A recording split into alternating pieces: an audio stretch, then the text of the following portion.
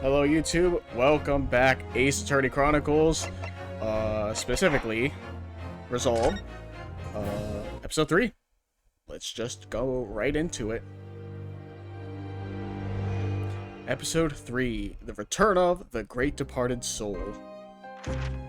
The grand end of the century great exhibition of London. Surely there is not a soul who has failed to hear of it. Wondrous new works of culture and industry from every corner of the globe had converged on Hyde Park, welcoming over 50 million visitors. The last great hurrah of this century. Astonished and delighted people of all nations, and ended on a note of resounding success. But as regards to the terrible catastrophe that occurred during the festivities, very few are aware my friend Mr. Herlock Sholmes had a hand in unraveling the matter. For from the shadows, it was he who earnestly unearthed the facts of the case. And like the centerpiece of the great exhibition, which rose high into the skies of Hyde Park, Sholmes's brilliant deductions, as clear and lofty as the Crystal Tower itself, brought the truth to light.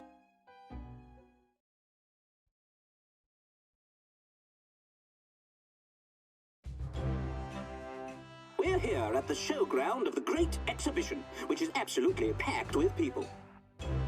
The weather is unusually fine, and we're about to witness a most extraordinary scientific experiment.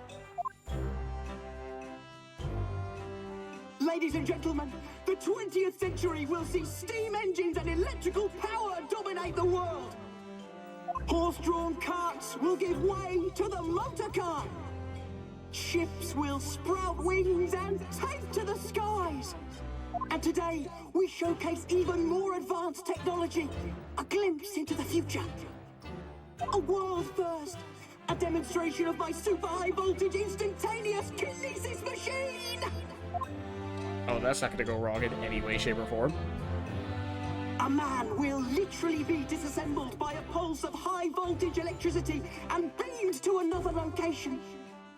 Whereupon his body will be reassembled by a series of complex calculations exactly as it was before.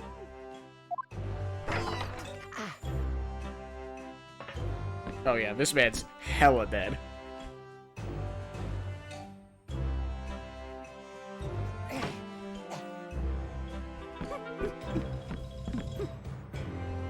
In but a few moments from now, this gentleman will, in the blink of an eye, complete an incredible journey through the air. To arrive an instant later on the Crystal Tower behind you!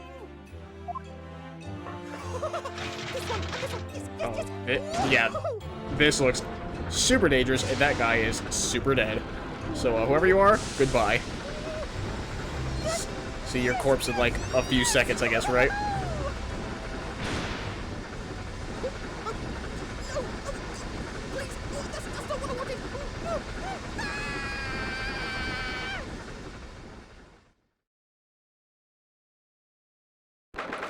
Man, no way. Things went wrong? Crazy. 22nd of October, 9:36 a.m., Sholmes Suite. Reno, are you listening? Oh, sorry. What was that, Iris? What's the matter with you? You've been miles away all morning. Did you like what I cooked for breakfast? No, that's not it at all. What were you talking about again? Today's paper. It's full of news about the Great Exhibition again.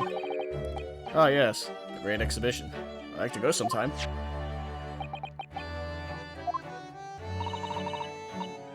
You're really not your usual self today. You seem very down. Don't you agree, Hurley? Oh. Did you say something, Iris? Oh gosh, you're even more down.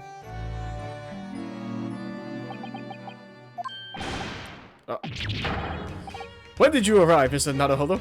Bro, I live here. I've been here for about half an hour already. We've had breakfast together. What? Why didn't you mention it before? I, thought you might have known I was here. You know, because breakfast? Iris is quite right. You're clearly lacking in vim. So much so that I didn't notice your presence. Thanks. Of course, I could deduce the reason perfectly well with some simple observations. What? Let's see. Yes, for example, your tousled hair this morning, with all its unruly spikes. Clearly, it can be deduced therefore that... let me stop you there, Mr. Sholmes, because I think I know where I can see where this is going. Yeah, this happened before, I think, in the literal last case. My hair always looks like this. It always has. Ever since we first met, in fact. Oh, really? How interesting. It just doesn't look like a haircut as such, I suppose. Thanks again. It crossed my mind recently that it's been 6 months now. 6 months? Since I was forbidden from working in court. So I've been wondering how much longer I'm going to be banned. Oh, well, that would explain why you seem rather glum. Don't you agree, Hurley?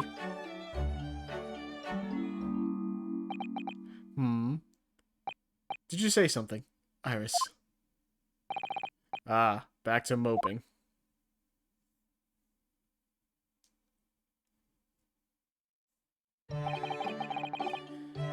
What's the matter with Mr. Sholmes today? He seems even more down in the dumps than me. I know, and the great exhibition is open. You'd think he'd be excited. Oh, why don't we all go see it together? I want to, of course I do, but I can't. Not for the time being. Why not? Why not? Why not? Because I'm a great detective after all. So you're embroiled in some tricky case that you can't be distracted from? Is that it? I don't remember hearing that you're working on a case, Hurley. I suppose I should try to find out what's going on. Yeah, sure. Events 6 months ago. Half a year ago now, I took on the defense of a young girl in a trial heard at the Old Bailey. What at first seemed like a simple case of murder that took place at a London pawnbrokery turned out to be one part of a much more far-reaching plot that involved the British government. During the course of the trial, it was found that I made an unavoidable yet at the same time unforgivable mistake. Words fail me. The situation is utterly deplorable. Mr. Naruhodo. Yes, my lord. I will decide upon your fate following the conclusion of this trial. Of course, my lord. In the end, I had my right to represent people in court revoked. I was told I had to spend my time in research and study, so that's what I've been doing. You have, haven't you, Reno?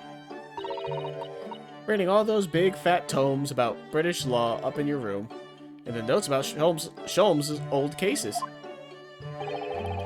Brewing Iris's special blends of tea, fetching my daily bread for me. You've become something of a manservant around here. Start on the silverware next, Master Naruhodo. Well, I'm thinking of going to ask the powers that be to reconsider. Specifically, Lord Strongheart, at the British Supreme Court on Whitehall. Lord Strongheart?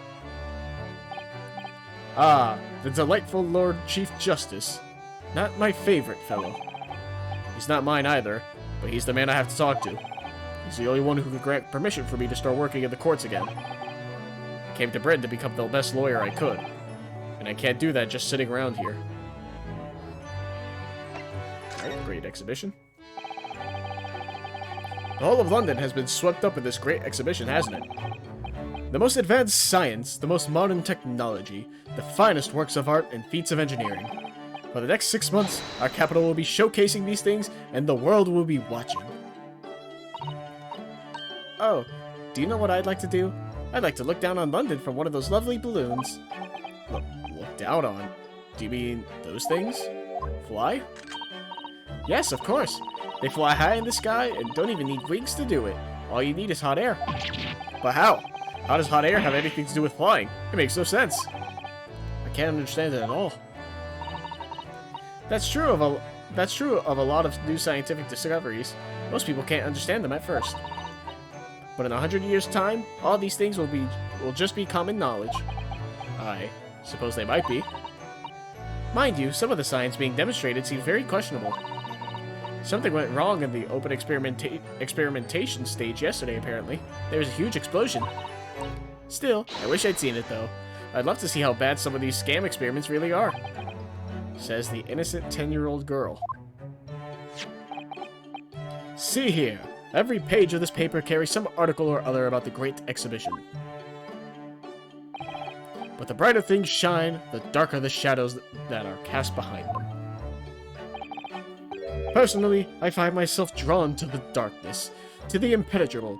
That is my proper atmosphere. Alright, Edward, relax.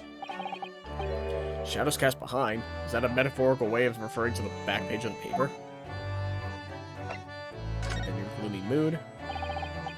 Are you investigating a particularly tricky case at the moment, Mr. Sholmes? You could say that, I suppose. Nothing more to add? It's not like you. What sort of case is it? Shush! Quiet, Mr. Naruhodo. We must not discuss it here. You never know who might be listening. You're acting very strangely, Hurley. What do you mean, Aris? Well, usually, the more mysterious and complicated a case is, the better Hurley's mood. Ah. Is it really a case that's bothering you? Iris, please. You mustn't exercise your astute powers of observation and deduction on me without invitation. Remember what I always say. Put yourself in the shoes of the individual about whom you're making deductions. You say that, do you? You, Mr. Sholmes. Never mind. Once I've had a cup of tea, I must make my way at once to the crime scene.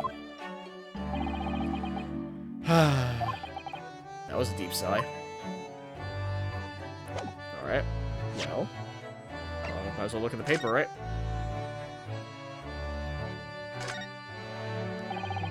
Every article on the front page is news about the Great Exhibition. Public experiments to demonstrate brand new scientific ideas, culture exhibits from around the globe. It's also positive and hopeful about the coming century. We must all go to see it properly before too long. Oh. Is that Van Zykes? So many glowing reports about the Great Exhibition and everything that's going on there. Other than this gloomy-looking one, that is. Wait, what? What's the matter, Runo? The Reaper attacked? That's Lord Van Zykes. This must be what Mr. Sholmes was talking about. Does he know any more, I wonder? Oh, what about the cat, though? There's a lost cat. Better find them.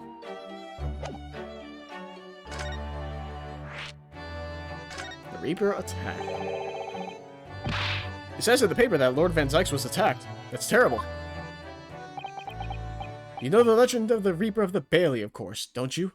Only too well, in fact. Yes. Prosecutor Barack Van Zykes. They say that if the Reaper is the prosecutor in a case, there's still salvation for whoever's in the dock. Even if the defendant is found not guilty. Once the Reaper has someone in his sights, one way or another, that person's time left on this earth will be short. Oh man, we're starting the mess-ups today, huh? So early. London's finest rogues always find ways around the law. They'll stop at nothing to secure an acquittal at trial. Falsifying evidence, paying sham witnesses, threatening jurors, bribing judges. But even such devious tactics as these cannot save them from the hand of the Reaper. As you've experienced yourself, haven't you, Mr. Naruhodo? Sorry for hitting the mic. Yes, I've seen the Reaper's retribution at work. Many of these criminal rogues are reckless and quite unafraid to die. If a leader among their fraternity is seen to have been taken by the Reaper, retaliation like this does occur. Really, the capital has a never-ending supply of such scoundrels. So, do you mean Lord Van Zykes has been attacked like this before? This isn't the first time? He's quite an accomplished combatant, you know. He doesn't take these attacks lying down. Although, it seems that his assailants were armed with guns this time. Oh my goodness, is he alright then? Is Lord Van Zykes hurt? My dear fellow, how on earth would I know?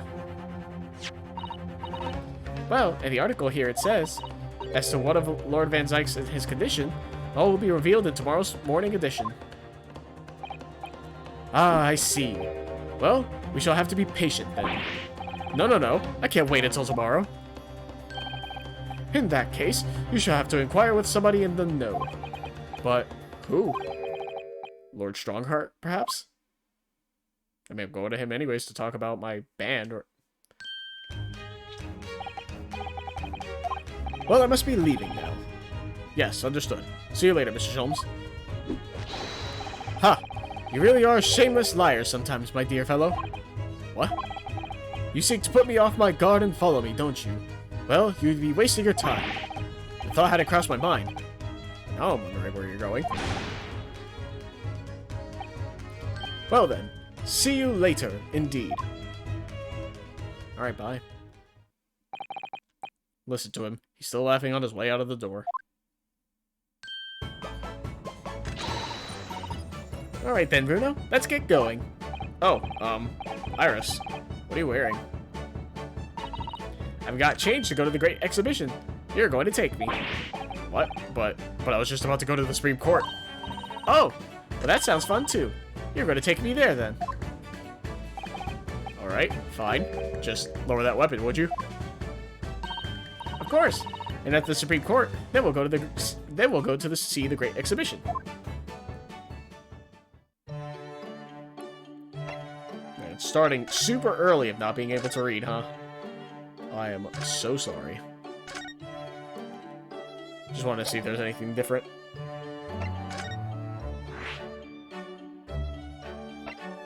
Consultancy, Lord Chief Justice's office. Man, it's been a while since we've been in here.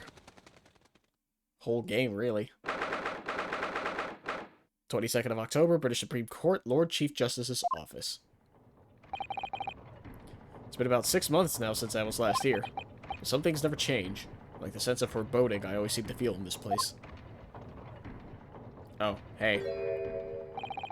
Doesn't seem to be bothering Iris at all, though. She's happily reading over there. Oh, I love this place. I always find so many interesting books here. Of course. Just forgetting that you've been here before. The time we came here 6 months ago.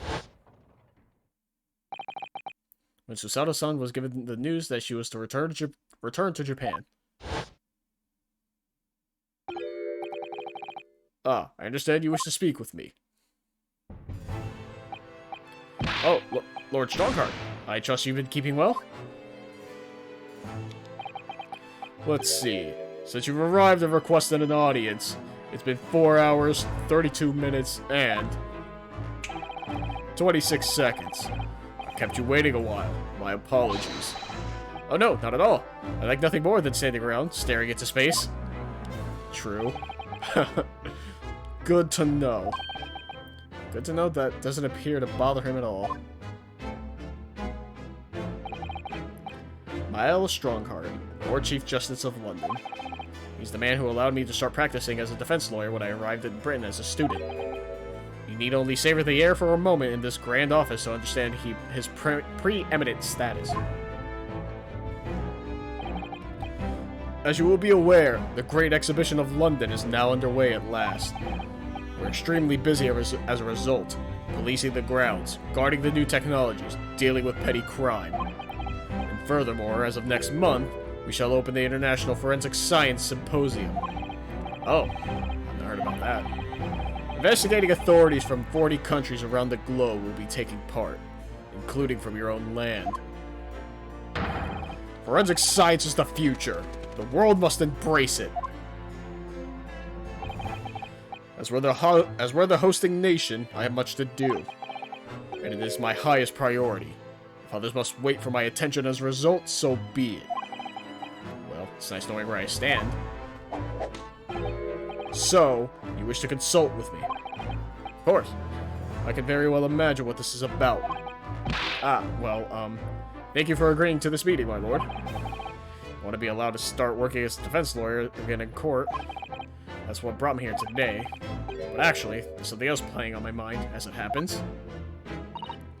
Bruno, just take a deep breath and come out with it. Alright. Alright, permission to work. I actually came here today to ask for your permission. Go on. 6 months ago, my right to work in court as a lawyer was revoked, and I was told to spend my time studying.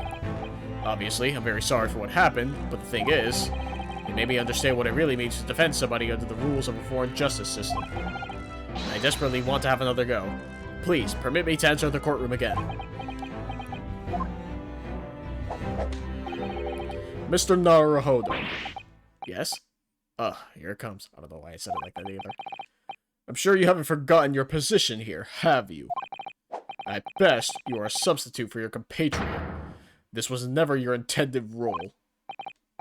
Well, that's true. The Japanese government actually sent my best friend on this study tour, not me. It should have been Kazuma. He was so determined to bring change to our own justice system at home. That was his calling. If that tragic accident hadn't happened, I wouldn't be here in this office now. Mr. Asogi was my best friend, you see. That's why I can't leave it unfinished. I have to fulfill his calling for him. His calling, you say? Has it never occurred to you that perhaps you know nothing of his true calling? Sorry?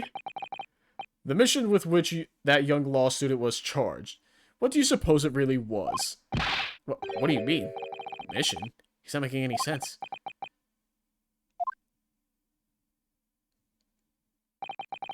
Never mind. I've read all the reports you've submitted over the past 6 months. It's clear to me that you regret your actions and have been studiously obeying your revised instructions. Do you mean? As of this moment, I reinstate your license to practice law here in Great Britain. Thank you. Thank you so much. That's wonderful news, Rudo. In fact, I believe I have the perfect case to mark your comeback. A curious affair. You'll consider it, I hope. Of course. Please, tell me more.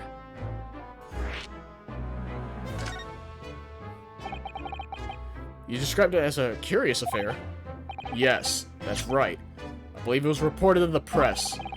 Are you aware that there was a serious accident at the Great Exhibition yesterday? Oh, no. Yes, I read about it. A professor from Germany tried to carry out a crazy experiment. Let me see. How is it described? Super high voltage instantaneous kinesis, I think. Instantaneous kinesis? As in moving things with the click of the fingers? That's right. It's just what my herbal blends need. A dash of devil-may-care. Whatever the serious accident was exactly, it's clearly captured Iris's imagination. It's an unfortunate business. A large explosion engulfed the public experimentation stage, and a man lost his life. A certain Mr. Odi Asman, an investor and a well-known figure in society. A large explosion? A man died? The man responsible for the experiment was Professor Albert Harebrained? Oh, Harebrained, okay. He was detained immediately after the incident, and is due to appear in court tomorrow. On the charge of murder. What? Murder? If you intend to take on his defense, you should hurry to meet with him at the prison.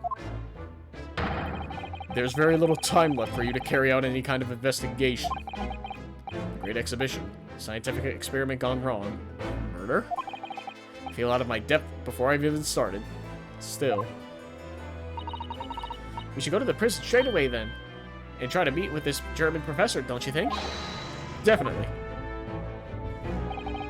Yes. One more thing about the case. There's a connection with our mutual acquaintance, the Reaper. Oh, Lord Van Sykes? How? Forensic Science Symposium. All sorts of conferences have been taking place around the world to coincide with the Great Exhibition. And next month, the largest and most important of them will take place at last. The International Forensic Science Symposium. It does seem as though criminal investigation needs to embrace scientific methods, doesn't it? Exactly. Ah! London, the global epicenter of culture, science, and wealth, now has a population exceeding 6 million. Sadly, crime in the capital is growing at a similarly startling rate. So it's imperative that we use the latest scientific methods to investigate and resolve cases as efficiently as possible. Speaking is so hard. Please help me. Which is what's known as good lord, and I hit my mic. I am floundering right now at this moment. Which is what's known as forensic science, isn't it? Exactly. The future of policing.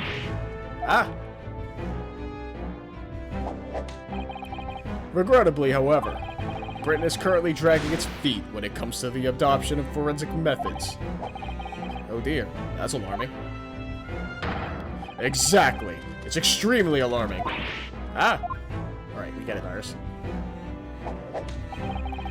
If I were Her Majesty's Attorney General, you can be sure the numbers of crimes committed and resolved in London will be very different to the current figures. And I can cite 12 solid arguments and 223 individual reasons to support my claim. Sorry? By way of apology for keeping you waiting earlier, I shall detail every one now. What? Oh, how fascinating. It all began 15 years ago. I was... Oh, he's actually telling us. Uh-huh, yes, interesting. Mm-hmm. Uh-huh.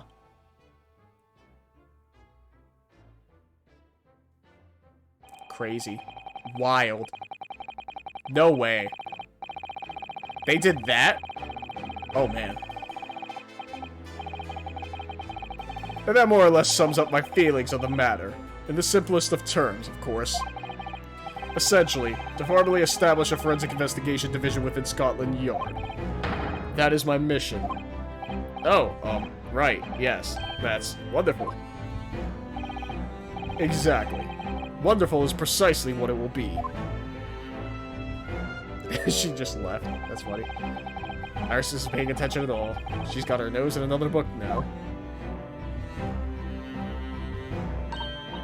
Oh, is it over? Did you learn anything useful? I actually drifted off for the most part. He's surprisingly ardent about forensic science.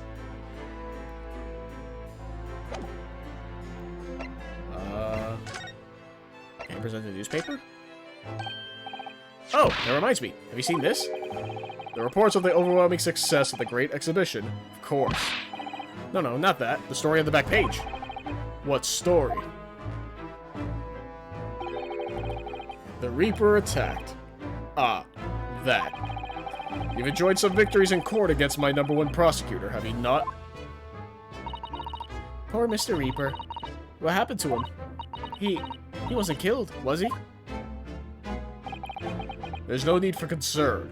Lord Van Zykes will not be so easily dispatched, I assure you. Can you tell us what happened? I'd really love to know. Very well. If it interests you. It does, strangely. Yeah, Lord Van Zykes is cool. Fortunately, Lord Van Zykes emerged from the attack unscathed. Street ruffians are no match for that man. He's a very capable fighter. But that's incredible. They were armed with guns. Why was he attacked, though? Do we know? It's related to the events that occurred a month ago. A leader of one of the capital's criminal organizations was indicted and prosecuted by Van Zykes. But the man was acquitted. I've no doubt large sums of money were involved behind the scenes. Large sums of money? A deplorable situation. Members of the jury were bribed, it seems. However, despite winning his freedom, the man in question met a dramatic end yesterday. But you're not suggesting that was the work of the Reaper, surely? The victim's henchmen certainly seemed to think so. He was a man by the name of Asmund. Mr. Odie Asmund. Oh boy. Did you say Asmund? That's the man who died in the big explosion at the Great Exhibition. Yes. Known publicly as an investor, but in reality, the head of a significant criminal organization. Unbelievable. I wonder, could I ask you something, Lord Strongheart? Try me. Why do you use Lord Van Zykes as a prosecutor? All the criminals who manage to get off in court then meet with mysterious ends outside the courtroom. And fearful of that fate, they seem to strike at Lord Van Zykes first. I know there's no evidence that he actually is the Reaper in that sense, but still. Something's clearly going on here.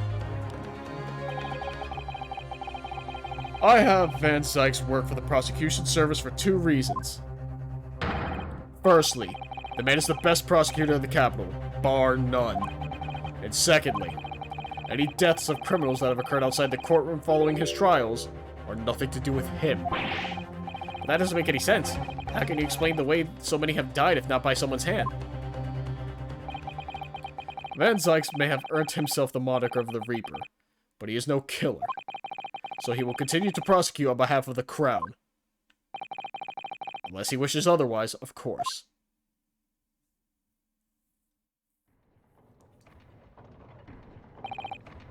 Well, I must be leaving for my next engagement.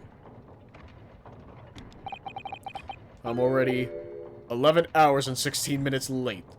My colleagues are maybe starting to fidget. 11 hours late? That's quite something. Yeah, you spent like 10 of them explaining the 200 reasons, probably. That meeting had already started when I arrived back here for this engagement with you. So lateness was inevitable. Time stops for no man. I'm sure it stopped for me during those 12 solid arguments and 223 reasons. Oh yes, where would I find Lord Van Zykes now? I would assume he's at his office. Right. I'll go and ask him about the attack in person. I want to get this straight from the horse's mouth. Away with you now. I'm leaving Professor Hairbrain's defense entirely in your hands. Of course, yes. Thank you very much, my lord.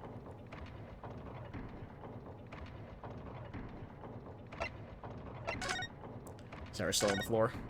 No. Anything on the right side? No. Alright. We leave.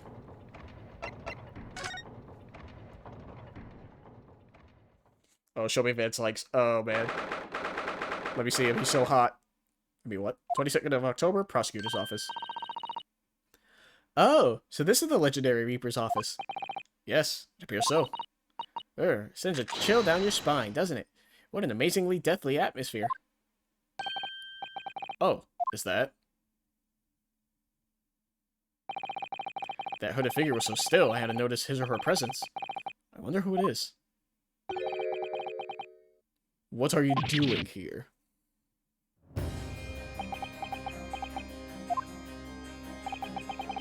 He's as unwelcoming as I thought he'd be.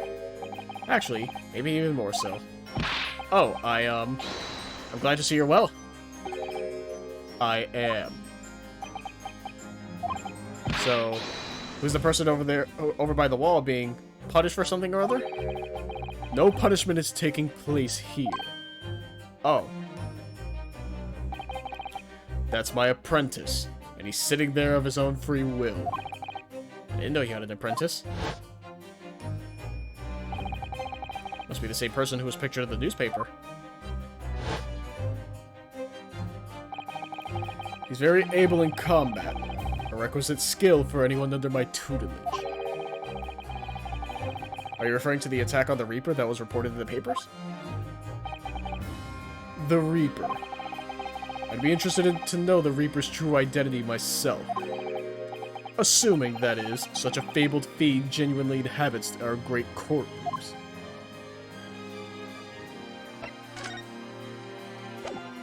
Well, I want to examine before I get kicked out for exhausting all the dialogue, right? Because that's probably what's going to happen. Really looks like a punishment to me. I've never seen someone sitting like that before. He hasn't moved a muscle since we arrived. You think perhaps he's dead? If he was dead, Bruno, he wouldn't be sitting up, would he? Well, anyway, dead or alive, he's not overly approachable, is he? I don't think he's going to talk with us. He's not dead. Alright, whatever you say. Look at all those ancient casks lining the wall there. Casks in the Reaper's chamber. Or are they caskets? You don't think all those people who escaped conviction in court are lying inside them dead, are you? What ridiculous notions are going through your head, man? This is my collection of fine vintages. Oh, yes, of course. Thank you for clearing that up. Bruno and I were just music to ourselves. Don't mind us, Mr. Reaper. I wouldn't, if you hadn't invited yourselves to my office to talk nonsense within my earshot. Also, like, literal bats? Hello? Oh, hey. Wow! They were bats! Yes, the Reaper's familiars, I expect. What about the mute man in the dark cloak? I thought he was the familiar. Just not the flying kind. He must be a dear friend of Mr. Reaper, then. I think the familiar idea is more likely. Scary, though, either way. There. Go to the middle. Oh, look! It's a scale model of the Great Exhibition's showground. That's amazing. I wonder why it's here. Perhaps he made it to take his mind off the sadness of being too busy to attend in person. Or perhaps he's too embarrassed to queue up for a ticket. Surely it's obvious that I'm using it as an investigative aid. You Nipponese have no business painting others as overly reserved. Ugh, I really didn't think he'd overhear that.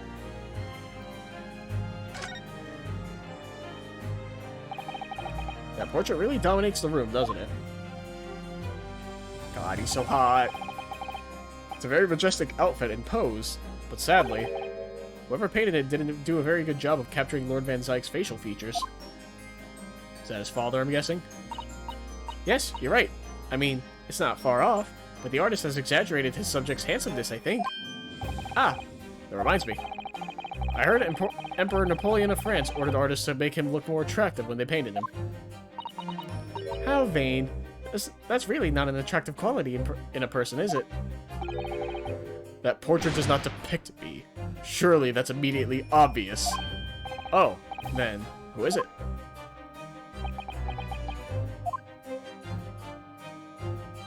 Yeah, I'm assuming it's his father.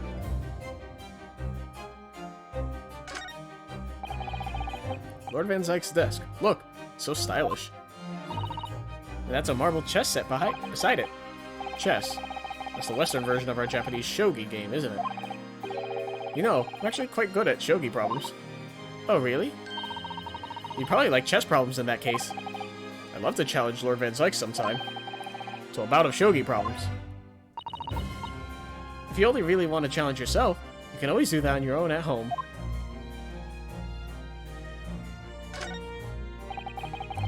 Look at that fine collection of hollowed chalices and bottles neatly lined up in there. My hollowed bottles are filled with the essence of the finest grapes from the finest vineyards I visit. And I personally oversee these chalices being made by the finest crystal craftsmen in the world. And yet you throw them around in court like they were worthless. Yes, because this imbecile is so unimaginably and repeatedly wide of the mark sometimes. Oh. Before you open your mouth next time, you should consider the poor artisans whose work you defile. So, it's my fault? Silly me. How could I ever have thought otherwise? I think that's everything in the room. Alright, now we get to talk to the man himself. Last night's attack. Lord Strongheart said that the assault last night was some sort of revenge attack. True. Carried out by henchmen of Odi Asmon's criminal organization. The investigation meant their arrests were imminent. Presumably some hoped to kill me before that happened. Odi Asmon. He's always masqueraded as one of London's most powerful financiers. A global investor. But his enormous wealth came to him by underhand means, via his criminal activities. And he used that money to buy himself a verdict of not guilty when he found himself in court, didn't he? Being prosecuted by you, Mr. Reaper. But the man got his comeuppance in the end. Yesterday, in fact, in extraordinary circumstances, was a most unusual case of death. I know about that. It was super high voltage instantaneous kinesis gone wrong. Mr. Asmon died when the demonstration on the public experimentation stage ended in an enormous explosion. Correct.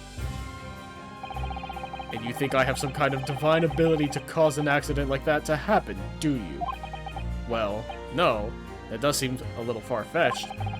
If this man really is the fabled Reaper, then he has to be innocent of this particular death, at least. It's strange how this has worked out, isn't it, Runo?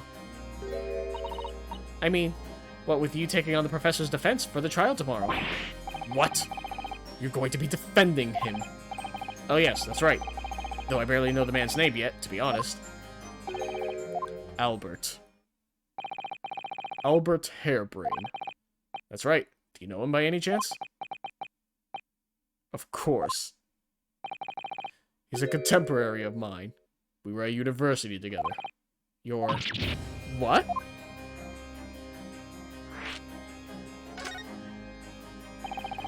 I'd understood that Professor Hairbrain was from Germany, though. Hairbrain's from a respectable British family. After graduating from the University of London, he moved to Germany to carry out research, that's all. So you were students together. I was in the Faculty of Law, of course, and he in Science, so our paths rarely crossed. But curiously, we got along, though I've not met him since my university days. I certainly didn't expect our next encounter to take this form. And with you, of all people, representing him. Only if I make it out of this office alive. He's actually been charged with murder, it seems. Yes, I know. Because the prosecution will be handled by me. By you? But you made it sound as if you and the professor had been friends. We are friends, it's true. Then why would you do this? If the Reaper is the prosecutor, there's nothing anyone can do to save him. He's doomed. What's Lord Van Zykes thinking? Reaper's identity, huh? What do you mean by what you said before? He'd like to know the Reaper's true identity. Does that mean... I'm a crown prosecutor and a mortal like any other. I'm no demigod. But they've all died, haven't they? The people you prosecuted, I mean. Whether or not the trial ended in a conviction or an acquittal. Those I prosecute are the vilest wretches of our society. People who, without question, deserve to be found guilty. The world is a better place without them. But that's not true of Mr. Natsume, for example. He wasn't a vile wretch at all. No, it was Ginny. In fact, she's ever so hardworking now. I can't deny that since I encountered you, things have taken a turn. But the point is this. If any of those vile wretches that escaped justice subsequently died in mysterious circumstances, it was at the hand of their own kind. It's not my work. Lord Strongheart said the same. He believes you're not involved in any way. But you were attacked by those ruffians because they believe it's true. The fact is, since people started to call me the Reaper of the Bailey, the number of serious crimes in the capital has dropped substantially. Oh.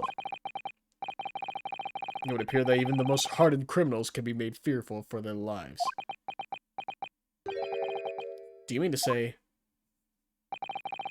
I mean to say that if my pseudonym serves a useful purpose, I adopt it gladly and with honor. But it's putting you in danger. You could be killed.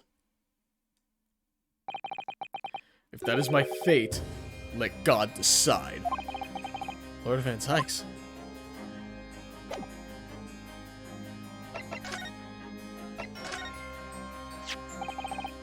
Lord Van Zykes, about the article in this paper. Ah, yes. Seems there was a reporter nearby when that little skirmish took place. I had no idea I'd been photographed. It was careless of me. It looks as though it was taken after the people who attacked you had run away, though. Rest assured, the police have already apprehended every last one of them. But there's someone else fighting alongside you, it seems. And I think it's the same man who's sitting over there as we speak, isn't it? As I mentioned already, he's my apprentice. Perhaps you could tell us a little more about him?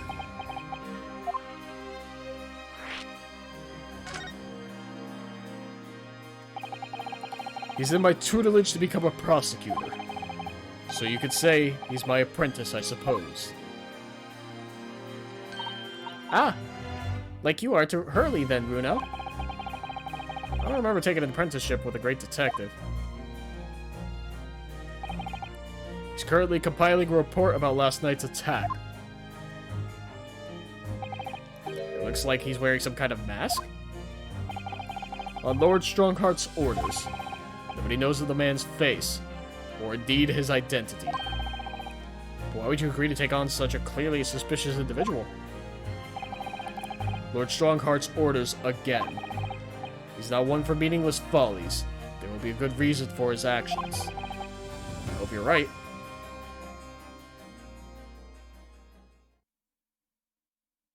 Oh, you look... Are you Sholmes? This looks like Sholmes. I don't know why that was the first thought that came to mind. Ah! The task is complete. Good. In that case, you can collate all the briefs.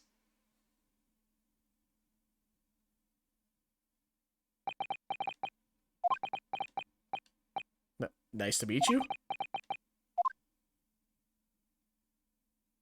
That's Sholmes, isn't it?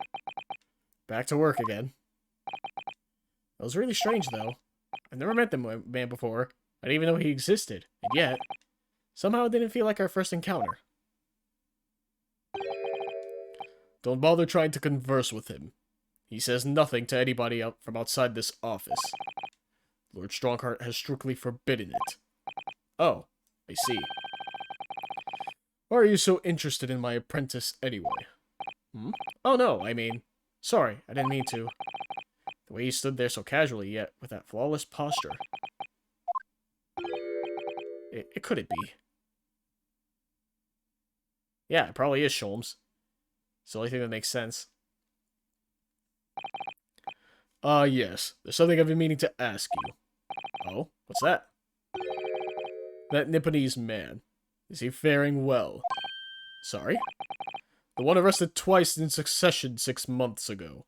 With the stoop, and the mustache, and the jitters. Ah, Mr. Natsume, you mean?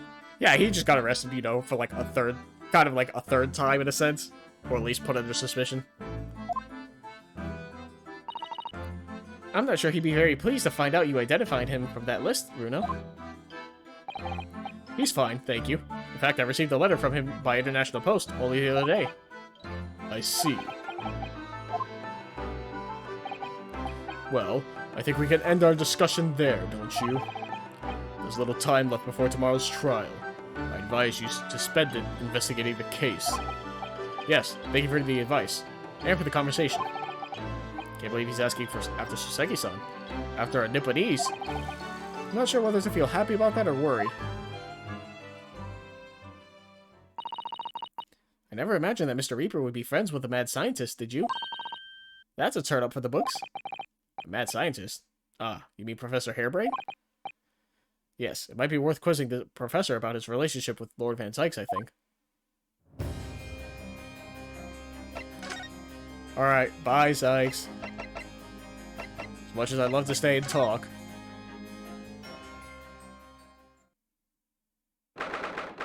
October 22nd, local prison cell 11. The warden said cell 11. That's this one. Oh, there's someone curled up in a ball in the back of the corner. Look.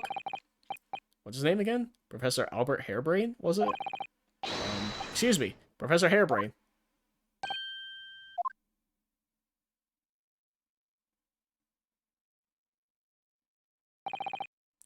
Who are you?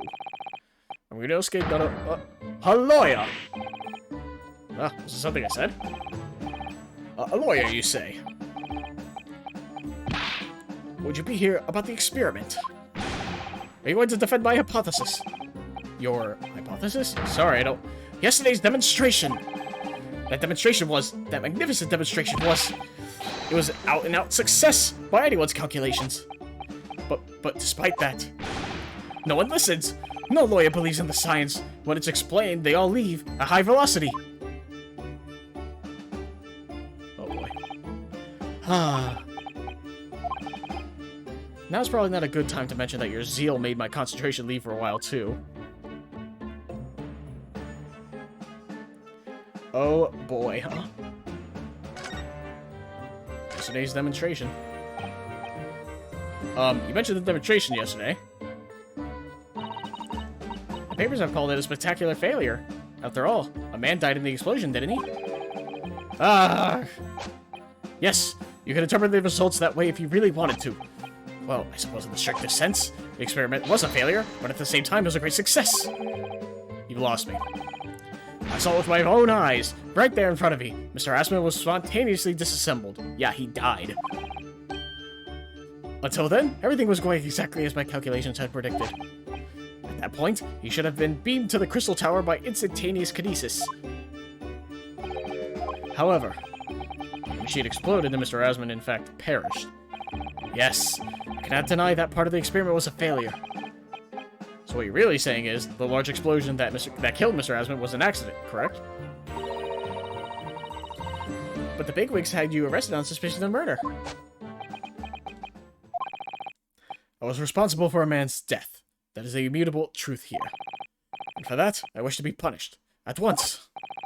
But... murder? Never in a million years! It was an accident. Simply an accident. I see. Oh, I'm back again. I can't fucking learn my lesson, apparently. Hurley and I were talking about it this morning, you know. He said the situation would change completely depending on whether it was treated as an accident or murder. How exactly? Well, if it really was an accident, then the professor's machine would be kept in protective custody. On what grounds? Ah yes, it's newly established here in Britain. Special Dispensation for Scientific Equipment Act. That one passed me by. Yeah, same. I could barely fucking read it. But if the case is treated as murder, then they'll say my machine was the murder weapon, and they'll be able to pour it over as much as they like.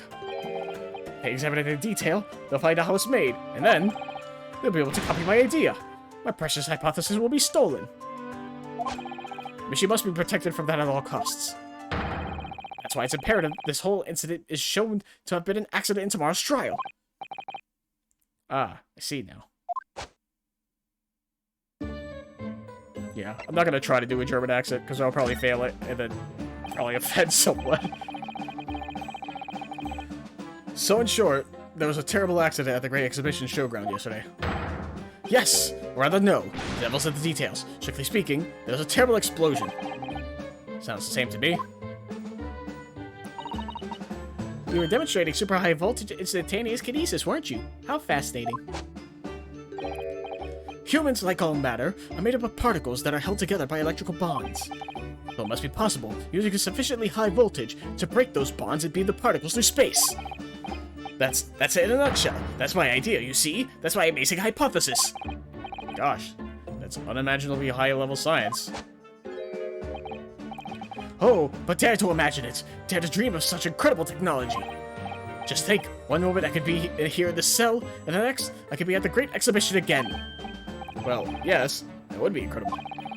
And the next, in a mere blink of an eye, I could be at the Great Partisan Theater, say? Or Parisian, sorry. The possibilities are endless. The whole of our vast planet would be within reach. So no more hiding in wardrobes on rocky seas for 50 days. I don't really see it like that. What do you mean, Iris? Well, if you could travel anywhere in the world instantly, the planet wouldn't really seem vast anymore, would it? I think it would feel like it had shrunk. My word! That's exactly right! What are the implications? What does this mean? Oops, that's got Professor Bunnybrain really worried by the look of it. Clearly, this is yet another case of just because you can doesn't mean you should, I suppose. The point is, my calculations are flawless. The science works. Without a practical demonstration, it means nothing. And that's always the fly in the ointment. Because practical demonstrations cost a lot of money. Money that young scientists like you don't have. That's exactly it, yes. Hurley's always complaining about it. He says the government should invest more in science. Well, anyway, I bumped into him at the right time. I met the well-known investor, Mr. Osmond. The victim who died in yesterday's terrible accident, you mean?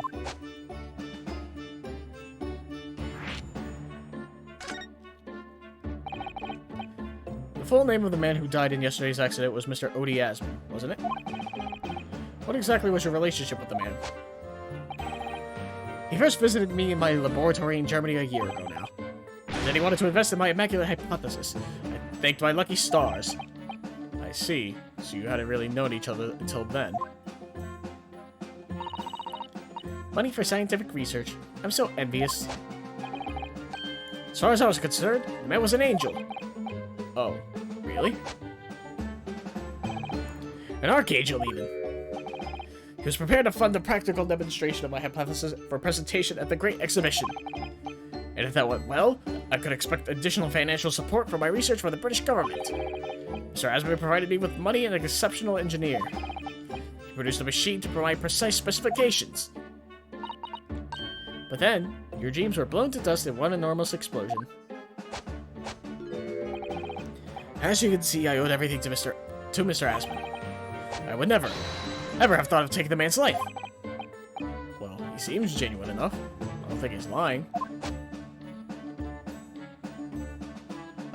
The Reaper's varsity days. I understand Lord Van Zykes is a friend of yours from your university days. Yes, that's right. He was studying law whilst I was studying science. What was he like back then? A good question. Unassuming, gentlemanly, an all-around nice fellow, really. Sorry, I think you misheard me. I'm talking about the cold-hearted, merciless prosecutor, Barak Van Zykes. What was he like when he was at university? Talk about a leading question, Runo. As I said, an unassuming and extremely pleasant gentleman. After all, he's the little darling of the Van Zykes family, with all its great aristocratic origins. I didn't realize he had quite such noble blood. Little darling. It was a bit of a shock when I came back to Britain and learnt what he'd become. The Reaper of the Bailey, no less. Yes, that's right. I did hear, though, that there was a very big event in his life that completely changed him after graduation. Really? What sort of event? I'm sorry. I don't know anymore. I wasn't in the country at the time. I was in Germany already. Oh, yes, of course. If he's heard all about the Reaper, I really don't have the heart to tell him that Lord Van Zykes will be the prosecutor in court tomorrow.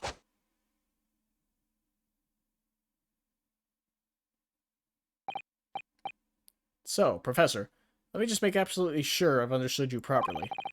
The huge explosion that occurred yesterday, that was an accident, you're saying? You had no intent to harm the victim, who was in fact the sole investor in your work. Is that correct? As correct as 2 squared is 4. I swear it. Yes, it's true that the man perished in the machine of my invention. So I know that I'm far from blameless in all this. But still, I would never use my discoveries, my inventions, to take a person's life. Not in a centillion years. I'm a man of science. It's all I know. You have to believe me, please. Do you believe me? Do you believe in my hypothesis? Science is the pursuit of truth, you know. I've always believed that, all my life. I'm afraid I don't know much about science, or your theories. But I do believe you, and I will fight to prove your innocence with all my might. I'm a man of the law. It's all I know. You have to believe me, please. When I went to live in Germany after I graduated, I learned something very important. Nationality, class, lineage, none of that matters. As long as you try your hardest, you can achieve anything. Thank you for that, Professor. Thank you in advance for defending me tomorrow in court. Alright, Runo, it's time. Time to go to the Great Exhibition. Sorry. Well, that's where the incident happened, isn't it? Yes, I suppose that's true. Time to investigate at last. I mean, the newspapers are only a piece of evidence, might as well use it. How could this have happened? It must feel awful. As well as the man losing his life, the Crystal Tower was greatly damaged, too. I know what happened. It must have been that. That? The day before the demonstration, I had my usual meal of frankfurters at the hotel restaurant. When I paid the bill, they gave me 3 shillings too much in change. But instead of saying anything, I just slipped the coins into my pocket. They're still there now. It's divine retribution for my wrongdoing. That's what this is. For a scientist, he has some very illogical anecdotes. Long and illogical. Alright. New location, huh? Experimentation stage. Alright, give me 1 second, I'll be right back. Don't need to pause it though.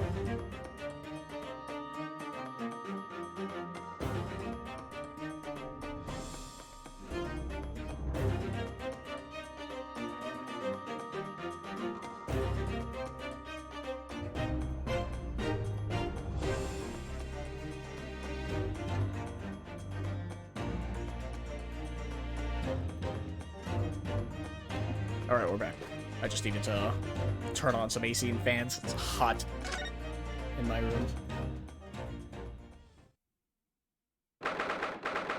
22nd of October, the Great Exhibition Grounds, foot of the Crystal Tower. Is that a fucking crossbow by that tree? Wild. Ugh, the showgrounds are a little too big for my liking. I've been walking around in dense crowds for 2 hours now, and I felt myself swooning 3 times. There are a lot of people, aren't there? I've almost been trotted on 3 times net too. Christ, I can't read.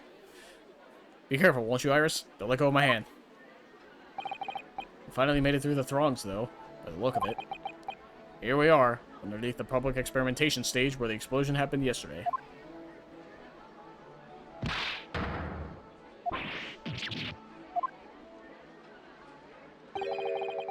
What's that? I hear voices from up on the stage. Sounds like an argument. Oh. Right, I've had it with you this time. I'm warning you. I'll arrest you in a minute. Oh yeah, go on then, Spectre. Give it a shot. You ain't got no evidence, and you know it. Wait, I know those voices.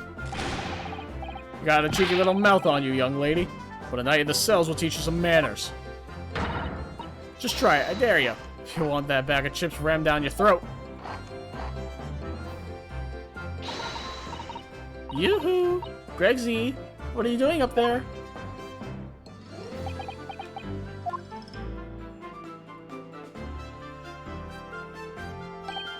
Ah! Ah! It's you. Here. Oh, your ladyship. How are you, your ladyship? Hope you're doing well, your ladyship. Does that make her 3 times a lady? I'm not well at all. It's far too busy everywhere. I wanted to ride in the balloon, but there was a 3-hour queue. Unbelievable. I'll go have a word for you at once, your ladyship. You'll be flying as high as a kite in no time once I pull some strings for you. Tobias Gregson, an inspector at Scotland Yard. Until recently, he was suspended from duty, but it would appear he's back in action now. He's actually quite well known, appearing as he does in the Adventures of Sherlock Holmes. For that reason, he can't say a word wrong to the story's author, Iris. There are limits, surely. Or there should be. Watch it, sunshine. Sorry. What gives, then? Don't tell me you're on this case. Yes, I'm acting for the defense. So we're here to investigate. Dear me, that's the situation, is it? Is it really that troubling? A measly 5 bob. Is that all you got? You're a lawyer, ain't you? You could stand to carry a bit more copper around in your pockets, Mr. Nara Odo. What? Hey! That's my last bit of spending money, that is. You can have it back. I'll have to charge you for all the bother. 3 bob. This is Gina Lestrade, a pickpocket or diver, born and bred in the East End of London. In the case that led to my own suspension 6 months ago. This is the young girl I was defending in court. What's your problem, eh, Otto? Diver? Pickpocket? What's with all the name calling? You want a bag of chips rammed down your throat and all, do ya? I thought you were proud to be a diver, Gina. You're were just arguing with Inspector Gregson about it, weren't you? I assumed you've been up to your usual tricks here at the showground. That ain't no way to talk to a lady, Otto. Half a year's a long time. People could change. I'm an apprentice now, learning to be a Scotland Yard detective. So you have to call me what everyone else does. It's Inspector Lestrade now. Hell yeah, let's go. Inspector? The badge is homemade, surely. The inspector part isn't quite entirely accurate. No one calls her that. What it's worth, anyway. Investigating is off the cards for all of us. What's that supposed to mean? Right, well, I'll be back up top. You hold the fort down here, alright? Right, sir. This raises a lot of questions. About Gina. It was 8 months ago now that I first encountered Gina, in connection with the case I was working on. At the time, she was living in the East End with a group of other orphans. She helped all of them survive by pickpocketing, but then she got embroiled in a murder. I had a lot of time to think in prison. I realized I couldn't go on like I was, and diving weren't working out. Oh, I'm so pleased to hear, Ginny. Well done. So, you went from being a pickpocket to a detective? You got it. Good, innit? Inspector Lestrade. Sounds like something out of a book, eh? Talk about a sea change. Then there's Iris's old man to think about. Iris's father, you mean? Yeah, promised her, didn't I? I said I'd get all the police forces around the world to pull out all the stops looking for him. Just a small promise, then. Nothing serious. Oh, Ginny, you're so sweet. So anyway, that's how I had a go at the test for Scotland Yard. Christ, I forgot how much I hated reading Ginny's lines. Only trouble is, I don't read so well, do I? Just a small problem, nothing serious. And that's when Hurley approached Gregsy and asked for help. So the inspector said he'd take full responsibility for Ginny and made her sort of apprentice. That was very magnanimous, oh my god, of Inspector Gregson, and brave. Well, you know Hurley. He enjoys finding ways to make people do what he wants. The great detective likes digging for dirt, in other words. So, long and short of it is, if you got questions about the case, you can ask Inspector Lestrade. Right then, Inspector. Actually, there's still a big mystery surrounding Gina, isn't there? Ooh, what, Bruno? What? Well, 6 months ago, Gina was the defendant in a trial prosecuted by the Reaper. A trial in which she was found not guilty, and yet here she is still... Come on, you're not still on about that, are you? The Legend of the Reaper or whatever it's called. Go on, you don't have to worry, Oda. If I didn't have to worry, there probably wouldn't be a whole lot of you left. It's like I told you before, isn't it? The Reaper's kind of like him upstairs, so he knows what I'm like on the inside. That I ain't really done nothing wrong. Nothing wrong might be stretching a point. What about Mr. Natsume in Japan? He's perfectly fine, isn't he? Well, that's true. Perhaps the Reaper is more discerning than I thought. Exactly, so I ain't worried. Totally fine. Alright, yesterday's incident. Core was out of this world, it was. The Brady bloke pulled a bunch of levers on his machine, and it started billowing smoke. And it just went pop. I ain't seen a better experimenter yet. Sorry? You mean, you saw it, Ginny? With your own eyes? Yeah, of course. The boss is in charge here, ain't he? Of keeping everything running smooth, I mean.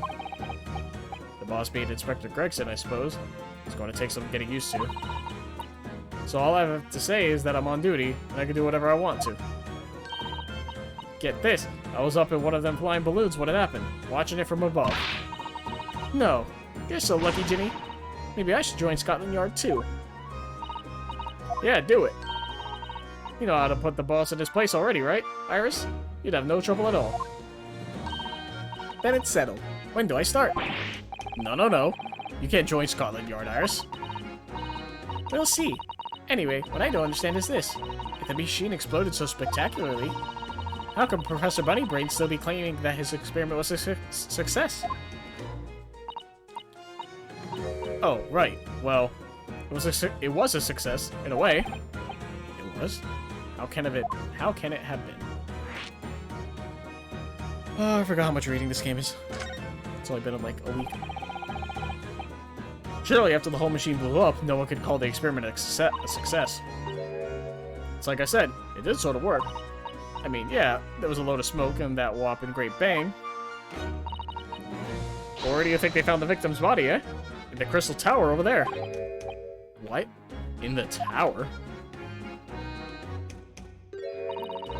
So what, it exploded? The corpse was just flung across? Holy shit, that's insane. You can see for yourself, can't you? Up there above the scaffold. Oh, where all this glass is broken, you mean? Yeah, the cage what the victim got in to start with. Really to get beamed through the air or whatever and landed all the way over there. So, you see, it did kind of work, didn't it? What? I don't believe it. I mean, I don't get the ins and outs of it, but anything's possible, right? With science. Oh, I'll tell you what, you can have this. It's a plan of the experiment they drew up at the yard. Are you sure? Yeah, go on. I had 3 bob off of you before, so fair's fair. Yes, I didn't actually give that to you, did I? Alright. We'll take a look at it. Oh. Okay. Well, it's pointing up, but the thing where it exploded is probably down here, so that's probably going to be a point of contention later. About the investigation. Something Inspector Gregson said before seemed a little strange. For what it's worth, anyway, investigating is off the cards for all of us. Yes, naughty old Grixie ran off after that without explaining himself. Oh, right, that. Boss said no one's allowed to investigate that weird machine what blew up yesterday. Well, that's not fair. We're representing the defendant. In that case, could you at least tell us what you've learned from your investigations?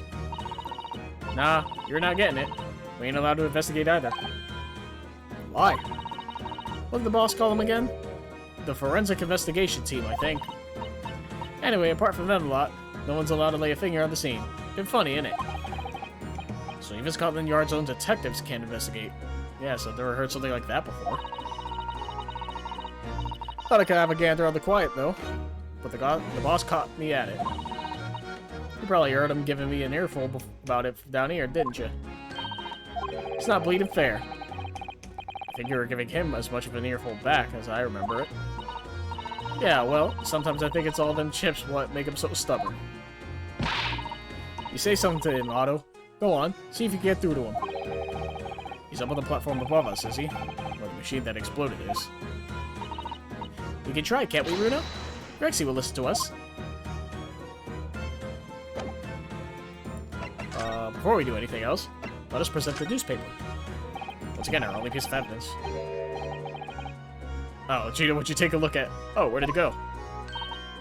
Look for this, Otto? Why did she do that? Wonder if you got anything else to show me, eh? What do you reckon? Give that back first, please. Alright, yeah, so... Well, let's examine while we're here. Oh, we can look up. That's a first, I think.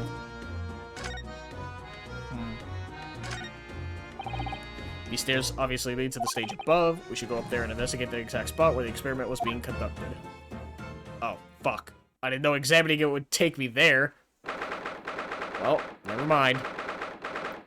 22nd of October, the Great Exhibition Grounds, experimentation stage. So that's it, is it?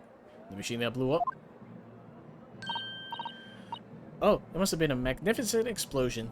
And I've seen my fair share. You've seen things like this before, you mean? Yeah, 11 times, as a matter of fact. Of course, Hurley's always doing experiments that end in a bang.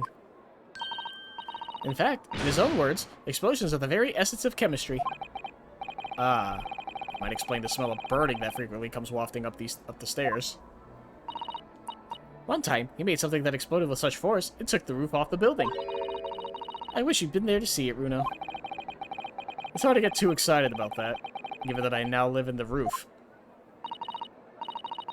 Well, anyway, that's enough about that. It's time to investigate. Oh, look, Inspector Rexton's over there. He seems to be deep in thought about something, whilst eyeing up the machine carefully. Really? He just looks confused to me. Well, let's try to examine without him noticing. Oh, we can also look up. Interesting. Oh, might as well look around. Oh, what's this over there? There are all sorts of strange buildings here in the Great Exhibition Grounds, aren't there? I seem to remember something similar being exhibited in Japan one time. Oh, in your country, Runo? I do wish I could go see it. I'd present a particularly steely samurai with the president of one of Hurley's stories I'd written especially. Wow. Okay, I understand that reference. And see if I could get Hurley into a jam against some Bartitsu Master Ninjas. Oh, because it's like Baritsu, right? I think that's what it is. Or is it actually Bartitsu?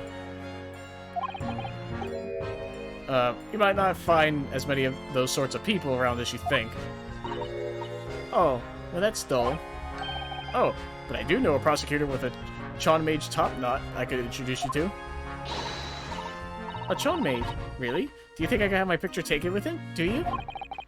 Assuming he's recovered from the trim Kazuma gave him a year ago, yes.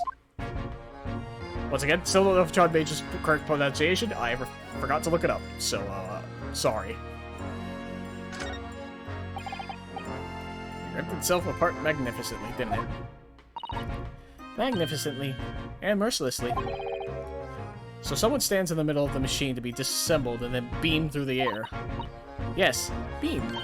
Not blasted. That's the point. Yes, that part's crucial, really. Something like that even possible though, Iris? Oh, Bruno, I'm just a child. How should I know? Child when it suits you, you mean? From what I can tell... Oh. Stop! Don't touch that! Ahaha! That was practically instantaneous kinesis the way you flew over here just now, Gregsy. Please, your ladyship. I didn't mean to startle you, but I can't let you touch anything up here. So sorry. You got some of my latest special blend to make up for it. Glug, glug, glug. Ah, wonderful. This stuff really is wonderful. Just like old times, this is.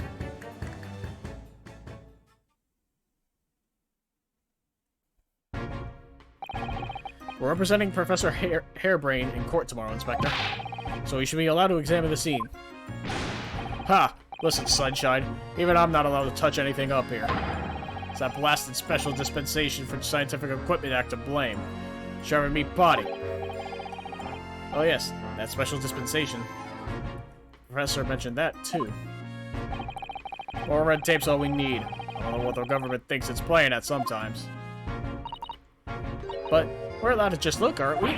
Eh? Surely that's alright, isn't it, Gregsy? Of course, your ladyship. Anything you say, your ladyship. But please don't get your dainty hands dirty, will you? Don't worry. We wouldn't dream of touching anything, would we, Runo? She really knows how to get what she wants. Might as well talk for now. Government policy.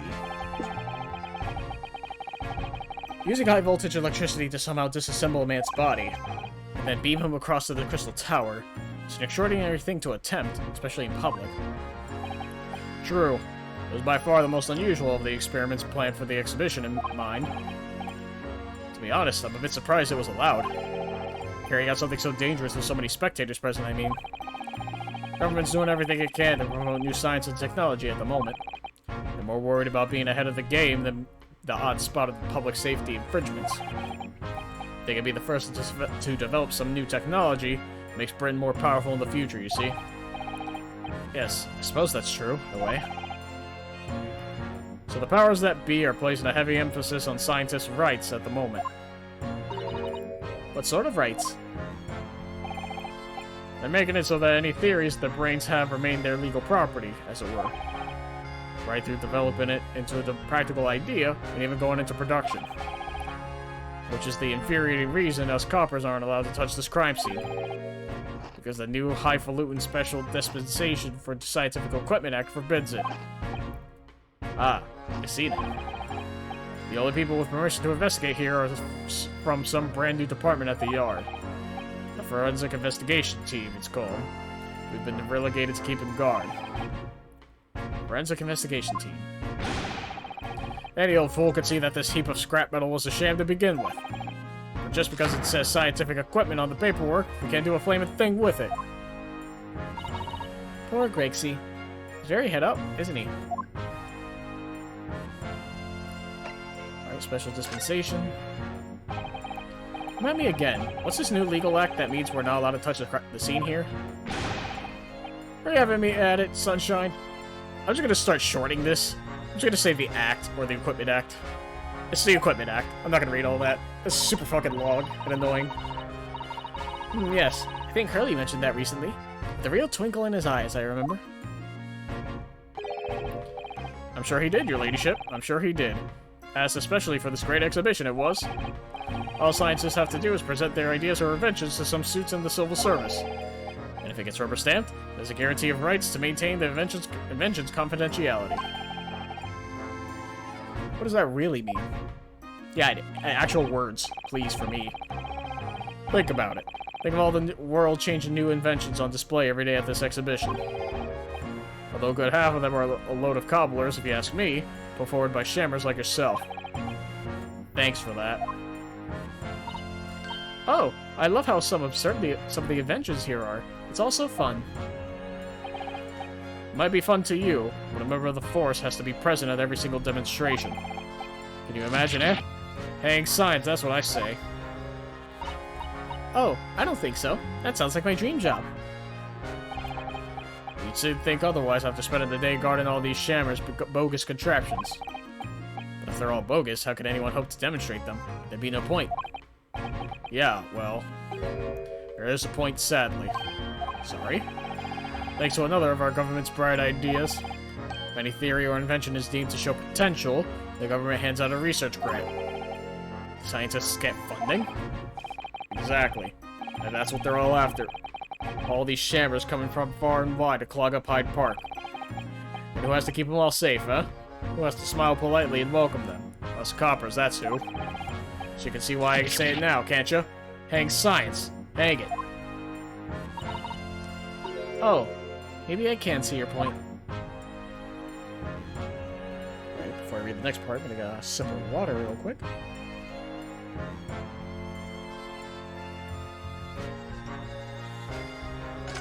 Whoops. I just clicked the same one, and meant to click the other one. Well, that means I get to drink a little bit more, unfortunately.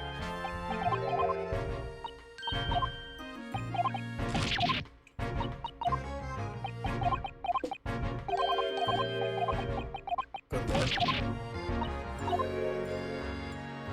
Alright, Professor Harebrain. Apparently, Professor Harebrain lives and works in Germany, now conducting his research. That's right. Came back to Britain especially for the Great Exhibition, as I understand it. Probably after one of the government's research grants.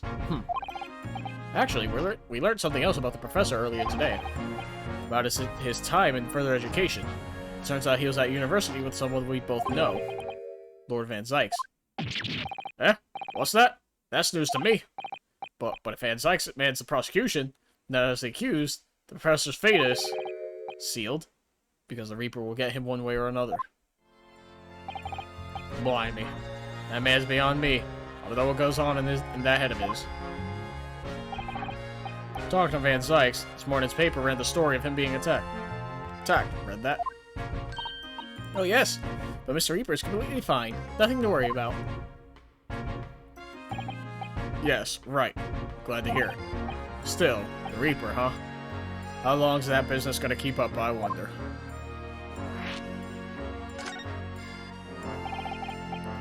victim of this case, the investor, Mr. Asman. He was another of the Reaper's victims, or so I heard.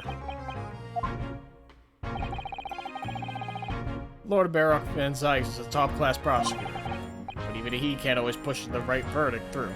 Sometimes justice can't win. Yes, I've heard about jurors being bribed and evidence being falsified.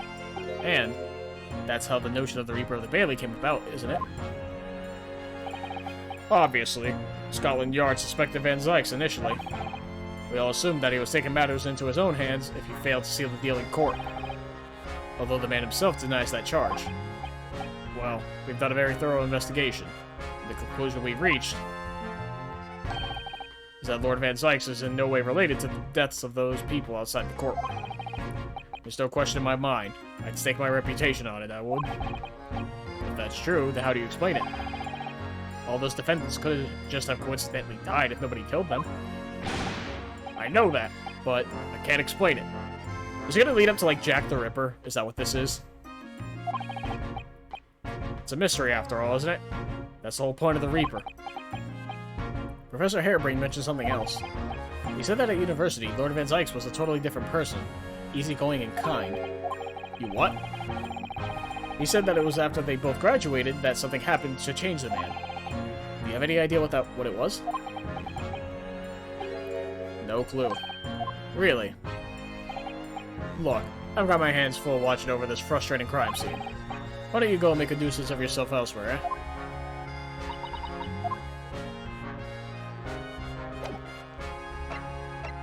Alright, let's present some evidence. Inspector, have you read this paper? Yeah. 2 unwelcome blasts back to back. This one at the exhibition, and the Reaper got an attack. I know. Terrible news to wake up to, wasn't it? I tried to pretend I hadn't read it and turned over for another 40 winks. Thanks to that, I was late and got a roasted from the super. Some mornings are like that, aren't they? And the experiment sketch. As a detective, what do you make of it? Oh, okay. Yeah, that's it.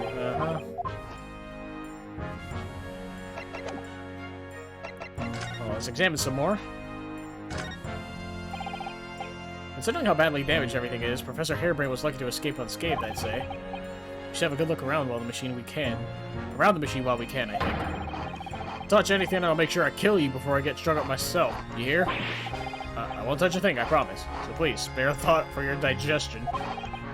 Anyway, do you really think this machine could actually disassemble people like the professor claims? He asks, looking totally incredulous.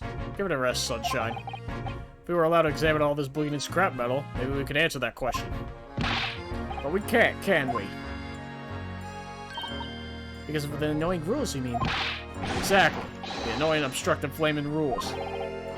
Oh, look at the base of the machine there. Oh yes, there's a tool of some kind poking through the wire mesh. It's a screwdriver, I think. Oh, isn't it a lovely one? The handle is in the shape of a capital letter A. It is?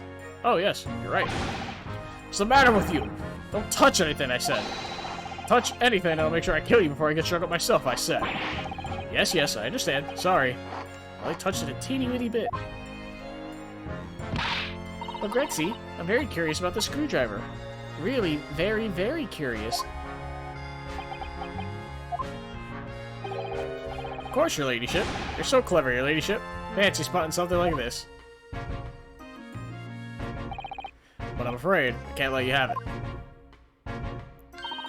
But Bruno found it first. I assure you, I'll investigate it thoroughly.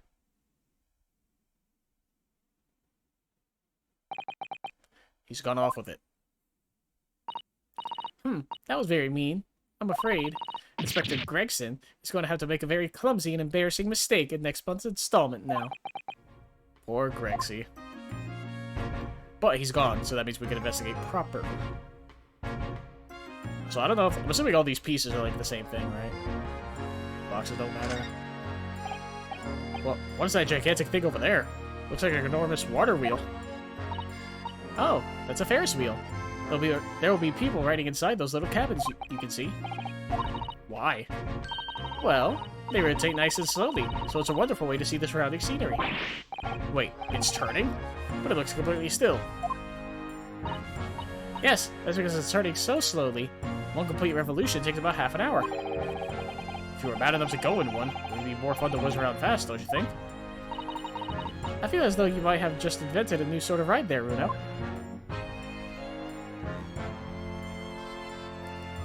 I don't think there's anything else here on the ground level. It's just the one thing, huh? And a basic horn-shaped device is pointing towards the crystal's tower. I suppose once people are disassembled by the machine, they're shot out of that thing to wherever they're going. I don't think it was supposed to shoot anything, Runo. It was set up to beam people to the crystal's tower where they'd be reconstructed in their original form. Well, I don't like the look of it. If it was as amazing as it looks, the accident would have happened in the first place, of course. I suppose that's true, yes. But nothing ever goes according to plan, does it? Is that it? Oh, hot air balloons? So those are people carrying balloons, dangling silently in the skies over London. I always thought that they would come when humans would discover how to fly. But I never imagined it would involve them being suspended from colorful floating Mario handballs. I'm sure it must feel amazing, being up there among the clouds. Let's take a ride together, Runo, please. If I'm being perfectly honest, I'd like to try it. But without a cast iron guarantee that the thing will plummet to the ground, I'm too scared. Oh well, in that case, I should tell you what Hurley said. It's physically impossible for a flying balloon to plummet to the ground, as long as it doesn't explode. Huh. Yes, call me crazy, but I think the exploding part might play on my mind a little. Okay, that's pretty funny. I think that's everything here. Oh, you're back. Hey. You were gone like a second ago. I already presented my evidence. I looked at everything. I think we're good to move back down.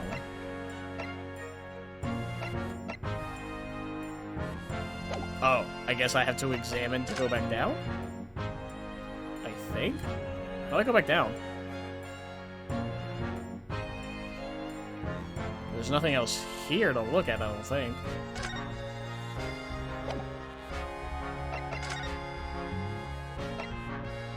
I was hoping to go back down, but... Huh. Weird.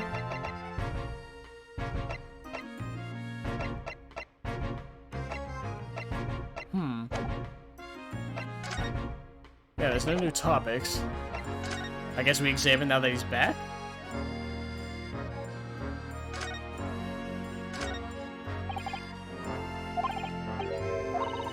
No, I don't... Yeah, it doesn't really change anything. Weird. I guess we just examine the base again? Yeah, don't touch a thing.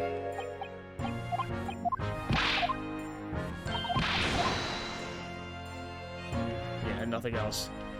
And I can't turn left or right. I can only look up or down. There's the Ferris wheel. The boxes don't have anything. Anything else on the ground? I think we're good to move. Let's just go to the prison and go back to the stage. Oh, he's not here. Weird. Yeah, that was weird how... Like, at least I didn't figure out a way to go back down. So that's a little bizarre. Ah, it looks as though somebody dropped something behind the tree just here. Dropped or hid? What is this? Some part of the machine that exploded? Maybe. It could have fallen from the platform above the blast, perhaps. What's going on here? Oh, nothing. I think I'll hang on to this, just in case. Here's contraption. Yeah, the fucking crossbow, that's what it is. Oh, look, what's this? A ripped piece of cloth.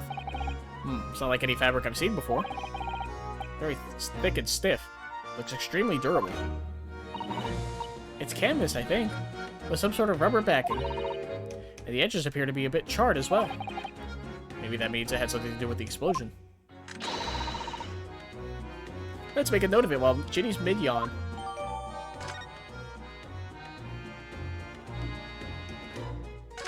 Like a chain or a rope.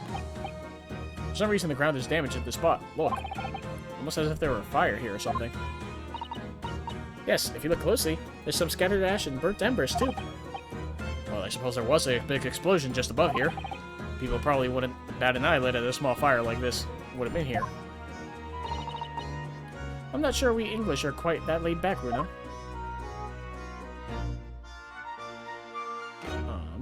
Let's not click the stairs this time. The Crystal Tower. Certainly an apt name. It was built to be the focal point of the exhibition. It definitely is, being so tall and with all that glass. Can't imagine a building like this ever being erected in Japan. There are lots of exhibits inside the tower as well, apparently. Of course, there's an observation deck. There's also an art gallery, a zoo, and a museum. But I heard you have to queue for 3 hours just to get through the doors. Well, at the moment, the shattered glass from the failed experiment may well be the biggest draw. And thanks to that accident, the whole tower is shut. Suddenly, it's not the Crystal Tower anymore, but the crystal glass shower. Good one. Apparently, everyone's taken to the skies now to look down on the disaster area from above instead. But there's a 3-hour queue to go up in a balloon now. Londoners must be very patient people. That's what I hear. They like queues. Oh, I think that's everything then. At least everything I can observe.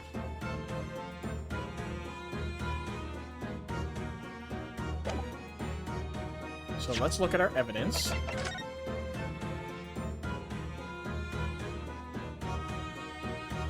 Huh. Is there nothing on this I can examine? Really? Huh, nothing. Weird. Yeah, no, it's not lighting up. Alright.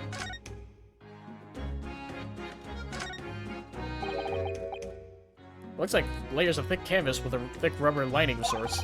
Never seen anything like it before. But applying Mr. Sholm's methods, might deduce that it was part of a raincoat worn by someone who really, really didn't want to get wet. The jarring must have occurred when the person was struck by lightning. Or maybe not. Alright. Cool. I guess we present? Oh, okay, no. She doesn't care about that. That's fine. Alright, then we're gonna go to Gregson, do the same thing, and if nothing happens there, we move on.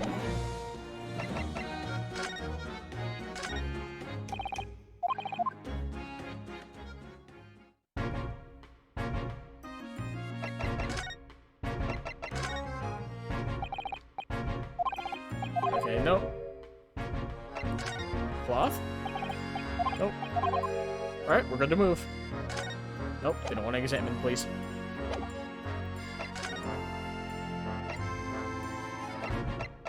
I guess we go to the prison? Nope.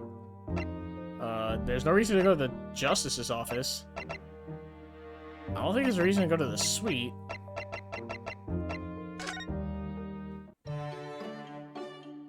This is, once again, one of the issues where it's like, I'm missing something, and I could have swore I've done everything I needed to. So I'm just gonna visit every single location until something new happens. I think I did, besides the legal consultancy. Here we are. 22nd of October, Nadaholo's legal consultancy. Oh, nothing, huh? So, if I remember correctly, in the first episode or case, whatever, Susato-san mentioned there's something here behind the bookshelf. Ah, yes, the Daruma doll I brought with me from Japan. I was intended to color the other eye once I become a fully fledged lawyer. But it's still winking at me. Like it's trying to say, I could wait. Take as long as you need. Or maybe not. I'll just have to keep on doing the best I can, I suppose. I could color it in for you, Runo. Just that one eye, is it? No. It needs to be done with a bit of ceremony, Aris. It's not just a toy for coloring in, you know. So really quiet. Now, at first glance, my desk here might look as though it's in a mess. However, it's not a mess at all. Everything is exactly where I want it to be. Whenever Mr. Sato looked at it, she'd put her hands on her hips and say, "Oh dear." Her way of saying that I should make it a more orderly and neat mess. I missed that. Aw. You sound just like Hurley, you know? He says the same about his mess. It's the kind of logic that transcends international borders, obviously. I never did see what Mr. Sato's room looks like. I could go in now, of course, but I don't dare. They say a young maiden's private chamber is a place of bittersweet secrets. Although for the laughter I used to hear when you would visit, I imagine it's mainly sweet. Oh, we used to have such fun in Susie's room. She told me all sorts of interesting things about your country, you know. Look at the prawns and the anemones gently swaying around in the tank. Regular cleaning, some food, and fresh seawater is all they need. And some conversation, of course. It seemed like a lot of effort at first, but it was worth it. I'm starting to be able to tell what they're thinking. Funny to think that so many people in London had aquariums like this once, when they were in vogue. You'd never expect to find sea anemones in the middle of the capital. I think I'll have to name them soon. Oh no! Runo's disappeared! What? Ah, I expect he's been eaten by Hurley. I think I'd prefer it if you use your imagination more when naming the sea life.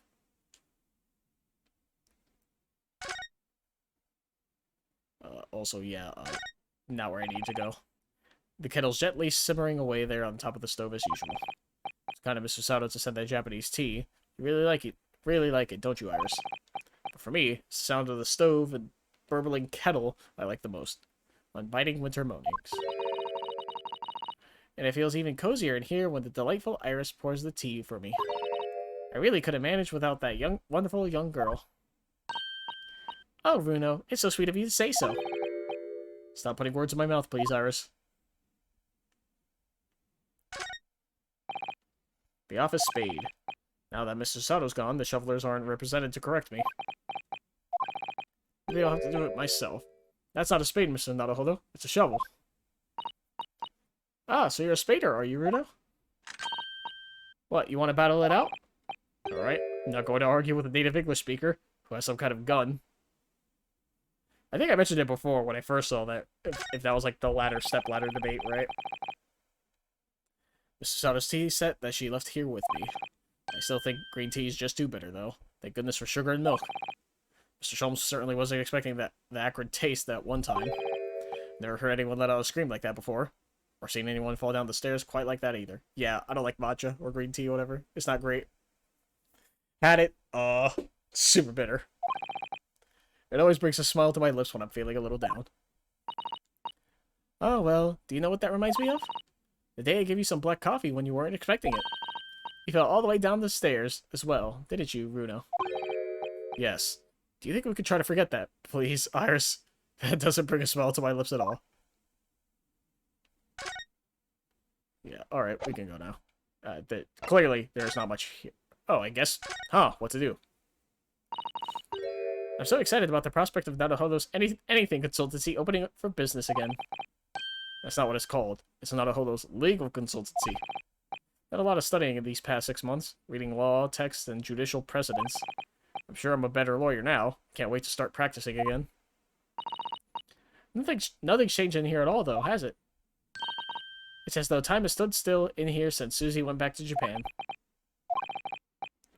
I wanted to keep it ready for Mrs. Sato, in case she was able to return to Britain at any point. So I've just left everything the way it was. Oh, I see. Right. And there was me thinking it was because the way you are, Runo. You know, never bothering to tidy up, I mean. Iris. This isn't the time or place to bring up my tidiness, or lack of it. Huh. So... I'm sure I'm supposed to be here. Yeah, I already talked all the points. And I could have swore I examined everything. And I could only move up. Are you serious? Fuck off. I had to click on the police, I guess. That's where the cove... Oh, that's where the cove ended up after the instant kinesis, or whatever they call it. Dead, of course. And yet they're calling the experiment a success? What's the wooden scaffold there for? The coppers, our lads, set that up after the incident happened. To get the body down, I think. No, really. Didn't you help to erect the scaffold then? Nah, Lookout's doing more my thing. Wandering around the exhibition and keeping a lookout for the fun stuff. Mind Gregson doesn't hear you saying that, or he'll give you the boot. It's credible though, isn't it? I mean, could the victim really have bridged that gap by some sort of invisible kinesis? God, I just didn't click on the police. I looked at everything else.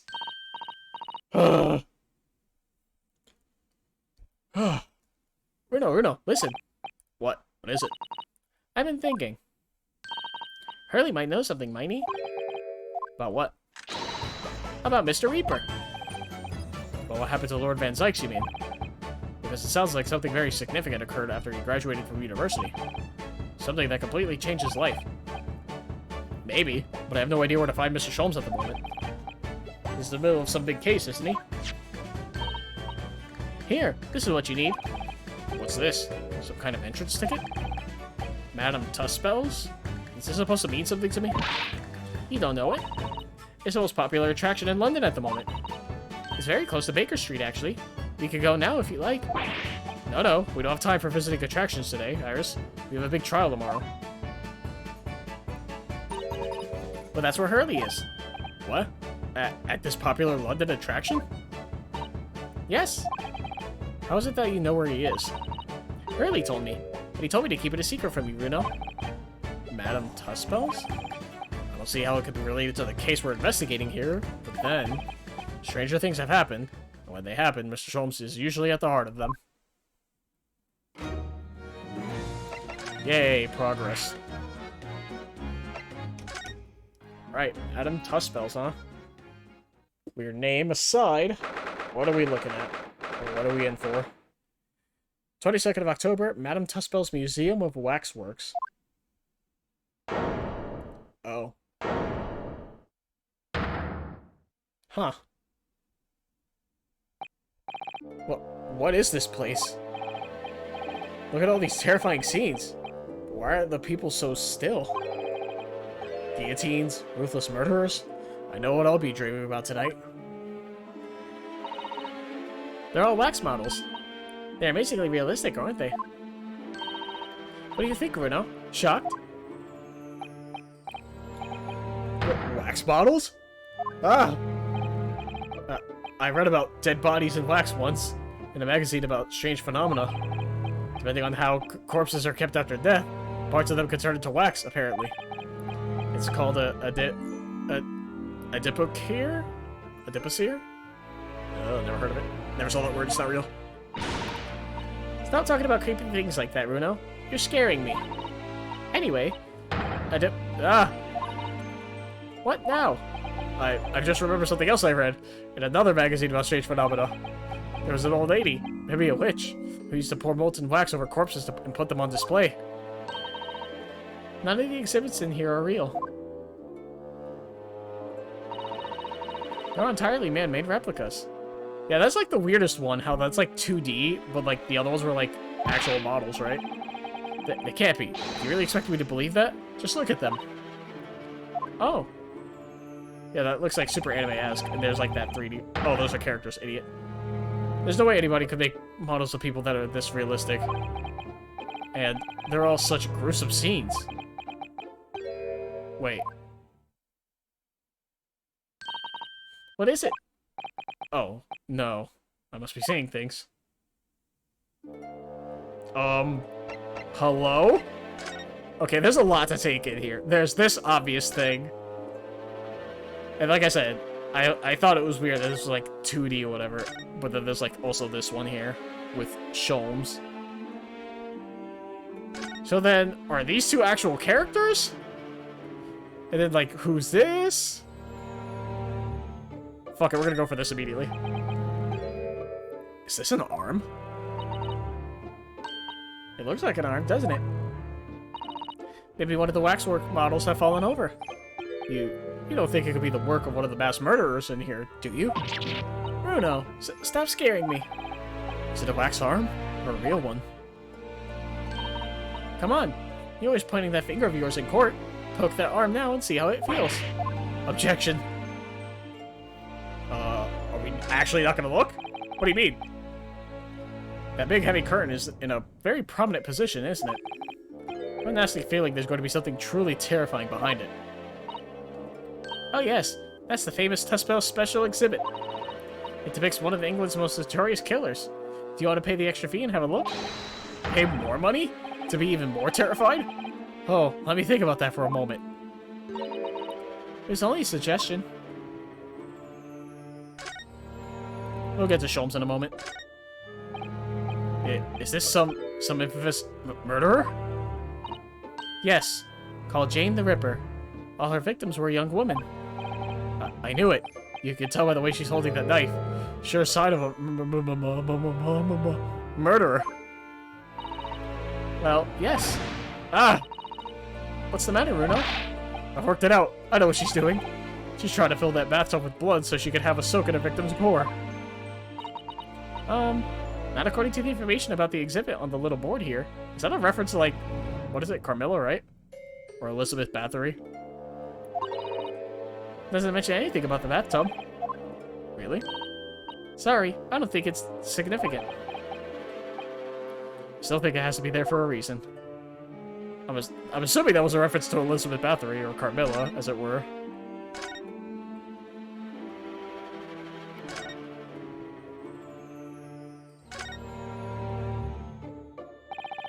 These models are so well made, I can't tell what's a waxwork and what's a real human. Or maybe, all the exhibits are real people. And when it's closing time and all the visitors have gone home, they suddenly start moving about. Alright, another reference, huh? Just thinking about it makes me wish it was closing time already and I was on my way home.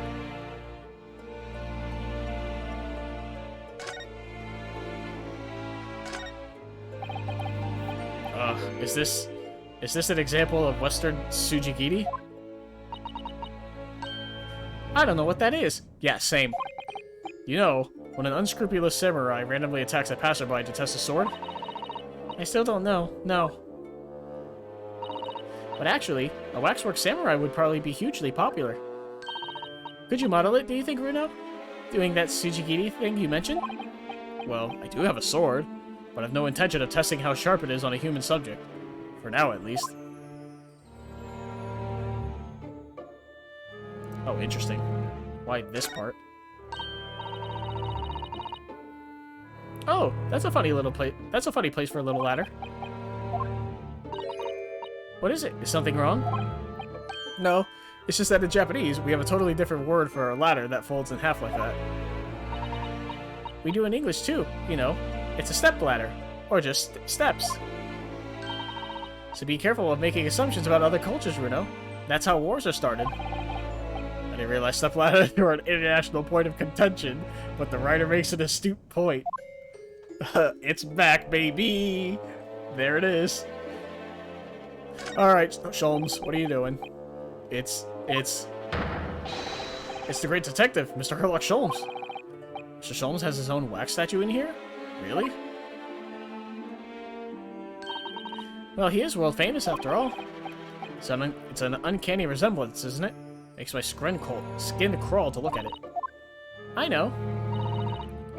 But look, Runo, you can kick this Hurley, and he doesn't move a muscle. Can't go around kicking the exhibits, Iris. Wait. It just moved, I'm sure. And not just a little bit either. Really? Did it? And look closely. There are beads of sweat in the face of this waxwork model.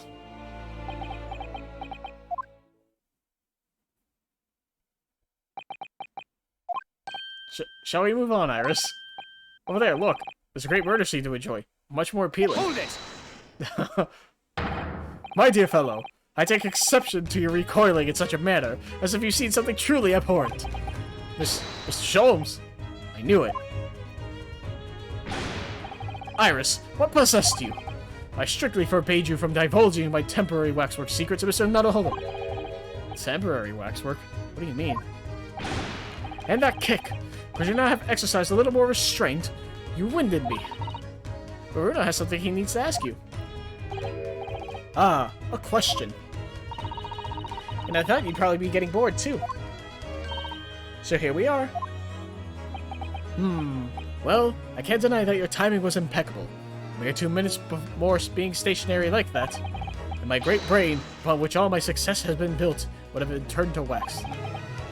Thank goodness we arrived in time. Indeed! In many ways, the pair of you just saved the world from an unimaginable loss. Oh, Hurley, you do like to talk nonsense, don't you?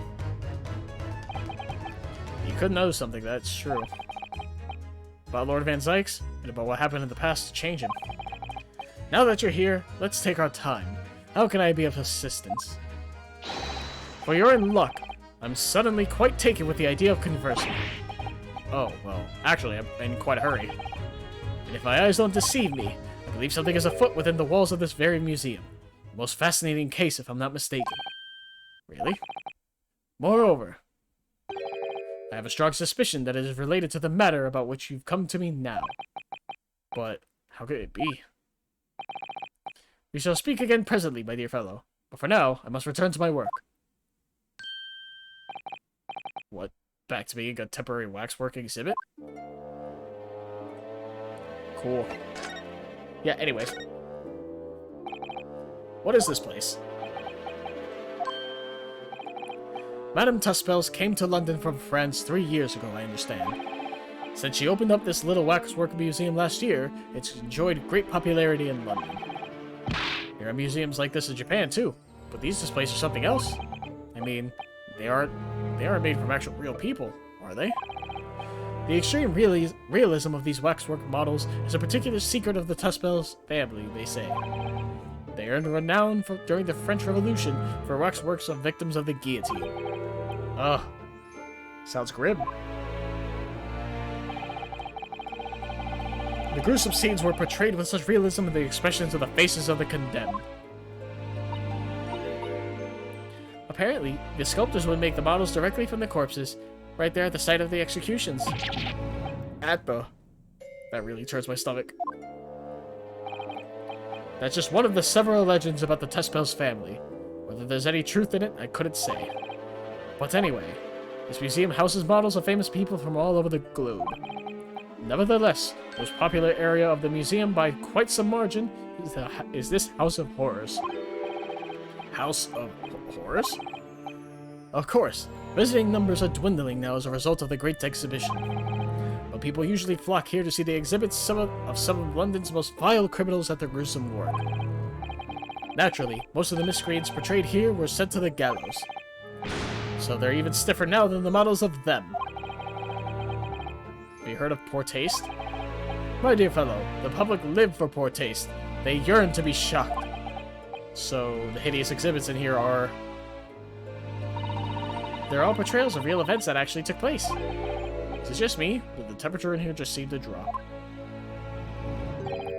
Anyway, I advise you not to think too deeply about what you see here. Oh, he's back to being a waxwork, is he? Alright. What do you mean by a temporary waxwork, Mr. Sholmes? Exactly what you see. I'm part of the exhibits here, catching these criminals in the act. Catching them? Every half an hour, I home in on a different killer in one of the displays and adopt a new pose to ensnare him. When members of the public come for a closer look, I offer them my hand for it to shake. For a shilling, I'll happily allow them to take a photograph with us. Us? Does mean him and the waxwork murderers in here? But why, Mr. Sholmes? My dear fellow, isn't it obvious? For the money! He really roared at me there. Very fitting for the House of Horrors. As it stands, I may struggle to pay this month's rent, and I have the ravenous heirs to consider. Oh, Hurley, I'm so hungry. If push comes to shove, I shall have to ask you to do your bit, Mr. Naruhodo. What's he threatening to rope me into now? So, with that in mind, how about a photograph? It's a special treat. You may have your pick of the murderers and scoundrels in here. The choice is yours. Maybe some other time. Remember, Mr. Naruhodo, ignore me at your peril. Back to being a waxwork again. It's just me, but his final remark there sounded a lot like a curse. Something to ask you. Well, what is it you'd like to ask me then? Actually, it's about Lord Van Zykes. Ah, our friend Mr. Reaper. How did you find him? Well, I trust. Yeah, we found him well, with you there as well, behind the mask. And so I filled Mr. Sholmes in about everything I learned. About Lord Van Zykes, about Professor Harebrain, and about the strange coincidence that they had been at university together.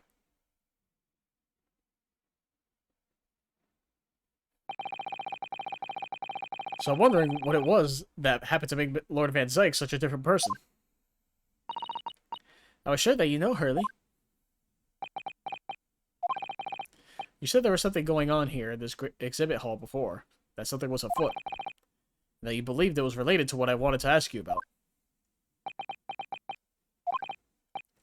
Mr. Sholmes? He suddenly clammed up. Well, oh. Greetings. Mommy? Sorry, Mommy. Sorry, Mommy. Hello. Where did she appear from? What's she wearing? What's she wearing? Christ almighty. Could she look any more mysterious? Ooh, boy, you can't do this to me. I hope you're appreciating my museum. Sorry? Have we? Mr. Sholmes, do you know this? Not again. My apologies. I am Esmeralda Tuspels. This is my museum of waxwork. What? You're the Madame Tuspels? Bien sûr. Though only 26 years young, I might add. I don't know if I said that right. Is that significant somehow? I am a madam in name only. It adds a certain je ne sais quoi. Right. Firstly, I must apologize for my waxworks. Or rather, one waxwork in particular. That'll be Mr. Sholmes, then. I was led to believe he was a great detective, but he seems unable to settle. Next time you move from your designated exhibit, there will be toil and trouble. She sounds deadly serious. That's a problem. Am I supposed to ask Mr. Sholmes about Lord Van Zykes now? Let's not forget what Hurley said before. About something being afoot, right here in the museum, I mean. Yes, I know, but... I'm so curious. I want to know what's happening here. Have we got enough on our plate already? No, we don't. We have a hot lady in front of us. Waxworks. Did you make all these waxworks, Madame Tuspels? I did. I am the third generation of waxwork artisans, you know. Gosh. It was my grandmother who began the tradition in my family. Her fortunes were checkered, living through the turbulent times of the French Revolution as she did. Though that is when she acquired the savoir-faire that leads to the astonishing lifelikeliness. All these waxworks really do look as though they're alive. Christ almighty, I cannot read. In fact, they look more alive than Hurley. What you see exhibited here represents the most atrocious of London's criminal past. All the waxworks were created in the presence of the real people on which they are modeled, in the hours immediately following their executions. That is the secret to the extraordinary lifelikeness. That sounds terrifying. All walks of life have similar challenges, I'm sure. To carry out one's trade par excellence, one must go to extraordinary lengths. My exhibits are a reflection of society. I create only that which the public wishes to see. Why couldn't the public have wished for something less horrifying?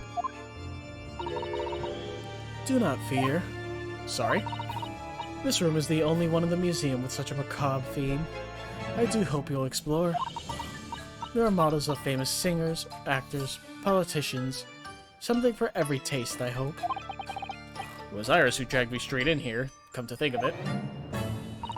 Sorry. Perhaps I should have eased you into things. The Great Detective Waxwork. What's the situation with that? Ah, my temporary waxwork model. He approached me some days ago, you see, with a business proposal. Oh? What sort of proposal? My dear madam, what these sparse exhibits need is the addition of a world-famous great detective. Or words to that effect. Naturally, I am well aware that Mr. Sholmes is widely known in London as a talented detective. It's great detective, actually. He's very specific about it. Yes, the creme de la creme. So I was keen to come to some arrangement with him, of course. But sadly, we were unable to agree terms. Let me guess, someone wanted to charge an exorbitant price for his services. For a mere £500, I will dive into your cauldron of wax this very moment. Or words to that effect.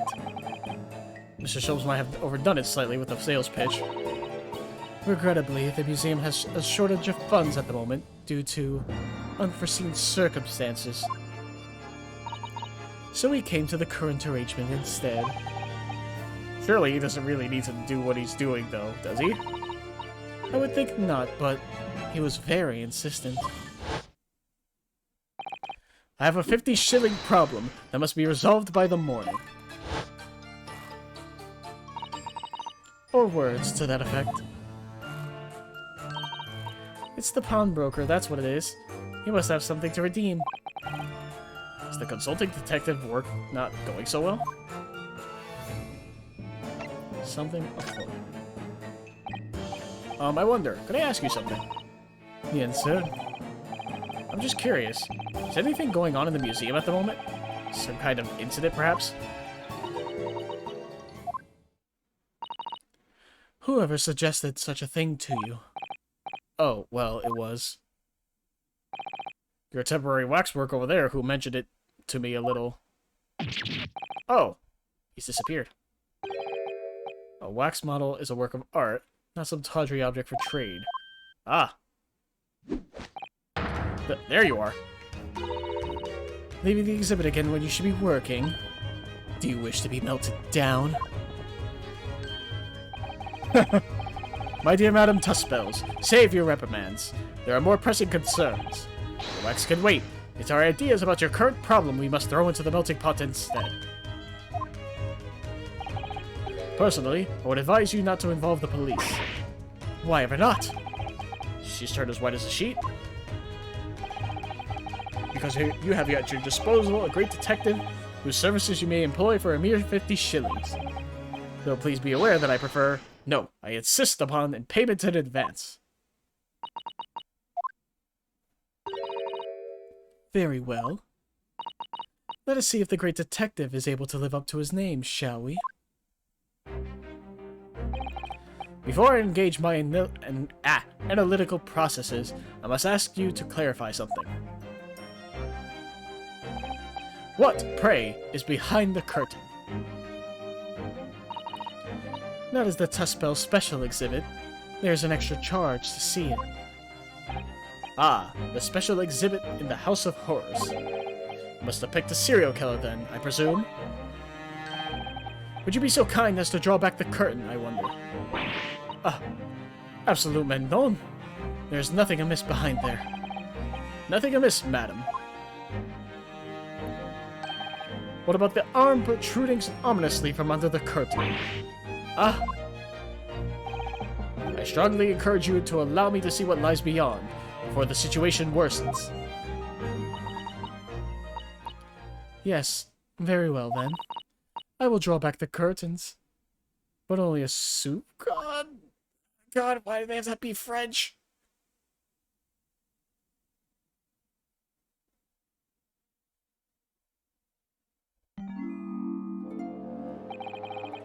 I must confess, I peeked behind the curtain earlier.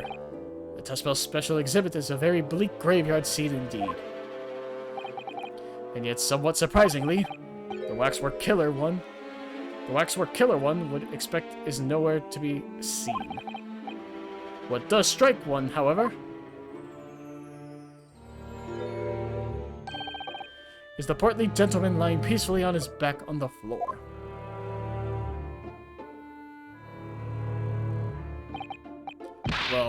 Well then perhaps Mr. Sholmes, that man on the floor is the ruthless killer himself? I'm afraid not, my dear fellow. He's a perfectly ordinary London gentleman.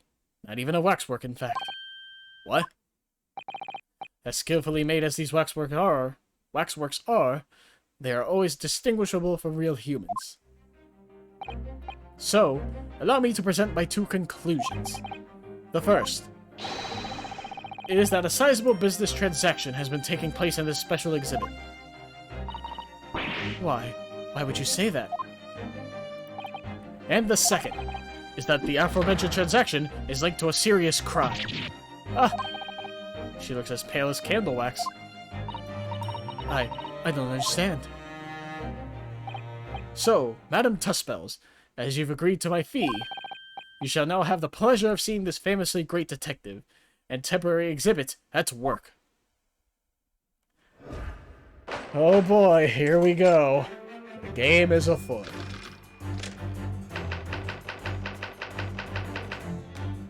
Topic 1, Waxworks Fate.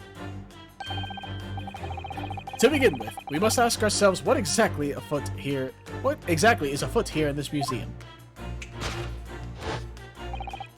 The answer is revealed by the bundle of banknotes protruding so helpfully from your bag. In my estimation, some 200 pounds. That is all my own money. So what does this large sum of money reveal? Ah, not as much as the involuntary glance you cast, it would seem, Madame Tuspels. Yes, the answer lies where your eyes now fall. The significance of the 200 pounds is revealed by the public notice. Waxwork for sale. Your business has hit hard times, it would seem. In short, you sold the infamous killer, the centerpiece of your special exhibit, for the sum of 200 pounds. None. Now, let us explore the next curiosity with which we are presented.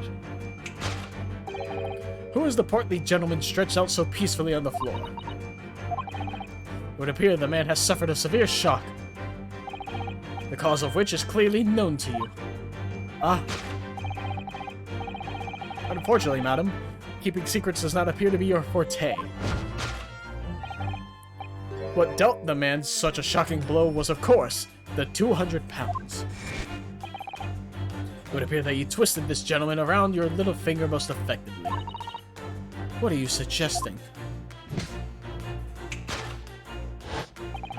He rashly agreed to purchase the waxwork for the sum of 200 pounds. Only when he came to hand the money over, did it occur to him what an extortionate amount he was paid. But the money was no longer in his hands. And the result? The scene we see before us. He collapsed in shock. Yes, the killer in this special exhibit fetched a killer price. We can only pray that the gentleman's dreams are not plagued with regret. Conclusion, sold for cash. And then waxwork location. God, I'm hating the word waxwork right now. The question that arises then is what has become of the waxwork that changed hands? Let us consider that problem for a moment. You cannot possibly. What immediately strikes me about this conundrum is the young man standing over there. Who is this fellow? To find the answer, we need only observe his neckerchief, such as is worn by policemen as a secret sign to fellow members of the force that a crime is being perpetrated. Yes, this young man is an undercover policeman, currently investigating this museum. I know him well, in fact. It's Sergeant John Clay. What are you talking about? The man's quite a celebrity. He's received triple accolades at last year's policing awards. But Next, we turn our attention to the old man set before him with the particularly unsightly visage. I've been watching closely, and he hasn't moved a muscle. Almost, in fact, as if he were a waxwork. But you... Your reaction only confirms my suspicion, madam. I noticed it at once, of course. Observe. The telltale sign that instantly proves whether or not this old man is a waxwork is the obvious price tag. Threepence. A tragically low price, you might say. Though perhaps the going rate for aging waxworks riddled with cracks. And yet you sold it to the portly gentleman for an exorbitant 200 pounds. The sort of plucky behavior that's sure to attract the attention of Scotland Yard. Is that so? Isn't that so, madam? I do not. Yes, the waxwork you sold has already been seized by the police and remains in their custody as we speak. The old man must be reunited with his grave in the special exhibit, and not a moment too soon. Waxwork location discovered already.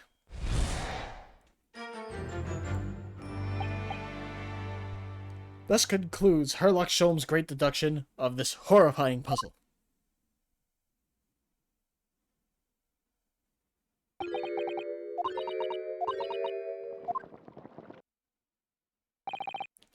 I see I've stunned you all into silence.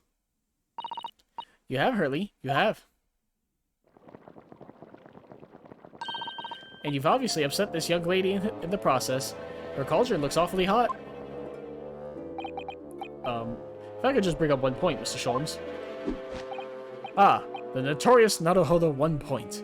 I'm all ears, my dear fellow. According to your deduction, then, the special exhibit featured this old policeman. So, that would mean that he's the particularly ruthless murderer, wouldn't it? The killer policeman, Ottermole. Sorry? It was a mysterious series of murders that rattled the capital only last year. The police rushed to the scene every time, only to find the culprit had disappeared into the aether. And it turned out the culprit was a policeman himself, a senior officer by the name of Ottermole. So you mean that's who the sinister-looking old man there is supposed to be? Indeed. It is a particularly grim face, is it not? Unforgettable, in fact. Yes, I remember that odious countenance only too well.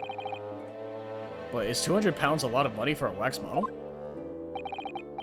It would be enough to afford one of the latest steam carriages, if that puts things into perspective. So it is quite a lot, then. Is there anything else you wish to add? Or I melt you down? That bubbling wax is looking more and more ominous. The smell of all that molten wax is starting to worry me. Mr. Sholmes did more or less just accuse her to her face, so I think I might have to call on your assistance here, Iris, if that's alright, to make some minor corrections to the great detective's great deductions. Of course it's alright. It'll soon set things straight. Well, let's get started then, shall we? Before Madame Tussbells vents her anger. Just what I was waiting to hear, my dear fellow.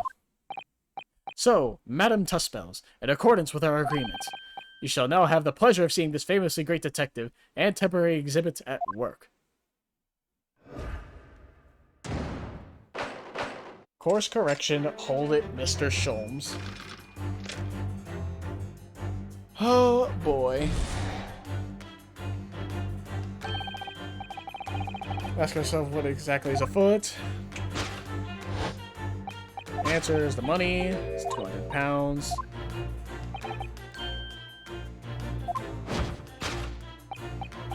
Involuntary glance. Answer now lies. Not the public notice, which is incorrect. She definitely looked in this direction, it's true. But I'm not sure she'd sell any of her waxwork, even for 200 pounds. Oh? She must pour her heart and soul into making them, don't you think? Over and above the wax. If it were me, I wouldn't sell them for anything. For that much money, I would. But it sounds like that makes me a bad person. Well, anyway, I wonder if the 200 pounds could have some other significance. Let's follow that furtive glance again and see if there's anything else that can explain it. Oh, I can't rotate. Oh, I can rotate. I don't know why I didn't. Ah. What's that note doing pinned on the wall there? Oh yes, let's see. Dear Madame Tusspaws, we've taken the prisoner from this room. The price for his safe return is 200 pounds. Have the money ready by noon on 23rd of October. What? This is... It's just like the sort of thing that's left behind when someone is kidnapped. Yes, it's a ransom note. Exactly. Take that!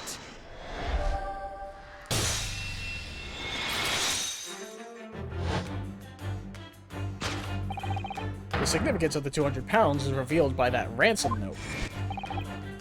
Quite so. We must congratulate these criminals on their inventiveness abducting a waxwork. Ah. 200 pounds is no small ransom fee, yet you clearly intend to pay it. The model in question has special importance, so I put together all the money I have. In summary, then, the 200 pounds you have in your handbag is ransom money. Now, let us explore the next curiosity with which we are presented. Who is the portly gentleman stretched so peacefully on the floor? Suffered a severe shock, cause of which is clearly known to you. Fortunately, madam, keeping secrets does not appear to be your forte. 200 pounds, incorrect, gotta correct it. So if the waxwork was kidnapped, where does that leave us in terms of who this man is? We could just ask him when he comes around. I think the point of this exercise is to understand the beauty of the deduction process, Iris. Yes, you're right. Hurley's trying so hard, we must have let him down. Well, there's little doubt that he suffered a shock. That much seems clear. But in that case, what's Madame Tusspaws trying to hide? Let's have a closer look around. Mommy? Sorry, Mommy?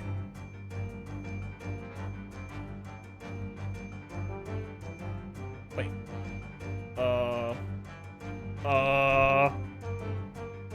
There's a hand there. This is just Madame Tusspaws' right hand, isn't it? Yes, it must be. I can clearly see her left hand after all. Oh, but wait a minute. This is the left hand as well. Look! Yeah, that just means she has a stand. And she killed Polnareff's sister. That's all. Don't say such creepy things, Iris. Please. And it seems very stiff, too. In fact, it's really hard. You mean it's made of wax? Take that!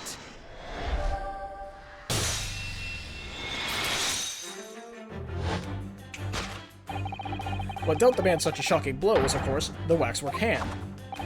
Indeed, with a solid waxwork limb, one could deliver a very substantial blow. How could you? The hand protruding from the bottom of your cape.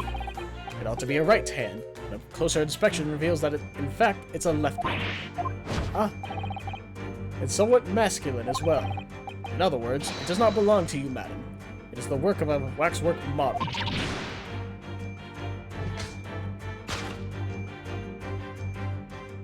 Oh, it's a whole fucking arm. Some of the visitors to my museum can be troublesome.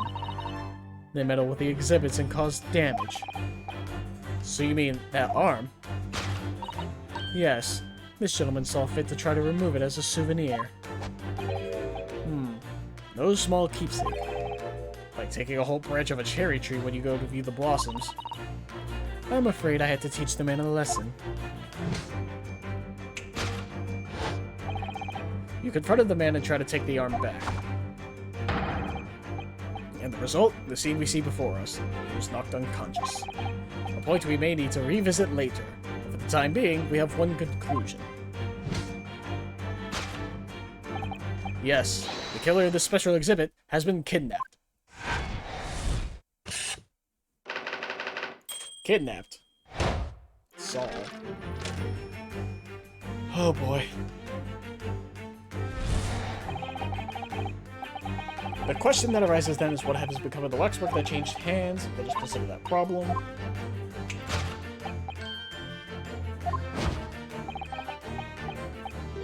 Is the neckerchief? I'm assuming he's the one that's missing an arm, right?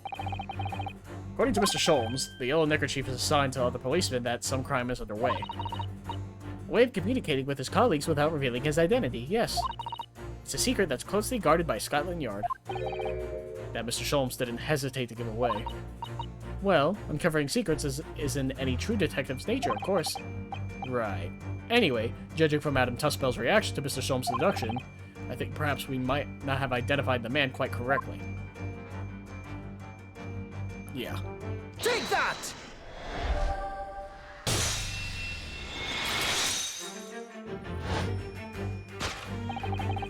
Who is this fellow? To find the answer, we need only observe his shoulder stub.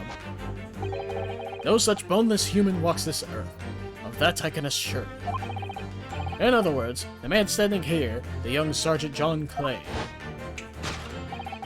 is in fact, defying all odds, a waxwork model. I seem to remember it was you who concluded he was a real person in the first place, Mr. Sholmes. He has become quite a celebrity in London, being the winner of no less than 3 policing awards last year. I simply had to make a model of the man. Naturally, what other explanation could there be? And it was this detective's arm that was pulled off by the man on the floor in the special exhibit, wasn't it? Next, we turn our attention to the old man sat before him with a particularly unsightly visage. To watch it closely and as a movement of muscle, in fact, as if he were waxwork. The reaction confirms your suspicions. Of course, observe. Price tag. A killer policeman called Ottermore, was it? Was he well known? It was all over the papers last year, but I can't say I know what he looked like. It's a very low price, though. Weapons isn't much money. Only enough for a few measly hours of gas at Mr. Garrett's delightful lodgings, in fact.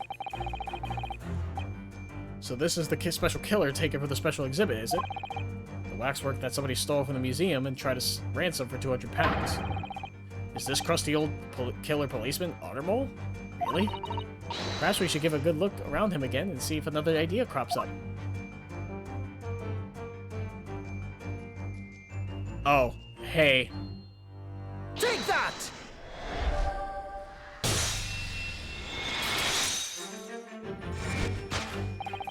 The telltale sign that instantly proves whether or not this old man's a waxwork is the obvious twitch.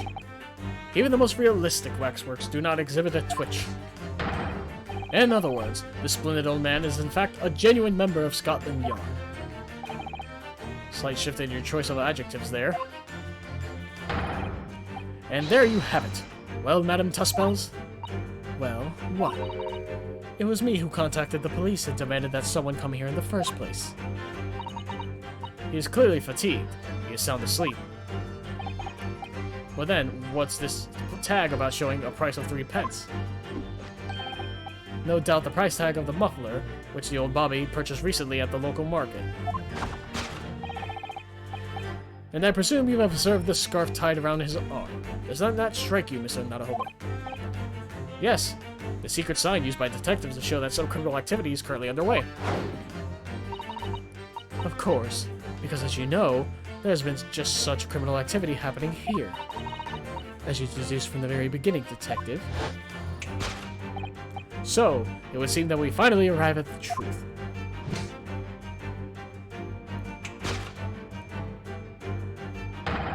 The waxwork of the especially ruthless killer from the special exhibit has been kidnapped. And Scotland Yard are already investigating. But the model's whereabouts remain a mystery. Thus concludes Herlock Sholmes' great deduction of this horrifying puzzle. Still a mystery.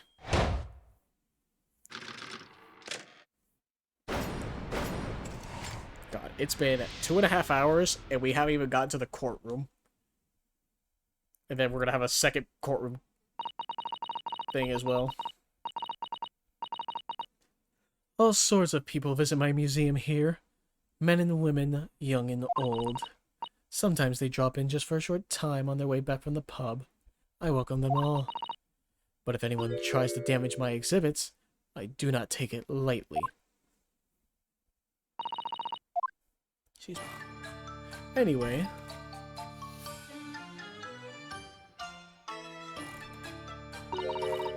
Your great deduction was even more enchanting than I have been led to believe.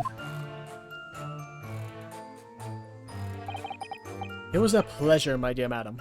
I'm gratified that you enjoyed the spectacle. And as for your rough customer, I've no doubt he'll regain consciousness shortly and return home. What concerns me more is the waxwork from the special display.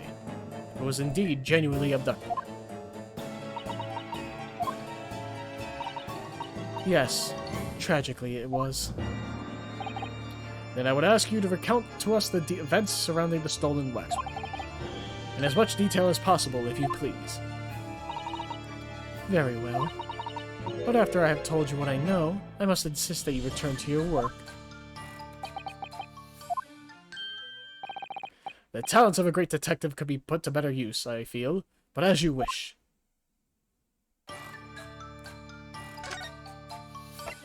Stolen waxwork. Tell us more about the stolen waxwork, please. It was some days ago now, when I came in here one morning. I immediately noticed that a waxwork was missing from the special exhibit here. It is your most prominent display, so that's why the curtains were closed. And I found the ransom note in its place. The culprit must have broken in during the night and taken it then. So this waxwork that was stolen, it was a model of some horrible criminal, I suppose? Of a particularly horrible criminal, in fact. The killer who left a more profound scar on society than any other, I would say. The Professor. Not a name I've heard of. So, Mr. Naruhodo, it seems the circle is complete. Sorry? The Professor case happened at around the same time. Ah, my god. The Professor case happened at around the same time. The time I was born, didn't it? Christ, I cannot read. Help me. Indeed it did, Iris. 10 years ago, a series of murders that rocked the capital. 10 years ago? How old is Van Zykes? 33. He'd be 23. Yes, at exactly the time that Barak Van Zykes graduated from university. In fact, I knew it. What? Surely he's not saying. So the big event that changed Mr. Reaper's life? As you've surmised, it was the Professor case. Who was this Professor, then?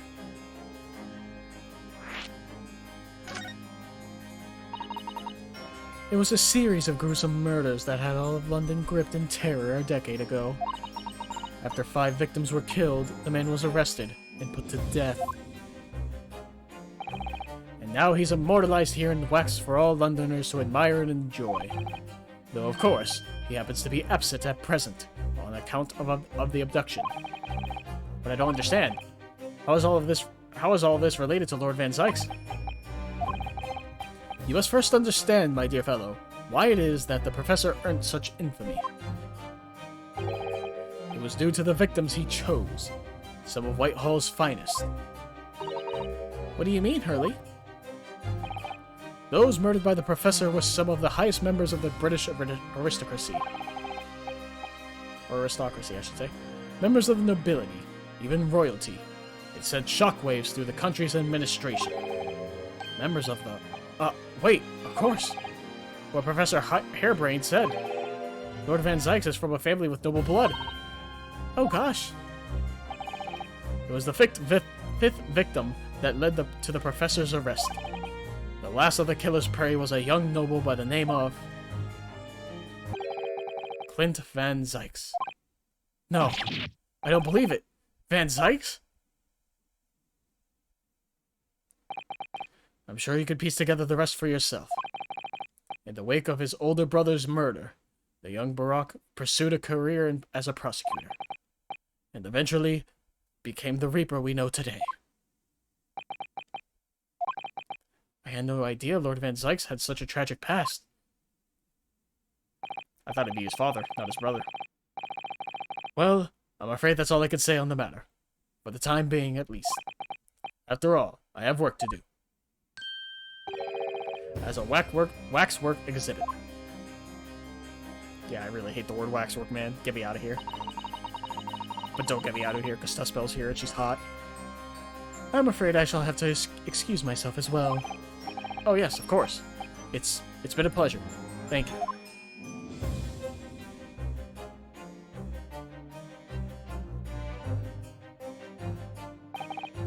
Well, none of the predicted scenarios I've been analyzing involved you coming to visit me here. Oh. Oh. It's been far too long, it really has. I'm delighted to see you, Barack.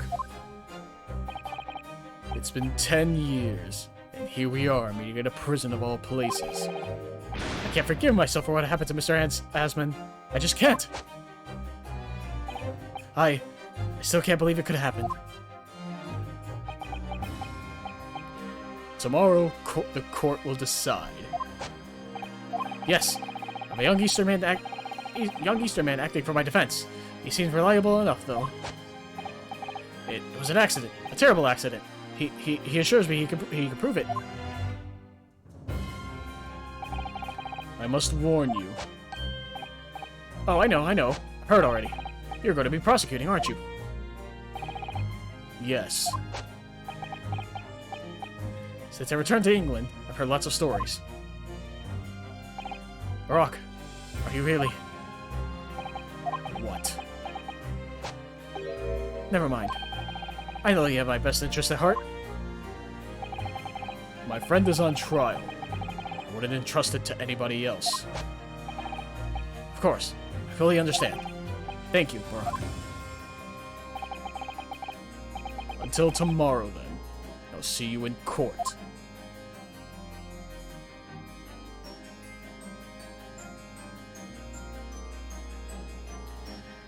Holy shit, this has been a long fucking first section until the first intermission. And once again, there's still going to be like 2 appearances in court. It always happens with the later chapters. Holy shit. But for the time being, before we get to the trial, I'm going to take a quick break. So I'll be right back. Give me one moment. Alright, and we are back. So, make it to the save real quick.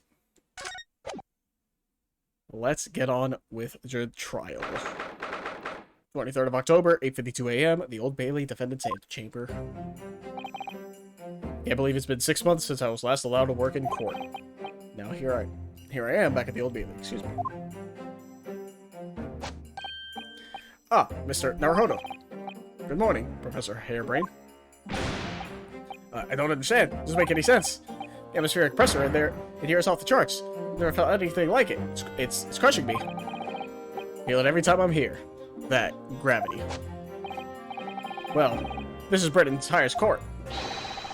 But are you telling me it's fitted with some kind of device that can actually control air pressure? I think it's probably all in the mind. Ah, yes, well, you won't let me down, will you, Mr. Naruhodo? Counting on you in today's trial to save my life. To save the secret of my super high voltage instantaneous kinesis machine from being made public. Yes, I understand. I know what I have to do. I have to establish that the explosion 2 days ago was nothing more than an unfortunate accident. Well, I'm sure there's nothing to worry about, really. Justice will prevail. My commiserations, Mr. Naruhodo. You appear to have been lumbered with a most tiresome case here. Oh. Mr. Sholmes, I didn't expect to see you here. Yeah, I figured it'd be Iris in the booth with me. I'm assuming it still will be, but I don't know why Sholmes is here. That was very mean, Bruno. Leaving me alone at home with Hurley. It took me at least an hour to wake him. Are you... Sherlock Sholmes? Indeed, sir. I am he. Sherlock Sholmes. Oh, I've heard all about your exploits, even whilst living in Germany. Ah, yes. Rent's magazine is on sale in Germany, too. This month's installment was sublime. Your introduction into the adventure of the Silver Blaze was wonderful.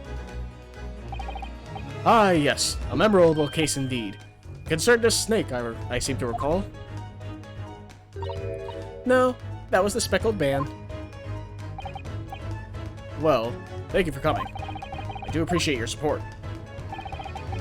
I'm sorry to disappoint you, my dear fellow, but I'm afraid I can't stay. Oh? I have urgent business at Madame Tuspel's. You mean your waxwork job? No, the waxwork abduction, of course. Oh, whoops. going too fast there. History. Madam has engaged my services. So you're trying to get to the bottom of that ransom note, are you? The week's wages depend on it, as does the safe return of the waxwork, naturally. As such, I intend to give it my undivided attention. Oh, well, never mind then. I understand. Of course, with my skills of observation and reasoning, resolving the matter will be as easy as proverbial pie. I shall return forthwith. Or until I solve the case, I shall have no money to afford a pie of any description. Ooh, then you must absolutely give it your full attention, Hurley. Quite, Iris, quite. But life is riddled with irony, you know. Whenever I give something my full attention, I have a quite insatiable desire for a pie. One of the universe's intractable mysteries, you might say. Oh yes, quite, definitely, absolutely. I totally understand. Someone a little starstruck? I wish you the very best of luck, Professor Harebrain. Why thank you. Before I depart, Mr. Naruhodo, a word in your ear, if you please. What's this about? As you have remarkably little grounding in science, I feel I ought to inform you. As compelling as this super high voltage instantaneous kinesis hypothesis may be, a practical implementation, such as was attempted by the professor at the Great Exhibition, is quite impossible. But the professor said the demonstration was a success. Yes, it would appear that he fervently believes it was. I've read Professor Pretty Brain's paper about it too, Runo, and I have to say, I'm sure it can't be done. It could barely be done theoretically, let alone practically. So he's completely barking up the wrong tree. But how could an experiment that had no possibility of succeeding in fact succeed? That's contradictory. And it's that contradiction that will be at the heart of the trial, I have no doubt. What's that supposed to mean? Now, I must hurry along. I wish you the best of luck, my dear fellow. See you later, Hurley.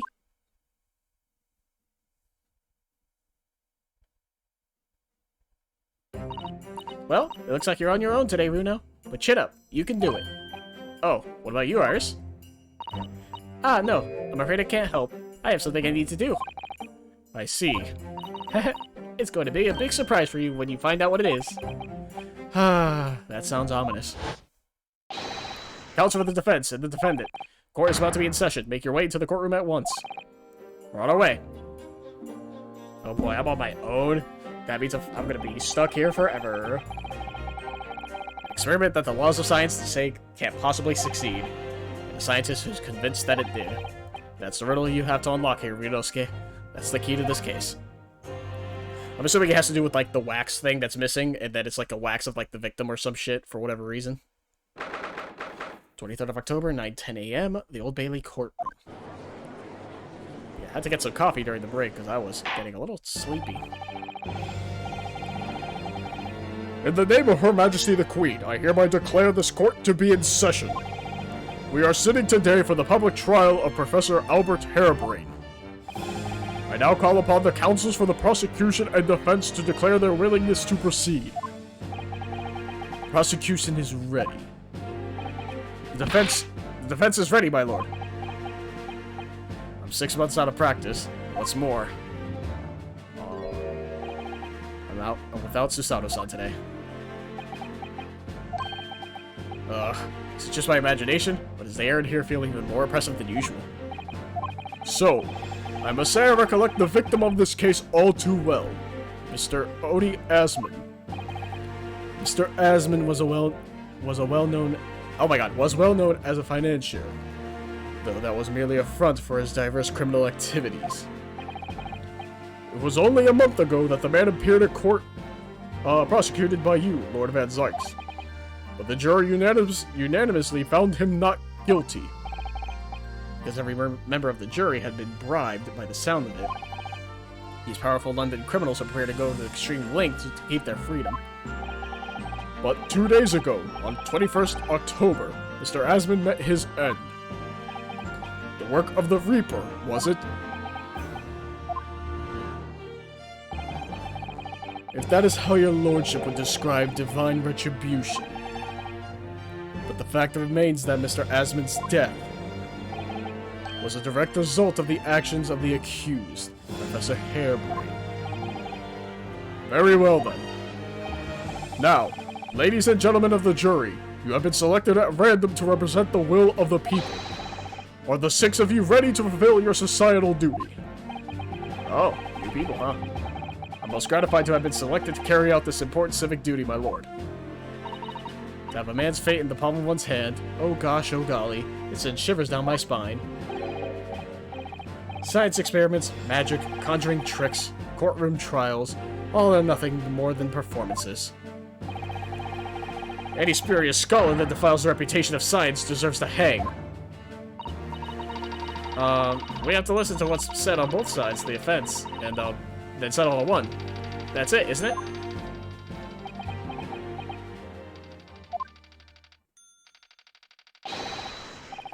Wasn't like this in my day. Wasn't like this at all. That's the police killer Audible lookalike again. And he's as exhausted as ever, it seems. Now, as I'm sure you are all aware, the incident we are here to judge today tragically took place at the Grand Exhibition shortly after its opening. Though the death toll could have been far worse, with the exception of the victim, no one was killed. Nevertheless, the dream of the science being exhibited rapidly turned into a nightmare for the spectators. A tragic turn of events, and as such, the eyes of all London, no, of the whole world, will be on this trial. It is our duty to reach a swift and just conclusion, I feel. So, your opening statement, please, Lord Van Zykes. At the heart of this incident is technology never before demonstrated anywhere in the world. One of science's latest developments, I take it. The government is keen to capitalize on the Great Exhibition to improve Britain's technological advantage. The technology being demonstrated by the accused was described as super high voltage instantaneous kinesis. Good lord! It's designed to disassemble human subjects by using extremely high voltage electricity, and beam them instantly to another location where they are subsequently reassembled. Is such a thing even within the realms of possibility? Well, I don't believe it, that's for sure. Disassembling people with electricity. My goodness, how shocking. Ha! The whole idea is absurd. The hypothesis will never stand up to scrutiny. Sir, I believe you are a fellow of the Royal Society, are you not? An expert in your field. I am, and my word on the matter can be considered final. Instantaneous kinesis is poppycock. So this expert and Mr. Sholmes are in agreement. It's impossible. What is the prosecution's view on the matter? The prosecution would assert that the accused instantaneous kinesis demonstration was a success. What? What rot? Order! Order! The professor's hypothesis is currently under investigation by the British government. If it is deemed to have merit, a substantial research grant would be made available.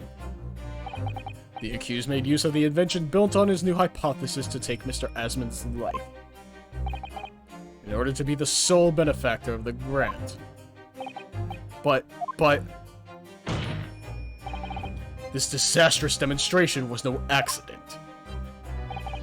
It was carefully designed from the outset to end the life of the victim. I see what he's playing at. Thank you, Lord Van Zykes. The prosecution's stance is clear. But you will now bring forth witnesses to substantiate your claims. Gladly, my lord.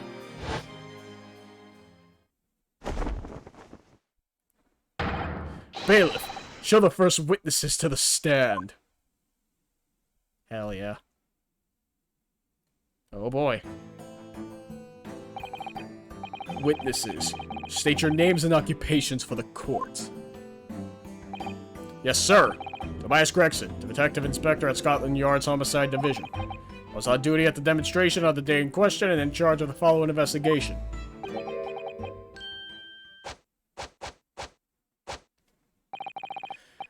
Albert Harebrain, scientist. You were born in England, but have been carrying out research in Germany in recent years, correct? Yes, that's right. After graduating from university here in Britain, I went to work in Germany and made an amazing discovery. Which is what brought me back. I had to demonstrate my incredible hypothesis at the Great Exhibition. What you demonstrated was incredible, alright? An incredible explosion. But the science was a success. The instantaneous kinesis worked. Everyone saw it. They must have done. Yes, there was the terrible accident, but the demonstration of my hypothesis was a success.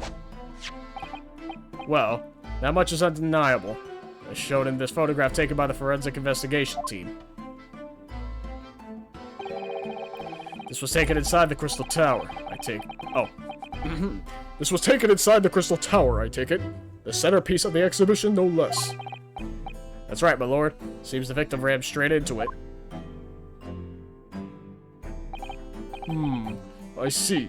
Very well. Submit the photograph as evidence. Oh boy. As the courts heard, the victim of the incident was Mr. Odie Asman.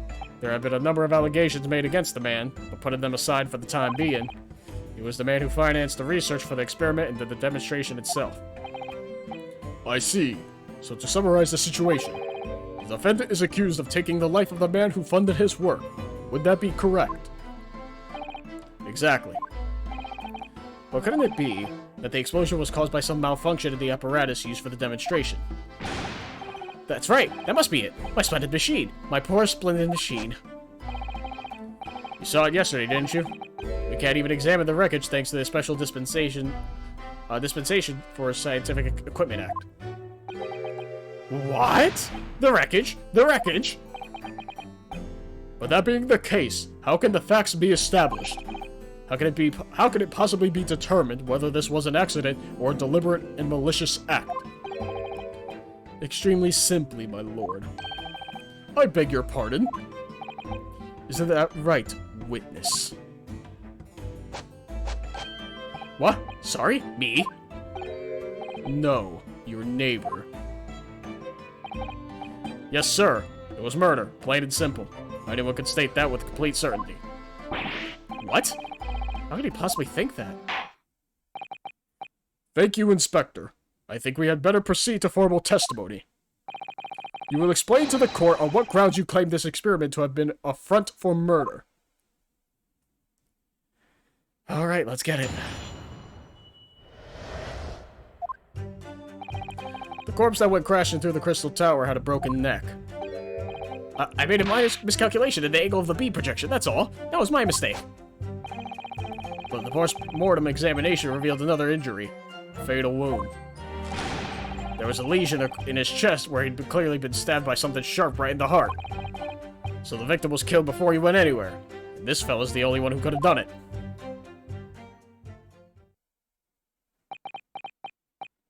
An extraordinary business. In addition to suffering a broken neck, the victim was stabbed in the heart. Information I would really like to have heard from someone other than the judge. The coroner says death would have been all but instant from a wound like that. You could say, in fact, that the victim was killed twice by the accused. No, and no. That couldn't be further from the truth. I have here the experiment plan document that was submitted to the security team. The victim stood himself inside something called the bird cage, ready to be beamed instantly. To the second level of the Crystal Tower, about 25 yards away. The experiment did not go according to plan, however. As the machine was put into operation, there was a large explosion. The blast caused the beam transmitter to point higher than intended. Accordingly, the kinesis resulted in the birdcage materializing in midair. But where it subsequently fell, crashing through the glass of the crystal tower's large round window. My word! One assumes the victim's neck was broken upon impact with the tower, then. I'm so sorry. I didn't mean for this to happen. The machine was just too powerful. But honestly, really, I swear, it was just an accident. A terrible accident. Unfortunately, that excuse can't save you. No, not considering the sharp murder weapon that pierced the victim's heart. Murder weapon? What are you saying? This is the autopsy report submitted by the coroner. The prosecution would like it entered into the court record. Your request is granted, counsel. Alright.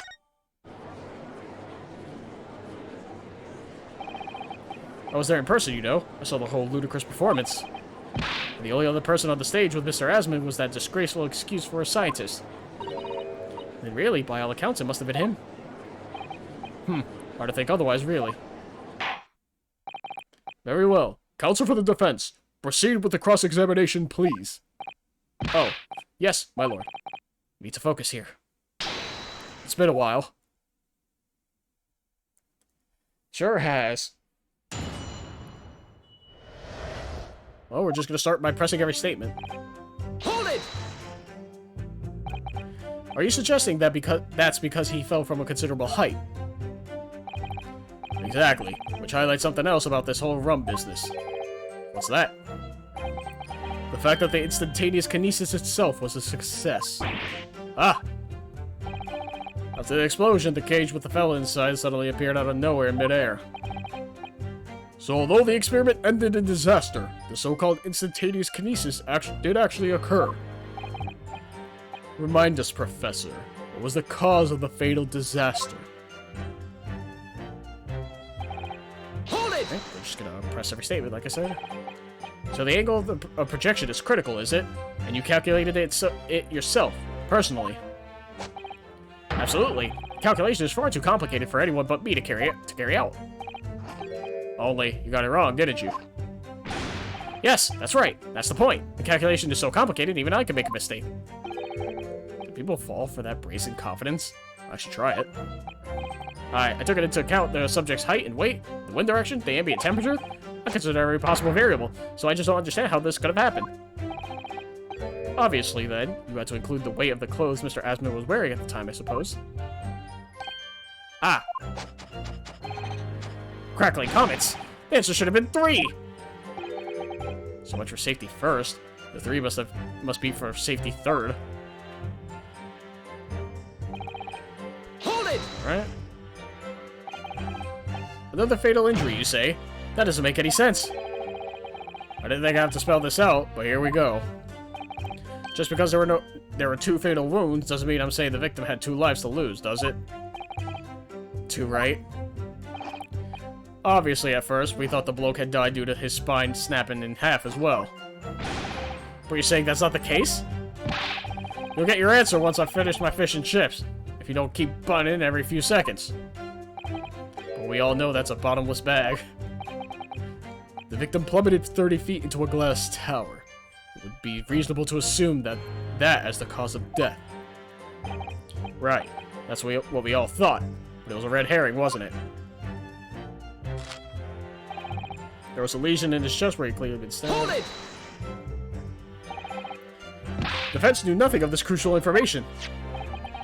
The prosecution received this report from the forensic investigation team only this morning. That was the first we knew of it as well.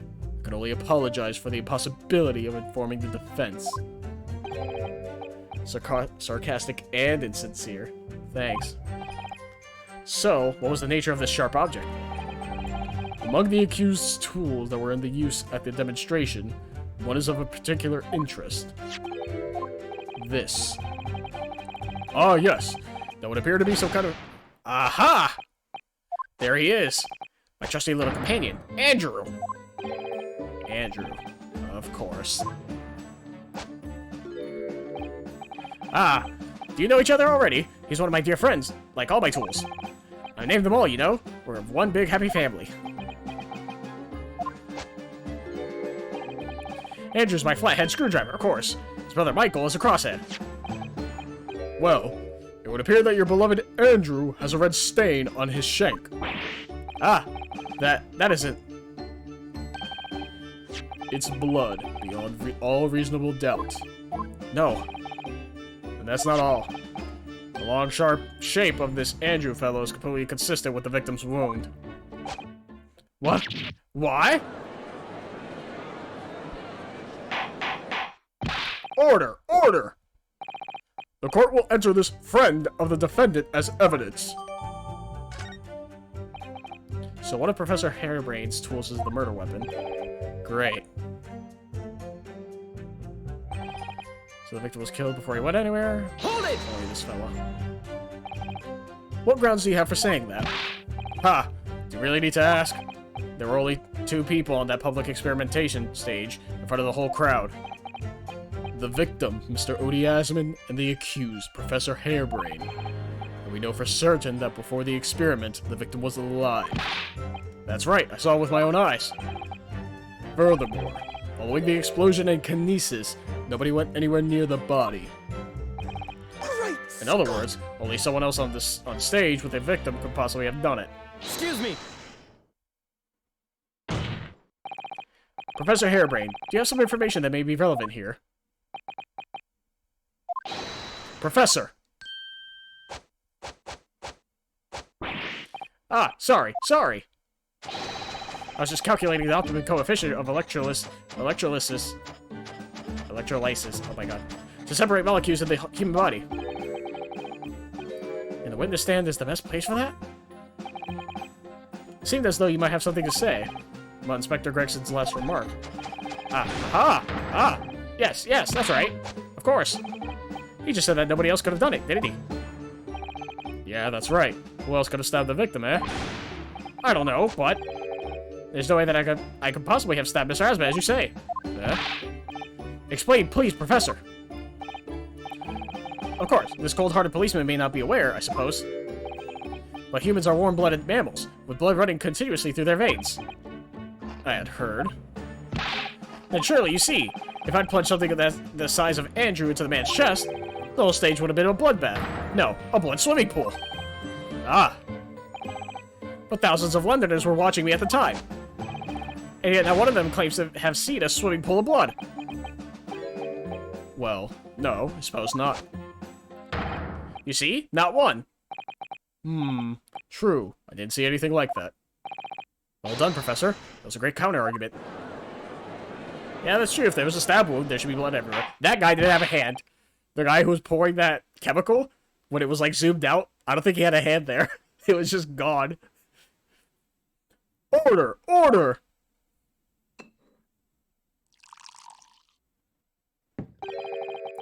Pray forgive the discourtesy if I savor a drop from my hollowed chalice to accompany my old friend's adducing?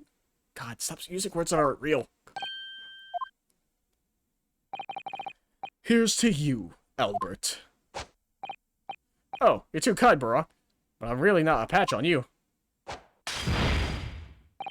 No, you're not. No? Neglecting to mention one crucial possibility.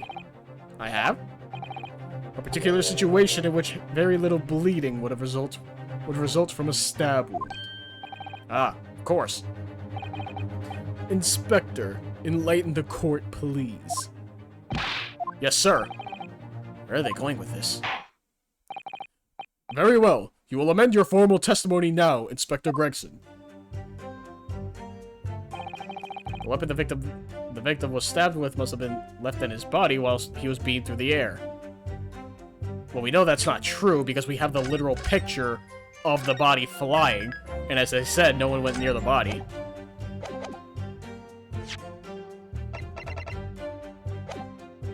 Yeah, percent. I thought I pressed the wrong button for a second. Objection! Oh, that was wrong. Ha!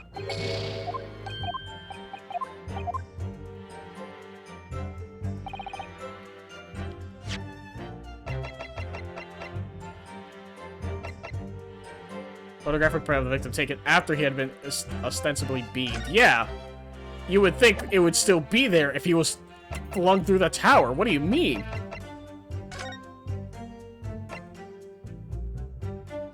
sharp implement, broken vertebrae. Huh. Wait a minute. Interesting. Has all the autopsy reports mentioned the coroner? No, right? I'm pretty sure they never mentioned it. I think this is the first case where they mentioned the actual coroner name. So that's probably going to be relevant at some point. I'll have to double check the previous videos. But I'm pretty sure this is the first time they put a coroner name. Huh. Hold it! Well, I'll press the statement, because apparently I was wrong. Why would you think that, Inspector? With any wound, it's only when you pull the weapon out that profuse bleeding occurs. While it's still lodged in the body, it acts as a stopper of sorts, for want of a better word. I see. You don't need a medical degree to be aware of this fact. It's common knowledge for any investigator. Rest aside yourself when you need her. If you ask me, this bloke masked what he was doing from view with his body before stabbing Asmund in the chest. Then he beamed the victim off the stage with his fancy device, the screwdriver still where he planted it. I would never do such a thing. Not to my precious tools. I will never use them for such dirty work. You'll use tools for their intended purpose. That's common knowledge for any scientist.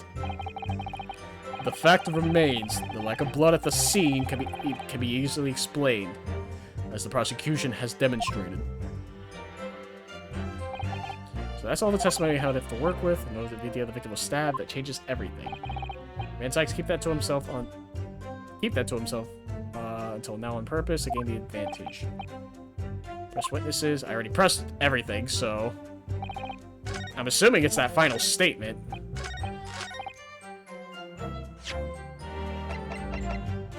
And I went with the photograph. Apparently I was incorrect. So I guess we're going to examine this, right? You've seen this unusually shaped handle before. It's the same screwdriver that was lodged in the grill on the floor of the kinesis machine. Oh. That's right. We found it. That's right. Objection! I forgot about that. You say that while the weapon remains in the body, there's very little bleeding. Is that unequivocal? Look, there was no blood in the experimentation stage, even though that's where the fellow was stabbed. The only explanation for that is that the screwdriver was still in his body, stopping any heavy bleeding. It's common medical knowledge, my learned friend, even on your side of the world. Yes, but about the screwdriver. The thing is, we actually saw it at the scene ourselves, on the experimentation stage. What? It was on the floor by the wreckage of the machine, poking through a metal grill. I went to pick it up, but the detective here stopped me. Isn't that right, Inspector Gregson? Ah, well, now you come to mention it. Yes. Inspector, are we to understand that you permitted the defense counsel to investigate? That you contravened the Special Dispensation for Scientific Equipment Act? Eh? No, not at all. I wouldn't do that. I just let him look, nothing more. I was very clear he wasn't to touch a thing. Yes, that's true. The screwdriver was in plain sight on the stage. But it shouldn't have been, should it? What are you getting at? If this tool had still been in the victim's body when the victim was beamed away by the machine, then it shouldn't have still been on the stage. Ah. That's right. It should have been beamed across to the Crystal Tower along with Mr. Asmund. And been found still lodged in the victim's chest.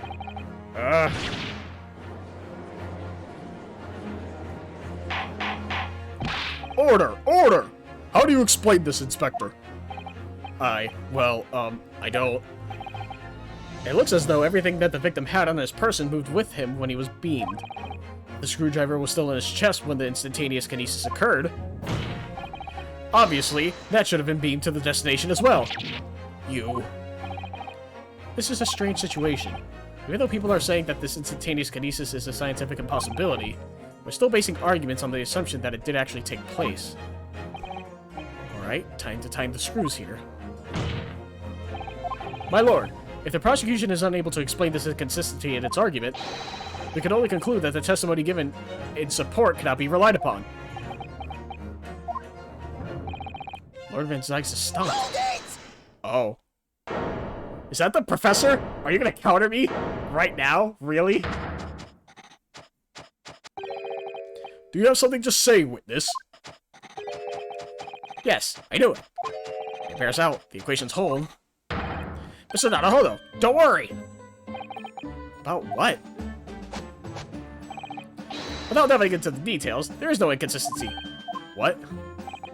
Even if Andrew had been lodged in Mr. Asman's chest, my trusty tool wouldn't have moved. Andrew remaining on the stage is consistent with my calculations. What? What?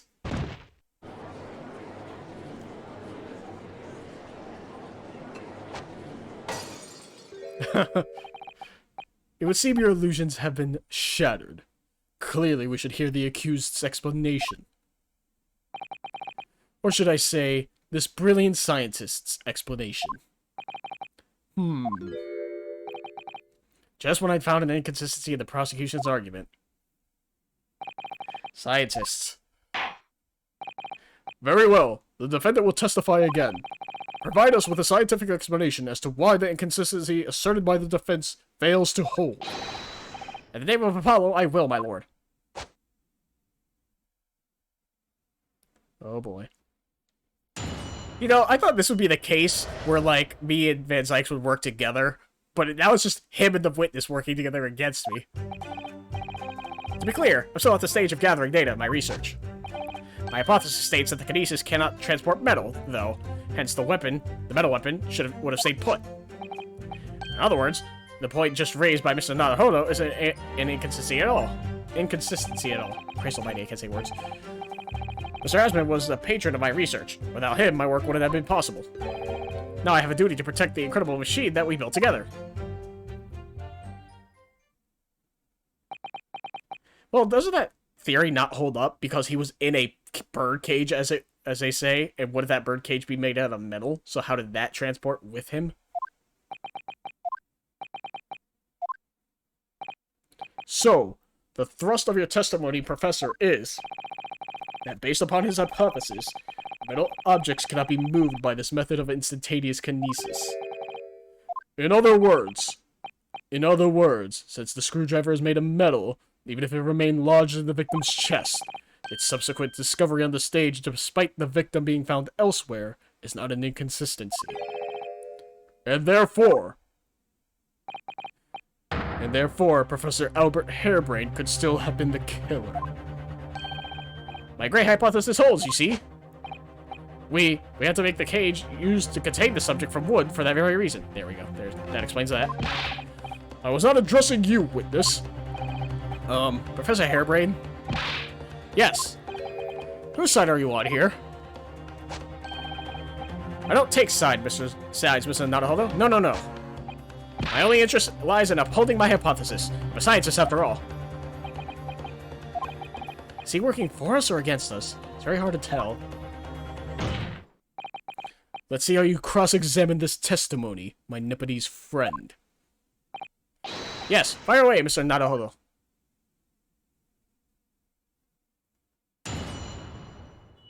Huh. Alright, gathering data. I'm still gonna press every statement, but I just want to see if there is a way to contradict him now.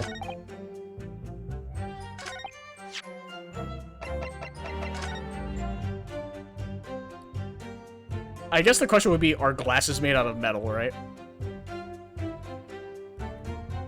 That looks like metal to me. I mean, it looks like gold or some shit.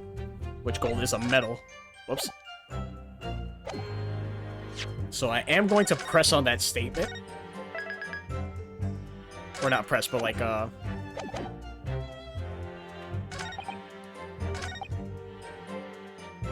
metal weapon would have stayed put. Objection! Okay, I was right. Professor Harebrain, you say that according to your hypothesis, nothing made of metal can be beamed by instantaneous kinesis using the machine you made. Is that right?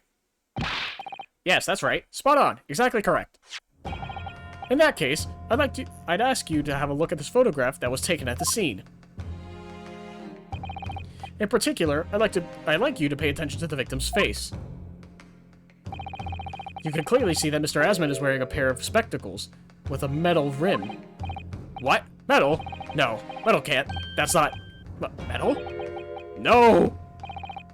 We've already established that the proposed murder weapon, the screwdriver, was found on the stage.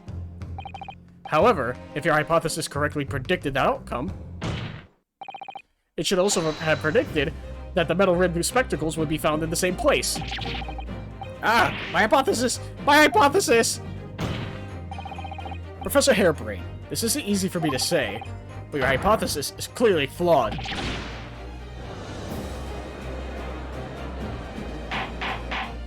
Order! Order! Order! Council, what is the implication of this? If, on the day in question, the alleged instantaneous kinesis never actually took place, then it's entirely possible that the victim was killed somewhere other than on the stage. And in that case, someone other than the defendant could have been the culprit. But my hypothesis is sound. I proved it that day. The experiment was a success. The experiment was proof of all my work. If I could say something here, in my capacity as a fellow of the Royal Society. Yes, juror number 4. Go ahead. As a man of science, there's one thing I simply cannot abide. And that's a fraud who pretends to be a fellow man of science. What? Wait, Scott, are you suggesting my science is suspect? It's just been disproved, hasn't it? In front of all of us. In other words, the whole demonstration was a complete nonsense from start to finish. Believe me, my fellow jurors, when I tell you that this man is a heel, a bounder, and a fraud. I say the wreckage of that machine should be stripped down and thoroughly examined. No, never. That machine is the essence of my entire hypothesis. It's protected by the Special Dispensation for Scientific Equipment Act. What the devil is that blasted act all about, eh? Who made up such a daft rule? I don't like the way this seems to be going. It's the best way for me to help the professor. Well, technically, if we say that it's a farce, right? Like, it works in our favor. Ideally, we don't want to raise an objection. It doesn't matter if his hypothesis is flawed or whatever. Assuming we follow this line of thinking, which is what we want to do, it proves him innocent. I'm gonna wait and see. Maybe I should wait and watch and wait for the time being. My feeling is that the machine requires a thorough examination. What about the special dispensation that's been mentioned? Oh gosh, this is all too much. If it's determined that the machine itself was a murder weapon, I think you'll find that act won't apply. Of course it was the murder weapon. Anyone can see that, plain as day. So we're all in agreement, are we? That the machine should be stripped. If I don't do something, they'll... Okay, we're supposed to raise an objection, I guess. Professor Hairbrain has yet to perfect his invention. That would seem to be the case, yes. But even so, what? Going to such trouble and expense to create a fake machine to be displayed in public, he would have absolutely no reason to do such a thing. Objection!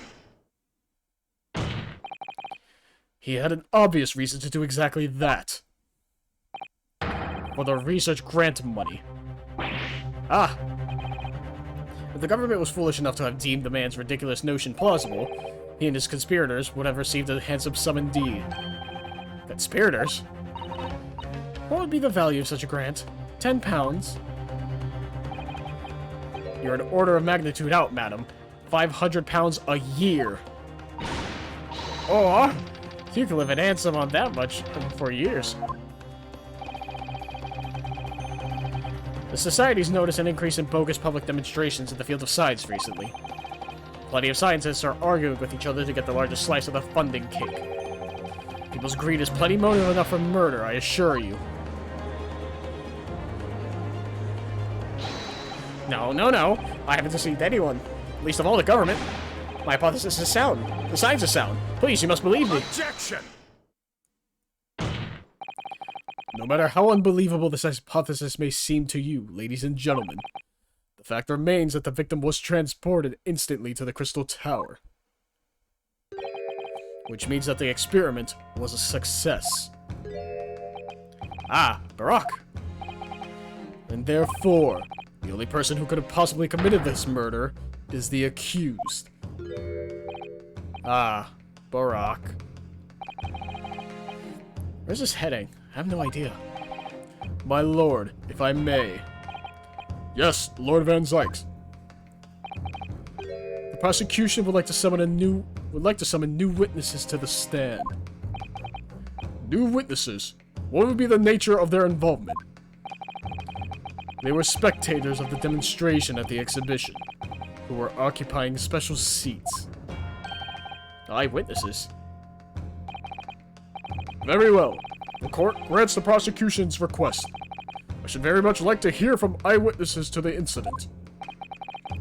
The prosecution's stance is clear. This experiment was no pastiche. The accused killed the financial victim there on the public stage before the very eyes of the spectators. Now, my learned friend. Oh, yes? It's time for you to make your own stance clear. There's clearly a flaw in the professor's hypothesis. I can definitely see that. But where does that leave me? We shall take a short recess now, during which time the prosecution will prepare its new witnesses to take the stand. As you wish, my lord. Good. In that case, court is adjourned for 20 minutes. That was a very short trial segment. At least it felt like a very short trial segment.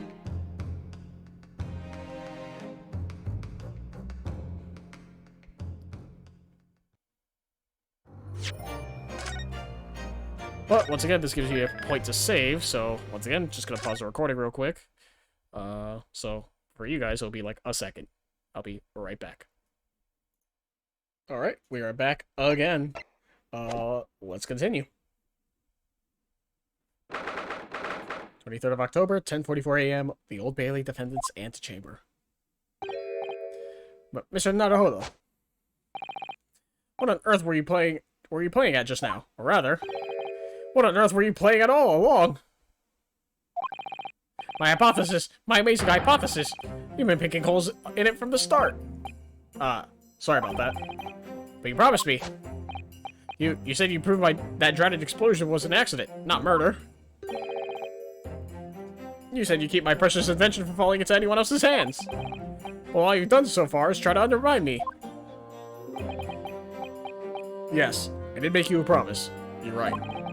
I said that I'd believe in you and fight for your freedom to the very end.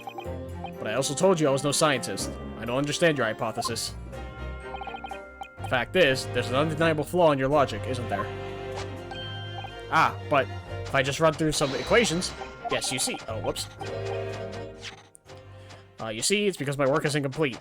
Perhaps it is. Nevertheless, a man died as a consequence, didn't he? Oh. Oh, no! You're right. You're so right. It's all my fault. I have no right to blame you for my failures. I'm a disaster, not just as a scientist, but as a human being. Well, that might be a little over the top. While we're on the subject... Well, what about Barack? He's being awful. Claiming his old university friend to be a murderer, you mean? He's a disaster, not just as a prosecutor, but as a human being. Oh, but no, wait. He's the Reaper, isn't he?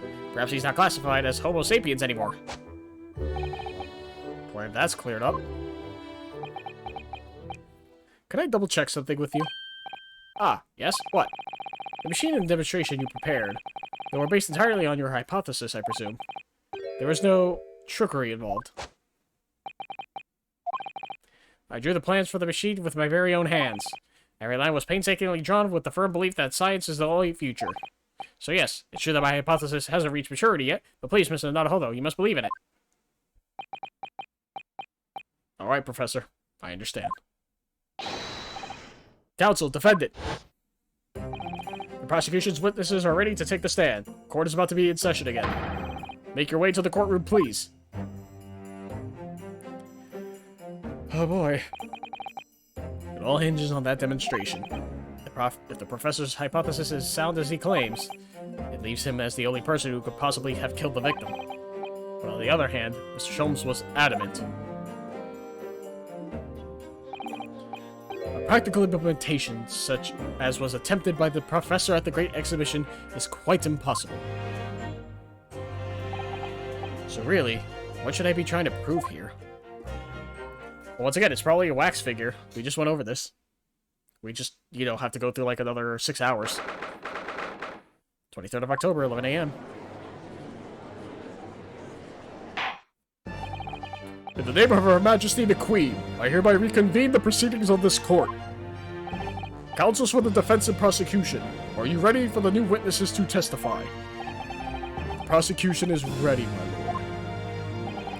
As is the defense, my lord. So, Lord Van Zykes, I believe these next witnesses saw the demonstration on the day in question with their own eyes. Indeed they did. As luck would have it, one of them is a police detective. So the testimony we are about to hear can be considered highly reliable. Perfect. A detective of all people. Prosecution's stance remains unchanged. Though it ended in tragedy, the demonstration on the day in question was scientifically sound. And consequently, the sole person with the opportunity to have committed this act of murder is the only other individual to have been present on the stage at the time, the accused. Thank you, counsel. The prosecution's position is clear. So, bring forth your witnesses now. Bailiff, show the witnesses in. The witnesses whose proximity to the incident of the day in question will clarify the truth unequivocally. Oh boy. Ah boy. Witnesses, state your names and occupations for the court to hear. My name is Balthazar Loon. I am the impresario of all the hot air balloons in the vicinity of the Experimento stage. My name is Wilhelm Gosfrey Sigismund Ormstein. I'm going to butcher that. I'm so sorry. I have come to see the great exhibition all the way from my home in Bohemia.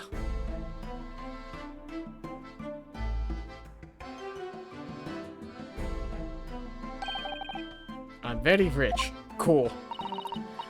Inspector Gina Lestrade, Scotland Yard. I'm a great detective. Even Sherlock Holmes agrees. I was on security duty at the exhibition, and I got to go up in one of them balloons. It was amazing. Gina. Again. But she did mention that she'd seen the disaster from up in a balloon, actually, didn't she? She clearly loved every minute of it. There were 3 balloons flying near the public experimentation stage when the incident occurred. 2 of these witnesses were in one such balloon at the time and saw events unfold from the skies above.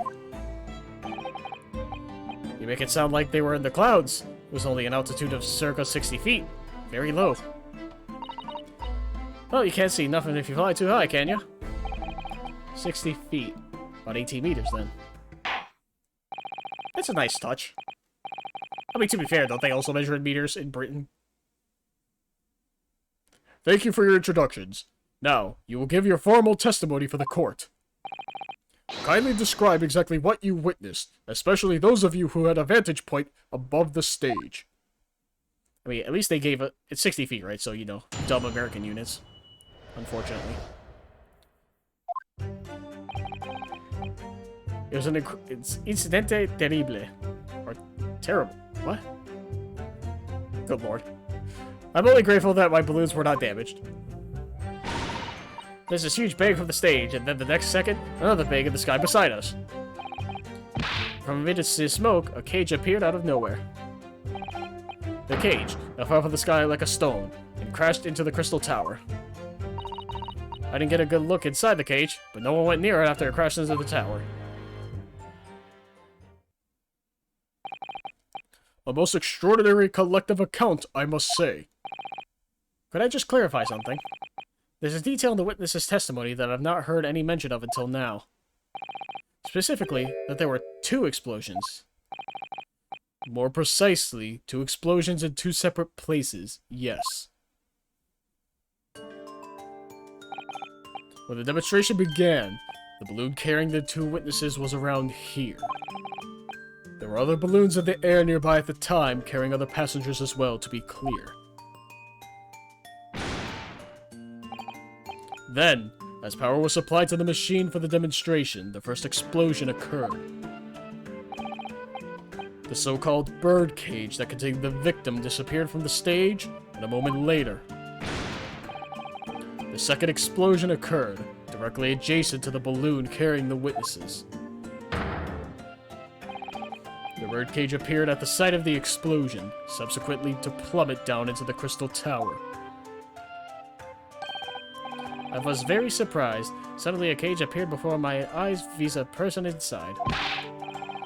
The blast was so hot, but I didn't want to miss a thing, so I kept my eyes wide.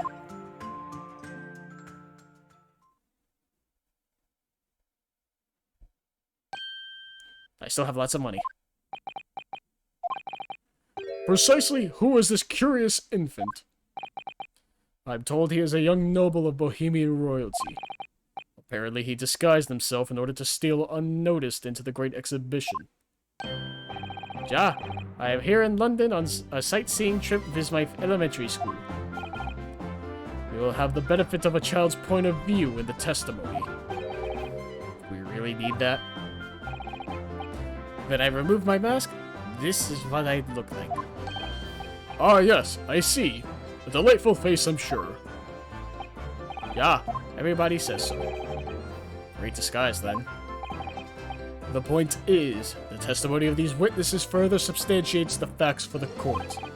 Namely, that despite ending in an explosion, instantaneous kinesis was successfully demonstrated.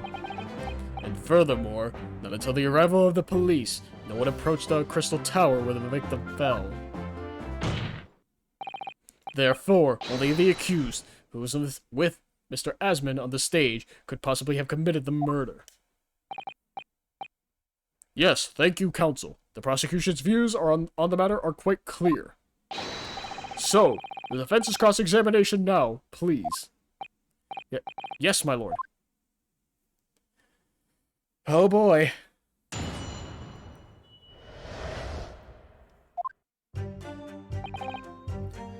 Terrible, balloons were not damaged. Huge bang for the stage, second bang in the sky beside. Cage appeared out of nowhere. Just fell like a stone.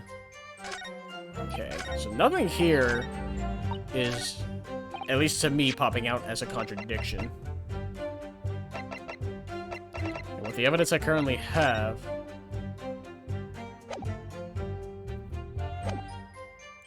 So we're gonna press every statement. There were 3 balloons flying above the experimentation stage at the time, I understand. See, all 3 of them. My bellissimi bambini. They are very popular, signor. Some people would pay £10 for one ride. £10? That's more than my annual stipend. £20 a month. That is my pocket money. Royals have all the luck. I got up there for free, I did. Play the old I work for Her Majesty's police card, you know? Detectives have all the luck. They're so popular, why would you only be operating such a small number of balloons, though? Because, if I have too many in disguise, they could crash into each other.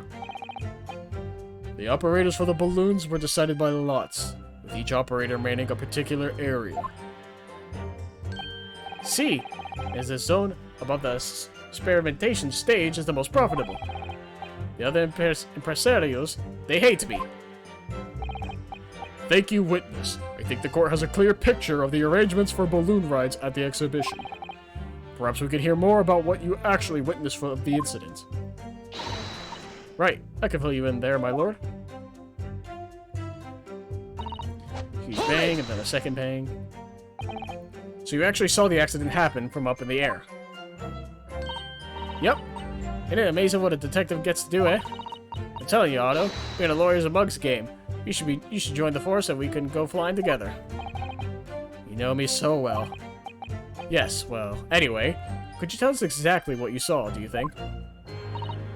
Everything. We saw everything, because we were up above it all. That dodgy cove, oh my god. That dodgy cove climbing into that cage, and that dodgy professor pulling all them levers. And that's when it happened. That's when there was that massive bang and the cage disappeared, just like that. You are describing the moment the subject's body was decomposed by the electricity, I believe. I didn't know what to make of it, but then there was another bang right in the ear. I looked around, and there was a huge great fireball right next to us in the sky, and there was nothing there before. Excuse me. Master Gotts, does your memory of the day differ? My teacher at the elementary school said that when you meet someone for the first time, you should always use their full name. Yeah, once again, these different accents are gonna fuck me up for pronunciation. I am sorry. Ah, yes, what was it again? Wilhelm Gottsreich Sigismund Ormstein. So sorry if I butcher these. Just the 4 names, then. The point is, do you have something to say? Something to add in response to Detective Gina Lestrade's last remark, perhaps? Oi, get it right, Otto. It's Inspector Lestrade. Why does everyone have a problem with how I address them at the moment? That is not what I saw. Oh? Yeah, there was a second explosion and it was right beside a balloon. That is true. But I'm sure. Which is what I said, innit? 1 minute there was nothing there, the next a massive explosion. My teacher at elementary school said that when someone else is speaking, if you are rude enough to interrupt, you will have the most awful life imaginable. Are all Bohemians brought up to be so full of joy?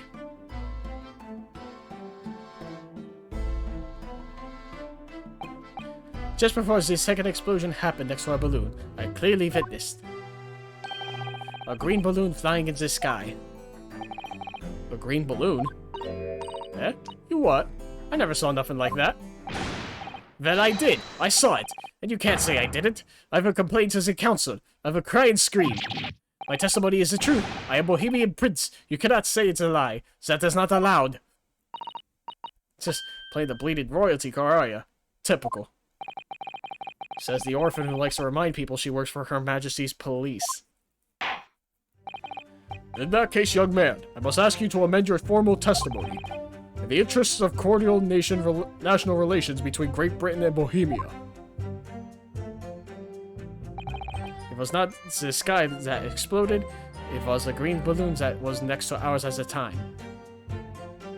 So, the green piece of thing is... Because that's not really a contradiction, right? So I see no reason to present at the moment, so I'm gonna press the statement. Hold it!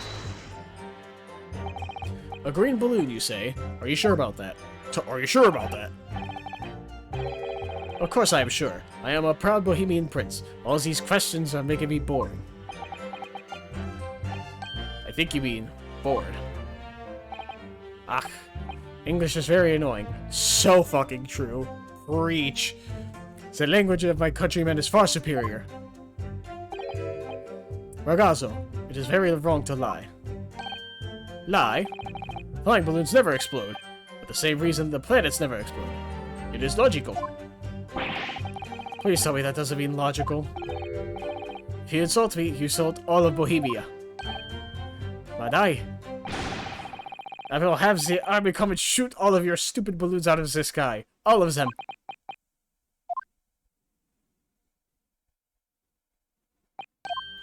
Here you are, Your Highness.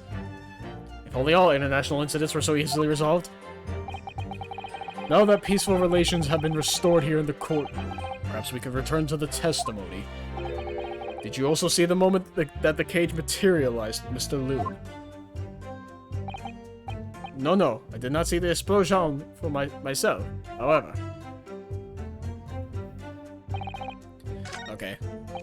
So I guess I do present with the green piece of material. Objection! I do not, never mind, I lied. I am so sorry.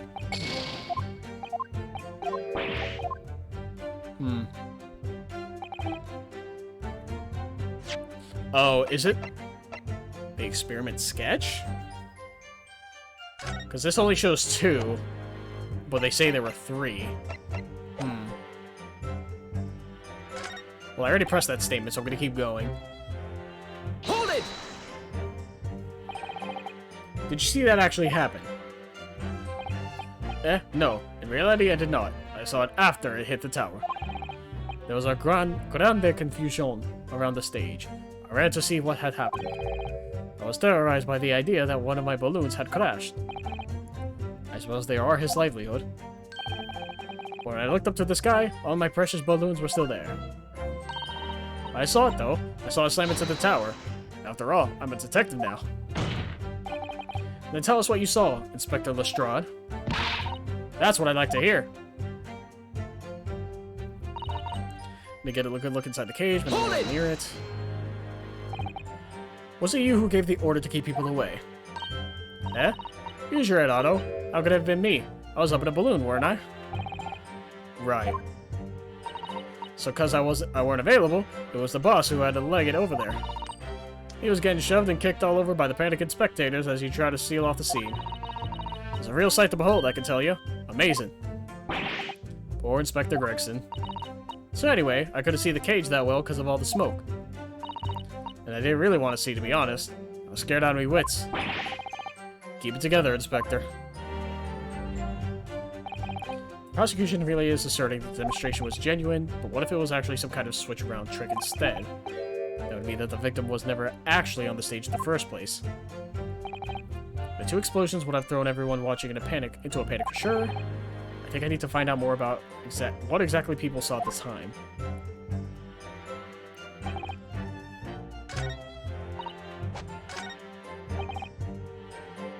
It's not this guy that exploded, it was a green balloon that was next to ours. Well, I already presented the green piece of cloth, and that didn't get me anywhere.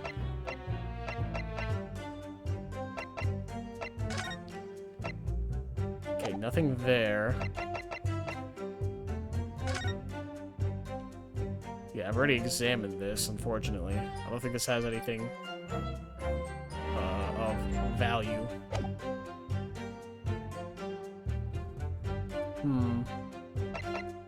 I'm assuming it's a sketch, right? Objection! It's not. I figured it'd be the new piece of testimony that we got.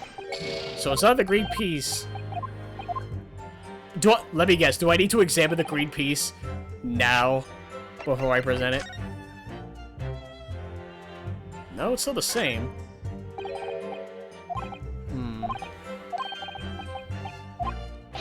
No, that's all the same. Yeah, there's nothing else I can examine about it. Nothing in the newspaper says anything, right? About the Great Exhibition. Uh-huh.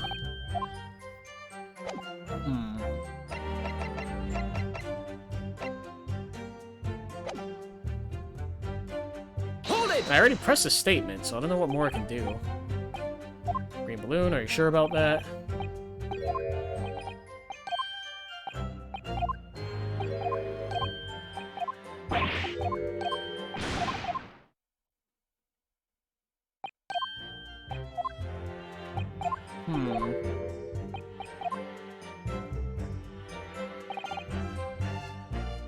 Hold it!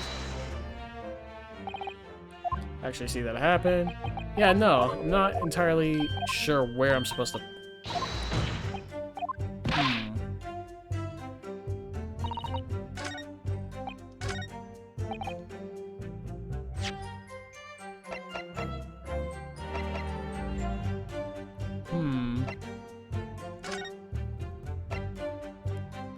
One that pierced the heart, sharp implement.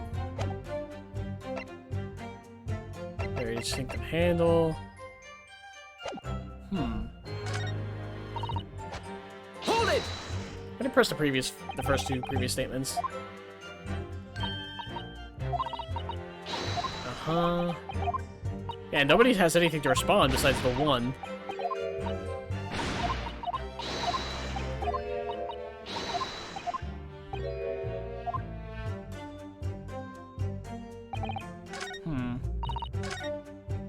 Hold it!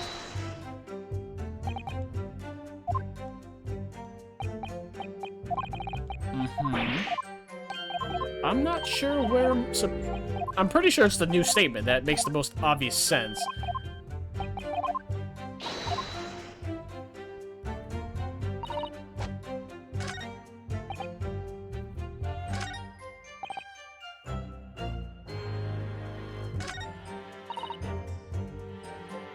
No one went near it after it crashed into the tower.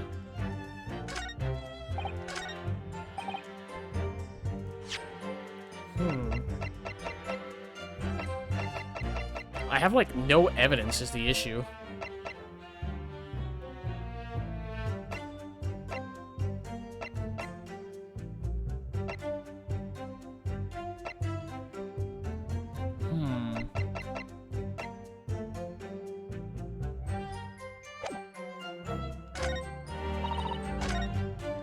Alright, so what exactly...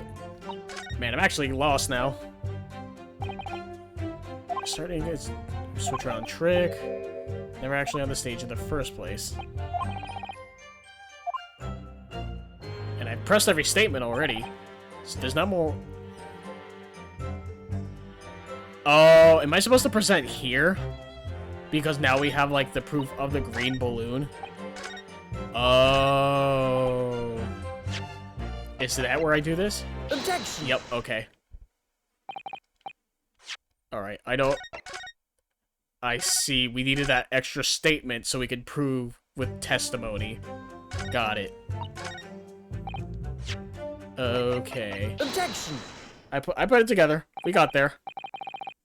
Mr. Lune, in your testimony, you said that all 3 of the balloons you had operating at the time were undamaged. See, that is correct. If they had been caught in the explosions, it would have been terrible. I wonder if you might know what this is. Ah, I think it may be. See, part of a balloon.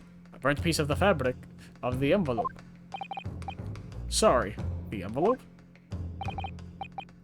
Pardon. That is the large round part of the balloon which becomes filled with hot air. It is made from very thick fabric lined with rubber. You do not want to rip it when you are in the sky. Just as I thought. This piece of cloth was found near the experimentation stage.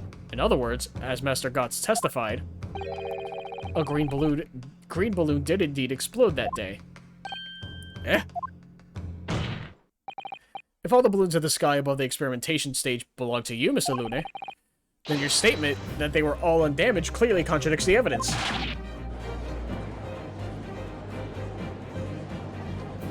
If a balloon exploded that day, why did the man say so? Maybe everyone on board was killed. Oh no, having just spent 10 whole pounds for the experience? How awful. Seems to me like those things crash 50% of the time anyway. Objection! The instantaneous kinesis did occur, but after the explosion on the stage, the point of the materialization shifted to a location occupied by a balloon, causing the balloon to explode. Yes, eminently plausible. An unfortunate traffic accident, as it were, but it changes nothing about the pertinent facts. This I cannot accept. Why not, Mr. Lune? You are suggesting that I am a liar. That person's died in a balloon incidente. There's no need to get fired up, Mr. Lune. The victim was the sole fatality that day. That's right, and I prove it. Balthasar Lune is not a liar. There is no such balloon in the sky. It is non possible. You're saying it's impossible? Why? This court has more important matters to discuss than the number of balloons that were operating that day. Objection! But we can't ignore the fact that nobody appears to have known anything about this other balloon until now. My lord, the defense calls for further testimony from Mr. Lune. I concur. There's clearly more to the truth here than meets the eye. It's imperative that we clear up the issue of this phantom balloon, I feel. Witness, you will give supplementary testimony about the balloons you were operating at the exhibition. Ah. Grazie, my lord.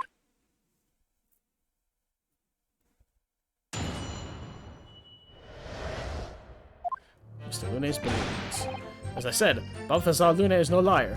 Every balloon I had in the sky landed safely. All 3 of my balloons were carrying passengers. If they fell to the ground in an explosion, what a catastrophe.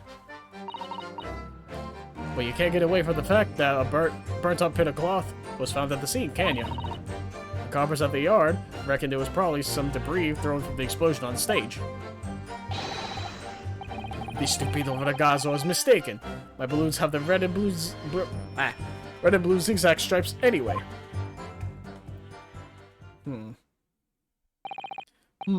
So your assertion is that the balloon this child saw was not one belonging to you? Si, exactamente.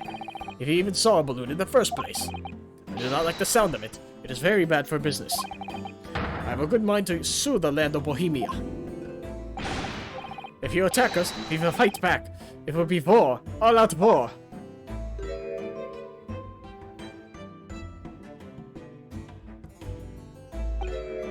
What happened to all out war? Mr. Lune certainly doesn't appear to be lying. And that doesn't change the fact that the testimony and evidence are contradictory here. If the defense is unable to find fault with the witness's statements, the court must consider them the truth. Think long and hard on that, my learned friend. The situation has clearly changed now. I have to get to the bottom of what happened here, no matter what it takes. Counsel, you may now cross-examine the witnesses.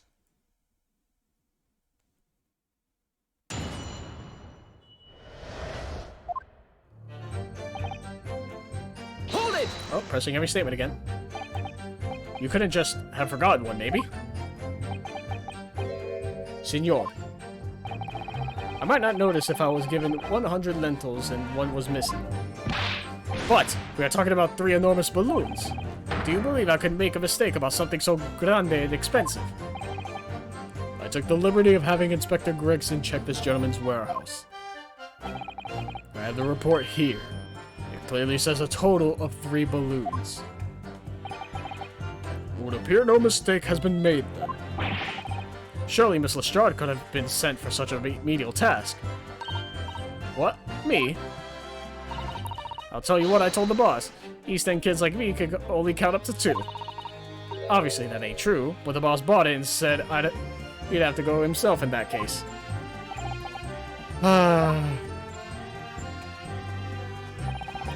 All 3 of my balloons were carrying passengers. It would be quite a catastrophe if they fell to the ground for any reason, I think. On that note, Mr. Lune, tell me, what is it that keeps these balloons in the sky? Are you an idiota? Sorry. That is like asking, why does a candle burn bright? It burns bright because it burns bright.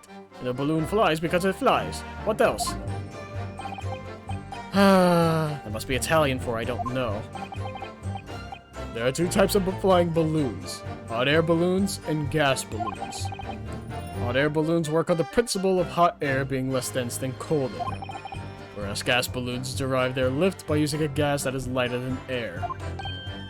See, and my balloons are filled with a magic gas, I believe. Hydrogen. Lighter than air, but highly explosive. Good lord! I do not permit smoking of the cigarettes in any of my balloons. The magic gas does not like fire. Even a small spark of static electricity could cause the entire balloon to explode. What is the matter with you, senor? All that comes out of your mouth is explosion. Explosion! I tell you, my balloons are perfectly safe. They have to be, or I cannot eat. None of my balloons exploded that day. I am completely sure. But if you still say that is what happened, you must show me the proof. Alright, so Mr. Lune had 3 balloons in the air that day. None of them were damaged. Then what was the one that exploded?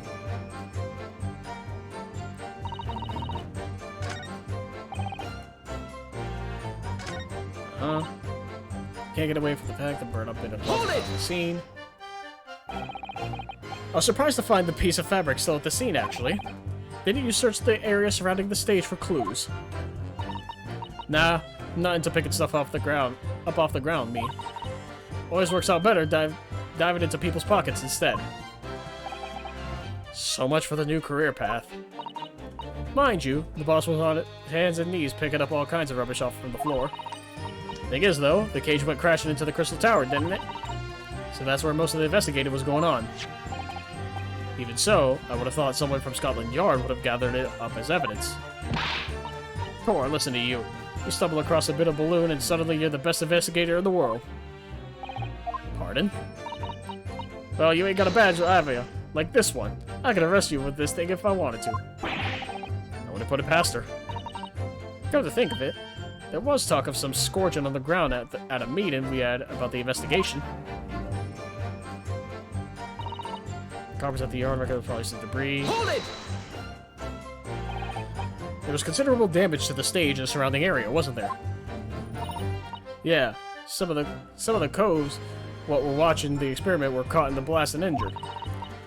Good job the old contraption didn't keel over, eh? I hadn't even considered that. It seems there was great panic after the incident occurred. Nevertheless, the police shouldn't have missed a torn piece of the envelope from a balloon. Inspector Gregson could expect repercussions. Like me swiping all his fish and chips, eh? Man's sole pleasure. None of this matters. The scrap of balloon envelope means nothing. Niente. This stupido ragazzo's mistake. Hold it! You mean the color is wrong? Si, senor. I do not have any green balloons in my warehouse. And yet, a piece of green cloth was found at the scene, and it's unmistakably from a balloon. Well, I do not know how that could be. For the sake of argument, let's say that a green balloon did explode above the stage. You couldn't therefore conclude that it happened on the day in question. Why not? There have been recreational balloon flights over Hyde Park operating from before the Great Exhibition. One could have exploded on some earlier date. Unfortunate, as I'm sure you'd agree. You believe it may have been from some earlier balloon accident that predates the exhibition? Si, exactamente. As the senor says, it is not from one of my balloons. Clearly, this little ragazzo from Bohemia is mistaken about what he saw. Excuse me! Is something wrong, Master Gotts? It's Master Wilhelm Gotts Sigismund Ormstein. It was on the tip of my tongue. Yeah, something is very wrong. I know what I saw. There was a green balloon there. I swear it. I swear all over Bohemia. You can speak as much bad language as you like, but it changes nothing. If you do not have evidence for the castle, then I must tell your parents to punish you, eh? Perhaps we'll let the judge decide when it comes to punishments. Evidence. What is this evidence? To give a simple example, young man. A photograph, for instance. Some tangible proof of what you claim. Well, why did you say so sooner? I have the photograph here. Good gracious! What? I had not been up in a balloon for a little while, so I was very excited. I took lots and lots of photographs.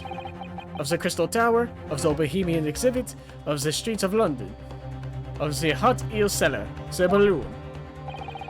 And the instantaneous kinesis experiment? Did you take a picture of that? Ja, one picture.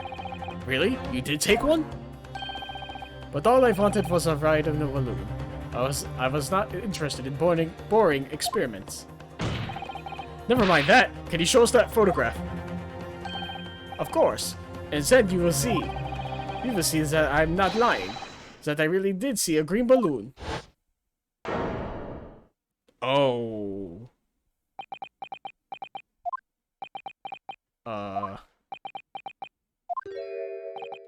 Well, I see you're all too shocked to speak. Yes, I think shocked is indeed the word, young man. Yeah, perhaps you cannot see that it was a green balloon from this photograph, but that is not my fault.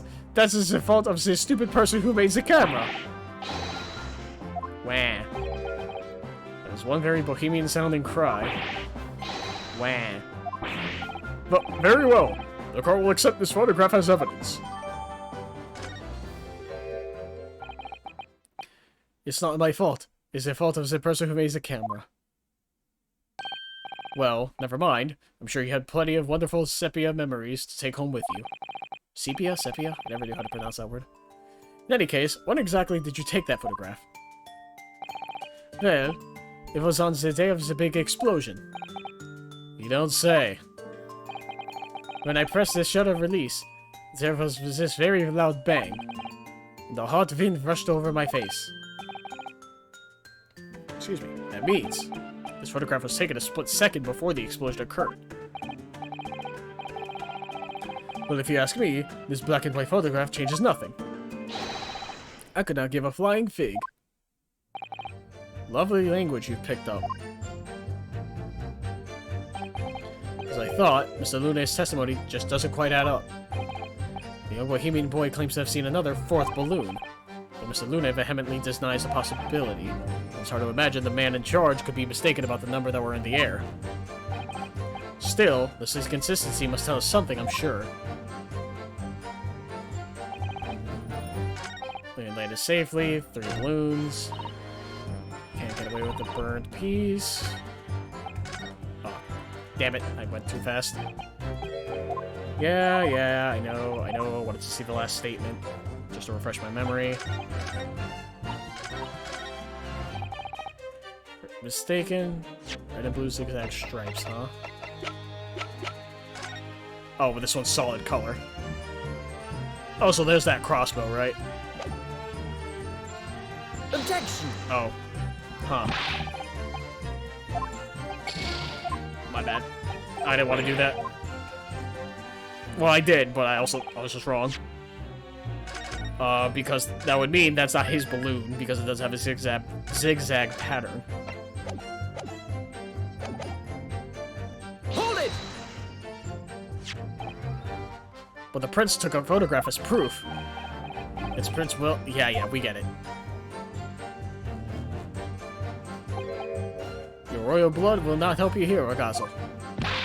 See, it is a balloon, but there is nothing more you can see from this black and white photograph. Just look at my head.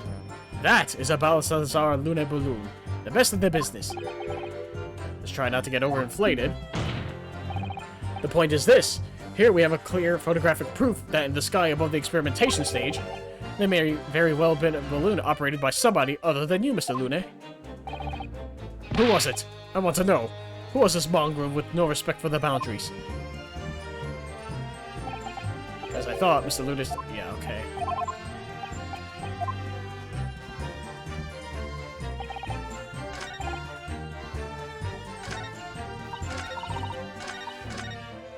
Oh, is it this one right here? I think it's this statement, because there's no passengers in that balloon.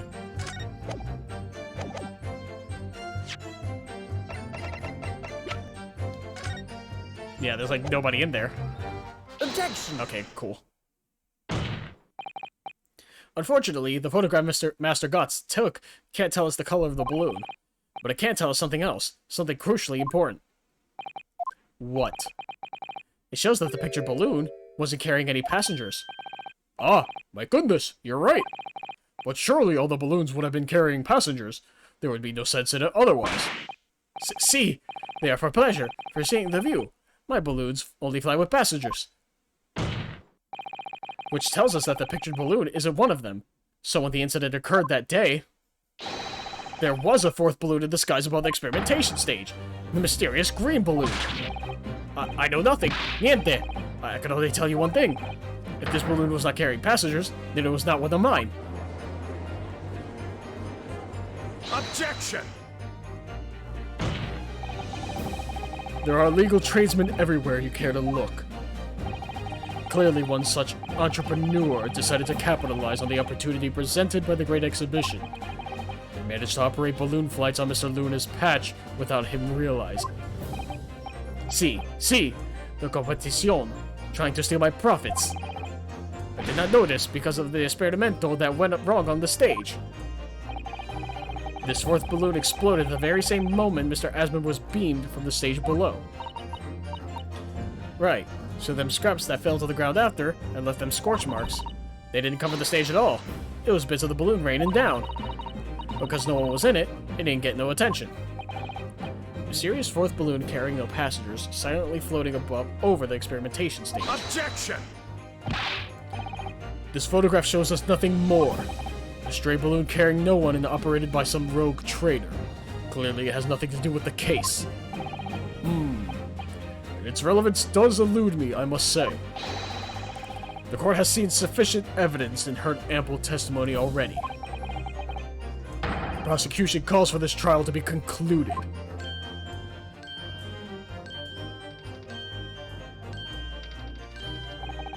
Really? We really got to the truth yet. No, I can't let this opportunity slip away. The jurors' minds are made up, and not in our favor. What else can this photograph tell us? Is there nothing more we can learn from it? Well, of course there's more. There's a fucking beam of light going through. Ladies and gentlemen of the jury, wait. Please don't give your decisions yet. The photograph of Master Gotts may well be hiding one more vital clue. What's that? A vital clue? Objection! We're well past the point of mere possibilities. It's time for definitives now. So tell the court. What exactly does this alleged clue in the photograph prove? Probably the cause of the explosion, right? We can reasonably assume that the pictured balloon was destroyed in the searing heat of the explosion. Yeah, that's right. Yeah, it was not my fault. Evidently, because the bird cage from the kinesis machine materialized at the sky where it had been flying.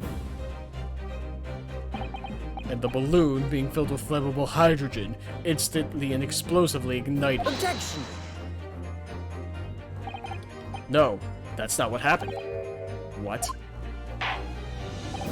It would appear that this photograph requires closer examination. Counsel for the defense, you will highlight the location of this alleged clue in the photograph for the court. Of course, my lord. If you look closely, it's plain enough to see.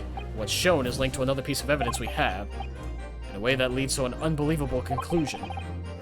The clue that heavily suggests that the real reason the balloon exploded is, you know, the beam of fucking light that no one else seems to see.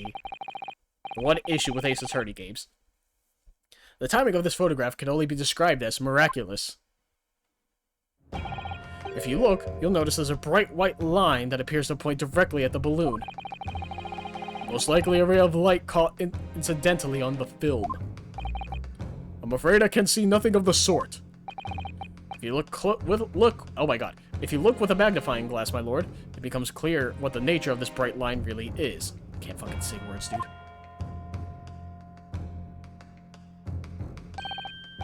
Goodness, what is that? Undeniably some flash of light, yes. Oh golly, do you think it might be lightning? But it could have been a finer day. I believe we may be looking at fire. A bolt of fire heading straight for the balloon, like an arrow. Indeed, even to my aging eyes, it would appear to be a flame of some sort.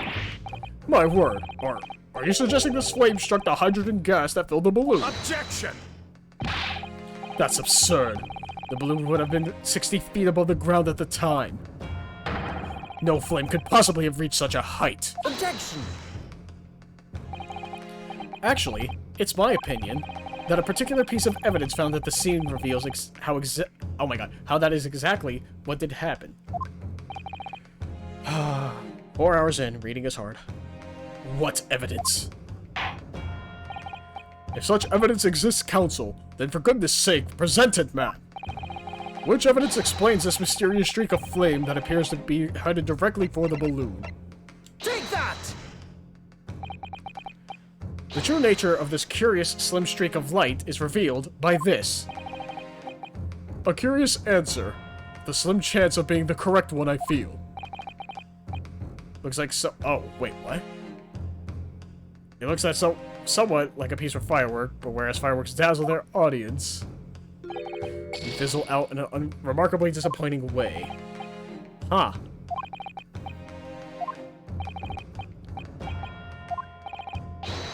Oh, I thought it would be this. Hey, man, Man, that's a real good fucking question now, huh? Which evidence explains this mysterious streak of flame? I thought it'd be this. But I have no way to examine it. Are you?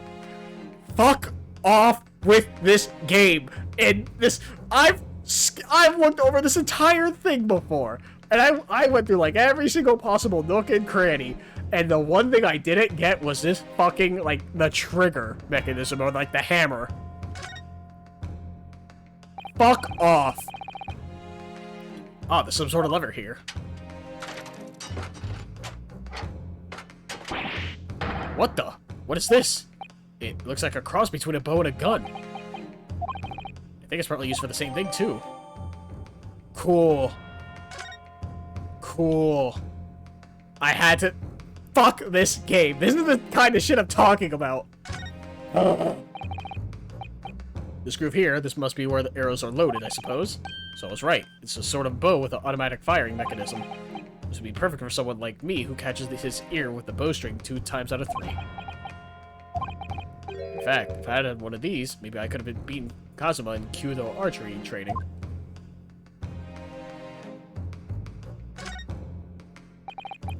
Looks like you wind this around in order to draw the bowstring back and create tension. You must be able to fire arrows with huge amount of force using this device then. In fact, I would imagine it's far more accurate and powerful than a Japanese longbow. Ugh, I really had no idea what I was picking up when I spotted this at the exhibition grounds. Yeah, now I can examine everything. Fuck off, game. I knew what I was doing, and apparently I just didn't press the fucking, like, trigger. Take that! The crossbow, and not the mysterious contraption. Sorry, I didn't look at it one extra time and, like, jerk off the fucking thing to make it extend. Ugh. This was found hidden at the foot of a small ornamental tree near the scene. Good lord, is that a crossbow? An arrow dipped in oil and set of light could have been shot from this weapon, sending a flaming arrow straight into the hydrogen-filled balloon. Are you suggesting that crossbow was used deliberately? Blimey, you're right. That streak of light in the photos looks like an arrow, just like an arrow, doesn't it? Then, the explosion of the balloon, it was very likely the result of a flaming arrow from this crossbow igniting the hydrogen gas inside it. No! Order! Order! Council, this is an extraordinary supposition. If the aim was to cause the balloon to explode, the shooter could have used a gun, of course. However, there's an obvious reason why that would have been out of the question. The noise of the discharge, of course. That's right. By using a crossbow, the projectile could be fired at the balloon silently. Well, yeah, if someone had a gun off. Oh my god. Someone had shot a gun. Oh. That crossbow, man, got me fucked up. Well, yeah, if someone had shot a gun off in the exhibition grounds, it would have caused a real panic. Words are hard. But with the big explosion, there was a very big panic anyway, no? I don't like this. I should be pleased to have found a plausible new explanation. Found a plausible new explanation for all this, but something feels wrong. Objection! Do you understand the implications of what you're saying, my Nipponese friend? If the flaming arrow did indeed hit the balloon, then obviously it would have exploded. And if the birdcage appeared from the cloud of smoke that ensued... Well, wait a minute. What are you really saying here? I don't get it. Was the birdcage beamed up into the sky after all, or what? My goodness me! Ah, now I understand. That's what that sinking feeling is about. I think there's a good chance that the birdcage was actually concealed inside the balloon all along. What? Did I just hear that correctly, Council? There's no going back now. The horse has bolted. Let's assume, as I said, that the birdcage was hidden inside the green balloon from the start.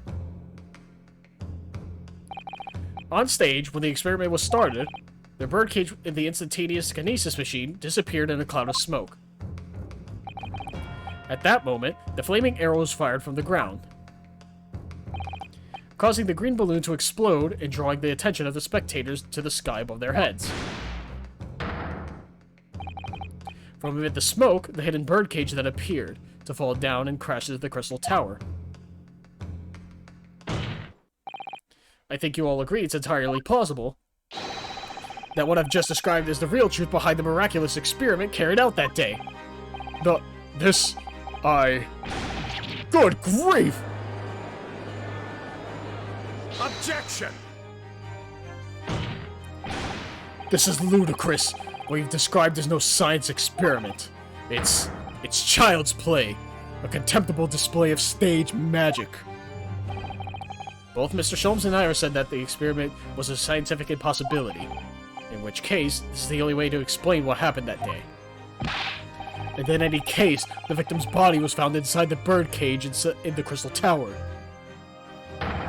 If the instantaneous kinesis didn't take place, how do you explain that? If I may put in a word, as a man of magic myself, such apparent discrepancies can easily be explained by some simple deception. Juror number 3.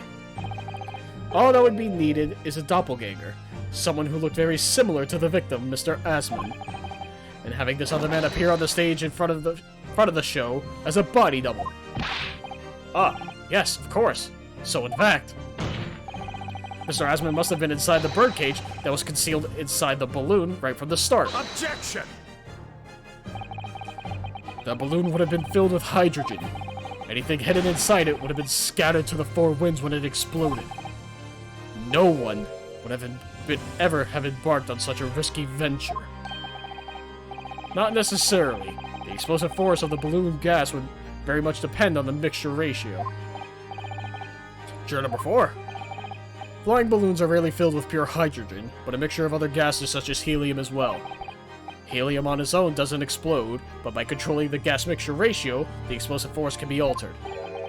The mixture ratio. Obviously, the victim's body would have suffered some burns. That would be unavoidable. But not to such an extent as to render this whole obscene charade impossible. So everything that happened can be explained, logically and scientifically. The explosion that engulfed the stage at the start of the experiment was no accident. It was all part of an elaborate deception to make it appear that instantaneous kinesis had occurred. Well, goodness me. And if we accept that this is what happened, it means that the victim, Mr. Asman, was never present on the public experimentation stage to begin with. In short, he couldn't have been killed by the defendant, who was on stage in full view the entire time.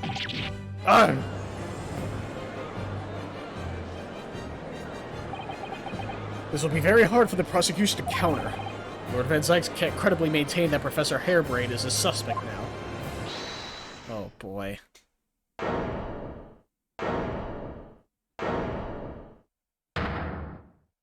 Yep. Mr. Naruhodo, I appreciate your efforts. Thank you. Professor? But you can't stop now. Just keep your mouth shut, please. Sorry? What's all this about, Mr. Hairbrain?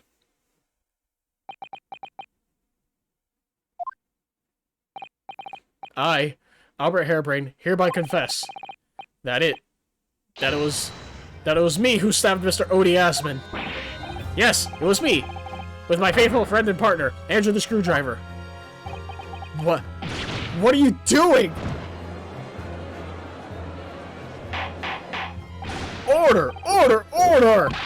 Defendant, explain the sudden confession. Objection! Professor Hairbrain, what are you talking about? It's what I've said all along. I must protect my hypothesis, my precious machine. You stand there and claim it was all a trick, an elaborate prank, but where's your proof? No, you'd have to examine the machine if you wanted to prove it, but then it would all be over. My beautiful hypothesis would be laid bare. I mean, the indignity of it. It's clear that you drew the plans for the experiment, but you didn't actually build it. It's quite conceivable that Barak. Yes. I'll cooperate. I'll do whatever you say. I'll swear it. So please, ensure the Special Dispensation for Scientific Equipment Act is adhered to and protect my creation.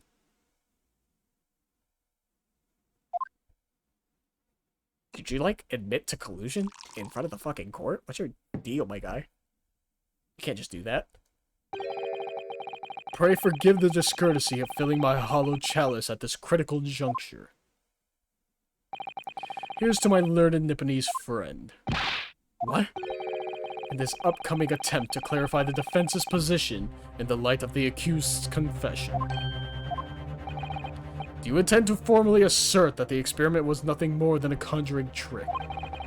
Because the moment you do, the Special Dispensation for Scientific Equipment Act that protects the professor's invention will cease to apply. Prosecution will then demand a rigorous examination of the machinery involved in order to establish the truth. However, if you acknowledge that the machine is genuine and instrumental in the victim's murder, any chance of investigating will be crushed, and the confidentiality of the professor's hypothesis preserved.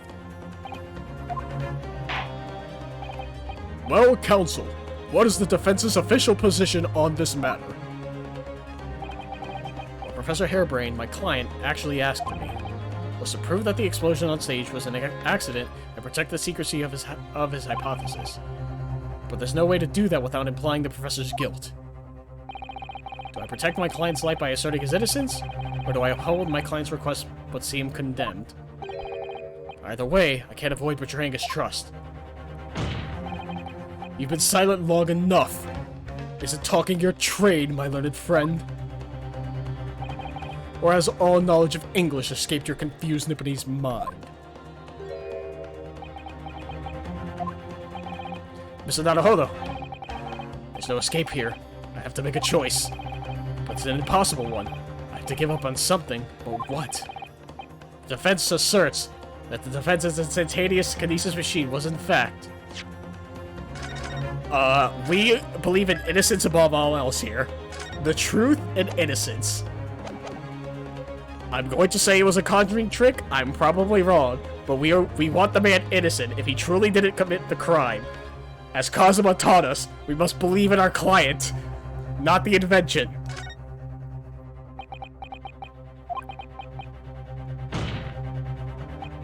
Ugh! No, I can't say it. My client places faith in me. I can't just let him down. Yes, we can! What must I give up on? It's not the question you have to ask yourself here. It's what can I protect? Hello again, Mr. Naruhodo. It's been far too long. Susato-san! But what are you... Don't you... You bitch! My first Susato takedown in 6 months. We haven't seen 6 months. You've been in the stand as a defense attorney. You know my struggle, and then you fucking throw me? You bitch! There'll be time to talk later, Mr. Naruhodo. For now, we must concentrate on the task at hand. Which is working out not what I have to give up on, but what I can protect. Professor Harebrain. Ah, yes. Yesterday you told me that science is the pursuit of truth. Well, my job is to pursue the truth, too. Yes, of course. And personally, I believe that you didn't stab Mr. Asman. I think you've come to realize something yourself, too, haven't you? That your experiment and the machine you built with the victim are questionable. The truth behind that is what we must both pursue now.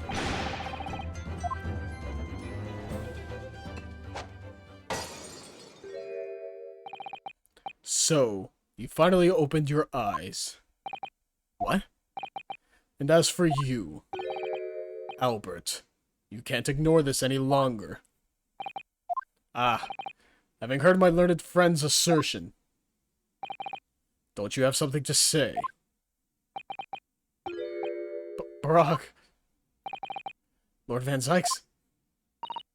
Gosh, I've never heard him speak that way before. In truth, there is one thing. Something I remembered that's of relevance. What? On the day it happened, just before I began the experiment, I saw a man near the stage. A man holding that crossbow. I beg your pardon.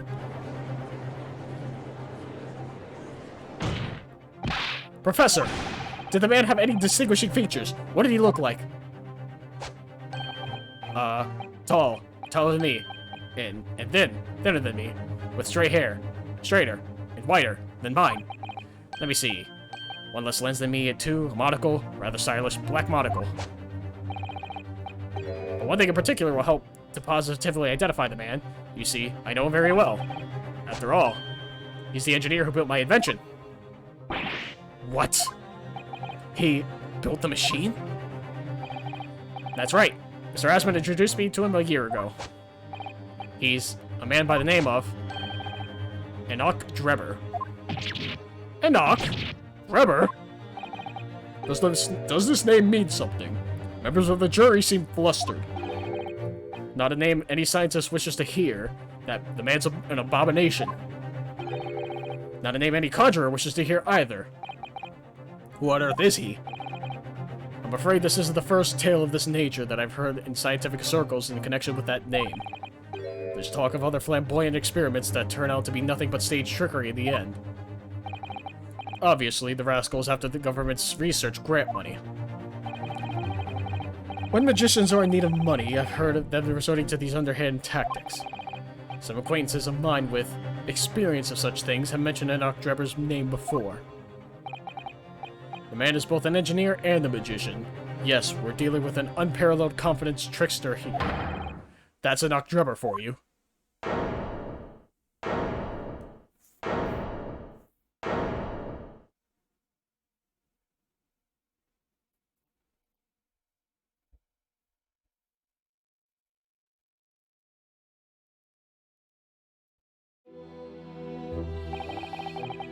So it's true then. My invention. My great machine. It was just a grand illusion. Considering what we've just heard about Mr. Drebber's character, I'm sorry to say that sounds increasingly likely. Even though no one's believed it, I wanted to. I wanted to believe that machine would function exactly as my hypothesis predicted. Which is why you were so opposed to it being investigated, I presume. I knew that if the machine was examined in detail, its construction would give away my hypothesis. Obviously, I didn't want that to happen. At the same time, I knew that if it was found to be nothing more than a trick, than a work of deception, then everything I worked towards, all my research, all my dreams, my whole life would be over. I was terrified at this prospect. So you really had no idea then, did you? About the true nature of the machine that was built, and the true nature of Mr. Drebber. I never questioned anything. I didn't want to question it. It's entirely possible that Mr. Asmund and Mr. Drebber were working together to use you as a means of fraudulently acquiring the research grant money.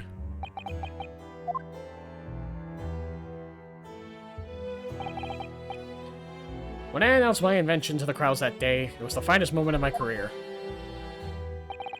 I pulled all the levers and turned all the dials in exactly the way Drebber had it described. When the smoke suddenly started billowing out, I panicked. I didn't know what was happening.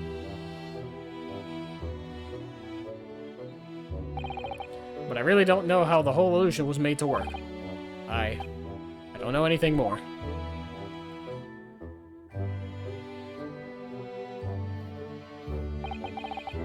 Let me confirm one final point with you, Professor. Do you now consent to the prosecution submitting the necessary paperwork to release your invention from the protection afforded by the Special Dispensation for Scientific Equipment Act? Yes. Please go ahead. I'm very sorry.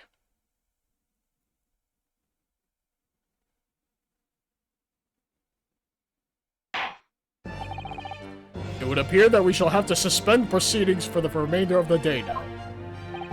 Lord Van Sykes, my lord, the court has newly been made aware of another party whose involvement in this matter is critical. Yes, Mr. Drebber. Gather information about the man. If possible, I should like him served with a subpoena. With pleasure, my lord. Now, counsel for the defense. Yes, my lord. When we reconvene, I shall be looking for one thing and one thing alone from you. Evidence that the defendant is innocent of the crime for which he is presently stands accused. I understand. Good. In that case, this court is adjourned until tomorrow morning. Jesus fucking Christ.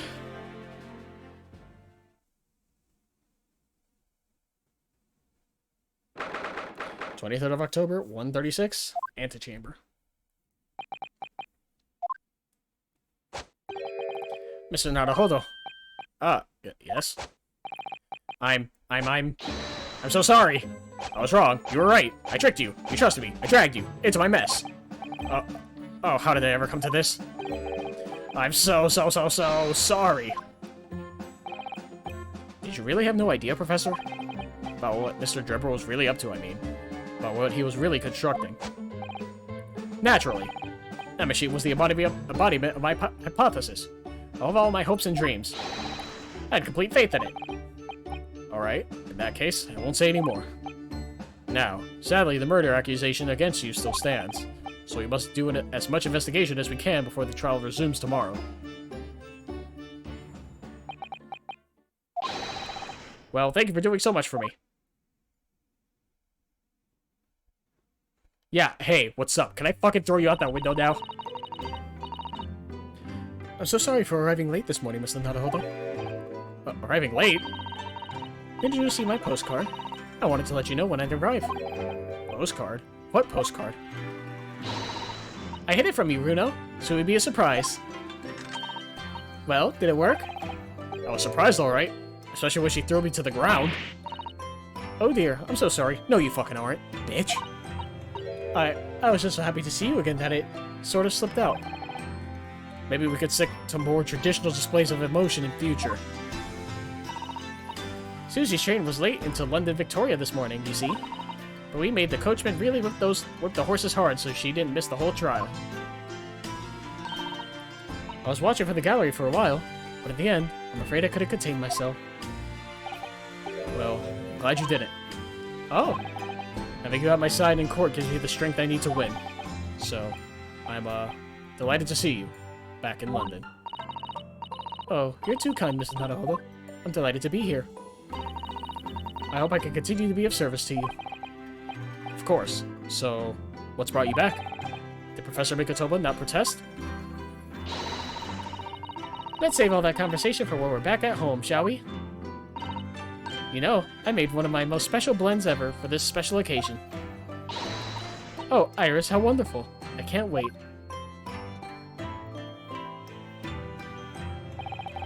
So Sato-san was back in London. It's hard to describe how happy that made me feel at the time. But despite my elation, our tale was about to take yet another extraordinary turn. Christ almighty.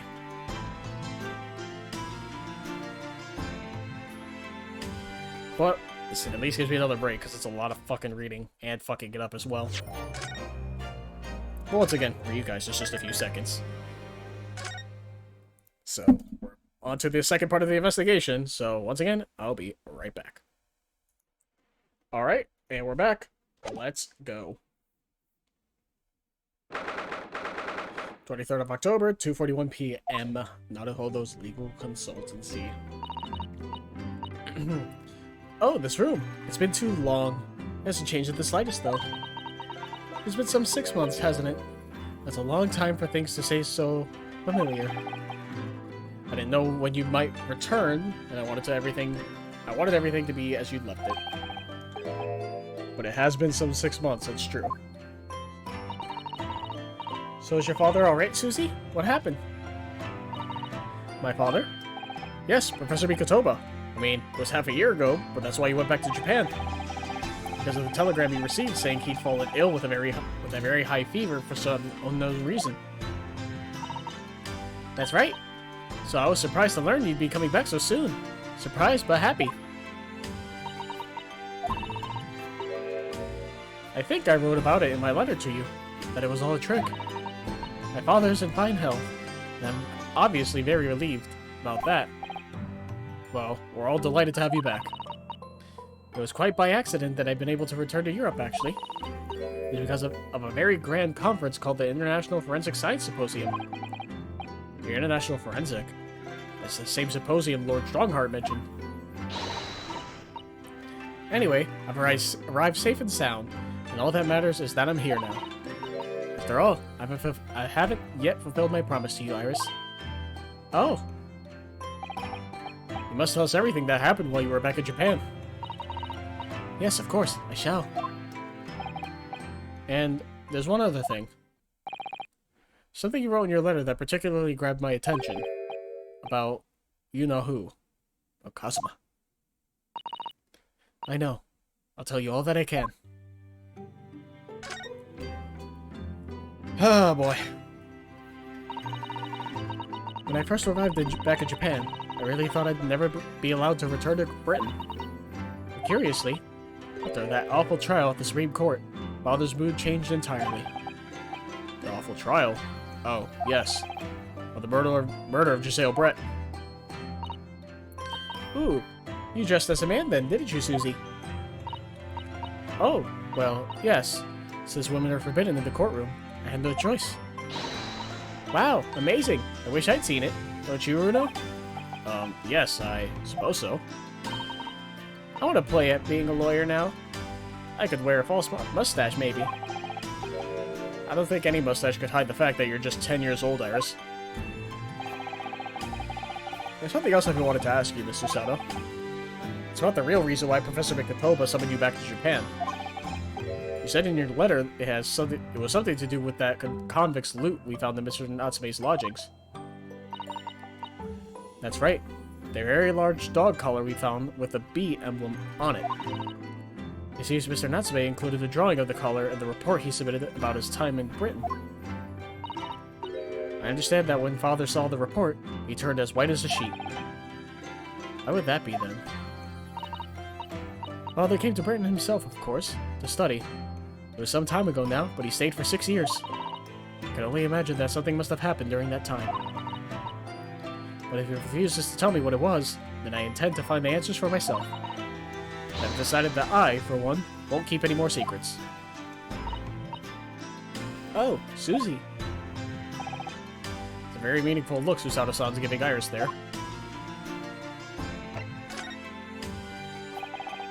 Lord Strongheart mentioned something about that symposium, too.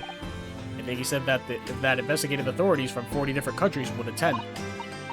Yes, from Japan, my father and Judge Jigoku have been invited. It's something of an honor, I believe. Well, Professor Mikatoba is the leading expert in forensic medicine in our country, after all. But who's the other person you mentioned? A judge, did you say? Yes, His Excellency, Judge Seishiro Jigoku. You've met him, Mr. Naruhodo.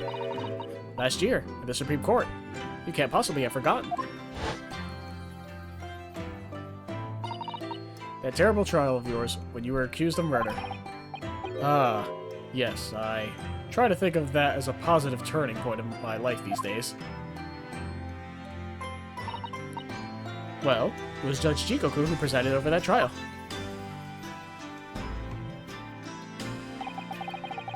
If I'm perfectly honest, I'd be happy to never to see that man's face again in my life.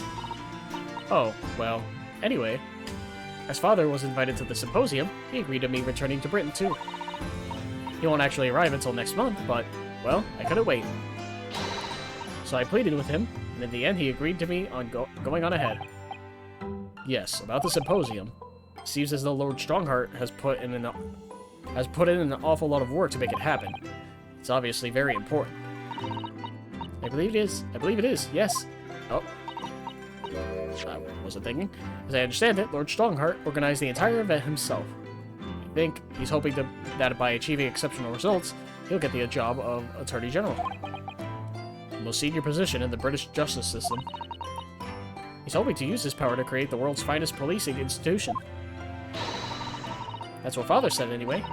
Apparently, it's Lord Strongheart's lifelong ambition. Does Professor Mikatoba know Lord Strongheart personally, then, I wonder? Actually, Lord Strongheart gave me a long speech all about this very subject only yesterday. And I sort of lost the will to live early on and didn't really listen to much of it. How trying for you. Giselle Brett. The woman whose unforgivable actions ended in me being wrongly accused of a crime I didn't commit. The murder of Dr. John H. Wilson. Yes, Giselle Brett. That's a name I won't forget for as long as I live. The extraordinary thing is, though, It seems it's a name we should all forget. Sorry? Since the incident, our government's intelligence services have been investigating Miss Brett. But it turns out that an Englishwoman by the name of Giselle Brett didn't actually exist. Didn't exist? But how can that be? It was a pseudonym. Her real name was Shin. And she wasn't a visiting student either. That was a front. A front? Who on earth was she then? Miss A. Shin. Her name is literally all our intelligence services have been able to ascertain about her. Nobody knows why, or even how, she came to be in Japan. It's a complete mystery. But that makes no sense. So easy task to be accepted as a foreign student anywhere. What could the woman have been up to? I'm afraid I really don't know. The only thing we can be sure of is that she had some business in our country that we don't yet understand. And now she's been killed. While all the questions surrounding her existence remain unanswered. I'm afraid so. A. Shin. Who on earth was she? And why do I feel as though I've heard that name before somewhere? If I have, I don't remember.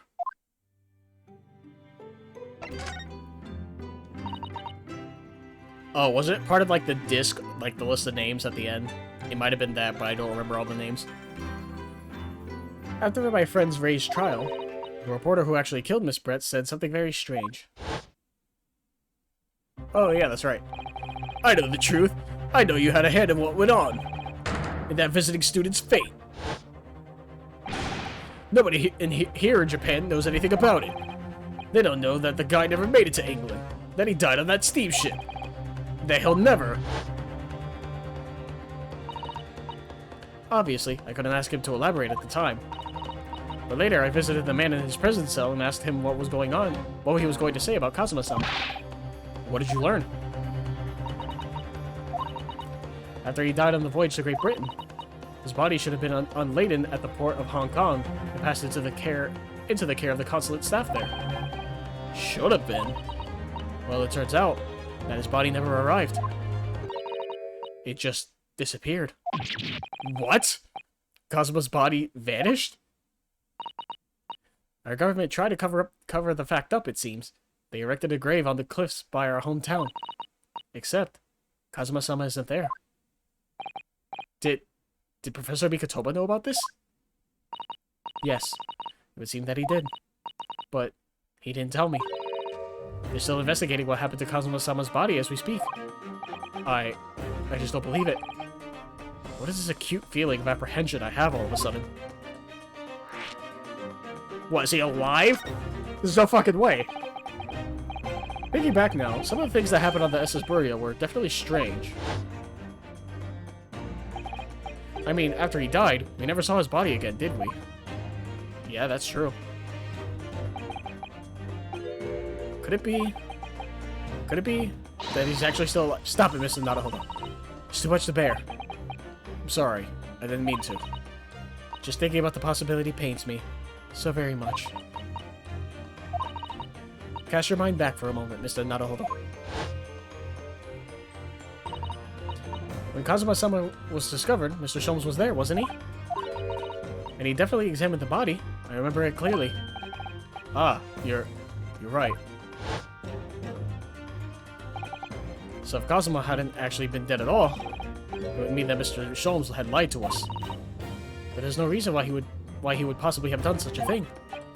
I suppose that's true, yes. The idea that he might still be alive somewhere wants to fill me with hope, but I can't let it, because if it turned out not to be true, then I'd be back at the bottom of that awful pit of despair again. I'm terrified of what that might do to me. Oh, Miss Susato. I know she's given the idea the thought it deserves. It's Susato-san we're talking about, after all. So I probably shouldn't push it now. I mean, he was still my fucking friend, like... He was my rock. Oh, we can't move anywhere? Interesting.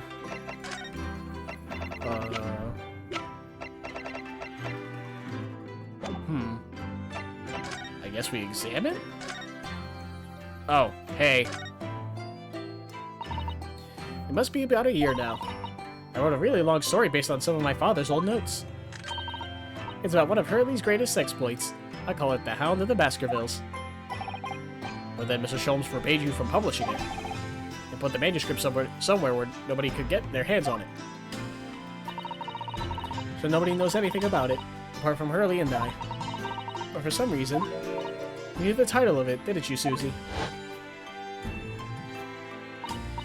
Oh, it sounds so exciting. The Hound of the Baskervilles. I should love to read it. And you wouldn't tell me how you'd come to know it. Yes, but I made you a promise that I would explain one day, didn't I? I think it's time. Oh, are we gonna fucking tell her dad's dead? Yikes. I'm only sorry I've had to keep it from you for so long, Iris.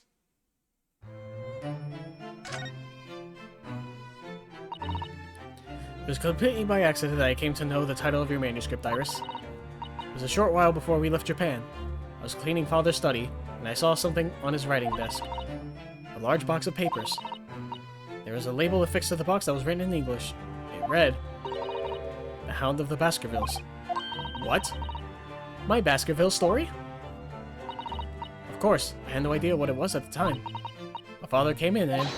Susato, what are you doing? Oh, Father. Did you look at those papers? No, I simply read the label, that's all. Well, put it out of your mind. Sorry? Forget that you ever saw it, and certainly don't tell anybody else about this. Do you understand?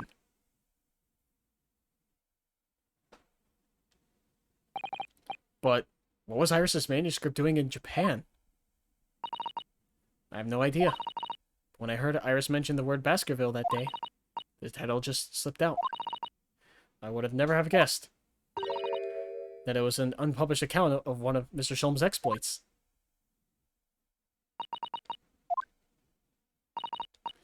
When I returned to Japan, I asked Father to explain, but he refused to answer any of my questions. There was no sign of the big box in his office.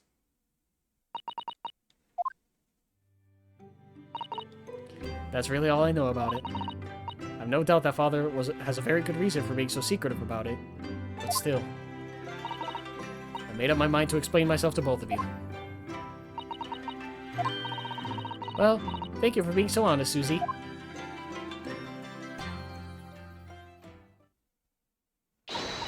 So, Mr. Naruhodo, I'm ready to start investigating if you are. I've committed every detail about the case to memory. And Iris has told me about the disturbing happenings at the Waxwork Museum as well. So, you're fully abreast of the situation already, Mrs. Otto. I'd expected nothing less, to be honest. I would think our first port of call should be to investigate this Mr. Drebber, the engineer responsible for building the elaborate machine that was used to effect this extraordinary trick. Yes, a conjurer of sorts, by the sound of it, well known in the fields of science and magic. Then, we need to go and arrest him. Well, yes, he must know the truth behind this case, so I agree we really do need to find the man. Sounds like it's a case of tracking someone down. Which is a job for the police, or a great detective. You're supposed to guess who she might be thinking of? We don't have much time, so we need to get started straight away, I think. Good idea. Well, best of luck then. Oh, you're not coming today? I'm going to Brixton Road shortly for the herb market. But let me know later how you got on, won't you? That was a little abrupt. The pull of the herb market must be strong. I don't know. I think I prefer Iris. She can't fucking throw me.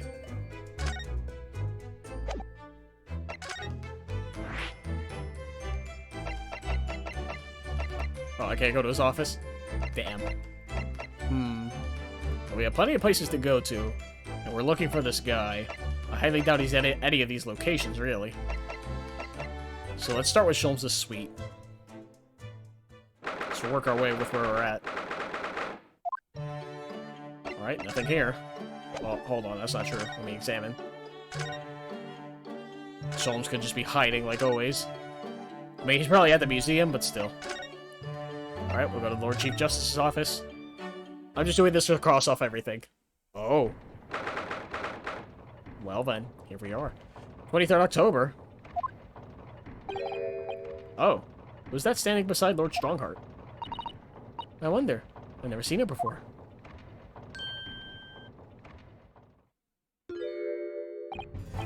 Ah, the young champion of the court. You had some success this morning, I understand.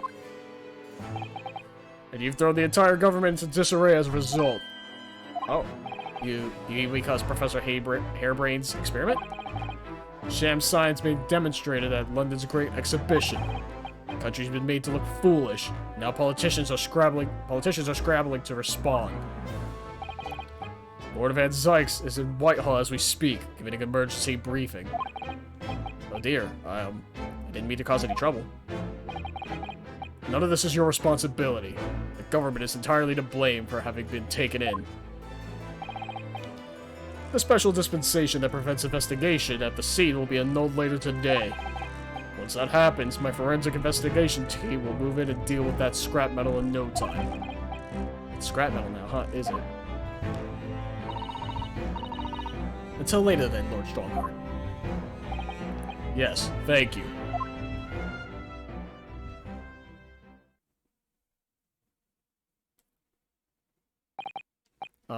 Who was that?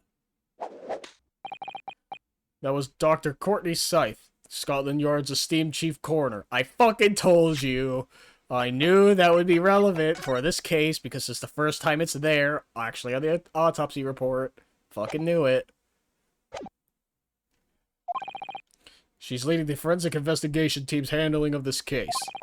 She was just delivering her report about the victim, in fact. Oh, I see. Well, Mr. Asman. Following the outcome of the trial earlier, I asked the coroner's office to reevaluate its findings. I don't have the time to tell you what she concluded. If you want to know, you'll have to ask her directly. You can find her in the forensics laboratory. Or laboratory, rather. Ah, right. Now, what were you here to see me about? I can give you 7 minutes and 39 seconds of my time. So he's not running quite so spectacularly late anymore. I don't fucking know, I just came here because I was going down the list. What exactly is the forensic investigation team that you mentioned before? The British Empire's police force must become the most exemplary in the world. For that to happen, it's imperative that we embrace the forensic science and everything it has to offer. I first created the forensic investigation team a year ago now, unofficially of course, to pave the way. Goodness, a year ago? At next month's symposium, I intend to present the results of their work to the world. Once I do that, the House of Lords will be powerless to oppose the creation of a full-scale forensics division. And once that happens, the position of Attorney General will be mine, and criminals will suffer dearly. What do you mean? For too long, those scoundrels have made a mockery of our legal system with false evidence and bribes. The London scum is about to be rounded up and burnt in the fires of hell. I intend to see to it personally. By creating the finest police force the world has ever known, to protect our honor and our future. Look at those eyes. He means every word. Dr. Scythe is an extremely reliable coroner. When I officially establish the forensics division at Scotland Yard, she will run it as my right-hand woman. Now then, speaking of the symposium, Miss Mikotoba. Oh, yes, my lord? Your father should be on the high seas as we speak, making his way here to represent the Empire of Japan. Yes, that's right. I understand he will arrive at the beginning of next month. Are you acquainted, Lord Strongheart? With Professor Mikotoba, I mean. It was many years ago now, but yes, I remember Dr. Mikotoba very well.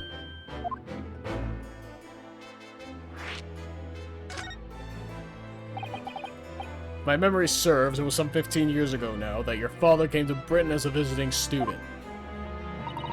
It was the year I was born, so yes, 16 years ago in fact. Oh, and he studied for 6 years and then an incident happened with the murders, so that's probably what brought him back. Mikotoba was a young practitioner of forensic science. and Jigoku accompanied him as a young promising judge. The punctiliousness and politeness of the Japanese at the time impressed us greatly. Stop saying words that aren't real. Not that I wish to imply impoliteness or carelessness on your part in any way. I didn't think that you were. Dr. Mikotoba studied forensics at one of London's large hospitals. St. Sinners, if I'm not mistaken. Dr. Scythe was also there then, as it happens. I don't know if it's Scythe or Sith. I'm gonna keep saying Scythe, though. Dr. Scythe knows my father, does she? She was a young medical assistant at the time, so I doubt their paths crossed regularly. But I've no doubt they knew each other superficially. After all, Dr. Mikotoba was here studying his subject for some 6 years in total. 6 years? That's a long time to be studying abroad, isn't it? I lived with my grandmother in those years. So he left his duly born daughter behind and went overseas for 6 whole years? It was a rather turbulent time at home. Oh. Perhaps father wanted a reason to get away. What do you mean? Why? Well, clearly something was going on at the time.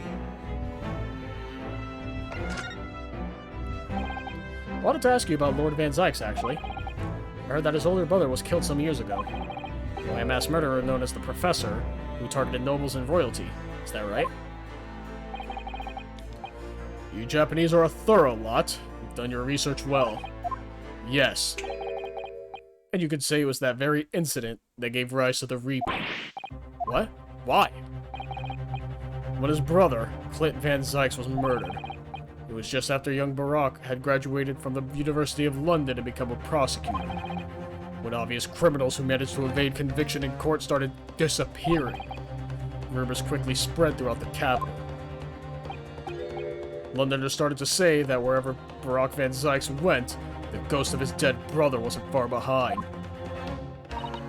Oh my word. So, Lord Van Zykes isn't the Reaper? It's the ghost of his brother? Ever since that time, he became a very aloof figure in London's legal circles.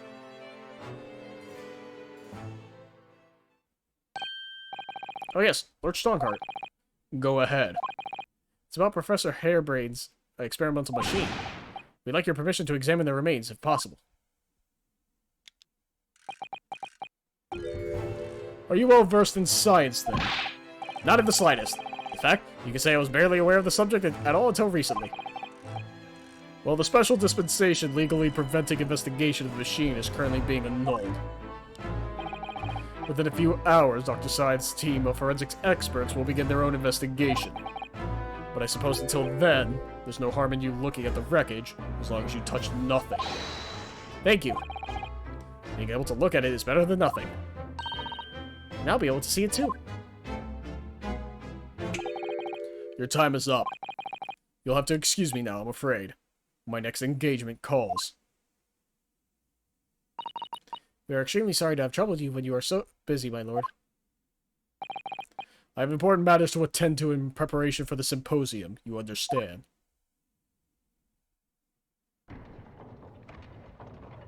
Alright, bye. Well, that worked out well. I didn't expect to have to go there. I'm just working down the list at this point. This guy. Why do they let you have chalk? What's he doing? He's... Oh my! The whole wall of the cell is covered in mathematical equations. And he's still writing more now. Professor, sorry to interrupt. Oh, Mr. Naruhodo. And who is this young lady? My name is Susato Mikotoba. I'm Mr. Naruhodo's judicial assistant. It's a pleasure to meet you, Professor. Oh, if only I'd met a refined young woman like you sooner. None of this would have happened. No, that's not logical. That makes no sense at all. Oh dear, I'm sorry if my presence here upsets you. I owe you an apology too, Professor. I didn't manage to deliver what I promised you I would in the court this morning. Oh no. The whole thing, the whole miserable affair. It all happened because I've been such a complete and utter klutz. Professor Hairbrain, what have you been working on in your cell? So, this is a dumb question, and I figured the answer is rather obvious. But, obviously, mathematical equations are kind of universal, right? But the letters and everything used necessarily aren't. Like, right there, F, S, and stuff. Like, sure, you could say for, like, delta and, like, other, like, Greek, letters are used, like, theta, phi, all that jazz. So for, like, Japan, I would assume they just use... Do they use the same letters? Like, would they still use, like, letters? Like, right there, I see a derivative or whatever. Like, dx, vt, and all that stuff, like, st. Do they still use, like, not regular, right? Romanized letters? Like, would they use our alphabet versus, theirs for the equations, right? I don't actually know that answer. I feel like this is a very stupid question, and it probably is, but it's just a thought that came to mind, so that'll be something I look up later, I guess. Oh, haha, you mean that? Oh dear, how embarrassing. I was suddenly struck by an idea, you see, and I simply had to write it down. The wall was all I had to hand. Oh, is it some new hypothesis? Something to surpass super high voltage instantaneous kinesis, maybe? I should just call it instant transmission. The Goku technique. That's what we'll just call it, right? No, actually, this is my autobiography. Your autobiography? How... Oh my god, bro, what? How I was diddled and fiddled by Albert Hairbrain. I found I can represent my odd fortunes with only odd numbers in an ambitious set of simultaneous equations. Really? I'm going to have to pay back all the loans I took for the kinesis machine, you see? So it's going to be a new serial publication from next month. Part 1, an odd birth, an odd upbringing. Can't beat the man's optimism, that's for sure. I see.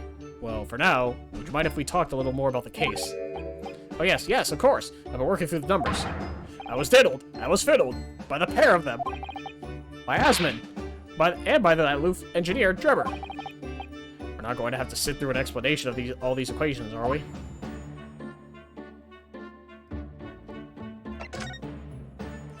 Alright, the trial. Everything I believed in has been turned on its head. My research, Sir Asmund, the kinesis machine, my hypothesis even. I'm sorry it's come to this. There was really no other way. No, it's not your fault. I wanted to protect my work, but in the end, there was nothing worth protecting.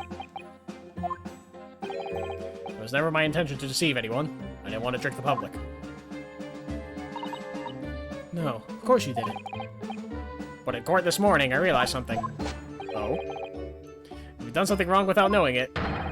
You've still done something wrong. Logically, it makes no difference if you're aware of it or not. Ignorance is more excuse. The blame still lies with me. Oh, Professor. He believed in me this morning, you know. Brock did. He believed in my hypothesis. Well, I think that was just a necessary factor in the prosecution establishing its case. No, Brock wouldn't do something like that. I'm sure he genuinely believed it. Did he? I think I understand now. Why it was that he decided to take on the prosecution in my trial, I mean.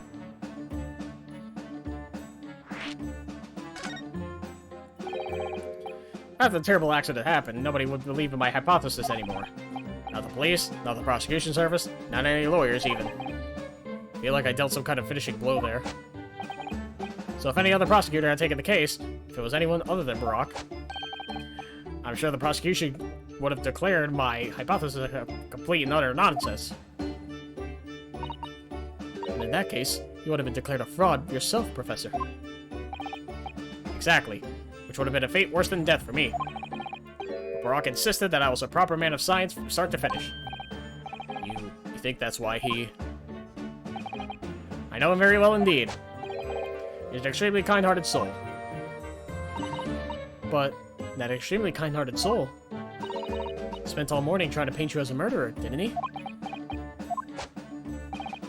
Well, admittedly, that part of the analysis appears to have some flaws in it. What about the whole Reaper side of things?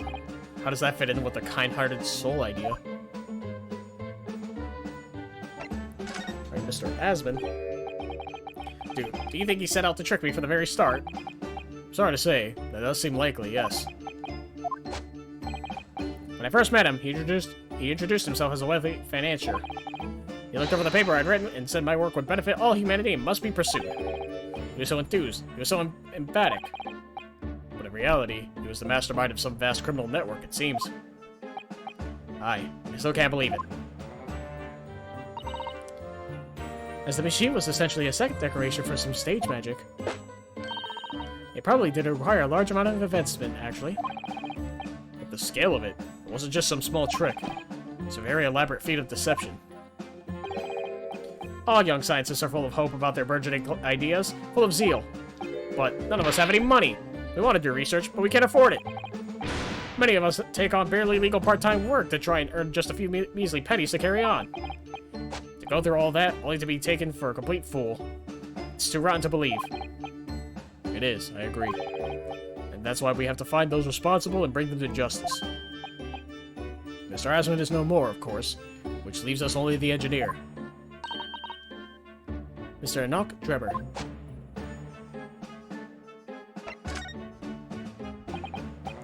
Is he an engineer, or a magician, or a swindler? It was about a year ago when Mr. Asmund first brought Drebber to meet me at my laboratory. Since then, I've met him many times to discuss details about the kinesis machine. But at no point did you have any inkling that he was just an illusionist? Excuse me. Oh, he definitely wasn't just an illusionist. What do you mean? He was a wealth of deep scientific knowledge. There's no question that the man's a genuine scientist. It's instantly apparent in conversation. I see. But the wretched man deceived you, Professor. It's unforgivable. We must do everything we can to find him and bring him to justice. Are there no more clues you can give us as to his whereabouts? I'm sorry. We only ever discussed the kinesis machine. Nothing else. Although, just once, I did visit his workshop. What workshop? Drebber's enormous fabrication laboratory, where he constructed my great machine.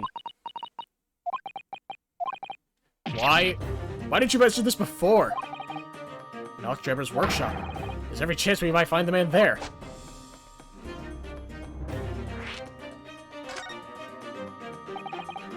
So you've been to Drebber's place of work, then?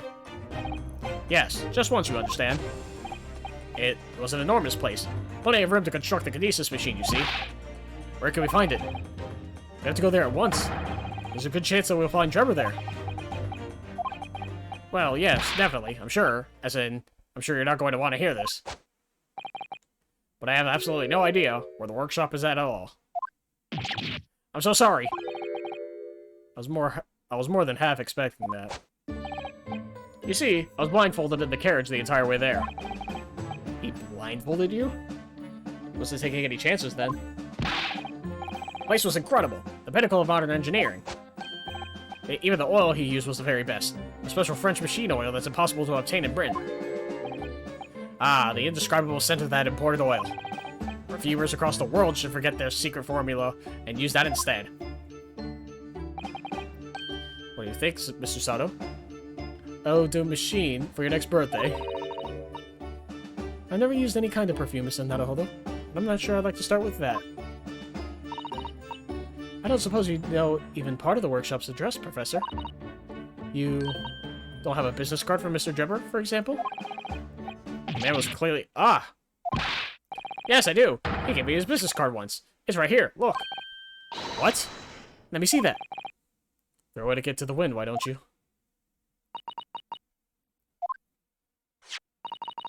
Enoch Drebber, engineer. I'm afraid that's all it says. There's no address. No. Oh well, I can't say I'm surprised. Still, this could be useful.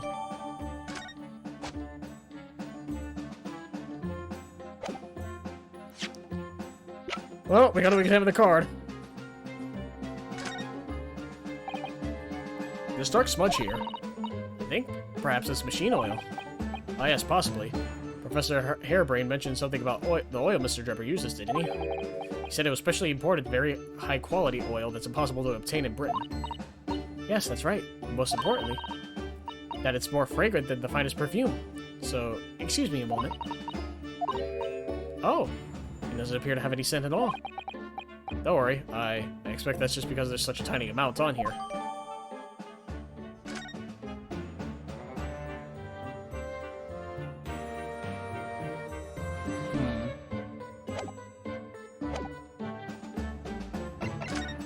Anything I can present? I don't think there is. That's irrelevant, I guess. Watch, that's gonna be the one thing I need to do. We'll save the laboratory for last. Unless we have to go there now.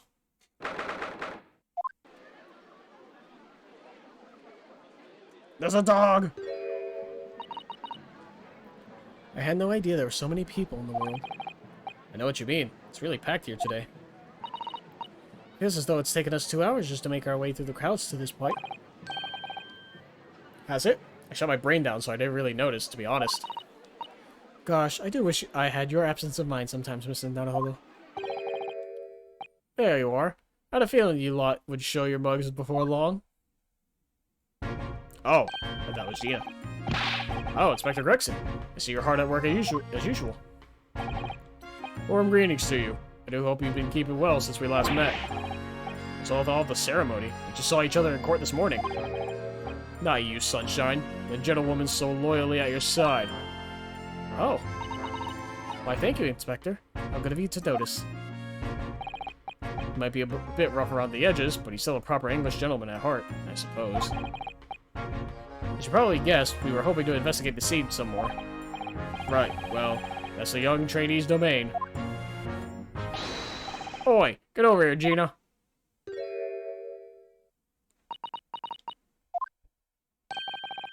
She seems to be busy playing with a puppy.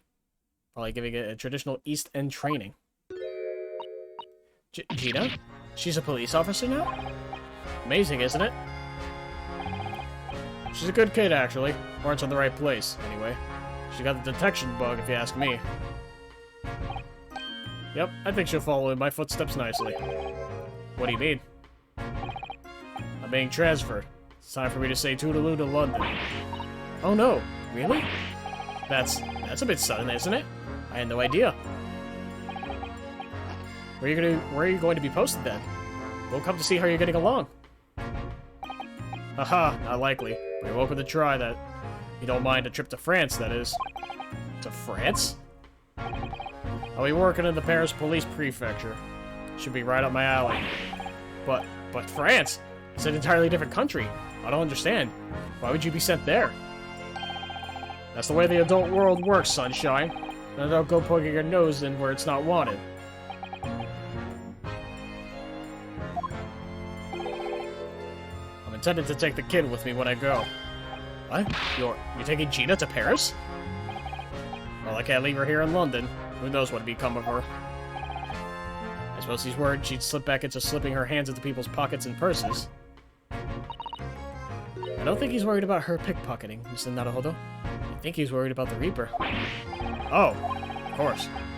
So that's playing on Inspector Gregson's mind too, is it? Anyway, I haven't mentioned any of this to Gina, so don't go blabbing, you hear me? No, of course not. I gotta keep that diving diva safe and sound. Until all this is over, at least. Oi! Did you just call me a bloomin' diving diva again? So you heard that, did ya? Right, well, any questions about the scene, you can put them to my capable detective diva here. Excuse me. Alright, you're the boss. Inspector Lestrade's in charge here now. I suppose I better keep my word and not mention anything about Paris. So, Gina, you got a new dog, have you? Isn't he great? Toby's his name. Oh, how delightful. He's absolutely adorable. Yes, the dog does seem lovely. But it's the not-so-lovely Inspector Gregson that's playing on my mind, to be honest.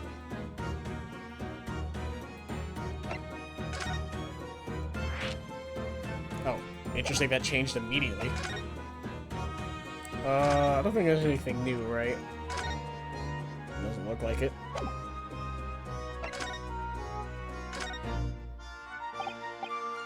Gina. We're actually hoping that we could investigate the scene again. Yeah, alright. If it's around here, you can do what you like. Oh, that's alright, is it? I'm gonna be playing with my new friend here. Ah, yes, Toby. The machine that exploded must be at the top of those stairs, I presume. I haven't actually seen it yet, so if you don't mind. Sorry, you can't go up there, Suze. Oh. It's like I told Otto yesterday. Even I ain't allowed near that wreck. What's it called again? The reason we ain't supposed to touch it? The special... The Equipment Act, yeah. Is that what you're thinking of? That's the one. That's why only them are allowed to investigate it. What are they called again? The forensic something? Forensic science... The forensic investigation team? Is that what you're thinking of? That's the one, yeah. But isn't it the case that the special dispensation has been lifted? I think so. I don't really get it, to be truthful with you. You're still supposed to get permission from some bigwig or other, as far as I know. What's his name again? Lord Strange something? I'm not sure that's quite right, Gina. I think you mean Lord Strongheart, perhaps? That's the one, yeah. Apparently he's always watch at the time or something. Actually, we've just recently been to see Lord Strongheart. Eh? You what? You've met him. Last time the boss was called to go and see him, he waited for 3 hours at the Cove's office and came back sniveling. Tragic. Well, Lord Strongheart has given us permission to examine the scene, as long as we touch nothing. Oh yeah. Honestly. Alright then, go ahead. But if it turns out you're lying, it'll be the boss who gets it. He'll never eat another chip again in his life. So, you're still saying all this is above board, are you? I'm sure everything will be fine. That really would be tragic. Alright then. Them's the stairs. Off you go. Oh, thank you, Gina. Face trial. It was great, weren't it? I had a right laugh. It was a new one on me that... You know, being in court and not spending the whole time worried I'm about to be found out. You did keep an awful lot of secrets in your previous court appearances, didn't you? Yeah, and Otto's made things hard for me every single time and all. Just doing my job, Gina. Watching someone else get it in the neck is a lot of fun, actually. So it was amazing when you showed that dodgy professor's dodgy experiment was a total fix. The dodgy professor, as you put it, Gina, is Mr. Naruhodo's client. Yes. I'm sorry to wish he wasn't, though. It's the boss I feel sorry for. Sent off to do the impossible. What do you mean? He's supposed to arrest that other cove, ain't he? And in time for tomorrow and all. You know, the dodgy engineer. What's his name again? Mr. Drebber, you mean? Enoch Drebber. That's the one, yeah. So the police are looking for this mysterious man with the black monocle. I guess they would be. It's putting too much on the boss, if you ask me. He says it's giving him a gut ache. Oh dear, but I do wonder if that isn't actually from all the fried food.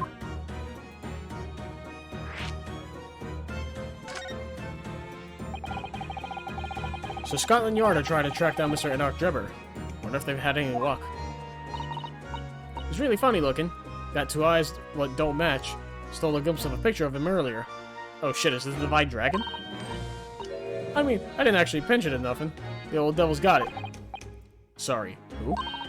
You know, that Scowlin' Reaper what's always glugging down glasses of that blood-red plonk. Ah, Lord Van Zykes. He's always had it in for me, that cove. Don't know what he's always scowling about mine.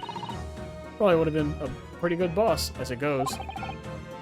She'd rather be the Reaper's apprentice than a detective's trainee. The way I see it, the choice is between a chip-guzzling detective and a chalice-glugging demigod. You're equally badly off with both. I suppose you're right. I hadn't thought of it like that. Glad we put that one to bed. Anyway, the point is, everyone at the yard's dead set on finding the fishy engineer. But there don't seem to be no clues to go on, so they're stuck. There's nothing that can lead us to Drebber at all? Now the dog. Where did you find that little butt, Gina? Oi! Don't be so flaming rude, Otto. Slight overreaction, don't you think? He ain't no butt, alright? Toby's. How do they put it? Oh yeah. A bona fide detective. Sorry. I'm giving him a proper title and everything. It's Chief Inspector Toby to you. More senior than Inspector Gregson, is he? Ooh, so he's a police dog, is he? Police recruit dogs now?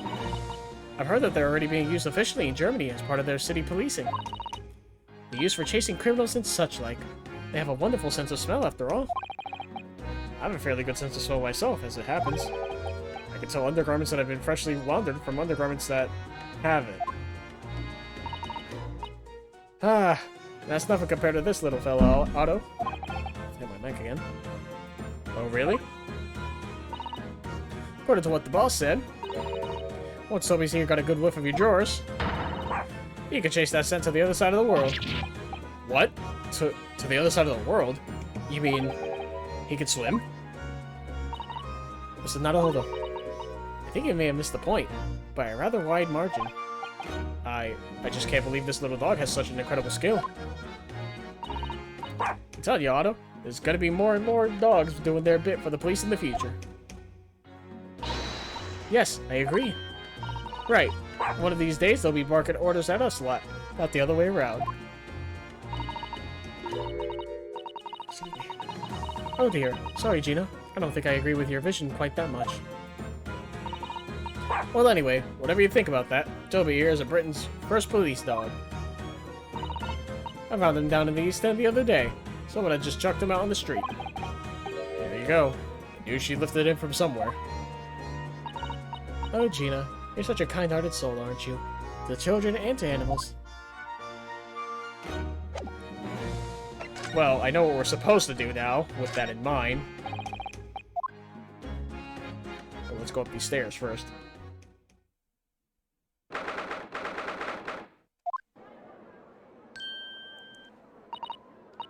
Oh my, so this is the machine that was used to deceive people into thinking instantaneous kinesis had taken place. Yes, that's right. Or rather, it was the machine. It's a little worse for wear at the moment. What extraordinary lengths Professor Harebrained went to in order to obtain the research grant. No. The professor was strict as well. He didn't know anything about it. Yes, of course. It is amazing, though, isn't it? The scale of the whole affair is so very British. You're right about that. You never see such a grand deception in Japan, that's for sure. Oh, look. Is that? Oh, I was gonna say Sholmes. Lord Van Zykes. So, I think we're more or less done here, aren't we? Shall we, Miss Susato? Already. He is the Reaper, remember? We do well to keep our distance, I think. But we have permission to be here. From the top. We're perfectly well allowed to investigate this machine. As long as we don't touch anything. From the top? Do you mean Lord Strongheart? Exactly. So we can stay here and stare at this wreckage for as long as we like. She could have been at the center of the explosion here and wouldn't have bent her steel will. Oh, we gotta talk to fucking Zykes. Least approachable man in the world winner 10 years in a row. Be strong, Mr. Naruhodo. Your country and your assistant stand firm behind you. Lord Van Zykes.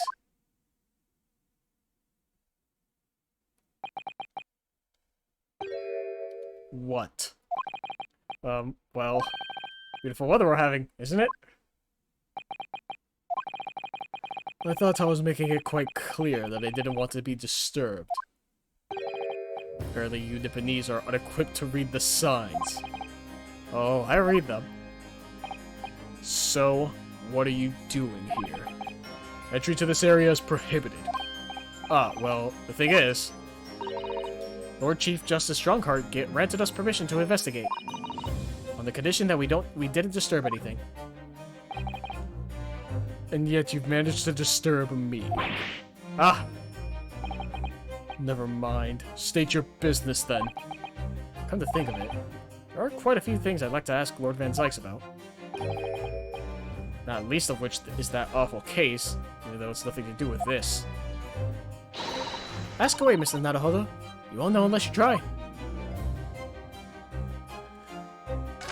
Your brother? Oh, fuck, that was the first option. Fuck. Oops. Well, we're just ripping this band-aid off, huh? So, Clint. Was the name of your older brother, I understand, Lord Van Zykes. You Nipponese. Always have to be on guard whenever you're around. So, you've been investigating me, have you? Oh, no, it's not like that.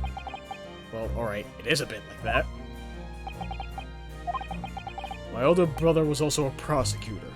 He was the pride of the Van Zykes family. But tragically, a vicious killer took him from us. The professor, you mean?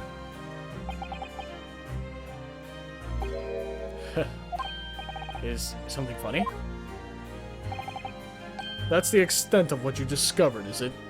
I shouldn't be surprised. Sorry? There's more to it then? Lackluster work is very much your trademark, isn't it? Ugh, you're too kind. You're going to tar all Nipponese with the same brush next? So tell me, what's your interest in that historic incident? As it happens, Lord Van Zykes, there's a rather curious case that's come to our attention. Are you aware of the Madame Tuspel's Museum of Waxwork, by any chance? I am, naturally. I believe that since last month I feature in one of the displays there, for public scorn. Of course, the infamous Reaper of the Bailey would have to be exhibited, wouldn't he? Well, a particular waxwork has been stolen from the place and held for ransom.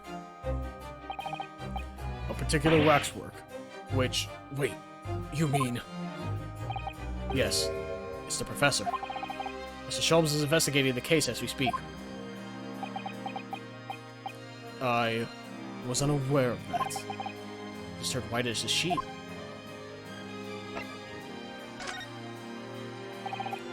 Are the police trying to locate the engineer, Mr. Drever, already? Surely that goes without saying. We're very keen to see him found as well. The trouble is, we don't have much to go on aside from the description of the man we heard in court earlier. Which, according to Professor Hairbrain, was of a tall, thin gentleman who has straight, white hair and wears a black monocle. So, I was just wondering, I mean, I realize it's probably not possible, but, we'd very much appreciate any more clues you can give us. Wow, so Sato-san really knows how to take the bull by the horns. Fine. Why not? I have a photograph of a man here from an investigation 10 years ago.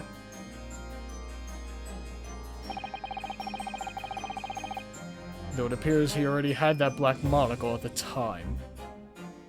I'm trying to, like, see if we've seen this person, right? That's what I'm trying to go with. Nothing comes to mind currently. But I don't think I remember this character. I feel like I would have remembered seeing them. What? Oh, no, nothing. I was just surprised that you shared that with us. We all need the man's testimony in court tomorrow. Which means we have to do everything we possibly can to track him down in the short time available. So why wouldn't I show you the photograph? What is it about Lord Van Zykes? Sometimes I just can't work him out at all.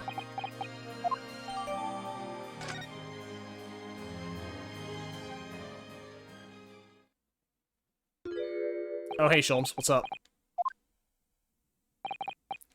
The file I requested for the trial tomorrow. Thank you.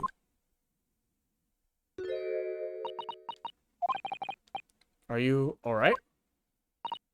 Who is this man, Mr. Naruhodo? Lord Van Zykes' apprentice, apparently. So I'm not the only one. So Sato-san can see it too. Lord Van Zykes, may we speak with your apprentice for a moment? With him? Why?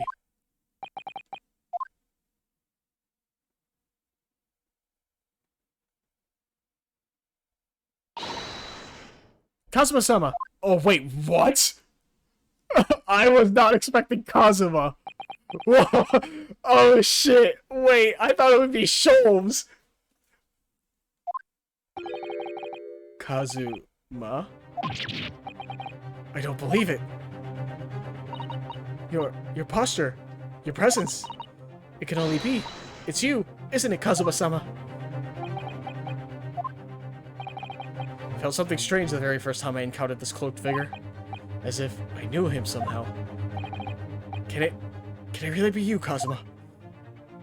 No way! I thought it would be Sholmes! Too late. What's going on here?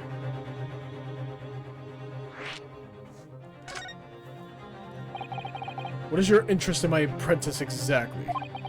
You act as if you know the man or something. Well, since when has he been in your care? I don't recall you having an apprentice before I left Britain 6 months ago. Lord Strongheart introduced him to me about 3 months ago now, with instructions to mentor him as a prosecutor. But he didn't tell you why, did he? The man appears to be suffering from amnesia. He's forgotten every last detail about himself. He has amnesia? Tomorrow he will appear in court at my side. What? He's to serve as my judicial assistant, on Lord Strongheart's orders. He'll be in court with us? Now then, unless I'm much mistaken, I believe this conversation has run its course. Oh, yes, thank you. Definitely saw a reaction there. When Susato called out like that, it really seemed to hit a nerve. When she called out Kazuma-sama.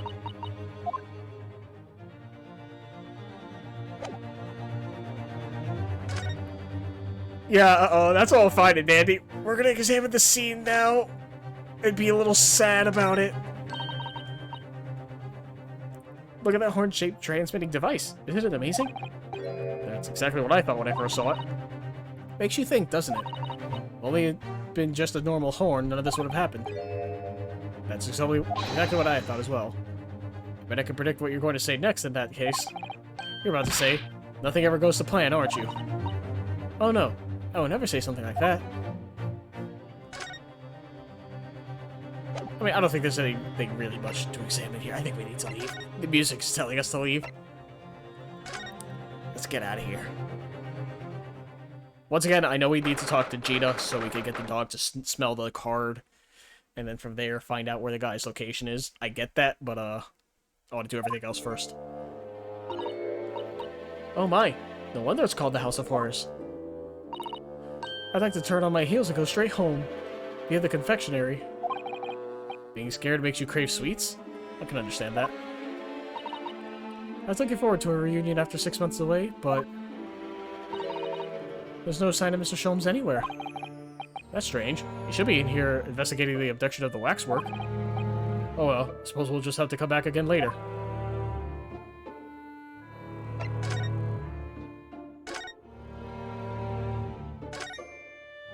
Is he now just like... Oh, he isn't. I figured he'd be right here. Alright.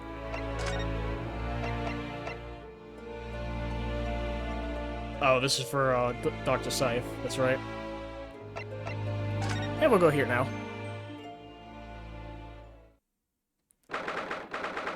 Oh god, not a skeleton. Scariest thing known to man. I believe this is it. Dr. Scythe's laboratory. The chemical smell really assaults the nose. There's plenty to assault the eyes in here, too. It looks as though the doctor isn't here. But we're here now, so we... Oh. But we're here now, so we may as well do some sightseeing, don't you think? What a seasoned tourist you become, Miss Susato. We could just have a little look around, being careful not to upset any restless souls. Ooh, I hate that it's silent. There should be some music playing. I don't want to be here anymore. I regret this decision.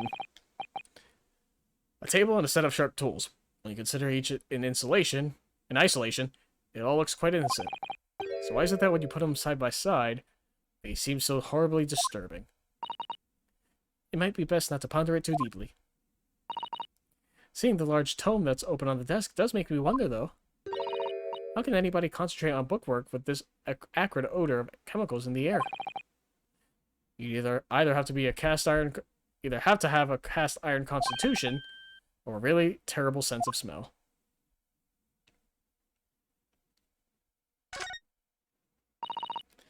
I suppose this is Dr. Scythe's desk. Ugh, I would not like to work in a place like this. It's very tidy, isn't it? It's very tidy, though, isn't it, Mrs. Naruhodo? Imagine how efficiently she must work.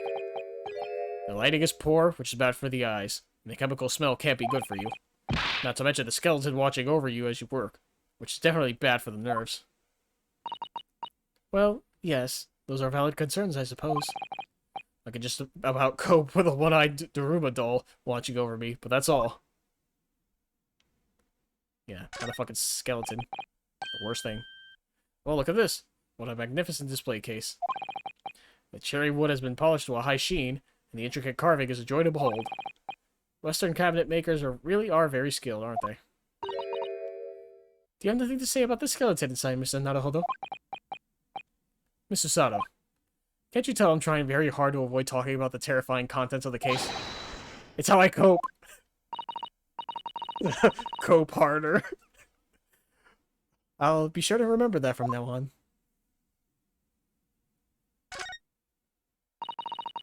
That looks like an owl and a crow up there. I know, and they haven't even twitched since we came in here. Well, no, they wouldn't have. They're taxidermy mounts, Mr. Naruhodo. Ugh, I was afraid you were going to say that. I've been trying very hard to tell myself they're just sleeping with their eyes open. Yes, I think perhaps you were wise to put something like that, something like your Daruma doll, on display in the office instead. Yeah, I want to leave. I'm just gonna leave now. I hate the silence. I hate it. I hate it. I hate it. It just reminds me of like one of those things where it's like if you just stare at you're staring at a picture for so long, and you're just gonna get jump scared by something stupid. So I just need like a character or music playing, something moving. Anyways. Nope, wrong thing. I forgot we got the picture. There we go. About this, Gina. Yeah, I'm still learning me letters at the moment. Oh, you know, A to E. So if it ain't too much bleeding trouble.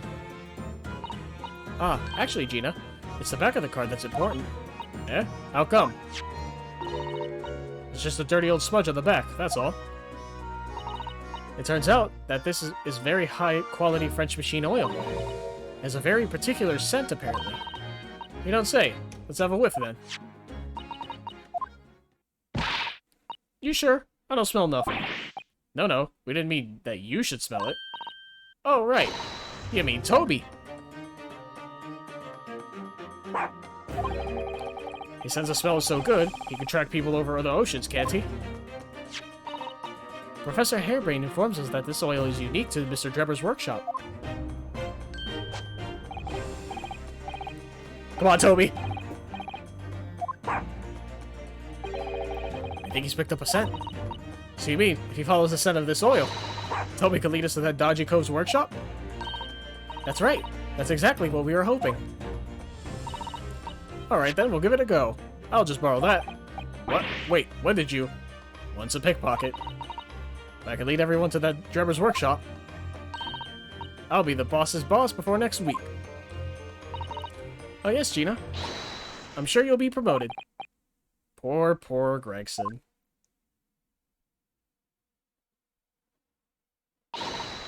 Right then, Otto. Leave it to me. Sorry. We're gonna get going after that dodgy engineer cove right this minute. Excuse me. Oh, but hang on. Someone's supposed to be on guard duty here all the time. I'm afraid we can't help. We need to get on with our investigation as well, Gina. Oh, right. Oh well, never mind. It ain't gonna be me what gets in the neck.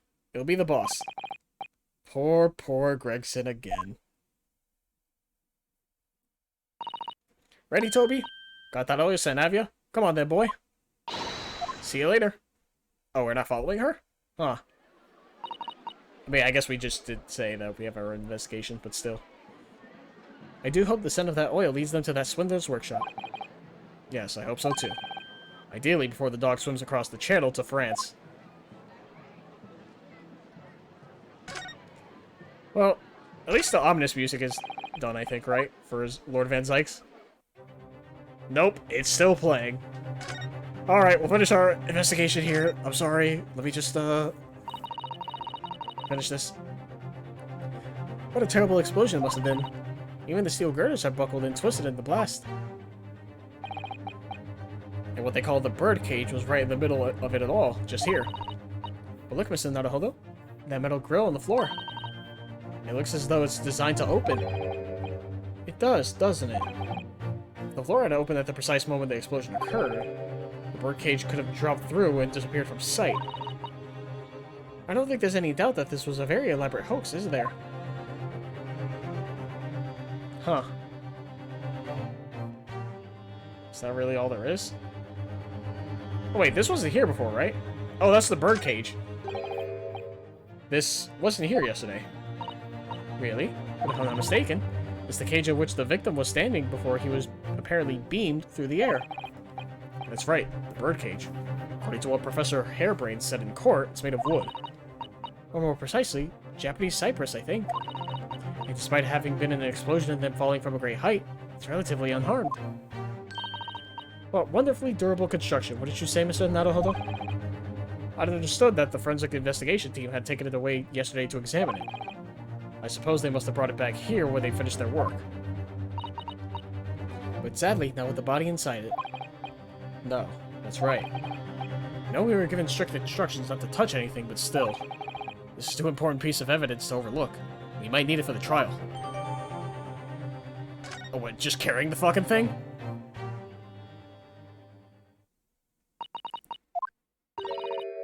You'd already met that masked man, hadn't you, Mr. Naruhodo? Yes, yesterday, in fact, at Lord Van Zyk's office. I see. And if Kazuma-sama really is still alive, it means that Mr. Sholmes lied to us. I know. We're going to need to speak to him about that. You're going to have to leave now. The forensic investigation team are due to arrive shortly. If they find you here, it will cause problems. What sort of problems? Foreign affairs problems. Well, we could do without that. Alright, we'll be on our way. Let's go, Mr. Sato. Of course.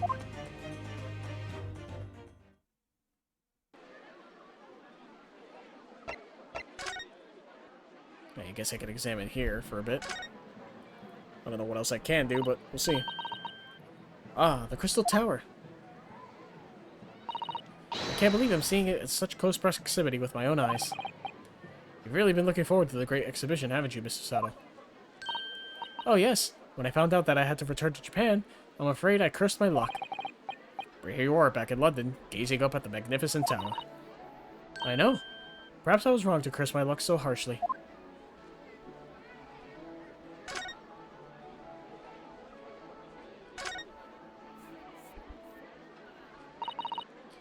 What a shame that the symbolic landmark of the Great Exhibition has been damaged like that. Yes, unfortunately the birdcage crashed in the most prominent position possible. It's the gods giving us a warning, if you ask me. Man must travel under his own steam, and not cut corners with instantaneous kinesis. But imagine what might have happened if the birdcage had landed in a slightly different location.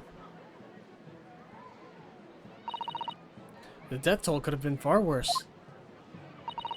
So I think perhaps it was a blessing in disguise. Well, the gods are benevolent, obviously. I didn't say it was just a warning. Man must travel under his own steam, or next time birdcages will rain down on all of you. Your faith is much stronger than I realized. Well, how do you think I passed the entrance exam for Yuma University? It wasn't by studying alone. Fucking preach.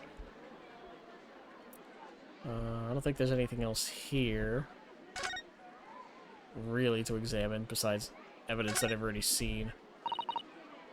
Here's the scorching on the ground that you mentioned. Yes, and that's what's left of the green balloon's envelope. All clear evidence of the balloon that exploded on the day of the incident.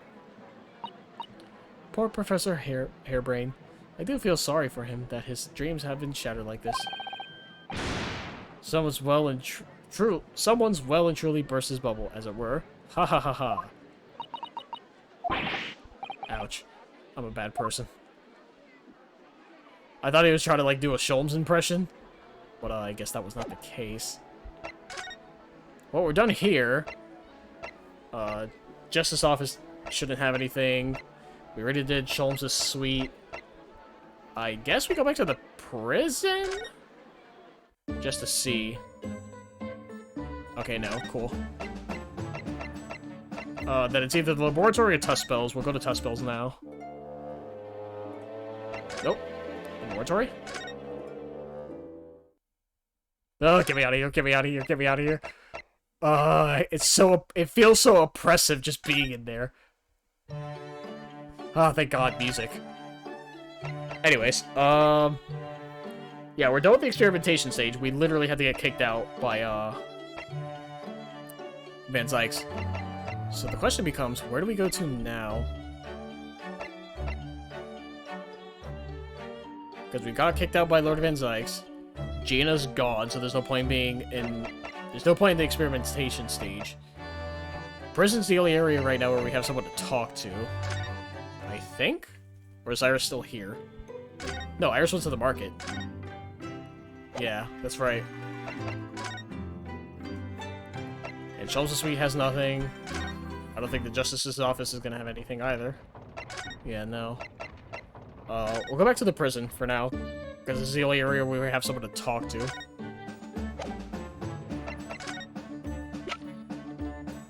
Oh, also the cage. Oh, well, he's here, right? So we have the cage to look at. Ah, look here, Mr. Sato. Oh yes, the wood's cracked and broken a little. I suppose it's because it fell from such a height? Yes, from the height at which the balloon was flying, down into the crystal tower below. A fall of about 30 feet, or 9 meters.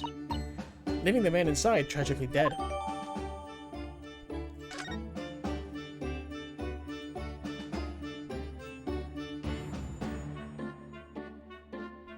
Oh, whoops. That's the same thing.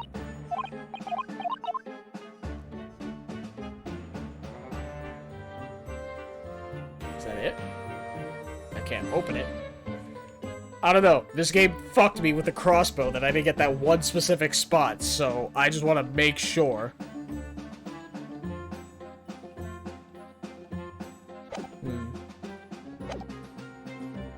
Oh yeah, present. Professor Harebrain, what do you make of this? Oh, okay, never mind. Well, then the photo. Nope. Alright. Sounds like we're not getting anywhere with him, then.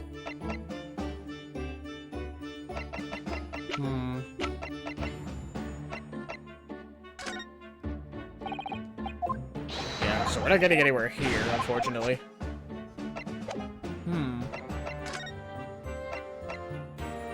Let me try the experimentation stage one more time. I'm pretty sure I examined everything, though, just to make sure. Yeah, that's everything on the ground.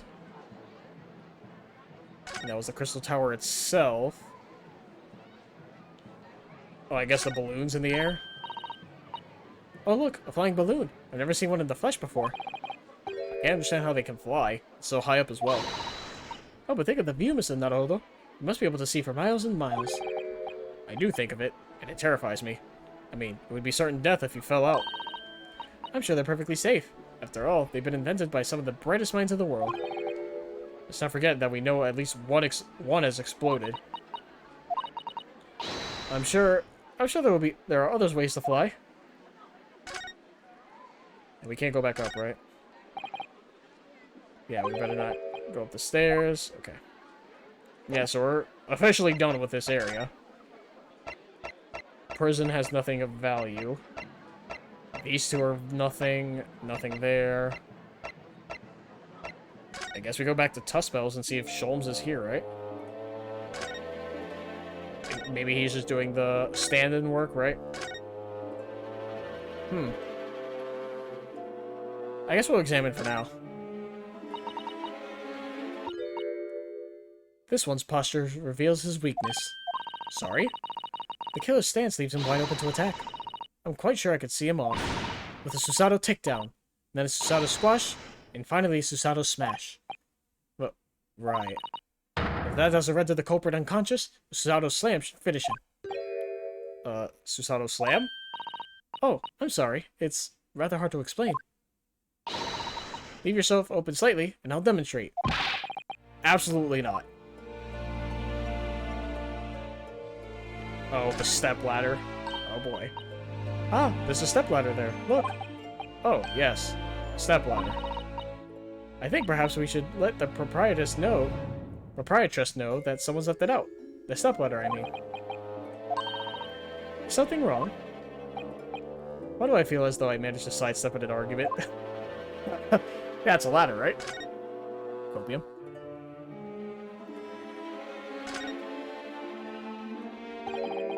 That old policeman isn't here now, obviously. Still can't believe he just happened to be on the jury, though. I'd understood that London has a population of 6 million people, and yet... You just seem to run into the same people disproportionately often, don't you? Yeah, it's kind of like a video game. It's weird. Ah, yes. The heavy curtains in the middle of the House of Horrors. Whatever's on the other side of them, you just know it's going to be terrifying, don't you? The sign says it's Madame Tuspel's special exhibit. Seems you have to pay extra to go inside. I know, can you believe that? Pay more money, as if we haven't been scared enough already. It's not my doing, Mr. Nadahola.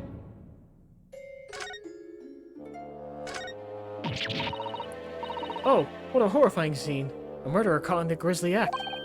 I know, and in case you were wondering, it's the one with the big knife that's supposed to be the killer.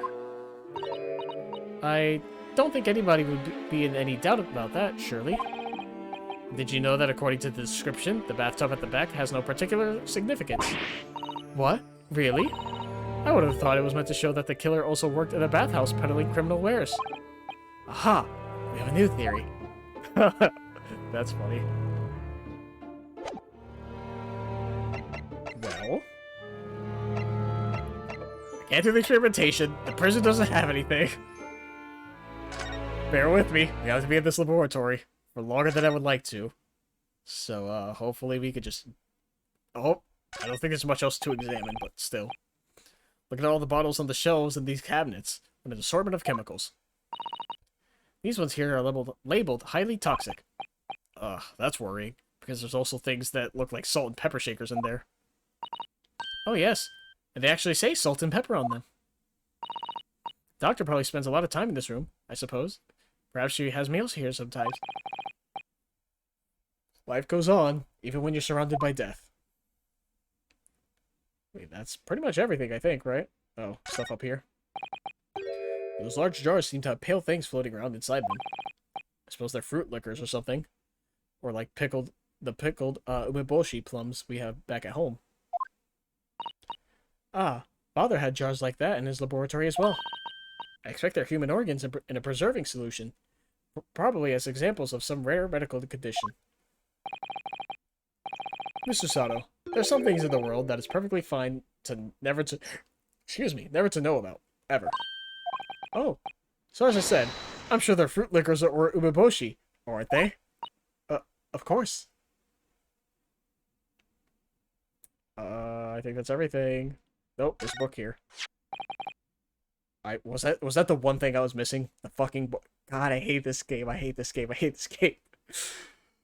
Look at this big thick book here. Ah, it appears to be an accounting ledger. It's a record of the forensic investigation team spending, I think. Oh? What is it? Oh, whoops. It's clear that the team purchases various equipment and supplies on a monthly basis, but... Well, one entry seems rather strange. Really? In what way? They're buying 500 scalpels every month. 500? They must be working really hard on dissecting corpses. I don't know. Judicial autopsies are only carried out in certain special circumstances. And scalpel blades can be sharpened, too.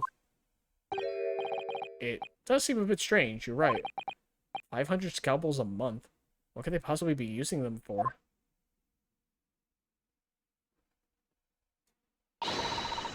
What are you doing? Ah. Sorry, we, had something we wanted to ask you, but you weren't here, so... So you thought you'd snip around? That's acceptable to you people from the East, is it? Well, what do you want? Lord Strongheart told us, you see, that it was you who examined the victim's body. Mr. Asmon's body, I mean. So we came to ask you about your findings. On Lord Strongheart's advice. Very well. The Lord Chief Justice has given his consent. I'll tell you what our investigation has revealed. But when we're done, you must leave immediately. Thank God there's music playing. That's all I need. A person and music, so it's not fucking oppressive to just stare at this background. So, you want to know what the forensic investigation team determined from the examination of the scene. The victim, Mr. Odie Asmon, who disappeared from the experimentation stage amid an explosion. And then Mr. Asmon, who appeared moments later partway up the Crystal Tower. But without question, one and the same person. And that is the team's conclusion. But that can't be right. If it was an elaborate trick, we can only speculate about how it was carried out. Let's see. If two people who look very similar to each other were involved, they could have made it appear as if one single person had switched places, couldn't they? Very true. But sadly, in this instance, that was not the case. The man who disappeared and the man who subsequently reappeared was the same person. The fingerprints at the scene make that quite evident. Ah, fingerprints. They're not yet officially recognized as forensic evidence in the British justice system. But one day, they will be used as an investigative aid as a matter of course. Oh my, but that would mean that the instantaneous kinesis actually took place. So, where does that leave us? My team was tasked with investigating, not drawing conclusions. Instantaneous kinesis is impossible, yet the body did move from one place to the other. This hasn't cleared up anything up at all. It's made the whole thing even more of a mystery.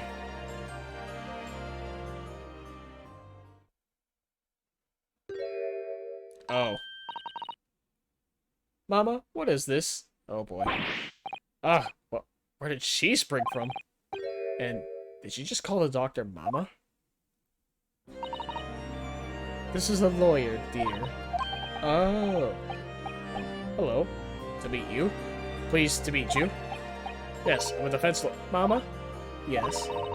Can I cut this one up? What? I've never seen inside an Eastern person before. I want to know what it looks like. Of course you can. It's a live specimen, as you can very well see. Boring.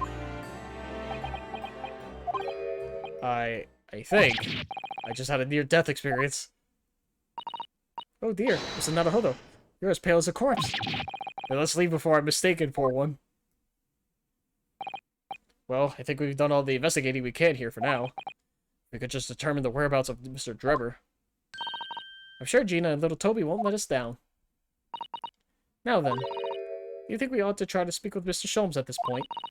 We have things to discuss and I'm dying to meet him again after all these months. Yes, it's quite possible he might know something useful. You're right. We ought to find him at Madame Tuspel's. He's supposed to be working there as a temporary waxwork exhibit. Yes, Iris told me about his latest unusual venture.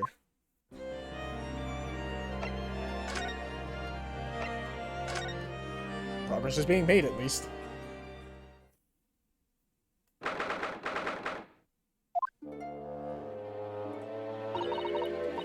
Here we are again at the House of Horrors. I'm afraid I haven't gotten used to this place yet. I'd still like to turn on my heels and go straight home. Via the confectionery, of course. Sada-san really is after something sweet today, isn't she? Hey man, sweets are great. I have a sweet tooth. What's the matter? Look, Mr. Naruhodo. Look at that waxwork. I'm quite sure it wasn't there before. It looks exactly like Mr. Sholmes down to the very last detail. Aha! What is it? Oh, sorry. I think you'll find. That's the temporary waxwork himself. Ah, the friend of my dedicated employee. Oh yes, hello again. Shirodusuke. Ryunosuke Naruhodo. I must say, I'm quite spellbound by the great detective. He is a marvel. My precious waxwork is already back where it belongs. You don't mean... But yes, the mystery's solved already. Wow, Mr. Sholmes can really engage his brain when he's hungry enough. So as you can see, he has returned to his habitual duties. Yes. His habitual duties? Alas, do not disturb, huh?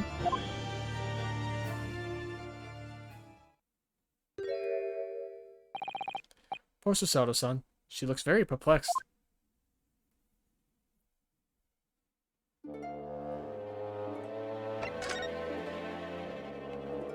Yeah, we already examined everything.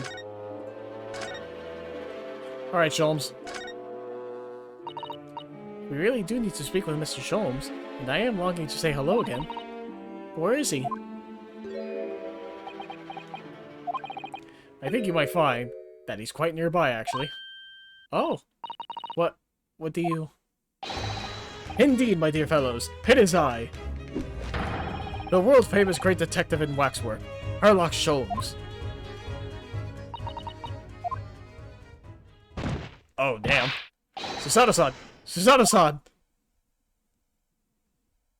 Oh, she's dead. Trying Sholmes for murder.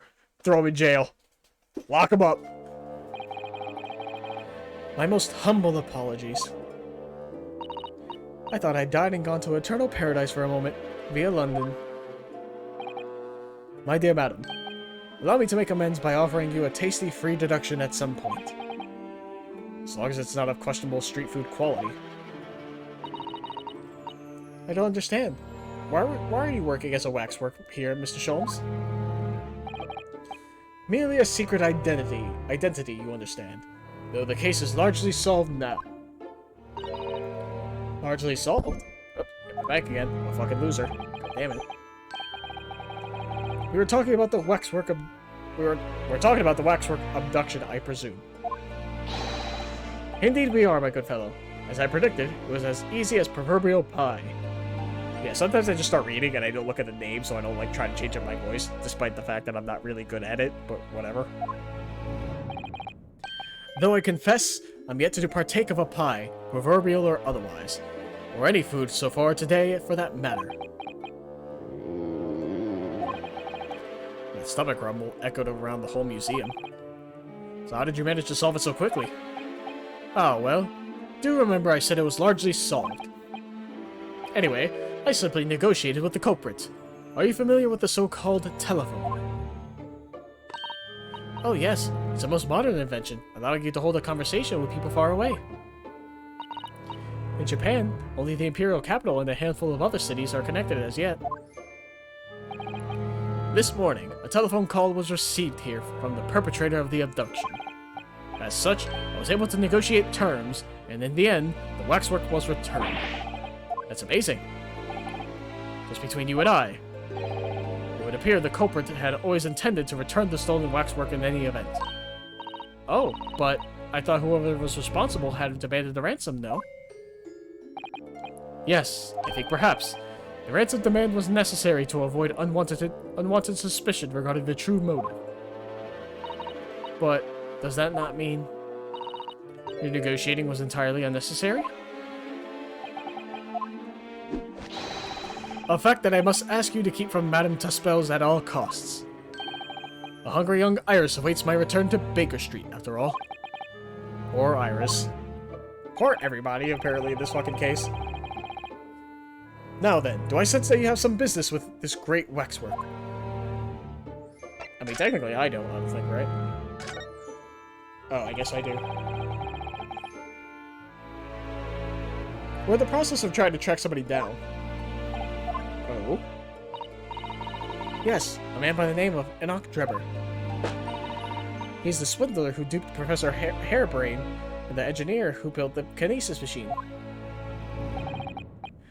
a swindler, and an engineer. Quite the modern man.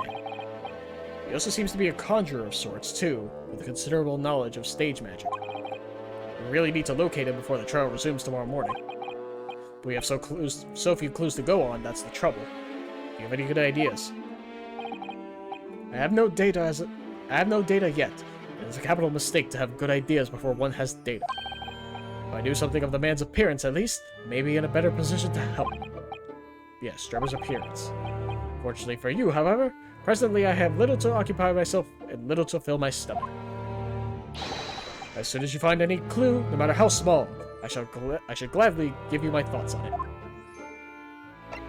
Hey, about Kazuma.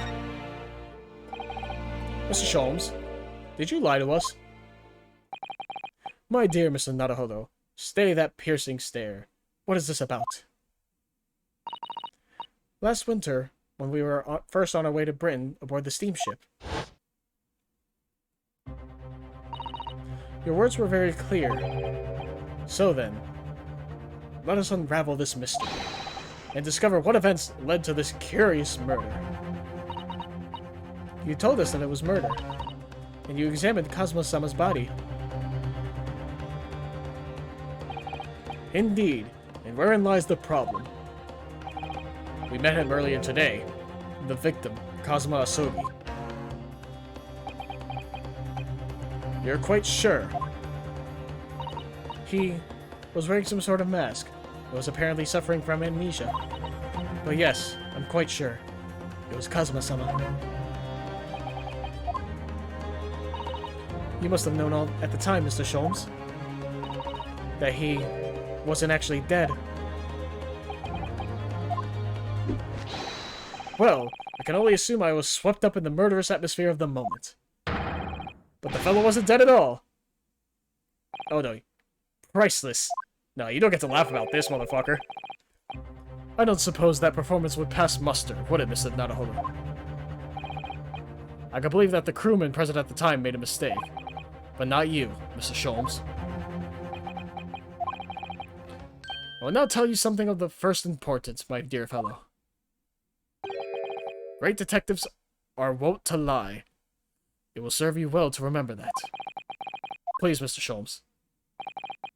Tomorrow in court, you will find yourself on the threshold of a very great mystery. For now, I'm afraid that is all I can say. This motherfucker really just said, hey, yeah, I lied about your best friend's death. Yeah, fuck you. Mr. Sholmes, would you cast your eyes over this photographic print? It's of Mr. Enoch Drebber, the face of the engineer we see. Well, all Englishmen look broadly the same, of course, so looking at the photograph won't be particularly instructive. Are you alright, Mr. Sholmes? Ah, yes, forgive me. Very interesting, this. Very interesting indeed. What's wrong, Mr. Sholmes? You turned quite pale all of a sudden.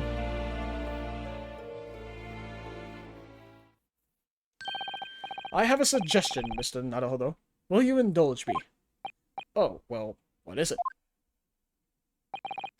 As I explained to you when you arrived, the missing waxwork has been returned. And I personally reinstalled it in the exhibit from which it was taken behind those thick curtains. Oh yes, the Professor exhibit, isn't it? Would you like to see it? For a mere 5 shillings. That's a special one-time only price, you understand. What? The opportunity won't come again, I might add. Wouldn't you like to see the fruits of my labor? Oh, well, we do have a rather pressing investigation to carry out. Perhaps we could postpone. The price is a very reasonable 5 shillings. I think you'll find it's well worth it. Are you being quite serious, Mr. Sholmes? Surely you need only look at my expression to ascertain if this is seriousness or silliness. I can never tell with you, that's the point. Very well, couldn't hurt. Here's your 5 shillings. Gratefully received. So, the special exhibit awaits behind the curtain. I invite you to peruse it at your leisure.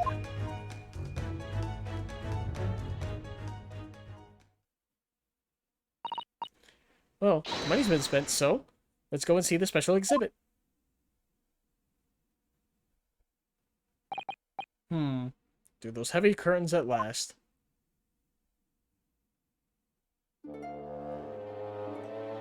Yeah, we're just not gonna do...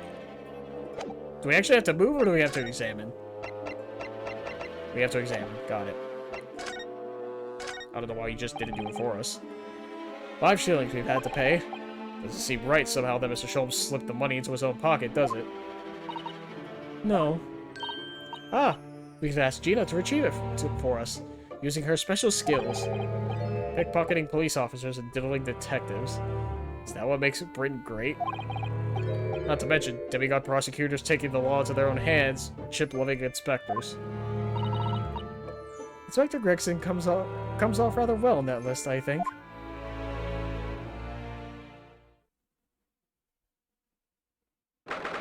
"23rd of October. Special exhibit." Oh, hey.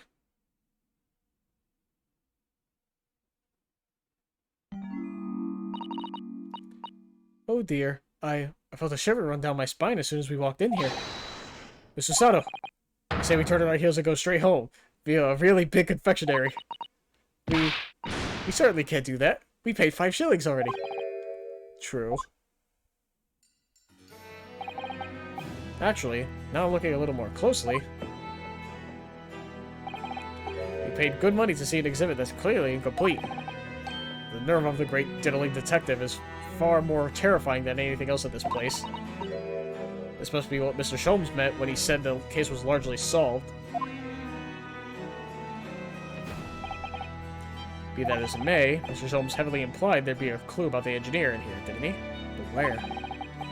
Since we paid 5 shillings, let's do 5 shillings worth of investigation, shall we?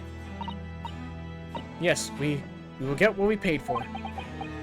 Is that fear or frustration that's making Susato-san's voice tremble?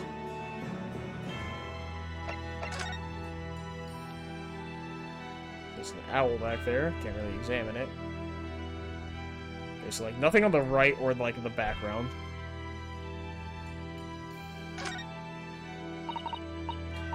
This part of the exhibit is just as disturbing as the rest. It looks so real.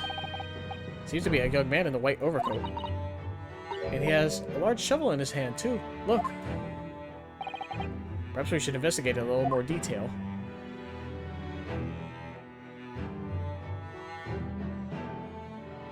Yeah, you're not going to show us the face?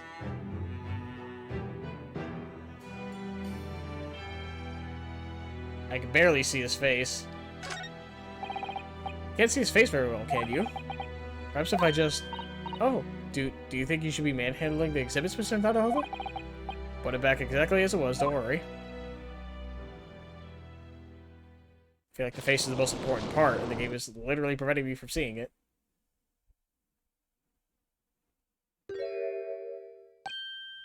Ah! Well, what on earth? How can... I don't believe it. A black monocle. Mr. Naruhodo, is it possible that this man is... Yes. It's an Octrebber. The color of his hair is different, but... It's unmistakably him.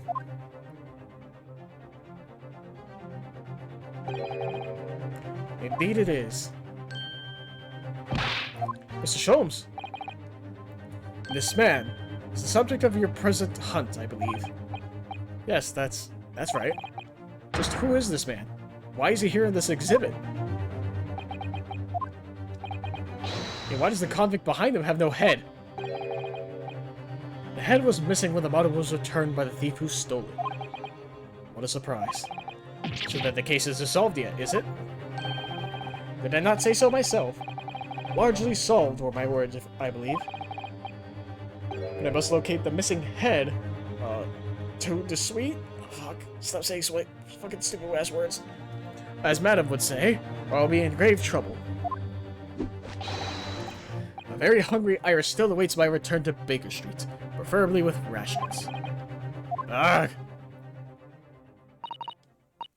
Do you know, though, something about this room is strange. Strange? What do you mean? Well, the displays in the House of Horrors are supposed to depict real events, are they not? Indeed they are, Mr. Sato. Do go on. And, as terrifying as they are, The scenes of the other exhibits are believable. But this one... This surely couldn't have ever really have happened, could it? I think it's time I educated you a little.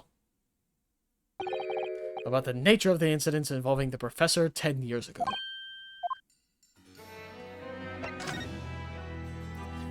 God, the one thing I hate about these games, and a lot of, like, games like this, is just like, oh yes, we'll keep secrets secrets forever until things go terribly wrong, and then we'll tell you what they actually are. It's like, I'm sure if you just told us sooner, you can prevent tragedies from happening, and people just refuse to do that.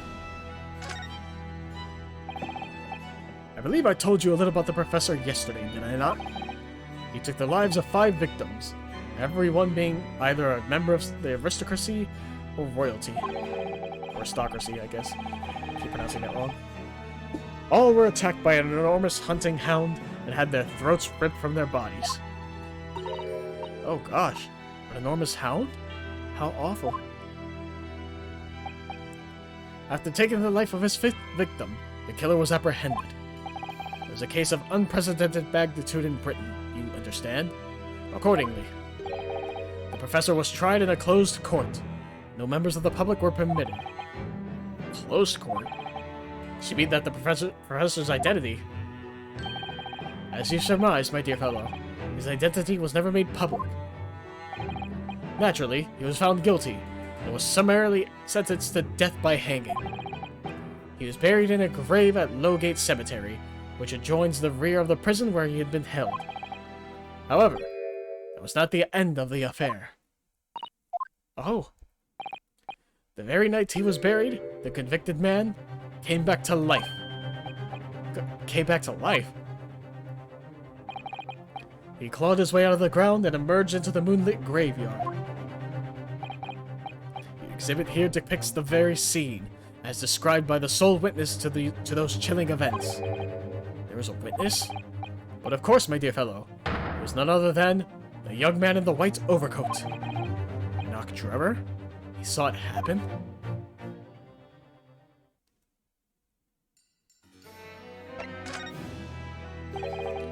So this is a waxwork model in October. 10 years ago, the convicted professor, having been gibbeted and buried, emerged from his grave in the dead of night. The sole witness to that unimaginable scene was this young man. From appearances, I would say he was about 20 years old. It's so horrifying. Scared out of his wits, the young Drebber ran to a nearby police station to report the incident.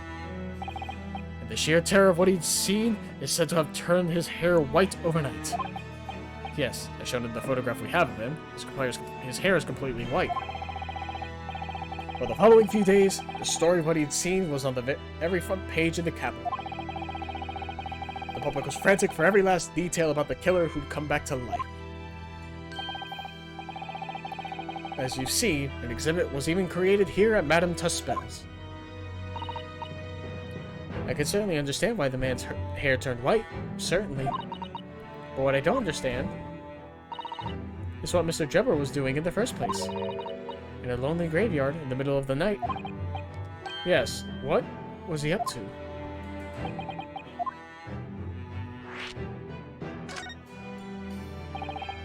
The professor's acts of terror threw London's upper classes into complete panic 10 years ago. It was a great scandal, one might say, at the very highest levels of society. It says the killer's identity was never made public, rumors abounded. After all, no killer had ever been before systematically employed a dog as a weapon of murder. Yes, I can imagine the impact the case must have had. But in time, of course, the rumors abated. Oh, that's why we found the bloodied collar. Because it's probably like the dog that was used to kill people. So too did talk of the shocking witness account of the convict who came back to life.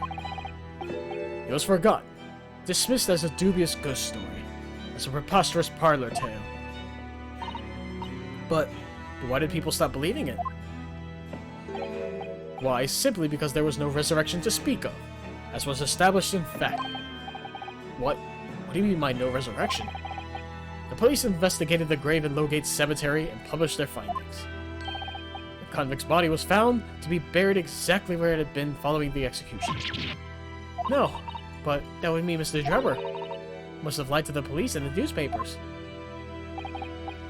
That would appear to be the only logical explanation, yes. The young man subsequently vanished from society, and nothing has been heard of him since. It's rather striking, then, that he should resurface now, don't you think? Of course, the convicted murderer couldn't have really come back to life. That's not possible. But Drebber's hair is unusually white, and if that really did happen overnight as a result of shock, it's hard to believe the incident was an out-and-out lie. Did they swap places? Like, for whatever reason, Drebber was there, but the convict never really died. So he came out, killed Drebber, and took his place. That's like the current possibility I'm working with. Oh, I should probably examine everything else here, huh?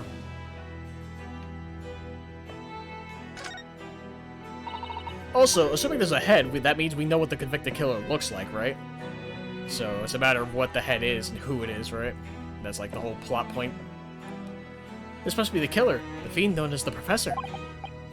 Yes, I think so. According to what Madame Tuspel said, he killed 5 victims, all of noble or royal blood. The waxwork is so lifelike, isn't it? Like all the models in this place. I know. Looks like it could start moving at any moment, doesn't it? If only it had a head, that is. Perhaps we should examine it in a little more detail. Well, I can't move the camera, so... I guess it's just this. So this is the condemned man. Yes, so-called professor. Then perhaps his head was chopped off by a guillotine.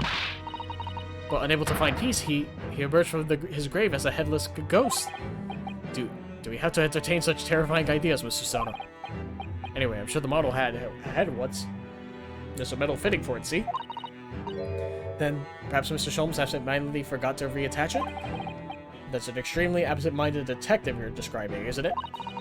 Or perhaps the thief absent-mindedly forgot to include the head when he or she returned it to the museum? And that would be an extremely absent-minded thief. Could there have been some reason why only the head wasn't returned? Well, whatever the reason, it means we don't know what the face of the infamous professor looked like, do we? Oh.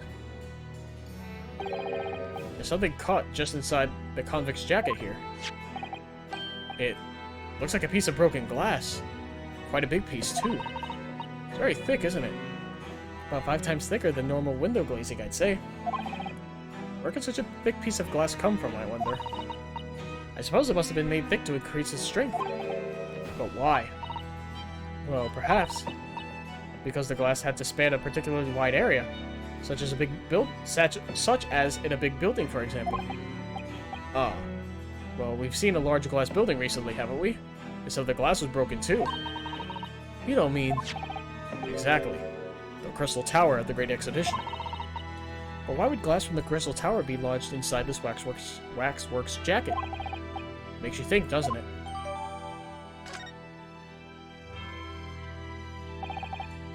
Earlier in court, we established that the kinesis experiment was a trick. Now we discovered this fragment of glass here in this waxwork. Is it just coincidence?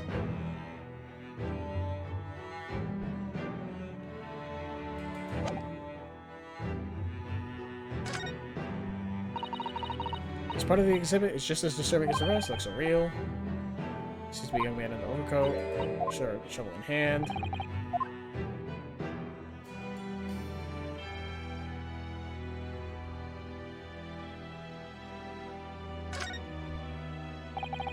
What's this here? Well, this appears to be a lens in the middle, so I believe it's probably a camera. Camera? But it's so small. British technology is incredible, isn't it? I mean, what about Mr. Sholmes' skin prints? I think perhaps you should treat Mr. Sholmes' inventions as exceptions to the rule. But anyway, why would the man be in a graveyard at night with a camera? Excuse me. I wonder. Perhaps he was trying to capture the moment a dead body came back as a ghost on film. We'll just borrow this for a little while, I think. By looking at the photographic plate inside the camera, we can see what picture was taken. What's a photographic plate? It's a piece of glass coated in a special emulsion that reacts to the light coming through in the lens. If we open the cover at the back of the camera, we should find it. Let's have a look. You see it yourself, Susato-san. Your eyes are shining. You really do like machinery, don't you?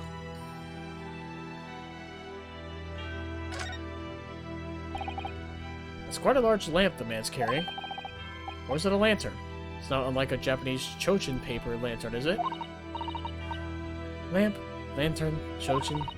The point is, it casts very little light. To be walking alone in a graveyard at night with only this... Well, I certainly couldn't do it. I'm not sure I could visit a graveyard at all, even in broad daylight, to be honest. Then the cane. Or a shovel. I don't know why I said cane. What a large shovel. He's holding it rather ominously, isn't he? What on earth was that man doing with a shovel in a graveyard in the middle of the night? Mr. Sato? Yes? That's a spade, isn't it? No, it's a shovel. No, shovels are for digging. That's for scooping up loose material. It's a spade. We've been through this, Mr. Naruhodo. It's a shovel. No. Although, we haven't considered trowels. We've allowed ourselves to be distracted, I feel. Perhaps we should concentrate on what the man was doing with the implement. So we're going to bury the hatchet. You're right, though. What was the man doing in the graveyard in the first place? That's the real question.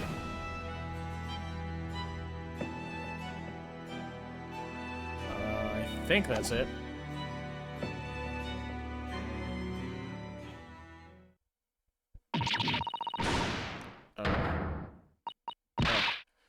What the bleeding, Nora Otto? What have you gone and done? Gina, what are you doing here? Why do you still have that? I asked Iris, and she said this where you be, so... So? Gina? Oh, God. Not so loud in the museum. Madame Tuspels will have you take a position as a waxwork if you're not careful. I think there might be a more pressing concern. I still had some flash powder left from 6 months ago, so... Alright, Gina, we understand. But please, put down the gun.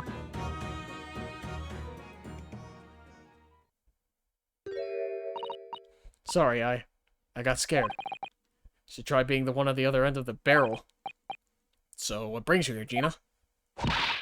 What brings me here? What do you think? We found it. We found that dodgy Cove's workshop. What?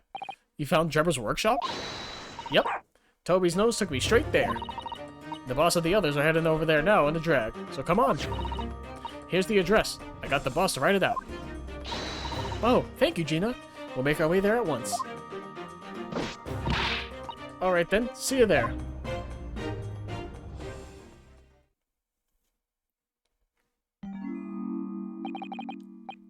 You go. Don't mind me. I'll just stay here, being still. What? I know my place. The exhibit over there. Oh dear. Someone is feeling sorry for himself. Let's go, Mr. Sholmes. You're coming. Your words hearten me, I must say. But if I were to shirk my duties here... Madam, but forget that. I'll pay for everything. Then there's not a moment to lose, my dear fellow. I shall hail a carriage at once. No offer to share the cost from Mr. Sholmes, then. I shall gladly pay half, Mr. Naruhodo. Thank you, Mr. Sato. Right, let's go.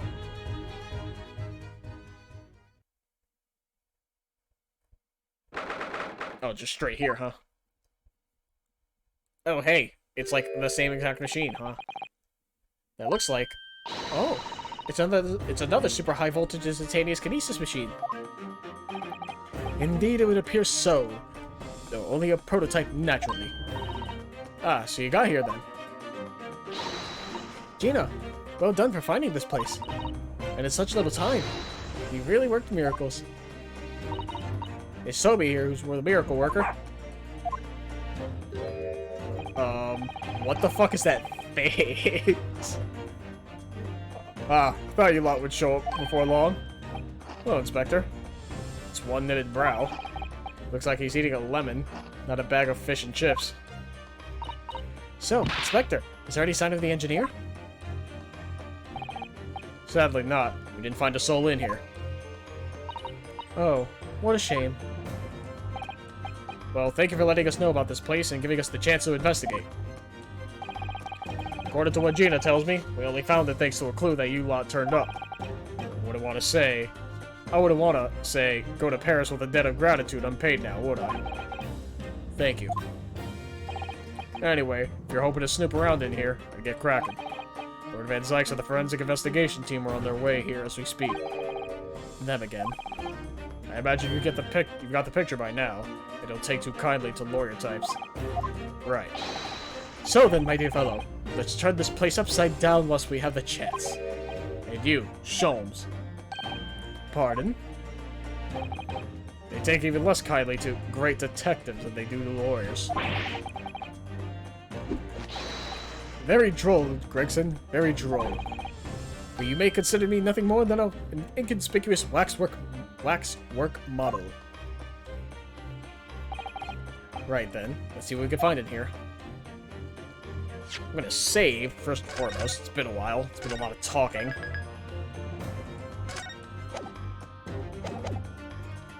And now, since we have the chance, let's actually look at that camera, like Susato said. Oh look, the cover came open. Yes, now, there should be a glass plate inside. You have to change the plate with each new photograph you want to take, you see. Is there something wrong? There is no plate. It's been removed. Ah, what a pity. But I suppose if you think about it, this wouldn't be the actual camera that was used at the time. Just like the waxwork is the actual person.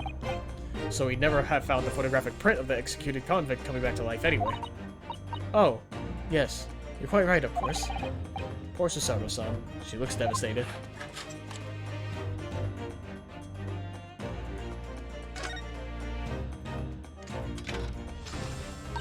Oh!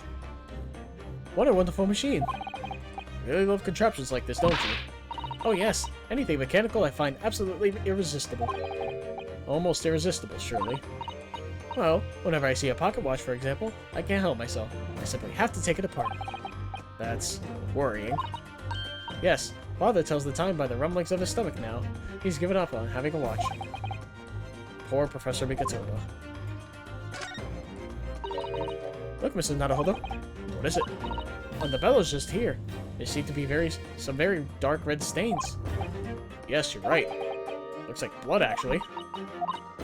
Oh my. I'm sure it's not what you're thinking. Haha.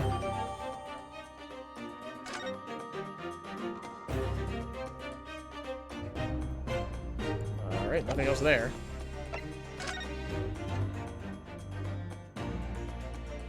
And just the thickness, right? This piece of glass is almost as thick as it is wide.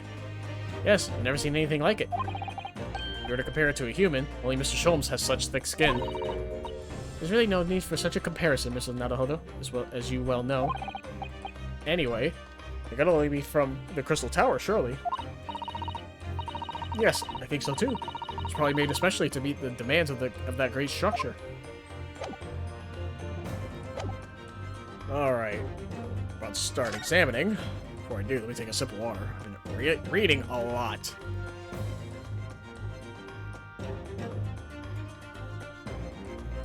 No, don't want to wear out my voice. Alrighty. Arrows, first and foremost.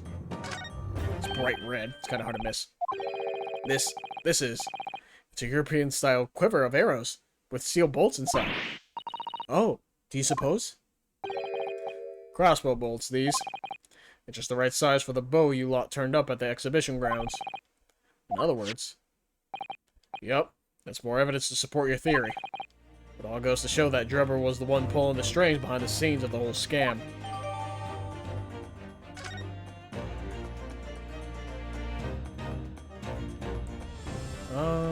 Nothing else on the right-hand side. Oh, we could just look up more at this. I'm sorry, Mr. Naruhodo. That machine is covered by the Special Dispensation for Scientific Equipment Act. There would be serious repercussions if you were to examine it, from the Crown and the government.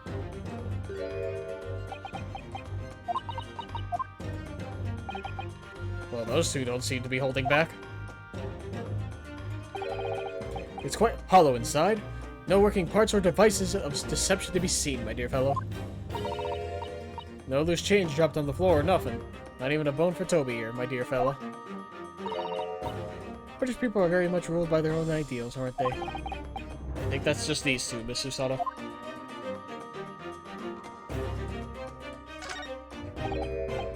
What on earth is this? An aeroplane, Mr. Naruhodo. One day, scientists believe that it will allow humans to fly freely in the skies. Is that how the trick will be described, is it? Sorry? Well, it's actually suspended by a thin but very strong cable, isn't it? Oh, well, this model is, yes.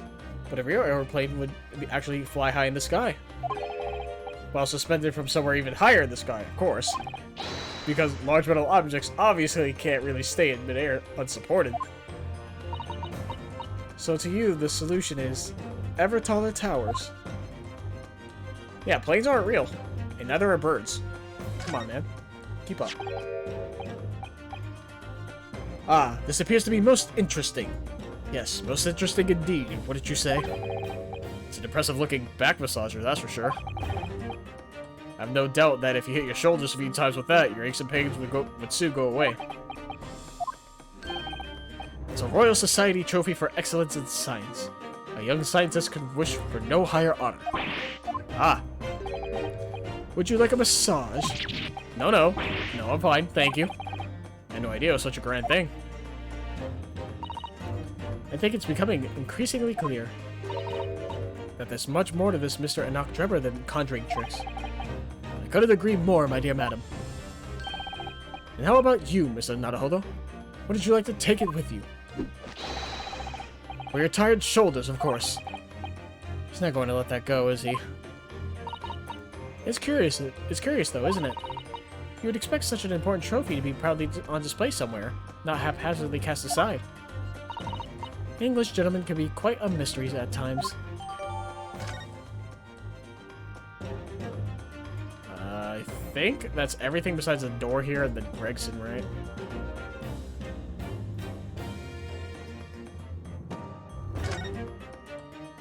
Anything about the windows? No.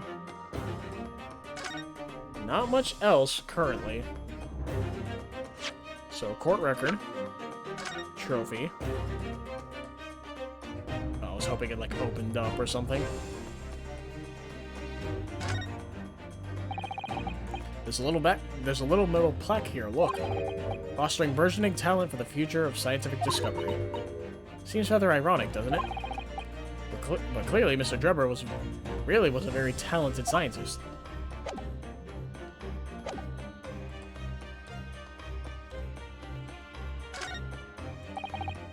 This door doesn't want to open.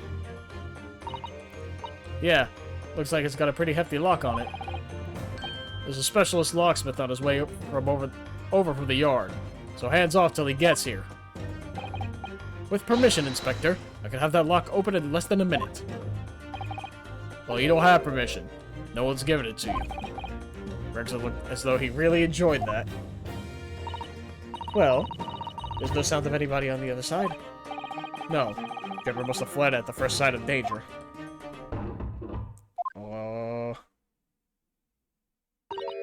Oh, is something wrong, Mr. Sato? Well, I thought I heard a noise from the far side of that door. Well, Gina, did you hear it too? Yeah, I heard it and all. What do you reckon, Toby? Right, mind the grease. Whoever's in there, open up. This is Scotland Yard.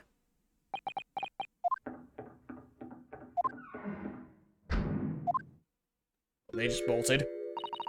Oh my, someone is in there. Ah, this rotten bleeding lock. My dear Gregson, as I said only minutes ago. If only it were consonants, I could unlock that door in less than a minute. Fine, I'll take the rap for it. Just get us to that blasted door. There, you may enter at will. You confused minutes with seconds, I think. Time is of the essence, I feel. What are we waiting for? Nothing for it, I suppose. This is an emergency. There's a strong possibility that beyond the door is the engineer you all seek. Be prepared for action, my dear fellow. Yes. Oh boy.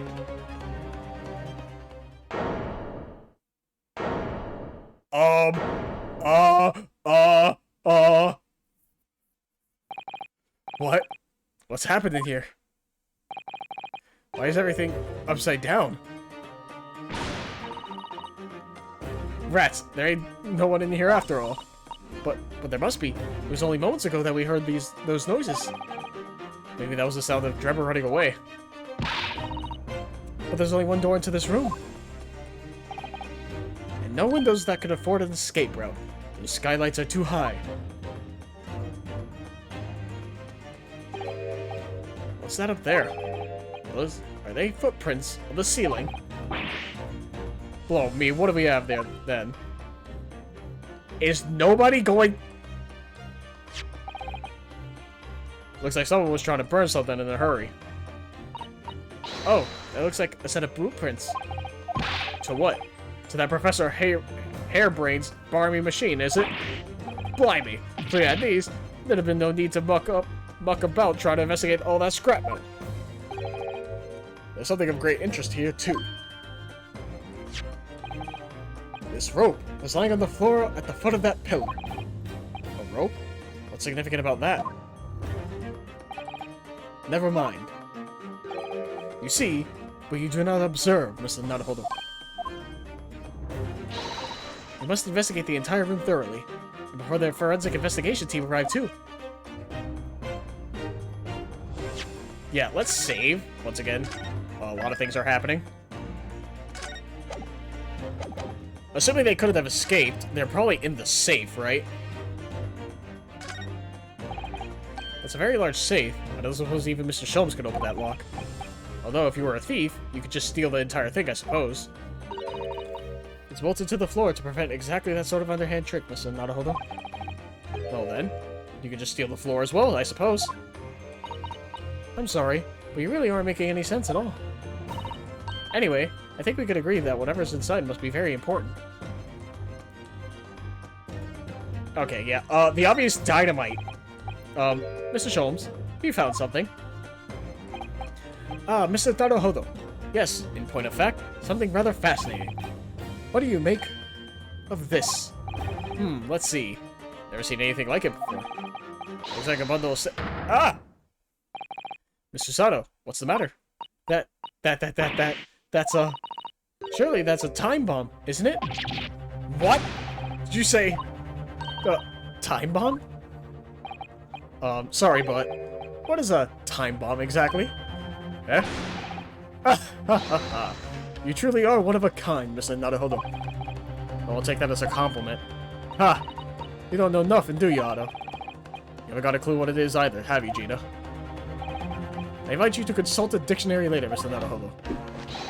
But this particular specimen is no time bomb, though I confess it has a very similar appearance. Oh. Oh, well, thank goodness, but then, what is it? I see, so that's it. Goodness, Mr. Sholmes, have you seen to the heart of the matter? There are times when I consider my lot most unfair. For I'm fated to never to know how it feels to flounder as you do when a puzzle presents itself. But I have learned to accept the hardships that come with being a great detective, Mr. Sato. Here we go. Feel a great deduction coming. Once again, I can draw two conclusions from the scene we see before us. The first is that the inverted nature of the furniture in this room is the work of Drebber himself. But how could you... And the second conclusion is that the small device on the floor there is without question completely genuine. Please, Mr. Sholmes, you must explain everything. It would be a pleasure. After all, it is a great detective's civic duty to teach Scotland Yard the finer points of the trade. Well, Inspector Gregson seems delighted with the idea anyway. Oh, you deflected the inspector's glare with such fortitude there, Mr. Sholmes. Well done. You're too kind, my dear madam. I hereby dedicate this great deduction to you. Kindly stand just there, Mr. Sato. Oh, yes. I'd be delighted. So, shall we begin? Once again, Herlock Sholmes is proud to present his Logic and Reasoning Spectacular. Excuse me. Also, if that's a real bomb, a real-time bomb, do we have time for this? Like, at all? To be doing this bullshit? Like, we'll literally die? He said it was genuine. Also, topic number 1, flipped furniture. It's plain to see that this room is in complete disarray. The bed, the tables, and chairs, the lamp. Everything is upside down. Almost as if every item in the room had, until recently, been happily positioned on the ceiling, before falling straight down onto the floor. Every item in the room is on the ceiling? Are you suggesting that? Indeed, the key here is gravity. It would appear that technology has at last succeeded in freeing us from the great pull of the Earth. But the gravity in this room was reversed and then suddenly restored to normality. Goodness. The inverted furniture clearly reveals the truth about the part gravity played in this whole business. I quite understand your skepticism, Mr. Sato. I too was incredulous at first. However, my conviction in my analysis was cemented when I observed this. An anti-gravity device, almost identical to one that featured in a dream of mine, only the other day, in fact. But then why does it have a clock on it? A most relevant question indeed. That is a timing device that controls when the gravity direction will switch. There was clearly a requirement for the engineer to be able to restore normal gravity automatically. The commotion we heard earlier from the other side of the door was the moment that restoration occurred. Yes, the reason why everything in here has been turned upside down is because of the anti-gravity device. So you see, we need look no further than to explain the state in which we now find this room. The direction in which gravity acts in here was reversed by Mr. Drebber before being restored to normality in an automatic fashion sometime later by the timer device. I have witnessed precisely this scene in the dream I once had when I fell out of bed. Good lord.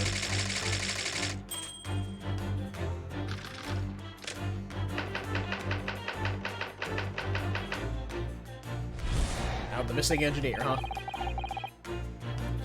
Now, let us consider the next conundrum. What was our engineer's friend's aim?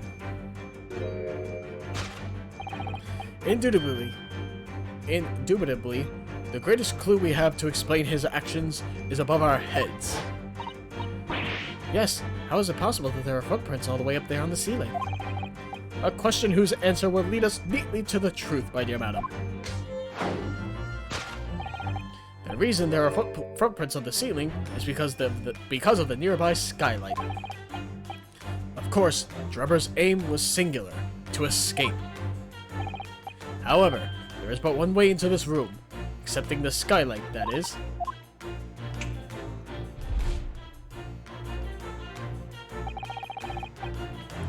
By inverting the gravity in here, Drebber was able to fall conveniently to the ceiling and make his escape via the otherwise inaccessible skylight, leaving those footprints behind on the way. Excuse me. But the ceiling in here is very high, Mr. Sholmes. If the gravity reversal was sudden, wouldn't Mr. Drebber have fallen up to the ceiling rather violently? Falling up is both scientifically and philosophically a rather interesting concept, I feel. But the man was cornered with nowhere to run, so to escape through the skylight was his only option. You may recall that I found this in the room earlier, which I believe offers a solution. Oh, the rope. To reach the intended destination, what better tool than this rope? By anchoring one end to the wall, the man was able to lower himself safely to the ceiling. Which explains how Drebber was able to escape this room before our arrival. He reversed the pull of gravity and fled via the skylight. And personally, I should very much like to reverse the pull of gravity again now, just for fun.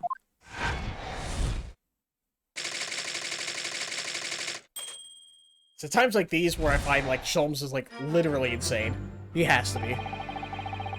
Thus concludes Herlock Sholmes' great deduction of this topsy-turvy puzzle.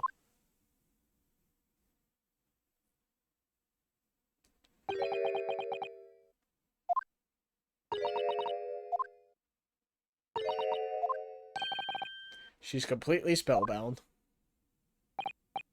Mr. Sholmes, there's just one thing that troubles me. I would expect nothing less. You're destined to be troubled by just one thing for the rest of your life.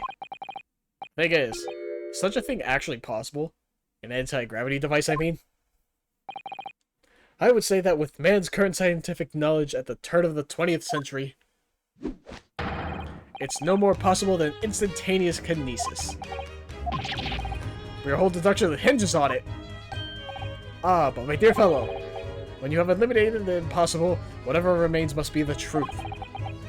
However improbable it may seem. It's a marvelous line, wouldn't you agree? One of my more enduring pearls of wisdom. I had Iris come up with the exact phrasing. My original was, clumsy. Yes, I have a feeling I've read it in something that Mr. Sato lent me once. Objection! Actually, there is one other thing, Mr. Sholmes. Ah, the spell's broken at last. The rope you found was on the floor, wasn't it? Indeed it was, in lonely coils near the wall. But if Mr. Drebber had used it to escape in the way you described, wouldn't it still be tied to the wall?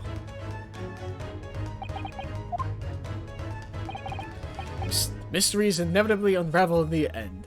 As I think you'll find, do ropes. And as evidence of such, you need only look at the mystery we faced in this room, now skillfully unraveled. That argument is as circular as the coils of rope. I think perhaps we might need to give Mr. Sholmes the usual little helping hand. I'm sure with some minor corrections, the great detective's great deduction will lead us to the truth. Yes, you're right. We must do it quickly, before Nark Drebber gets too far away. If you're ready, then let us resume. Herlock Sholmes' Logic of Reasoning Spectacular. Good lord. We still have a courtroom. Like, we still have a trial to go to after this. It's been almost 7 hours. Anyways, yeah, we've been through this, so...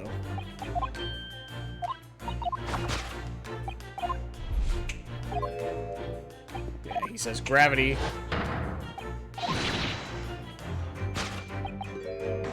Alright, inverted furniture, finally. To think gravity could have been reversed in this very room, I find the whole idea utterly enthralling.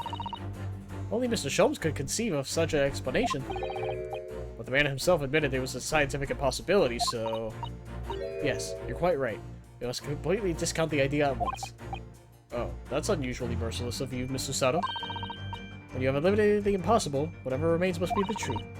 The great detective himself said so, didn't he? While refusing to part with his dreams of anti-gravity devices. Yes, I suppose so. Well, let's see if examining this topsy-turvy scene a little more closely reveals some proof that shows exactly what the gravity of this room was or wasn't doing.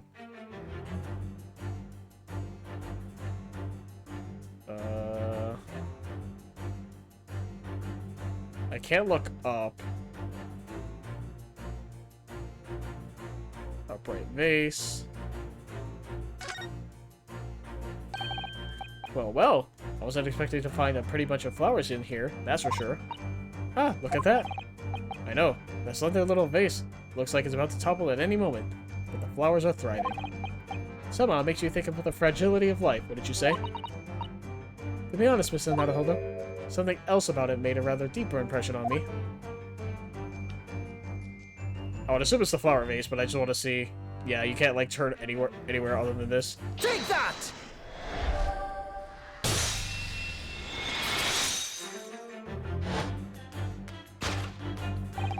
The upright vase clearly reveals the truth about the part gravity played in this whole business. On my word, Mr. Naruhodo, you've surpassed yourself by completely turning my argument on its head. Trying to impress your assistant here, perhaps? No one here is trying to steal your spotlight here, Mr. Sholmes. Trust me. As you rightly say, it would appear at first glance that all the furniture in the room is upside down. This unassuming, slender vase is standing keenly to attention. And unlike the large safe, there's nothing affixing it to the floor. And it's the exception that breaks the rule. In short, much as it pains me, the gravity in this room was never inverted at all. My deepest sympathies for your loss. Oh, poor Mr. Sholmes. But the show must go on, so let us continue with our deductions. Now that we know this contrivance is not in fact an anti-gravity device, there remains but one other possibility.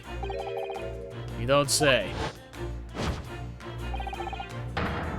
Someone deliberately turned over every piece of furniture in here. Which might sound obvious, but leaves one mystery very much unsolved. Namely, why would anyone choose to do that? Quite. Naturally, there is an explanation. The anti-gravity device. He's absolutely determined that this device must have something to do with it, isn't he? I'm afraid the lure of an exciting scientific explanation is too strong. Well, there's no doubt that somebody did this. Somebody turned all this furniture over. So whoever it was must have had a reason. I'm afraid nothing comes to mind at all, though. Well, let's look around. Let's look around and see if an answer presents itself. Oh. Huh. Yeah, I would assume it's that.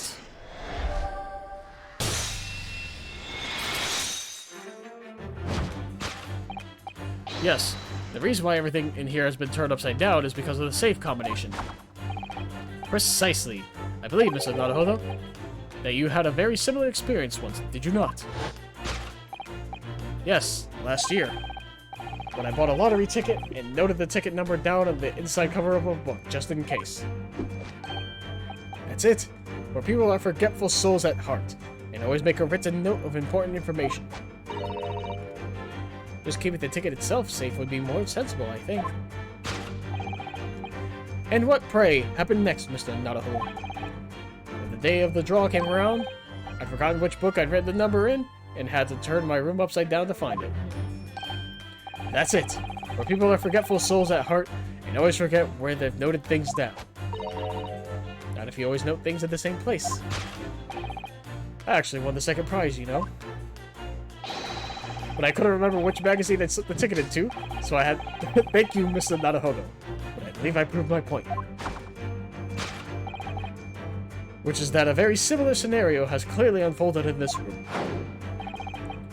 Finding himself requiring access to the safe, the occupant of this room needed the combination code.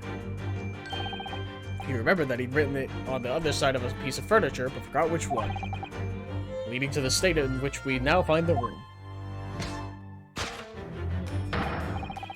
Yes, Mr. Drebber overturned all the furniture in here in a desperate hurry to locate the combination code that would unlock the safe.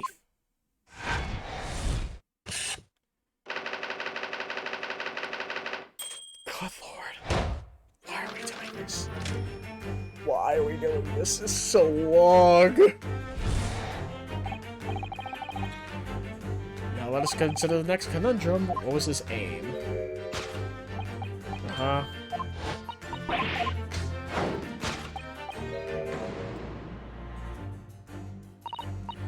Well, if a change in direction of gravity can't explain it, then how did those footprints get there? Yes, I feel as though that particular mystery has just become even harder to solve. I can't think of any other way to explain it at all. No, life was so much simpler in those halcyon days when gravity could be reversed. It was minutes ago, and those halcyon days never existed in the first place. Well, I suppose we must simply put our faith in Mr. Sholmes and observe the area in more detail. Putting our faith in Mr. Sholmes is what gets us into these situations in the first place. Oh. Why is there just a shoe there, though? Take that!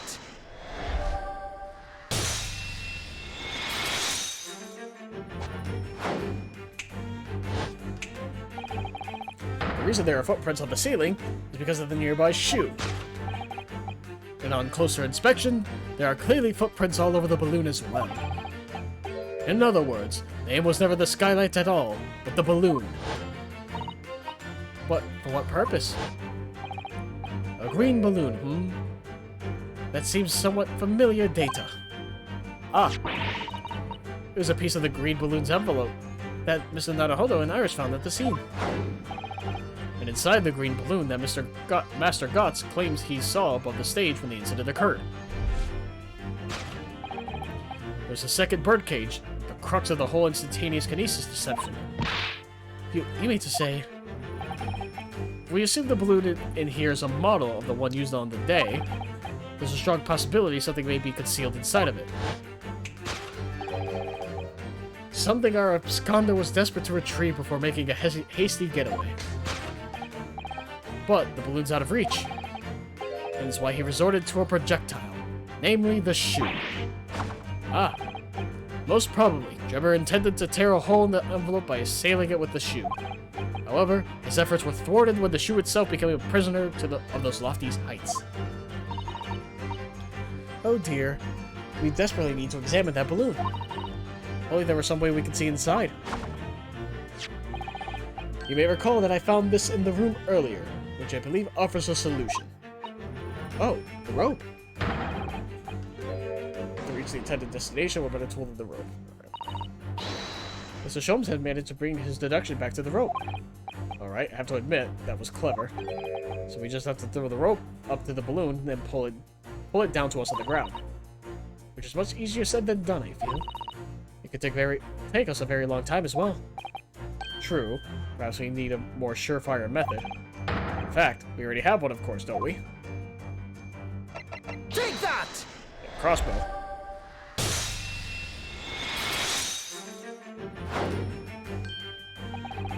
Reach the intended destination with a better tool than this crossbow. It was found at the scene, in fact, and in all likelihood belongs to Mr. Drebber. The man had only brought it away with him that day. He could have avoided losing a shoe at such a critical time as this.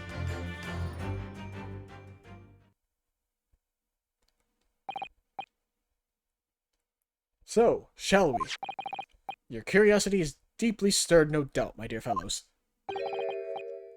What is it that Enoch Drebber has hidden inside that balloon?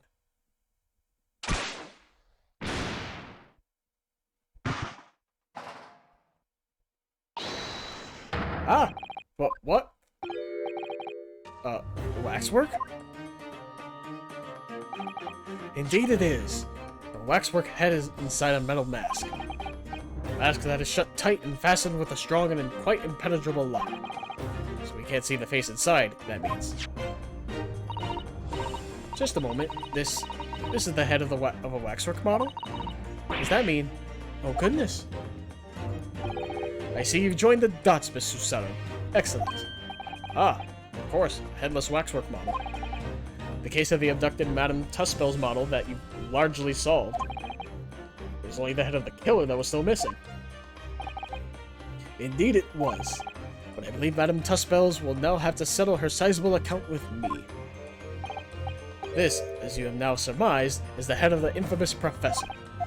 Yes. But why is it here? This conclusively confirms my suspicions. The man responsible for stealing the professor from Madame Tuspel's and returning it sans tête earlier today was none other than Enoch Drebber. This is incredible.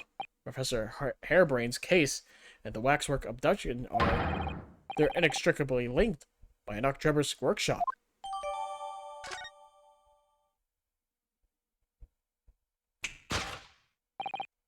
Well, it appears our logical pleasure cruise has come to an end, my dear fellows. All that remains is, yes, to speak with the architect of this adventure. The architect? You mean Mr. Drebber? As it seems quite impossible that he escaped via one of the skylights. Obviously, the man must still be here in the room. What? Oh. Whoops. And its location should be abundantly clear if you simply reflect on the journey we've made together during this deduction. Noctrebber is right here, somewhere in this room? So, Mr. Naruhodo, will you do the honors? Yes, of course. Mr. Drebber's hiding place must be the... Oh, I can't save. Take that! Well, it's the save, though. It's the save, anyway, so... Before we gained access to this back room, we heard noises from in here. Which tells us that the engineer was still in the building at that point in time. He was in fact searching for the combination to his safe. And pressed for time, made no attempt to right the furniture that he overturned in the process. From which we could deduce that his search for the combination happened very recently indeed. In summary, Mr. Noctrebber,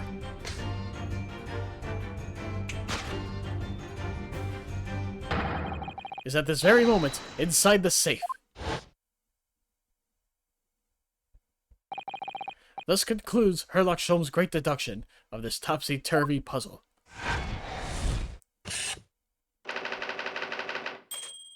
Hey, we should, like, get Gregson to, like... I would assume Gregson has a gun, right? Because we don't know if Drebber's armed. Assuming he's the culprit, he could just, like... We go open that safe and get shot immediately. So, Mr. Naruhodo. I think perhaps it's time we ended this game of hide-and-seek, don't you? By opening the safe, you mean. What else? Let's see. The combination was 1... 432582. I knew that. Alright then, here goes.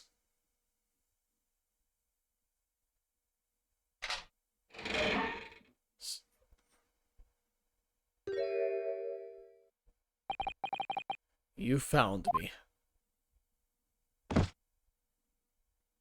Don't let him run away. Someone guard the door.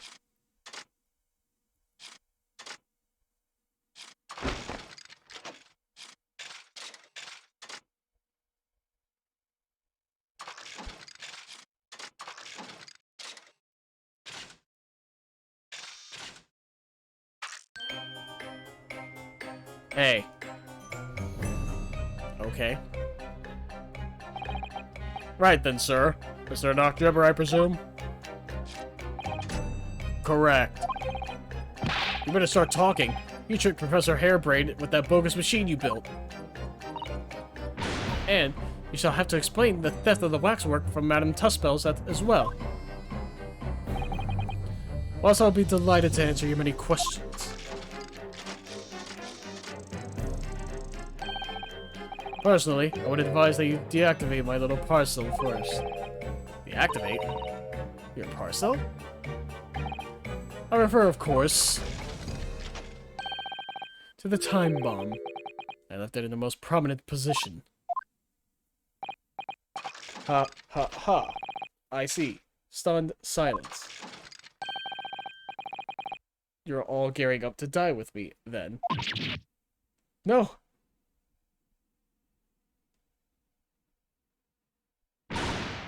Mr. Sholmes, with only 7 seconds to spare.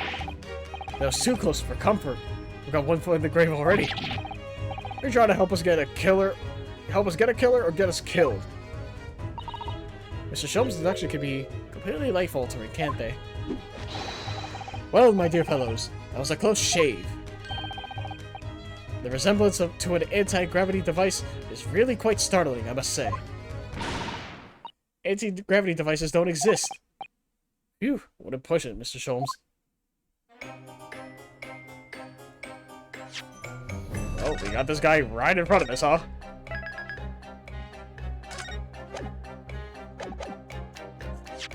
Well, first things first. Let's examine this, right?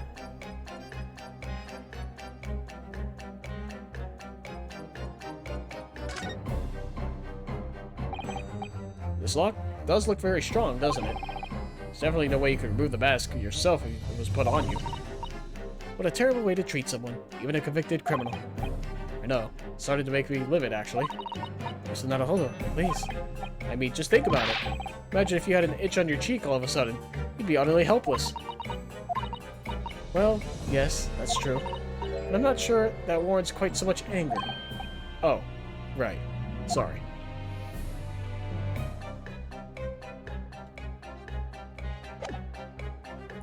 Alright, just wanted to investigate that. Alright, Drebber. What on earth happened in here? You've found me, haven't you? No need to screw me down any further. Everything in here is precisely what it seems. Yeah, well, we'll be giving it a thorough going over. Don't you worry, Drebber. What fails to click with me is how you are able to locate my workshop. That I was not expecting. When I heard whistling from the other room, I knew it was time to bolt. Whistling? Ah, that would have been me. Oh. For some reason, I woke in a fine fettle today. No words, just tightly squeezed chips. Clearly, I must have a screw loose, though, as I couldn't remember the combination for the safe. And another one loose, as I couldn't remember on which piece of furniture I'd written it down. We also found the rope over by the wall. Yes, I had hoped to exit through the skylight, but sadly, the rope was too short. So, I then set about searching for the combination code to open the safe. And burning the incriminating blueprints, don't forget. Regrettably, though, you failed to retrieve the head from the balloon among the raptors. And after that, you hid yourself inside the safe, having first set this parcel ticking. Well, I had no intention of being nailed by the police.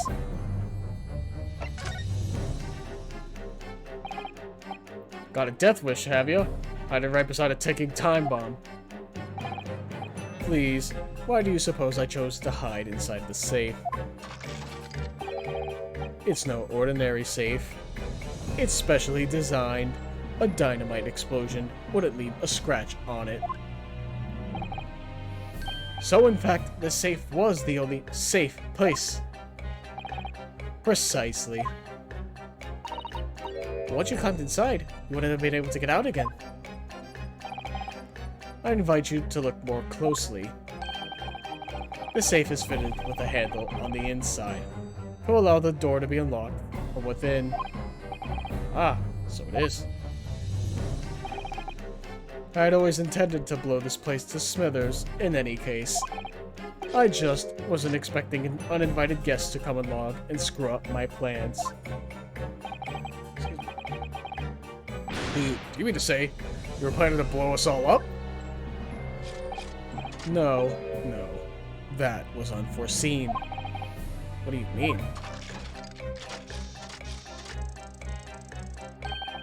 Most people run, you see, when they see a ticking time bomb at their feet.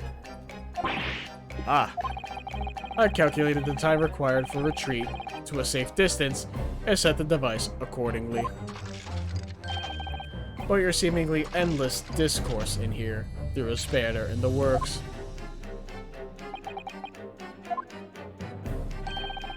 Is something wrong, Rexon? Do I have something on my face, beside the usual eyes, ears, nose, and mouth?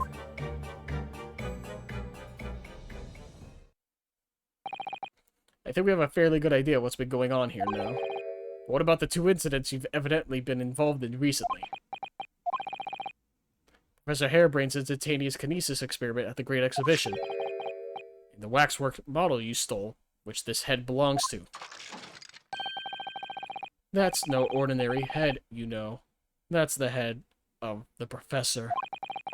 Clad in a mask with a lock so strong, I'm unable to open it safely to reveal the killer's identity. I've been considering carrying it up.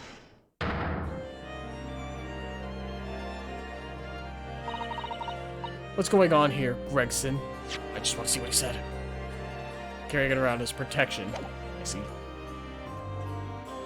I'm sure you're aware that I have sole jurisdiction to investigate here.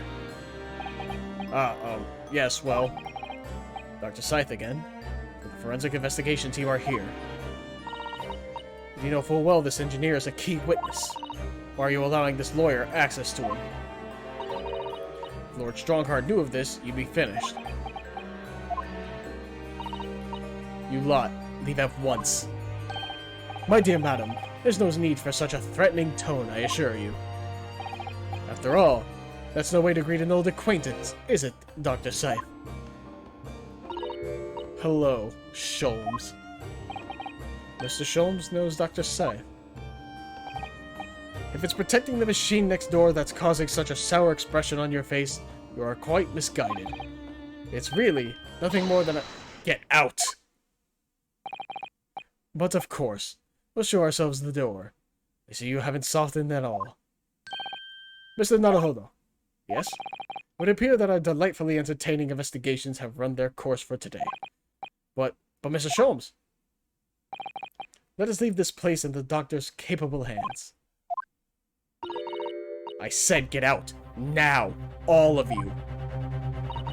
Your presence here is not required either, Gregson. Understood.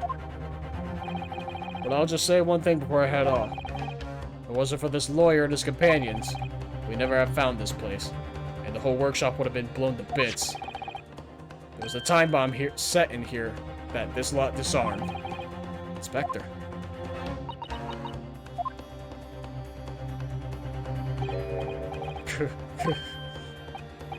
Something giving you a chuckle, has it, Trevor?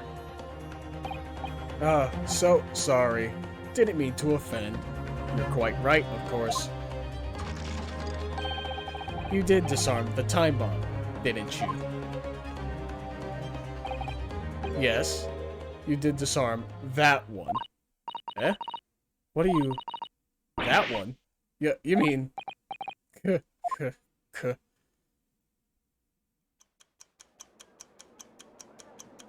Uh-oh.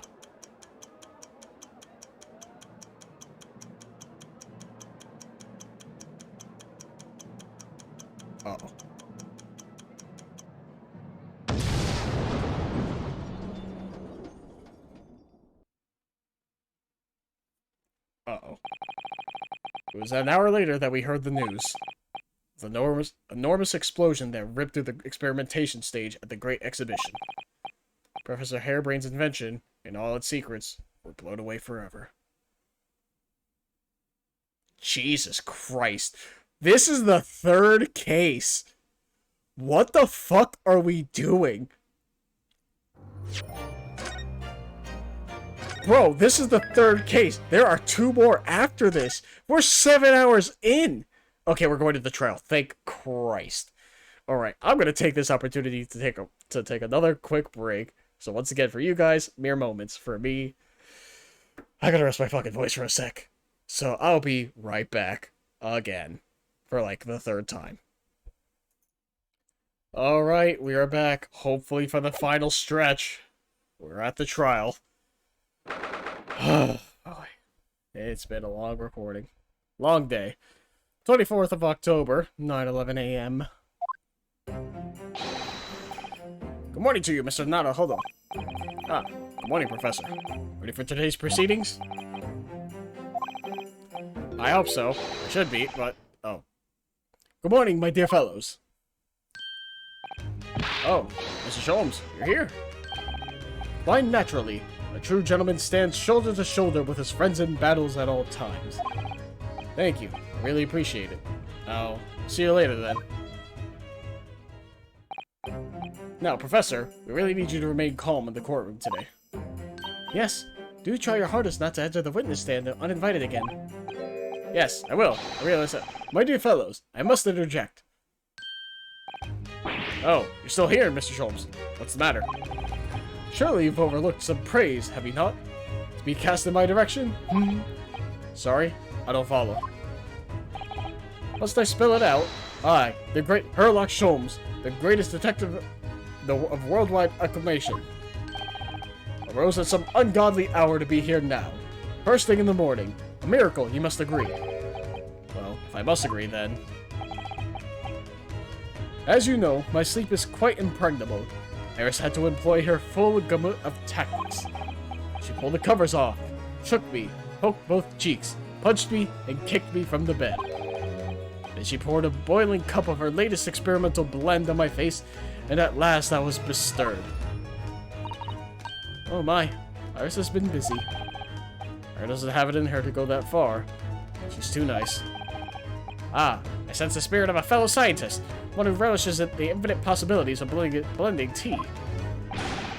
I'm the one worthy of praise here, not Iris. This is my victory. Sorry to cut in. Oh, Inspector Gregson. Good morning. Gregson, my dear fellow, why the grim expression at this delightfully early hour? Oh, I don't know. Maybe because I've been confronted with a grimmer expression, eh? Dear me, are you going to take that insult lying down, Professor? What? What? I don't know. Poor Professor. Anyway, here's the paperwork you asked for. What paperwork? Ah, I took the liberty of requesting it yesterday. I have a feeling it may prove useful. You wouldn't believe the hoops I had to jump through to get this brought out of the archives. This is Professor's autopsy report. That mass murderers? Who killed 5 members of the aristocracy. I remember this time.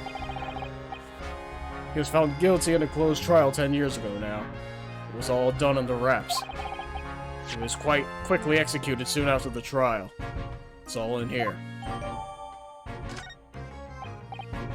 I don't know what to say. Thank you, Inspector. I'm gonna read it right now. Of course it was redacted. By Courtney Stevens. Huh. So, she got married before then. I'm sure that's a point. Well, obviously it wasn't Scythe. Her name's not there. She probably married and changed her name.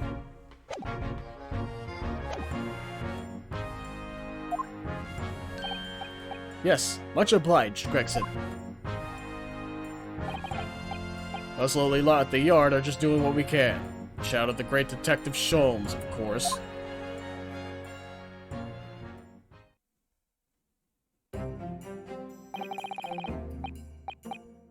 Actually, I wanted to look at it again, because I feel like... Okay, no. It's just very, very little. Egging confirmed at midnight, 17th of June, alright. That's it. Thought I missed something. Well then, Professor Hairbrain, this is it. Today we're going to lay all this to rest at last. I wish you the best of luck, Professor. I suppose he'll be in there today, will he? Trevor. Yes. We expect the prosecution to summon him as a witness. I'm still amazed that you managed to find him in just one day. I really owe you both so much. Counsel and the defendant. The trial is about to resume. Kindly make your way into the courtroom at once. This is it then, the final chapter. Funny, my heart's racing a little. I've not felt this before, actually. This strange foreboding. As if something's going to happen in this trial that I'm not ready for. I can't let that distract me from the only thing that really matters. Finding the truth. Yeah, I'm not ready for 4 fucking hours of this goddamn case.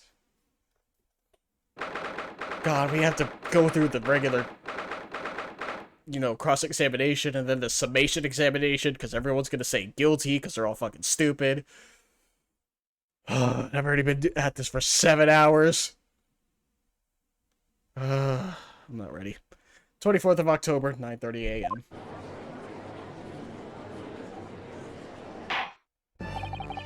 In name of Her Majesty the Queen, I hereby declare this court to be in session again. We resume the public hearing of Albert Hairbrain, here present, who stands accused of murder. Are the counsels for the prosecution and defense ready to proceed? The prosecution is ready, my lord. Defense is ready, my lord. promised, Lord Van Zykes has his apprentice with him. His apprentice, oh my god. Apprentice with memory loss. Good lord, it's been a long day. I am tired, but I want to finish this in one recording. If I may, Lord Van Zykes. Yes, my lord. There appears to be someone standing at your side. Ah, yes, my apprentice and assistant. The prosecution believes today's proceedings will see the complexity of this case rise considerably. Okay, that was so fucking extra. God damn, it's so cool. I therefore instructed my assistant to attend to ensure the smooth running of the trial. The smooth running of the liquid refreshments by the look of it. The way he holds himself, the way he moves. Could it be anyone else? But he's still suffering from amnesia. So there's really nothing we can do at the moment. I know, but... oh, this is so very hard. It would appear the prosecution has done a fine job in responding to the demands of the court made yesterday. I understand you have successfully secured the engineer who disappeared from the scene on the day in question. Yes, my lord. I intend to call him now as a witness shortly. Very good, very good. Now then, ladies and gentlemen of the jury, who have been chosen at random to represent the will of the people in this courtroom today, are you ready and willing to proceed? Of course, my lord. I'm sure we all understand the importance of doing our civic duty. I do so despise deception and deceit. I find it so very wearying. To take a man's life with a conjuring trick, it is against the magician's code, not to mention the law. Any fake scientist should feel the wrath of God, if you ask me. We have to listen to what's said on both sides of the fence, and then settle on one. That's it, isn't it? Was it like this in my day? Was it like this at all? If all parties are ready to proceed, you may begin, Lord Van Zykes. Before I do, my lord, there is a report I must read to the court.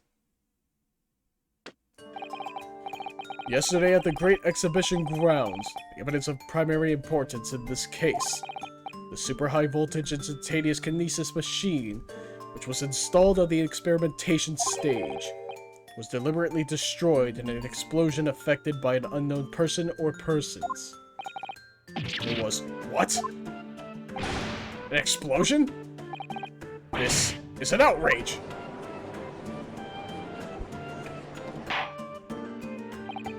Yes, I heard this grave news yesterday.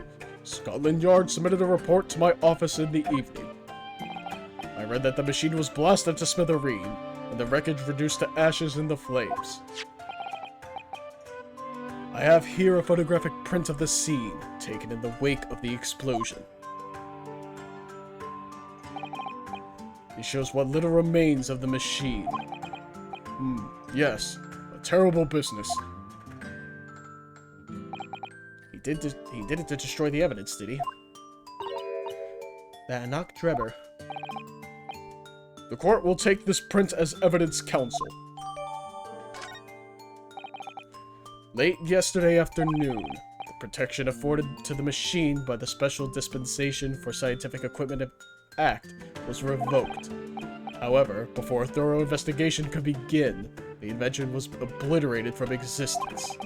As such, this will become a very different trial.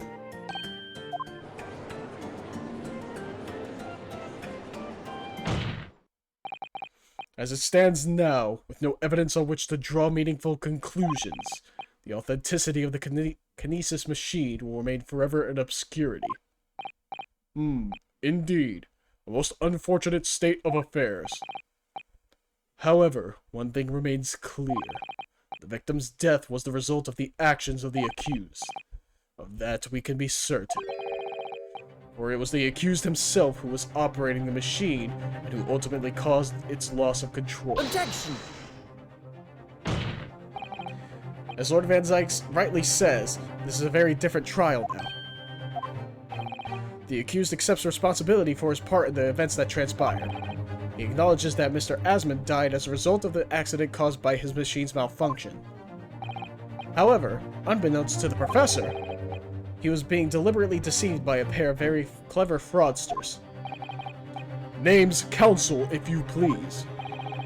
The engineer, Mr. Enoch Drebber, and the victim himself, Mr. Odie Asmund. So what exactly were these two men up to behind the defendant's back? The defense intends to expose that information, thus establishing the unequivocal innocence of the defendant.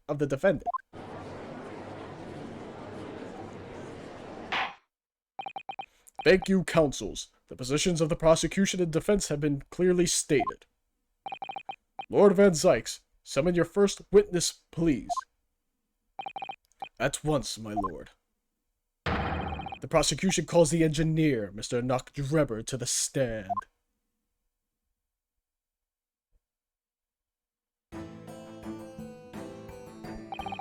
State your name and occupation for the court. Name, Enoch Drebber. Occupation. Hard to pin down, I would say. See that black monocle? Yes, well, I do feel as though I've seen it somewhere before. Oh, you too? I had exactly the same feeling myself. Your file indicates that you are currently being investigated in connection with another case. The theft of a waxwork model, is it? The most extraordinary sounding business. But that has no bearing on this trial, I assure you.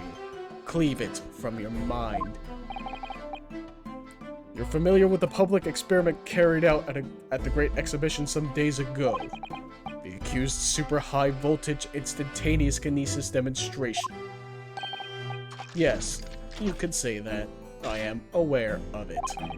There was a terrible accident, wasn't there?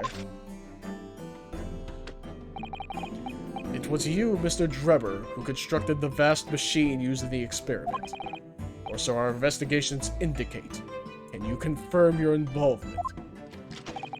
Yes, I constructed it, in precise accordance with the blueprints, but that's all.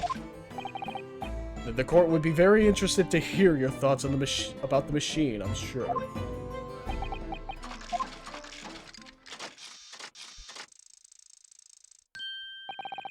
An amazing device, if you ask me.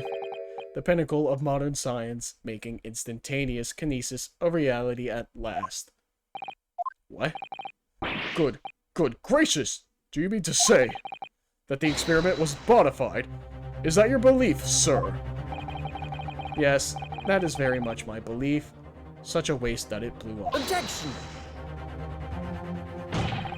But we already established the machine was nothing more than a prop for an elaborate conjuring trick. Objection! You've established nothing of the sort. All that was shown during yesterday's proceedings is that the same outcome could have been produced by means of staged trickery. The defense merely proposed a method and demonstrated its feasibility, nothing more. But... we've procrastinated long enough, I feel. Witness, you will now give your formal testimony about the machine that you constructed for the purpose of the demonstration at the Great Exhibition. Understood.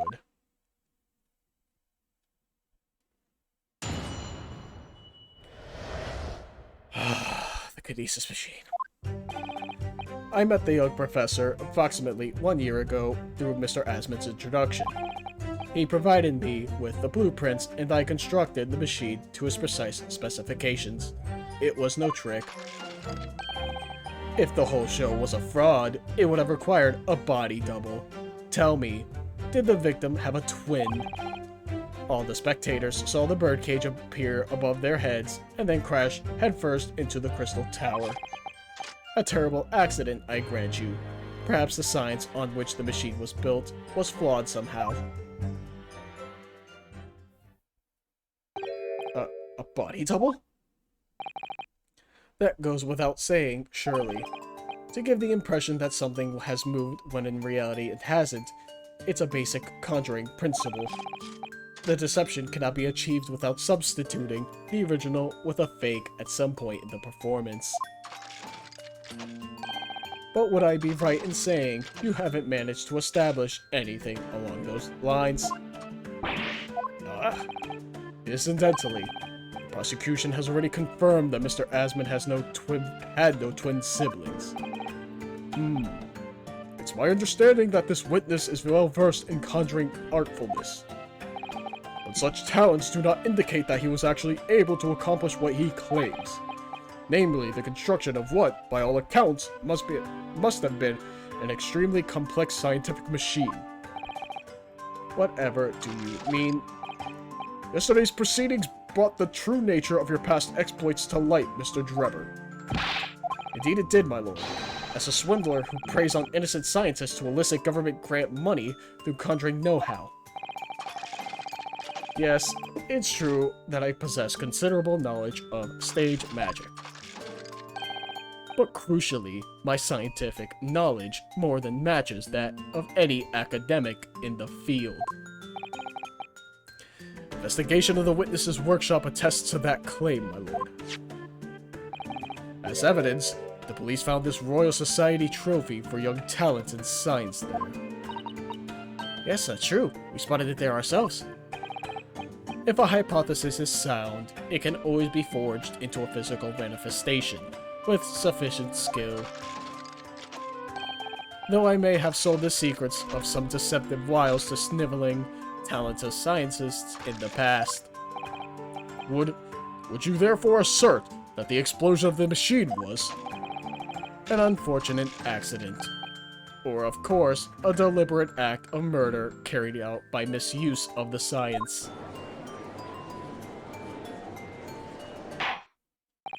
Counsel for the defense, your cross-examination, please. Yes, my lord. Oh boy, let's get fucking to it.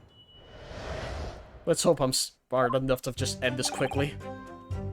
A year ago, through Mr. Asman's introduction, blueprints, no trick, was a fraud, body double, was there on the bridge, or birdcage, appear, crash head first, terrible accident, which machine was built was flawed somehow.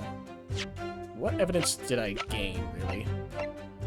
Just an autopsy, camera shard.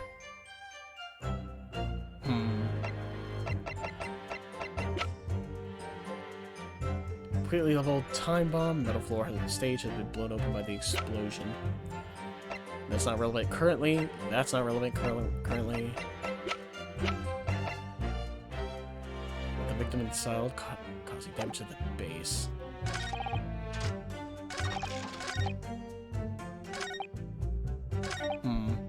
This is another point where we had to press everything. So you're already acquainted with Mr. Asman himself? Not really. By chance, I'd seen his name mentioned in the papers, that's all. But I had no interest in his private affairs. If he was an unscrupulous investor, it was no concern of mine. As long as people paid their bills, I take up my tools and construct what they ask for. So why did Mr. Asman approach you in particular, then? Who can say? I presume because my name is associated with excellence in engineering. Not to mention excellence in fraud.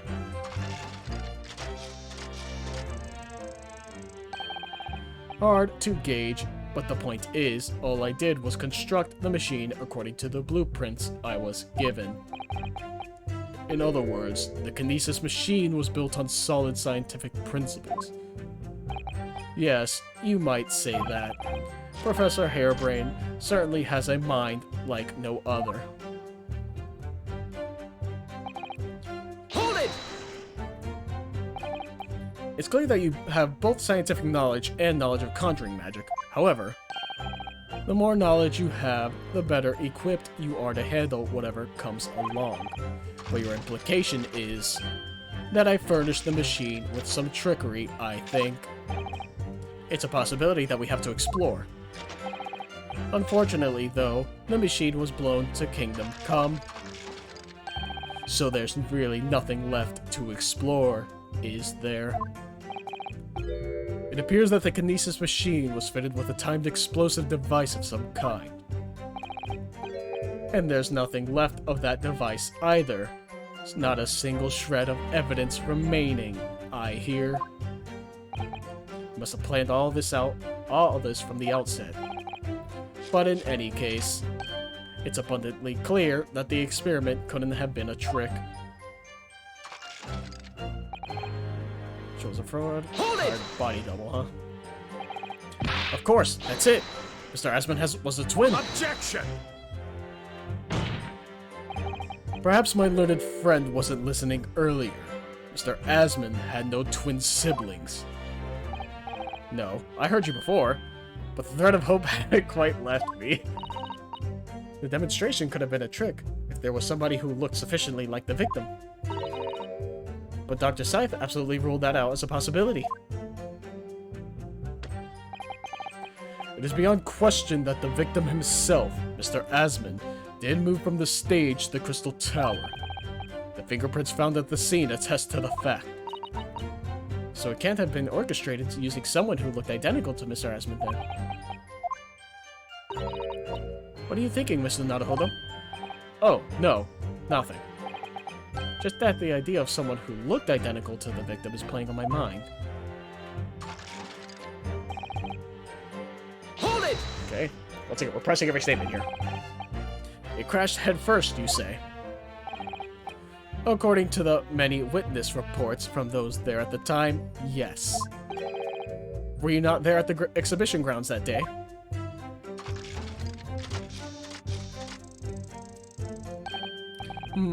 Unlikely. I rarely leave my workshop. Yet another of your unique inventions was found at the scene. Well, it was the unveiling of a machine I labored over for many months. I saw it clearly with my own eyes, the birdcage plummeting headfirst into the tower. What a surprise! I believe the victim's neck was broken from the headlong fall, wasn't it? How would you have come by that information? Even an infertile recluse like me reads the newspapers, you know. According to the reports, 2 injuries were apparent on the victim's body. Yes, he'd been stabbed in the chest by a screwdriver believed to belong to the defendant, and he had a broken vertebrae as a result of a fall from a considerable height. Correct. My learned friend has been doing his research, it seems. Do we know which injury was the fatal one? Sadly not. Forensic science is not yet at a level where such things can be determined. What we do know is that the victim died having sustained both injuries at some point during the experiment. And since he was found in the birdcage with his neck broken, it's obvious that he fell from a considerable height. I suppose that's hard to deny.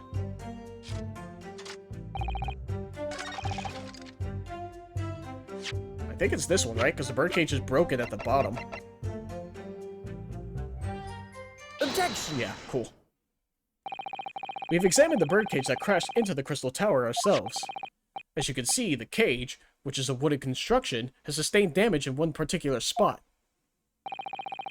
Following the explosion, it fell some 30 feet into the glass of the Crystal Tower.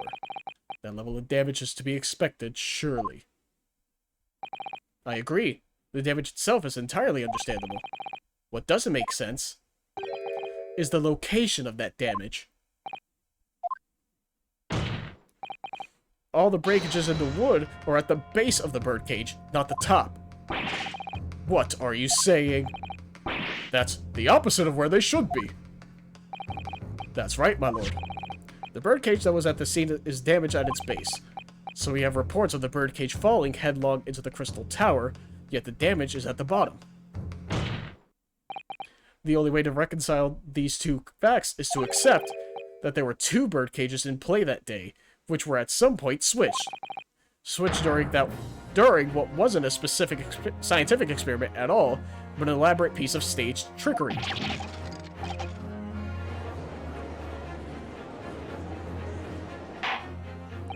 Good gracious! Explain yourself, witness! Well... If we examine the facts, there's only one logical conclusion we can draw. The damage on the base of the birdcage clearly indicates that it crashed tail first into the tower. Objection! But multiple witness reports claim it fell headfirst. The birdcage materialized in the sky next to a balloon flying over the stage, following a spontaneous explosion, at an altitude of some 60 feet above ground level, which is approximately 18 meters. It then proceeded to fall some 30 feet into the Crystal Tower and the ensuing deflagration. Witness reports amid such chaos are notoriously unreliable. Objection! But the victim's neck was broken. Objection! He plummeted 30 feet inside a heavy wooden cage. However he fell, it would be unsurprising to find one or two of his vertebrae crushed.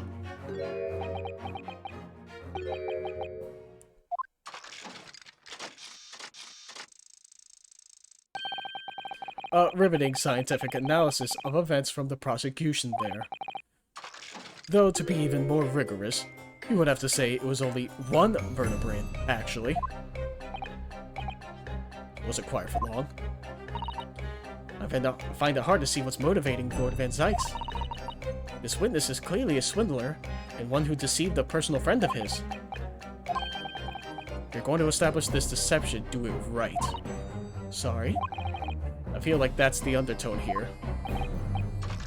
Yes, and there's one more point the defense appears to have forgotten. It obviously wasn't a trick, as a certain truth very plainly demonstrates. What? It seems to me that the cross-examination had better continue until we resolve this matter. Mr. Drebber, you will amend your testimony with details of this truth. Of course, we must treat the matter scientifically after all. Nearly out of there.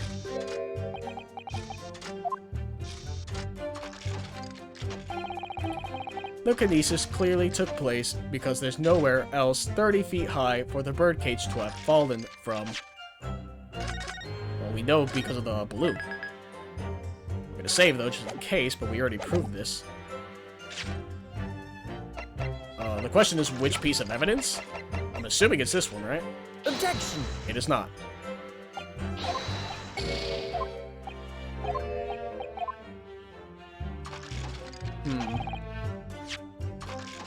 30 feet high.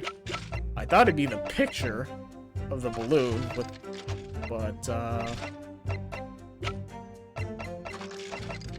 would it be the sketch?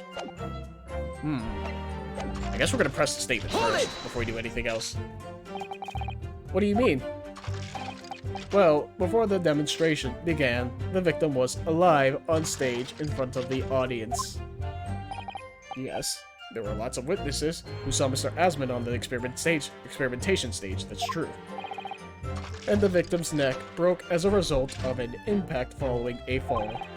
Logically, therefore, the victim must have fallen from somewhere. The balloon that exploded was at an altitude of 60 feet. The point of impact on the tower was 30 feet up. That difference of 30 feet is therefore the total distance the birdcage fell. And there's no other location from which the cage could have fallen that distance if it didn't drop out of the sky.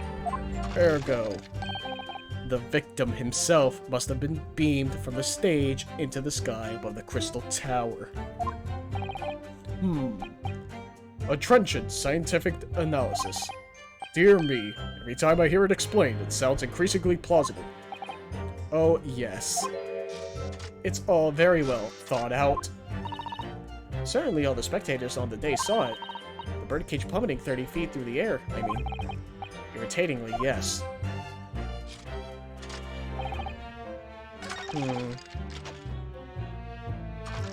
Well, I would assume that it's the picture we just got, right? Objection! It's not.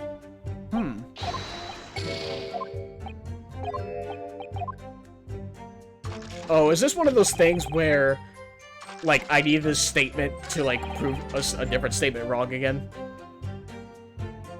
Hold it! So you understood the science, did you? Not in the slightest. Oh, right. As I've said a number of times, I'm an engineer. My job is to manufacture according to the blueprints I'm given. I would be inviting manifold problems if I foolishly allowed my brain to digest the ideas behind them. I could be accused of stealing those ideas, for example. How is it possible to construct a machine without really understanding the principle it relies on?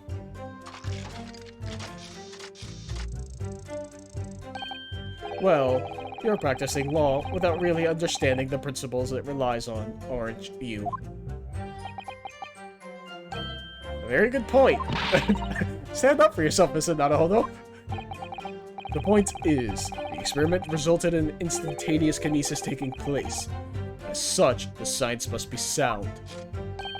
Yes, and really, experimental results are all that matters when it comes to proving a hypothesis. So he already sure himself. What do you think? Well, they destroyed. Impossible to argue with authenticity. We're unable to establish that it was a piece of stage trickery. On the grounds.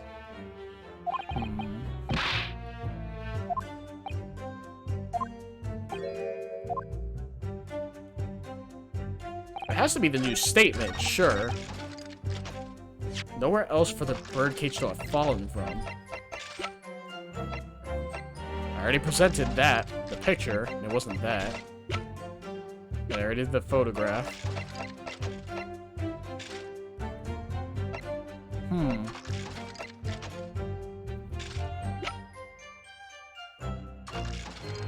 Nowhere else 30 feet high. Objection! It's the sketch. Fuck off! I had the right idea. I knew it would be, like, from the tower. I just didn't know what piece of evidence. I had the right idea, though. Objection! This is a diagram of the experimentation stage and its surroundings.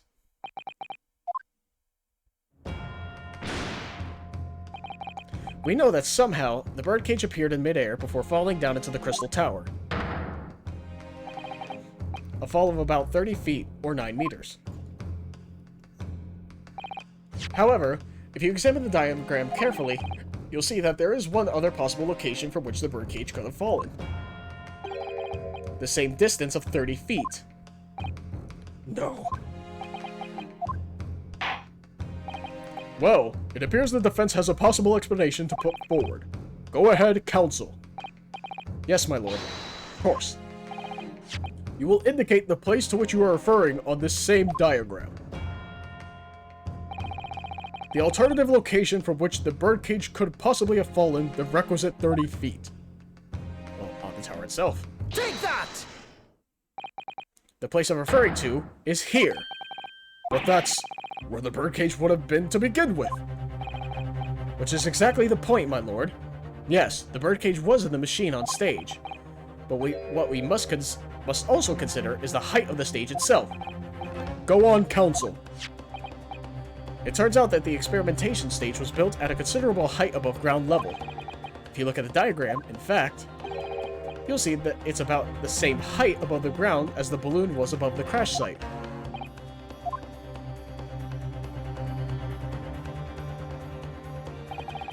When the experiment got underway, the machine and the birdcage were engulfed in steam.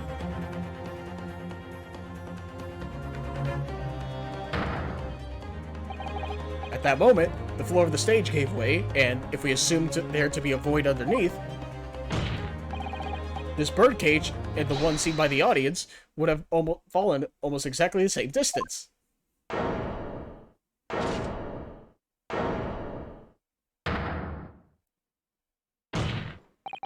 Once again, my lord, this all points to the fact that there was not one birdcage, but two. Objection! My learned friend has no evidence that the stage had such a contrivance in its design. Someone is responsible for the criminal destruction of the kinesis machine itself, it's true. However, the stage still stands. And take a moment to look at the photographic print of the scene following yesterday's explosion. Good lord! The metal grill that formed on the floors of the machine is undone. Yes, most likely blown open by the force of the explosion that destroyed the rest of the machine. The defense calls for the space below the stage to be investigated immediately.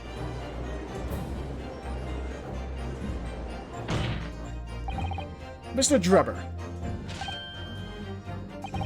it was you who built the kinesis machine, which means that it was you who built the two bird cages that were used to carry out this deception.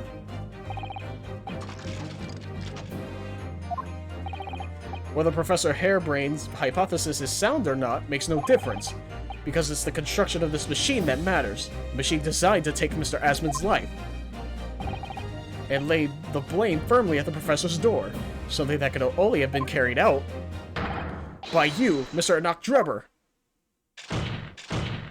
Oh, fuck.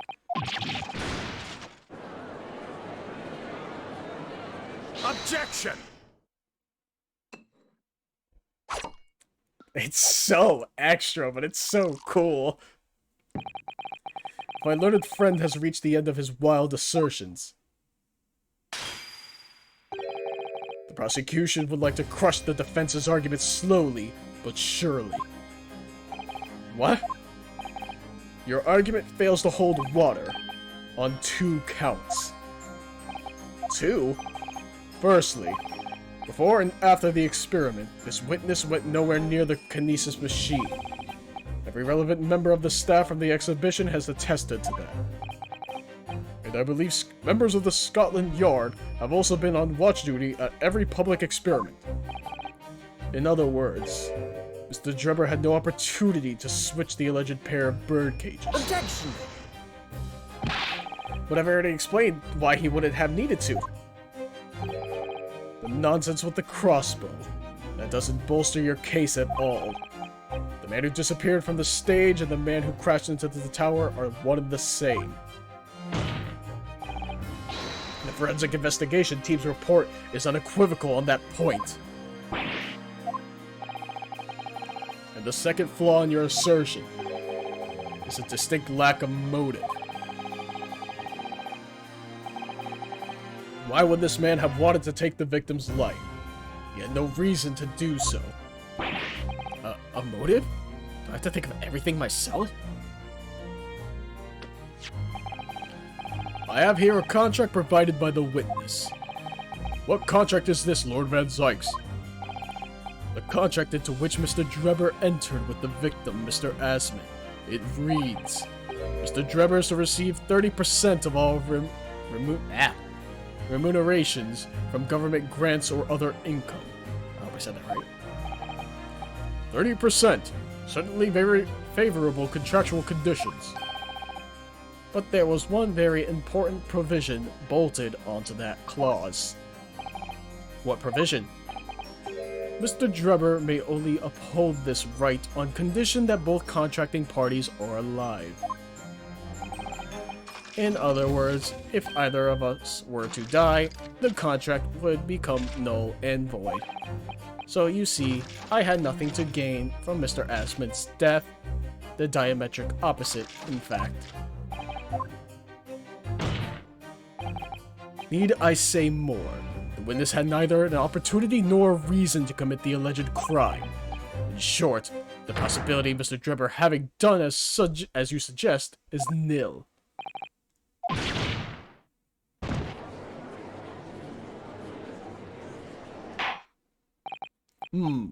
It seems the defense's assertion was somewhat wide of the mark. Lord Van Zykes, you will submit the contract as evidence, please. It's true. Before I continue, we're going to examine this. Okay. The investor, Mr. Odie Asman, hereby entered into contract with the provider, Mr. Enoch Drebber, to fund labor and materials supplying to kinesis. Mr. Drebber is to receive 30% of all remunerations. Oh my god, I can't say that word.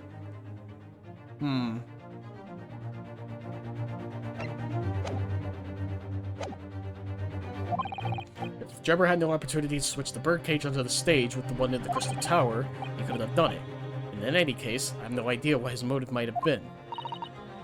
There is one aspect of your argument that still holds true, however. There were 2 bird cages. prosecution is unable to deny that. Ah, so I'm sure you're on the right lines, Mr. Naruhodo. And I've no doubt there are other aspects of your assertion that are undeniable truths, too. Well, it would seem that the defense has no rejoinder to offer.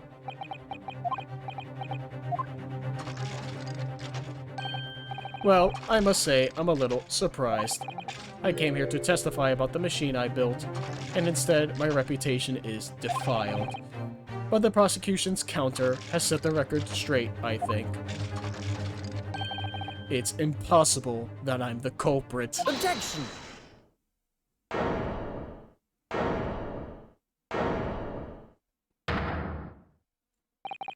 At the beginning of this trial, we believed that there was only one birdcage. Yet we now know there must have been two. In other words, there was more to the demonstration than we realized at first. I think it's abundantly clear that the same applies to the culprit. Get to the point. The stage demonstration was constructed and set up in its entirety by you, Mr. Drebber. Therefore, it's inconceivable that you had no hand in the events that transpired. So, if circumstances mean it's impossible that you could have carried out the crime yourself, it points to the fact that someone else was involved. Someone else? Counsel, are you suggesting? Yes, my lord. Mr. Drebber had an accomplice. Objection! An accomplice now? Well then, I presume you're prepared for what's to come. Now that you're accusing not only this witness, but someone else of the most serious of crimes. These accusations turn out to be false. And make no mistake, the prosecution will demand an equally serious punishment for your slander. Well, counsel, do you intend to pursue this course and formally accuse another party of involvement in this matter? What do I do here? At the moment, this is little more than a hunch on my part. I don't know for sure if Drebber had an accomplice, or even if he really is the culprit here. One way or another, though, I have to make my position clear as a lawyer. So what's my stance going to be? Did Drebber have an accomplice or not?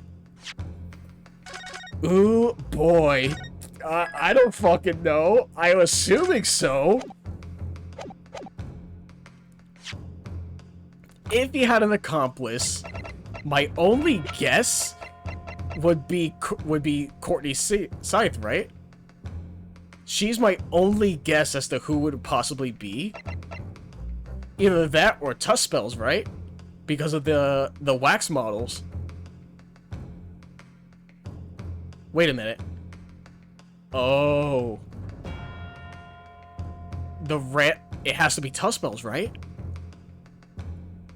Because the thing was stolen for ransom, but then supposedly it was going to be returned back no matter what. And that made Sholmes' whole, investigation pointless, right? So it's either Tusk Spells or it's Scythe. I feel like it can't be Scythe, because she's with Strongheart, right? And Strongheart would have no reason to, be in cahoots with criminals. It has to be Tusk Spells, right? It's the only person that makes sense if there's an accomplice. I say, I'm naming an accomplice. The defense is ready to name Mr. Drebber's accomplice. Somehow the two bird cages must have been switched. Everything points to that. Yet according to the coroner's report, that's not a possibility. But that inconsistency itself is a clue. Oh, or that. Okay, yeah, true. Counsel, My lord? you have received a stark warning already. If you are nevertheless determined, then I must now ask you to identify this alleged accomplice by name. So, your answer, please. Who do you claim to have been Mr. Drebber's accomplice? I also forgot about that, that entire point. Yeah, the coroner's reports, that's not a possibility, but that inconsistency itself is a clue. It's pointing more to Scythe. I have no reason to suspect Esmeralda beyond just the wax stuff, right? Oh. Because only the investigation team has been allowed on everything because of this stupid fucking act, right? I'm going Courtney! Take that! The name of the person in question is... What's wrong, my Nipponese friend? Surely fear doesn't bind your tongue now. It's a little late for that. Of course I'm afraid. After all, naming her in this capacity is definitely going to make waves. A lot of waves. Could very well turn every single person in this courtroom against me. I'm sure it will be alright, Mr. Naruhodo. Thank you, Miss Susato. The enemy always appears larger than life, but you'll appear exactly the same to the enemy. Alright then, here goes. I was right. Oh, fuck. You've kept us waiting long enough. Your answer, counsel. Now. The person who colluded with Mr. Drebber in order to carry out this wicked crime is Scotland Yard's coroner, Dr. Courtney Scythe. What the blazes are you talking about? Dr. Scythe? The head of the forensic investigation team, and the coroner who conducted the autopsy on the victim.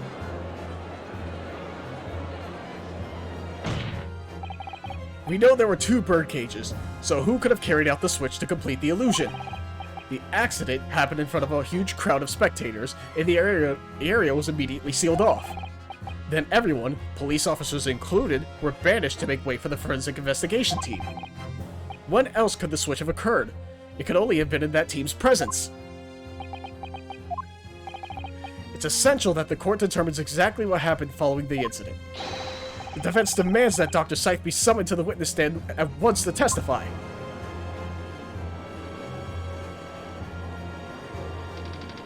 Oh, fuck. I knew it'd be relevant. I called it so early. You've got a nerve, lad. Standing up there, dragging the yard's name through the mud.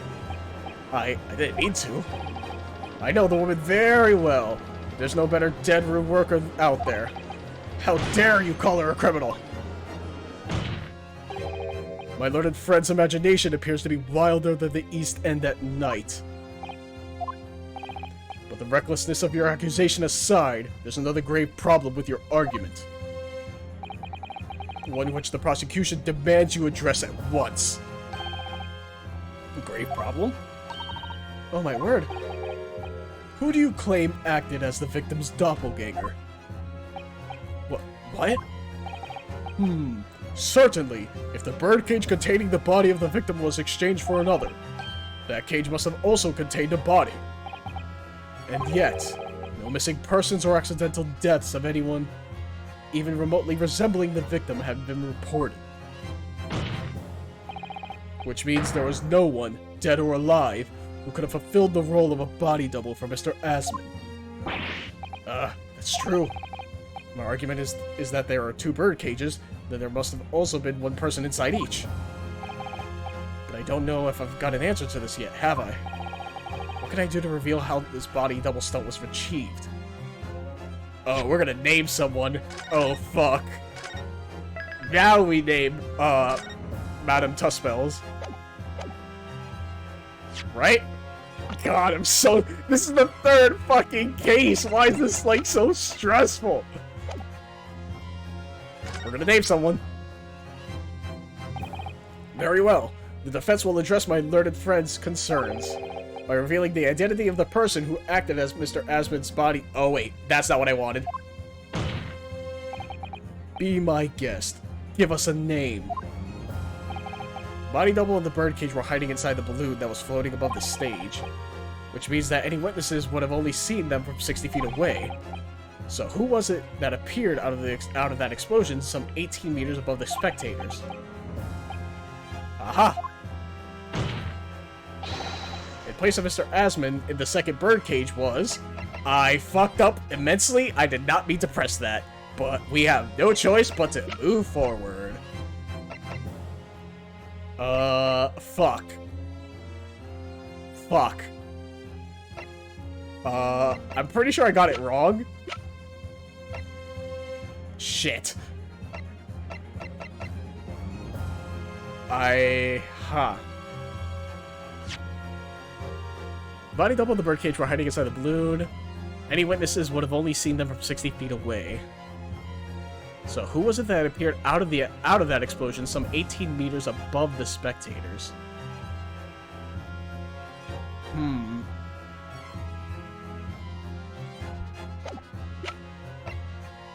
Shit. Shit. Shit. Shit. I kinda fucked up.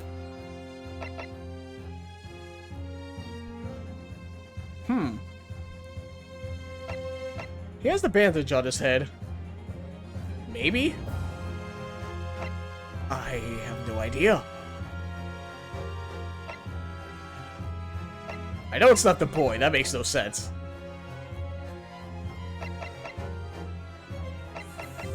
Fuck me. I'm just gonna go with my original thing and then go back to the choice. Take that! I know I'm wrong, but that's fine. Yeah, I'm just gonna load. Alright, I know I'm wrong. Anyways. I'm pretty sure we're supposed... I feel like we're supposed to name tough spells at the... Like, to get to the wax... The waxworks, right? Present evidence. Do we even have evidence? I guess this, right? Do we have any other evidence that the thing was stolen? No. I don't think we do. Oh, I guess evidence, right? Huh. I guess it's evidence instead.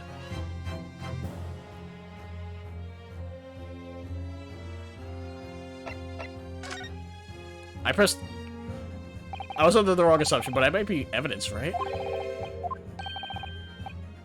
Evidence? I do hope this isn't filibustering, Counsel. The court is expecting a name. If you think you have relevant evidence, present it now. The body double and the birdcage are hiding inside. Would have only seen them from 60 feet away.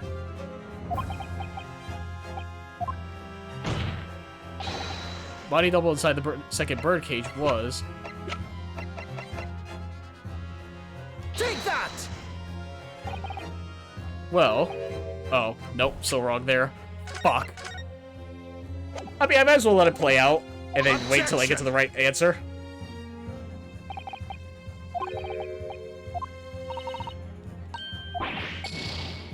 Uh-huh. I don't know if it's nothing at the moment. I feel like I have to do something. Or is it nothing at the moment? That was my initial guess, right? I can't explain that at the moment. Really? Then when can we expect the recorded explanation? Maybe tomorrow. Yeah, I figured that wasn't the answer.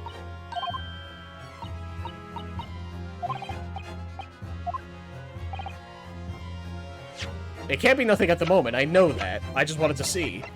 I thought it'd be the glass because of the waxwork. Is it the waxwork head instead?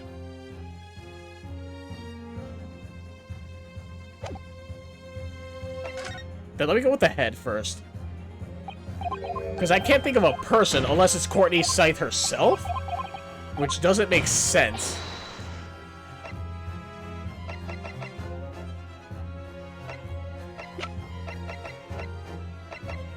Take that! It's not the head, right? Okay, it was the head, okay. I knew I had to do something with the waxwork. It was just like getting to that point, right? I knew I wasn't entirely crazy.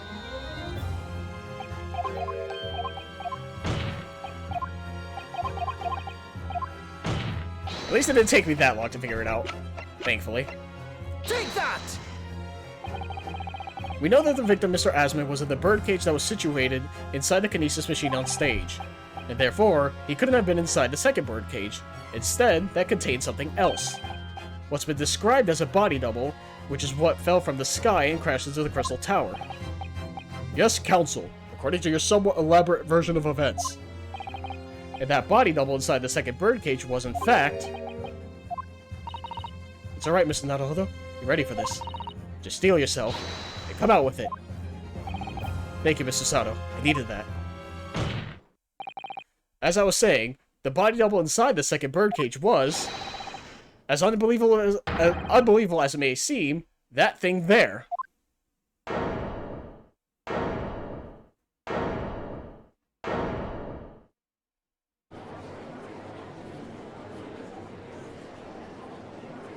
Objection!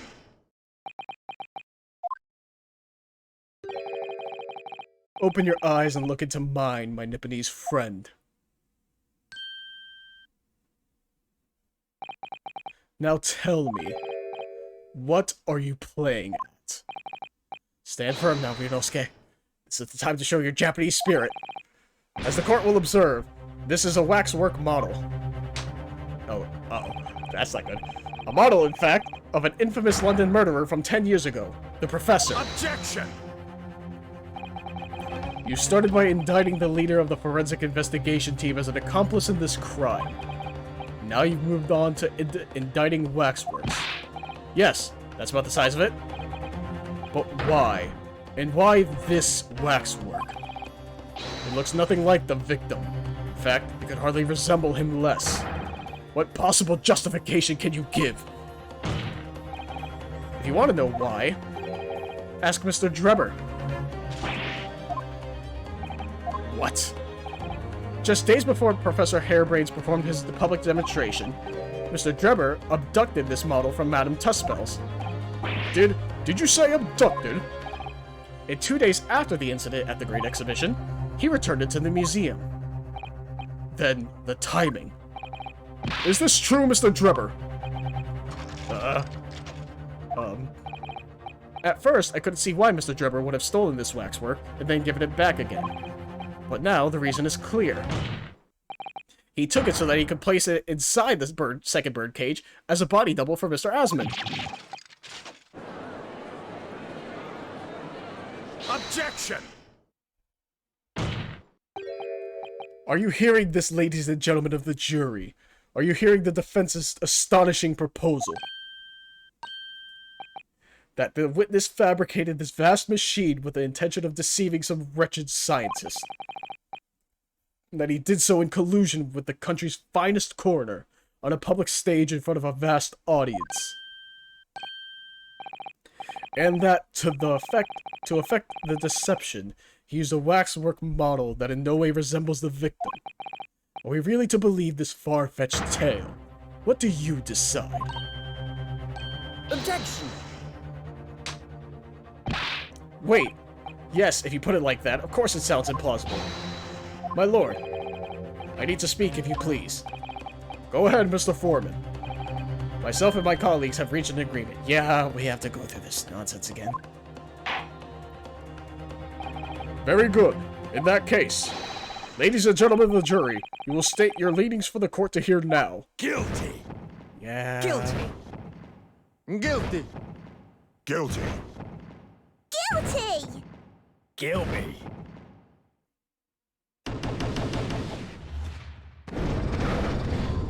This is the third fucking case. I'm begging you. So, as indicated by the foreman, the jury has reached a consensus. I knew that was going to happen. We should get through this, Miss Naruhodo. We always do. And uncover some new truths along the way, I'm quite sure. Yes, I agree. I'm going to have to appeal to the jurors as usual, and see if I can persuade them to change their minds. The defense will now embark on a summation examination. Are you and your fellows ready to proceed, Mr. Foreman? We are, my lord. Very well. In that case, I ask you now to state clearly for all present to hear the grounds on which each of you has decided that the defendant is guilty of the crime of which he is charged.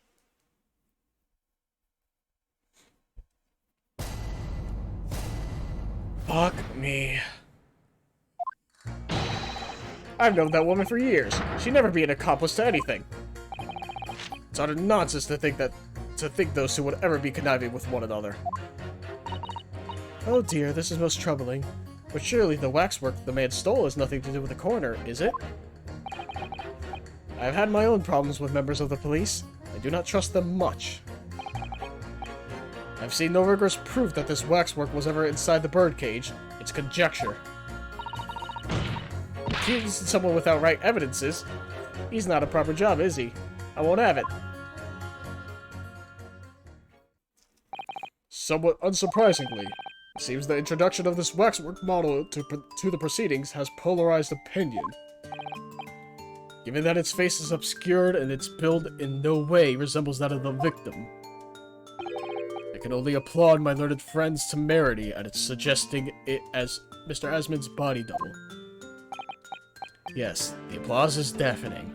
And yes, I know it seems extraordinary, but that's the point. That's why I have a strong feeling it's actually a greater clue than anyone yet realizes. What are you thinking, Mr. Naruhodo? I can't explain it why at the moment, but I feel as though there's a specific reason why it was used. Why it had to be this model. Really? A reason why nothing else would do, you mean? Yes, and I'm convinced it's something far more significant than whether or not the model looked like the victim. Well, if that's the case, we must prevent the trial from ending prematurely at all costs. Yes, agreed. I have to find a way out of this. If you are ready, Counsel, you may proceed with the summation examination. Yes, my lord. Fuck me.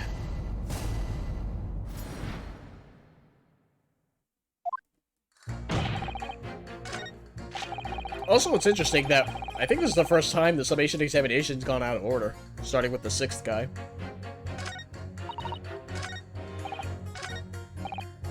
Hold it! You talking about proof. But you claimed the whole instantaneous kinesis demonstration was the trick. That I did, but there's more than one way to pull a rabbit out of a hat, isn't there? Sorry? I grant you, given that this cage appeared from amidst an explosion, there'd have to been no need to use a real person. But if a waxwork had been used, the culprit could have at least had the decency to make it look like the victim. I'm not sure exactly how much criminals are governed by decency. The point is, if you want to make a claim about the waxwork being inside the birdcage, you need to give us some evidence. Without that, it's just not science. I suppose we should expect nothing less than a logical argument from a fellow of the Royal Society. But that perhaps mean his mind could be changed if we manage to present some suitable evidence. Evidence that the Professor Waxwork was inside the birdcage. Can I produce that or not? I think I do, right? It's the glass piece. I have evidence. Actually, I have something I'd like for you to see, sir. Oh? I must warn you that I firmly believe it's only wise to trust men in white coats. So given your jet black outfit, I don't mind admitting to a sense of trepidation here. So you don't trust anyone in black? Looking in the mirror must be very trying. I do have some evidence that proves that waxwork was inside that birdcage. Namely... Take that! What's that? A piece of glass, though it's unusually thick for glass. Yes, it's a piece of broken glass that we found inside the jacket on the waxwork. As you say, it's not ordinary glass, though. It's very thick and clearly made for extra strength. Much like the special glass that was developed for the construction of the Crystal Tower. The Crystal Tower... Holy smoke! Exactly. The centerpiece of the Great Exhibition where the very incident we're talking about took place. On the day in question, the birdcage fell from above and smashed through a window of that special glass. But whence this small piece originated? Is that it? Precisely. So, what do you say? Now that clear evidence in support of the assertion has been placed before you. Well, as I said, I only trust men in white coats as a rule. However, when the reasoning is sound, it's fair to say color shouldn't come into it. In light of what you show me here, yes, I feel obliged to change my position on the matter. In that case, juror number 4, you will amend your statement now, please. The presence of that piece of glass leaves me little doubt the waxwork was indeed inside that birdcage. And that is these two, I think. Objection! Yeah, perfect. Those two statements clearly contradict each other. Good gracious! To whose statement do you refer, counsel? If you could put down your corn for a moment, juror number 5.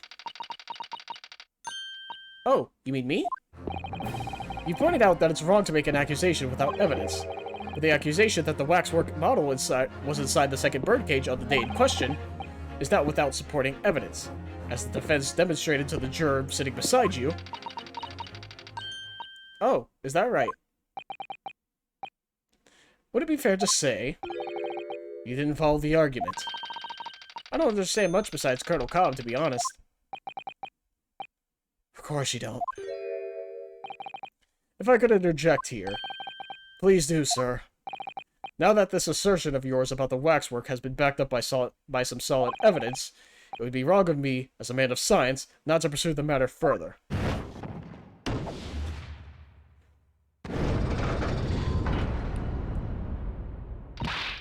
Ah, well, me too then. Sorry? If this brainy gentleman says he's right, then he must be. See, I wouldn't dream of going against Colonel Cobb, or anyone who's got stuff in between the ears.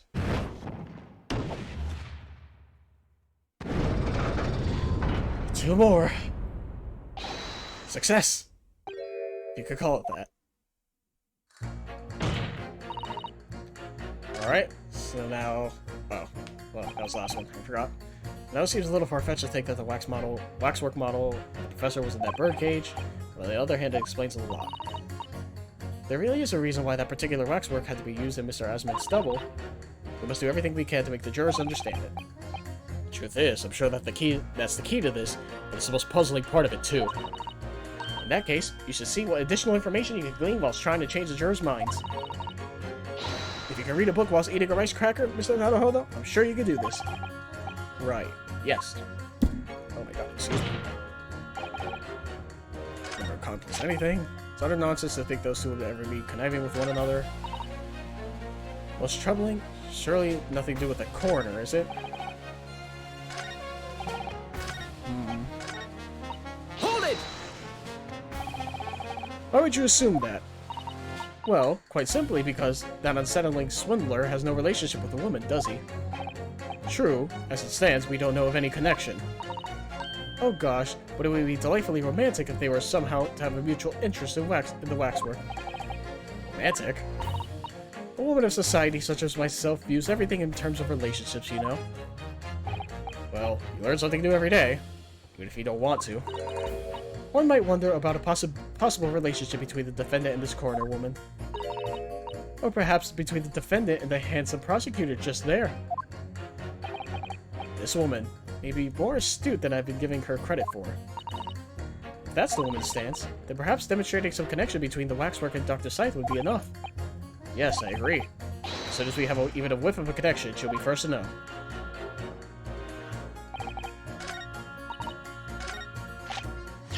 Do we have anything? I don't think so.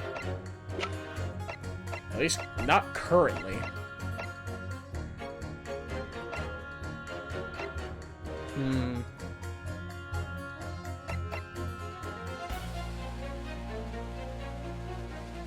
Huh. Camera is a piece of evidence for that, but we'll see. Oh, but I can't, like, present her evidence currently. Hold it! But we're only just starting to understand this case. Well, what are you reading there, sir? The man behind those murders on Solar Pond Street was caught in 2 days flat. That's real policing for you.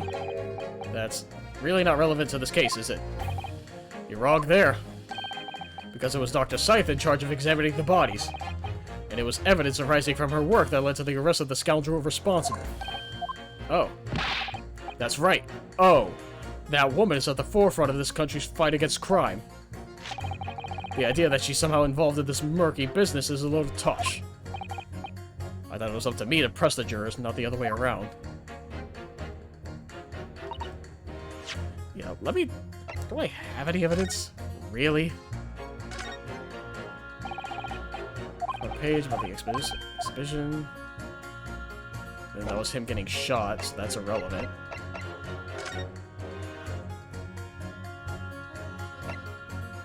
Yeah, and she was the one who performed the autopsy, so I mean...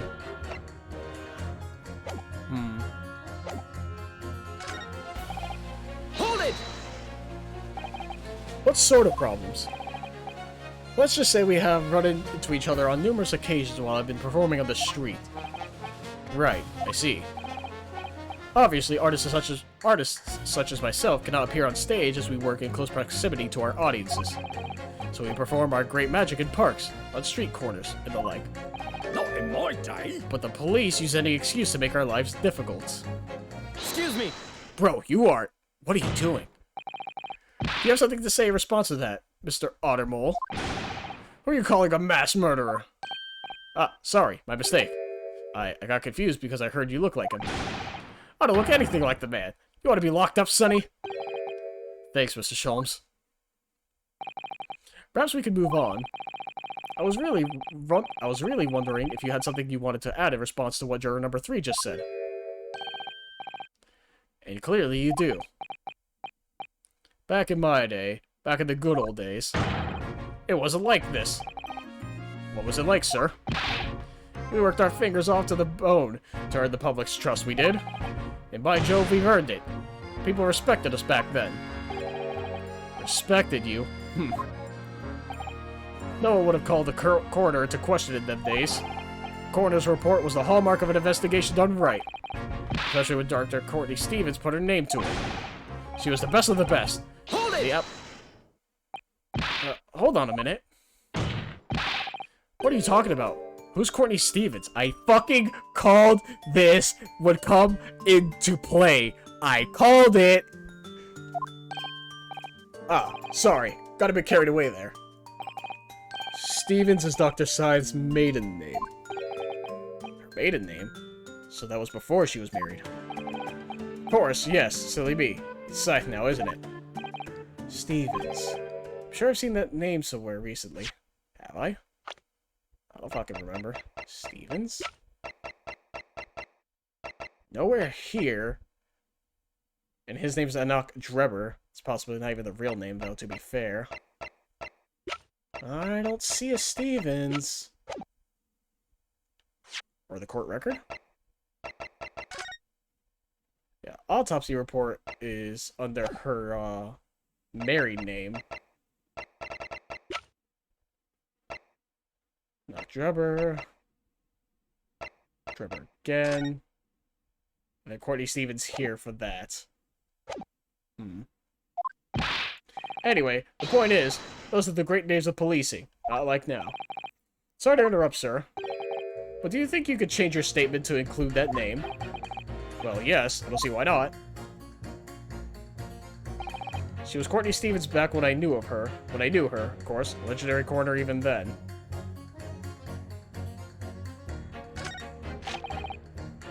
Ever be conniving with one another. I don't...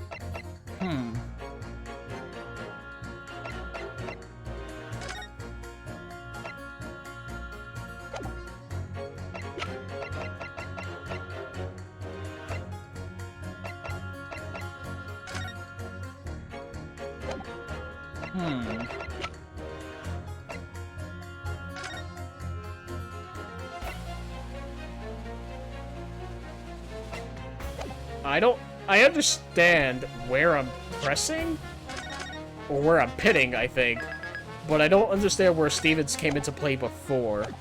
Personally, I don't remember.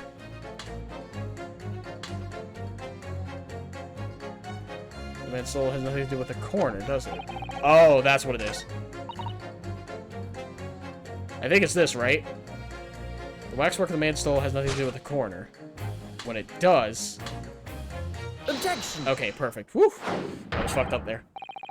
Those two statements clearly contradict each other. Good gracious. To whose statements you refer. So, juror number 2. Oh gosh, me? What can I do for you? I presume that you heard what juror number 6 said in his statement. It's brought to light the maiden name of the coroner, Dr. Scythe, which in turn has revealed a connection that wasn't apparent before. Well, naturally, as a woman's society, I find such connections and relationships irresistible. But oh golly, I'm afraid I fail to see what you mean. Dr. Scythe's maiden name is Stevens, and through that name, the coroner is very definitely linked to the waxwork of the killer. The defense has evidence to prove it. My goodness, evidence, you say? How utterly enthralling. Counsel, the court cannot overlook that last remark.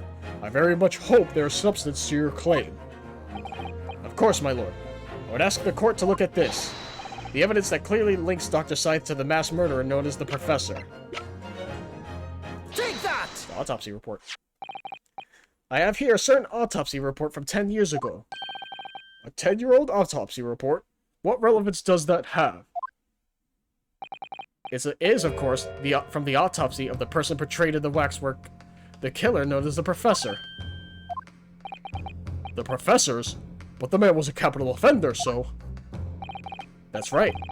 this is a certification of death that was drawn up after the convict's execution. The identity of the killer was never made public, so the report gives few details. But what's important is the name of the coroner who wrote it. Courtney Stevens. Oh my! Courtney Stevens? Strike a light! It appears that the professor's autopsy was conducted by Dr. Scythe 10 years ago. And a few days ago, Mr. Drebber very deliberately stole the waxwork of the professor from Madame Tuspel's. A waxwork that doesn't in fact resemble the victim, Mr. Asmund, at all. And do you suppose there's some unsavory relationship between those events? Absolutely, I'm sure of it. There's no doubt in my mind that the professor case is at the heart of a link that we have yet to uncover. Between Dr. Courtney Scythe and Mr. Enoch Drebber. Hidden links, mysterious connection, secret relationships. This is all most extraordinary. We're surely obliged now to explore this further. Alright, we need one more. Come on, you Scotland Yard cop. Quite right. We can't let this trial come to an end now. While there's cloud of suspicion hanging over the yard's best coroner. It wasn't like this in my day, but we're still here to uphold justice in the end. Oh, thank Christ. At least these people are like, much more sensible than like the previous jurors. From the previous game and this one. Thank you, counsel. That will do. As a result of the summation examination, the jury's overall leaning has changed. 2 jurors now call guilty, against 4 who call not guilty. Accordingly, the court has failed to reach a consensus at this time. And the trial must continue. We did it! Oh, well done, Mr. Naruhodo. Another wonderful victory.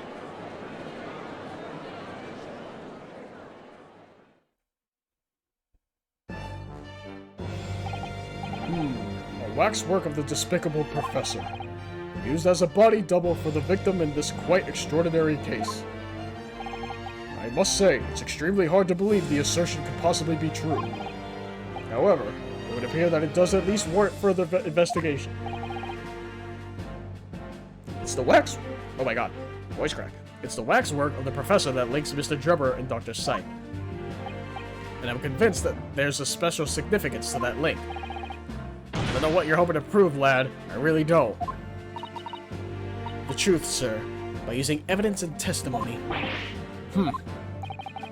The court is to delve deeper into the alleged involvement of the waxwork in this case. Then the prosecution calls for the owner of the model to be summoned as a witness. The owner! Madame Tuspels. I really thought that Lord Van Sykes would object to this whole line of inquiry. Or inquiry. Very well, I concur. Make arrangements for Madame Tuspels to appear as a witness with immediate effect. Listen carefully, my learned friend. Oh, yes? You should know that you're on the brink of opening Pandora's box.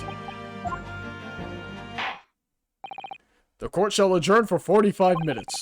During that time, the prosecution will summon the new witness and prepare for her taking the stand. Madame Tuspels, yes. I shall see to it at once, my lord. Jesus Christ. Yeah, to be continued. No shit. This case is gonna go so long. But, another break. For me, at least. So, save. And I'll be right back once again.